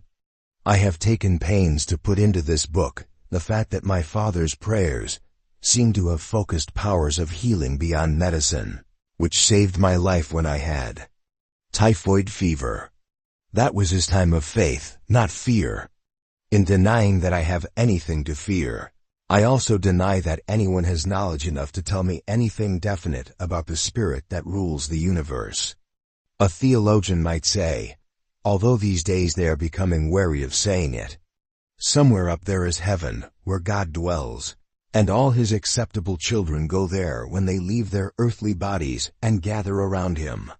A scientist might say, I have turned my telescope outward into space in all directions. I have looked into space for distances equivalent to millions of light years, but nowhere do I see the slightest trace of anything resembling heaven. The Creator whom I know is not separated from me by light years, nor by any other distance. I see evidence of his existence in every blade of grass, every flower, every tree, every creature on this earth, in the order of the stars and the plants which float out there in space, in the electrons and protons of matter, and most especially in the marvelous working principles of the human mind and the body within which it operates. If you would rather speak of a force or a presence for a limitless intelligence rather than a creator, it is the same. It is there. Is it affected by our worship? I doubt it. Can we sometimes attune ourselves so that we receive help from universal vibrations? This, I believe, is almost certainly true. I do not even attempt to guess the overall purpose or plan behind the universe. So far as I can tell, there's no plan for man except to come into this world, live a little while, and go. While he lives, he's given the opportunity to make himself and his fellow men better beings, perhaps a more advanced form of man, as Le Conte suggests. But his ultimate purpose? I do not think anyone knows more about that than I know, and I know nothing about it. Your greatness is here and now. Your happiness is here and now. Here are some of the factors which create peace of mind. They are involved in creating money, wealth as well. But let us set that aside for the time being. Here are some peace of mind factors. Read them carefully. Note that you have met them in this book in one form or another, and note that you have heard about them from other sources as well. You must come to realize you have a conscience which will guide you, and stay on good terms with your conscience so it will guide you well. You must take possession of your own mind, do your own thinking, live your own life. You must keep yourself so busy living your own life that you will not be tempted to interfere in the lives of others. You must learn to free your life of unnecessary encumbrances, both material and mental. You must establish harmony in your own home and harmony with those among whom you work. You must share your blessings with others, and do this wholeheartedly. You must look at the realities of life as they are, not as you wish them to be, and properly evaluate them. You must help others to find and develop their own powers to make themselves what they want to be. Now, I did not invent these ways of winning peace of mind. They were known of old. They are the ways which have proved themselves right, strong, and eternal. If I have made these ways more clear to you, and if I have given you practical ways in which to apply them, well and good.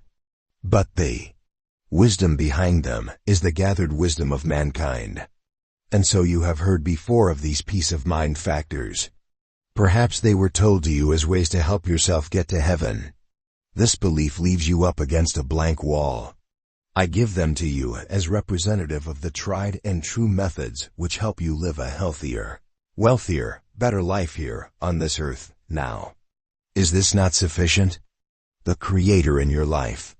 You have seen that I do not deny the concept of a Creator as an eternal and all-pervading intelligence or cosmic force. But the Creator with whom I made my peace many years ago does not require me to be afraid of Him. Nor does He offer Himself to me merely through the intervention of any particular religion. My Creator gave me His greatest blessing when He made me human. He gave me the power to choose between good and bad, and made my concept as wide as all the affairs of the world and all its people. He set me at large upon the world to learn that my good deeds are rewarded in kind, and my bad deeds are just as inexorably made to draw penalties according to their nature. He gave me a mind beyond the mind of any other of His creatures, and He made me free to use my mind as only a human being can use his mind power. I can pray, and in constructive prayer, that does not amount to begging for special favors. I can find faith which vastly enlarges my powers. Yet always I know I am the master of my fate. I am the captain of my soul, for so my Creator made me, and so I need not call upon Him constantly for guidance. Have you ever noticed that the one who does the praying very often has a large part in the answering of the prayer? I allow for the prayer that goes beyond.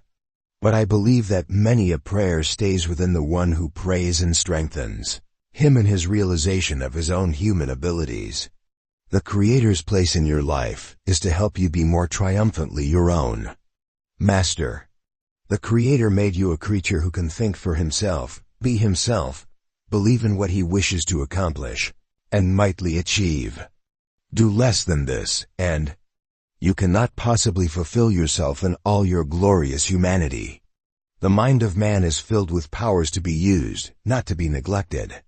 These powers, these blessings, either are used, and the benefits of their use shared with others, or you incur penalties for not using them. If you needed a house, and knew how to build a house, and had all the materials you needed for building a house, and had a lot on which to build a house, and yet neglected to build a house, then you would understand your penalty as you sat exposed in the rain and the snow. Too many of us do not use our power to gather in the wealth and peace of mind which is available all around us. Then we are penalized by poverty, by misery, by worry and ill health, and we blame everyone but ourselves. Anything the human mind can believe, the human mind can achieve. Believe in poverty, and you will be poor. Believe in wealth, and you will be rich. Believe in love, and you will have love. Believe in health, and you will be healthy. You have seen what lies behind these statements. It would be well to read this book again and refresh your understanding. No book can give you all its wealth at the first reading.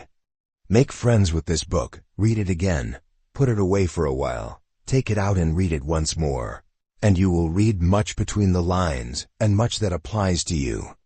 I have shared with you what may be merely words, or great wealth and contentment, depending on how you use them. I am glad I cannot force you to use the knowledge I have given you. I am glad it is up to you to improve your own life. I leave you now with no great ceremony. Remember, there is no good thing in the world that is not available to you if you sufficiently desire it.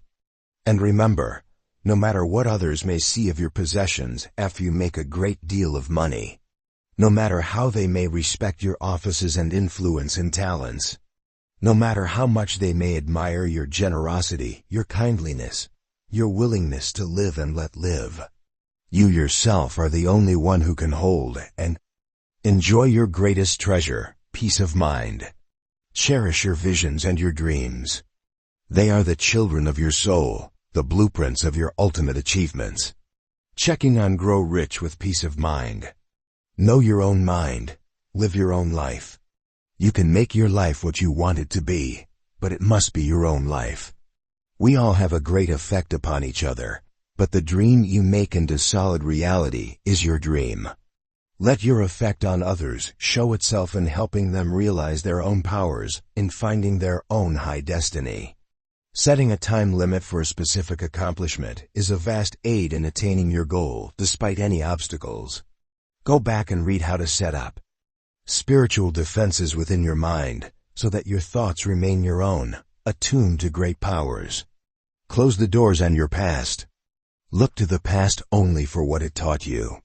Many great men have histories of failure, but they never were held back by the spiritual chains of old mistakes. We need wealth for peace of mind, since the poverty-stricken also are stricken with insecurity and worry. But the trappings of wealth can rob you of peace when they become an end in themselves. The job that builds your future is the job to which you give the fullest measure. Where you start never matters so much as where you are going. Start by going the extra mile. Go back and read what it means to go the extra mile. The basic mental attitude that brings wealth and peace of mind. Make sure your mind says yes to life. A positive mental attitude keeps your mind on your goal and shows you the road to your goal. We are governed by 9 basic motives, 7 of which are connected strongly to peace of mind. When you rise above the temptation to be dishonest, you do more for your peace of mind than any money can, and you set up positive emotion, habits which take root in everything you do. A positive mental attitude often is the secret of genius mind power. Go back and read how to set up 10 princes of guidance to keep negative influences out of your mind. When you are free of fear, you are free to live. Fear is like prayer in reverse. It appeals to negative forces which hurt us, instead of to positive forces which help and sustain us. The fear of poverty brings poverty. The fear of criticism cripples initiative. To free yourself of the fear of adversity, remember that every adversity carries the seed of an equivalent or greater benefit. Caution under dangerous circumstances is advisable, but search your fears, and you will see that invariably they are self-made. A man-made devil. Self-confident faith in yourself is an indispensable ingredient for good living. Go back and check the complete list of fears which bring forth corresponding damaging reality, if your mind allows. Will you master money, or will it master you? You may lose peace of mind by pursuing money too anxiously. The man who makes a big splash may be the man who has gone overboard. Enough money is a relative sum. When you feel you will be satisfied with enough for solid comfort and security, and some luxuries, you often attain more.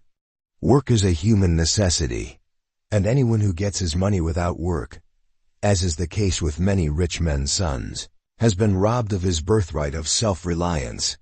Some of the money you make should stay with you, for thrift gives many benefits besides money in the bank. Go back and read the basic steps that can build your income and can be applied to almost any circumstances. The blessed art of sharing your riches. Wealth that is shared creates more wealth. The helping hand you give another can repay you many-fold. Millionaires today realize that when wealth is distributed, it creates opportunities. Discontented workers become contented, ambitious workers, when they learn the science of personal achievement. When you share the wealth in your own home, you create peace of mind in a most important area of your life. The three basic motives of love, sex, and money are said to rule the world. When you practice sharing, you will never have to ask, "What wealth have I to share?" Go back and read the basic ways of sharing. They are a road to wealth. How to develop your own healthy ego. Ego is the self-assertive tendency of man. It can transcend many an obstacle, even get a man a great job when he looks like a tramp. Ask yourself certain questions concerning your childhood, and you may find what is hurting your ego and be able to overcome this long-ago influence. A healthy ego makes you more receptive to the influences which guide you from a region beyond the power of our five senses to know. A salesman sells through his ego. When the ego is strong, it attracts success. When the ego is weak, it can be strengthened. Go back and read how men found their own ego boosters and learn how to find your own. How to transmute sex emotion into achievement power. Unlike other mammals, man's sexual drive is always with him. This drive can be wasted, or it can be transmuted into sparkling energy which shows in everything a man does. Like ego, sexual energy can help you rise above outward appearances.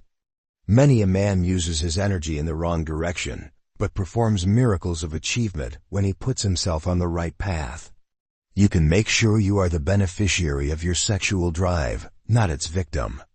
Sexual energy can invigorate the subconscious mind's ability to form new patterns out of known facts and thus come up with new inventions and new opportunities.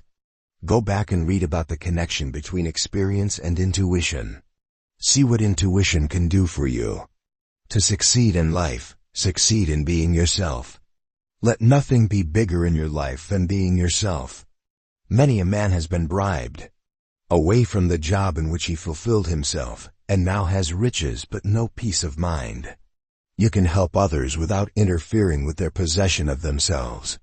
Do not expect other people to meet your idea of perfect. Practice self-control as a means of being your best self, and you will not suffer the results of anger and animosity. Your mind is your only master.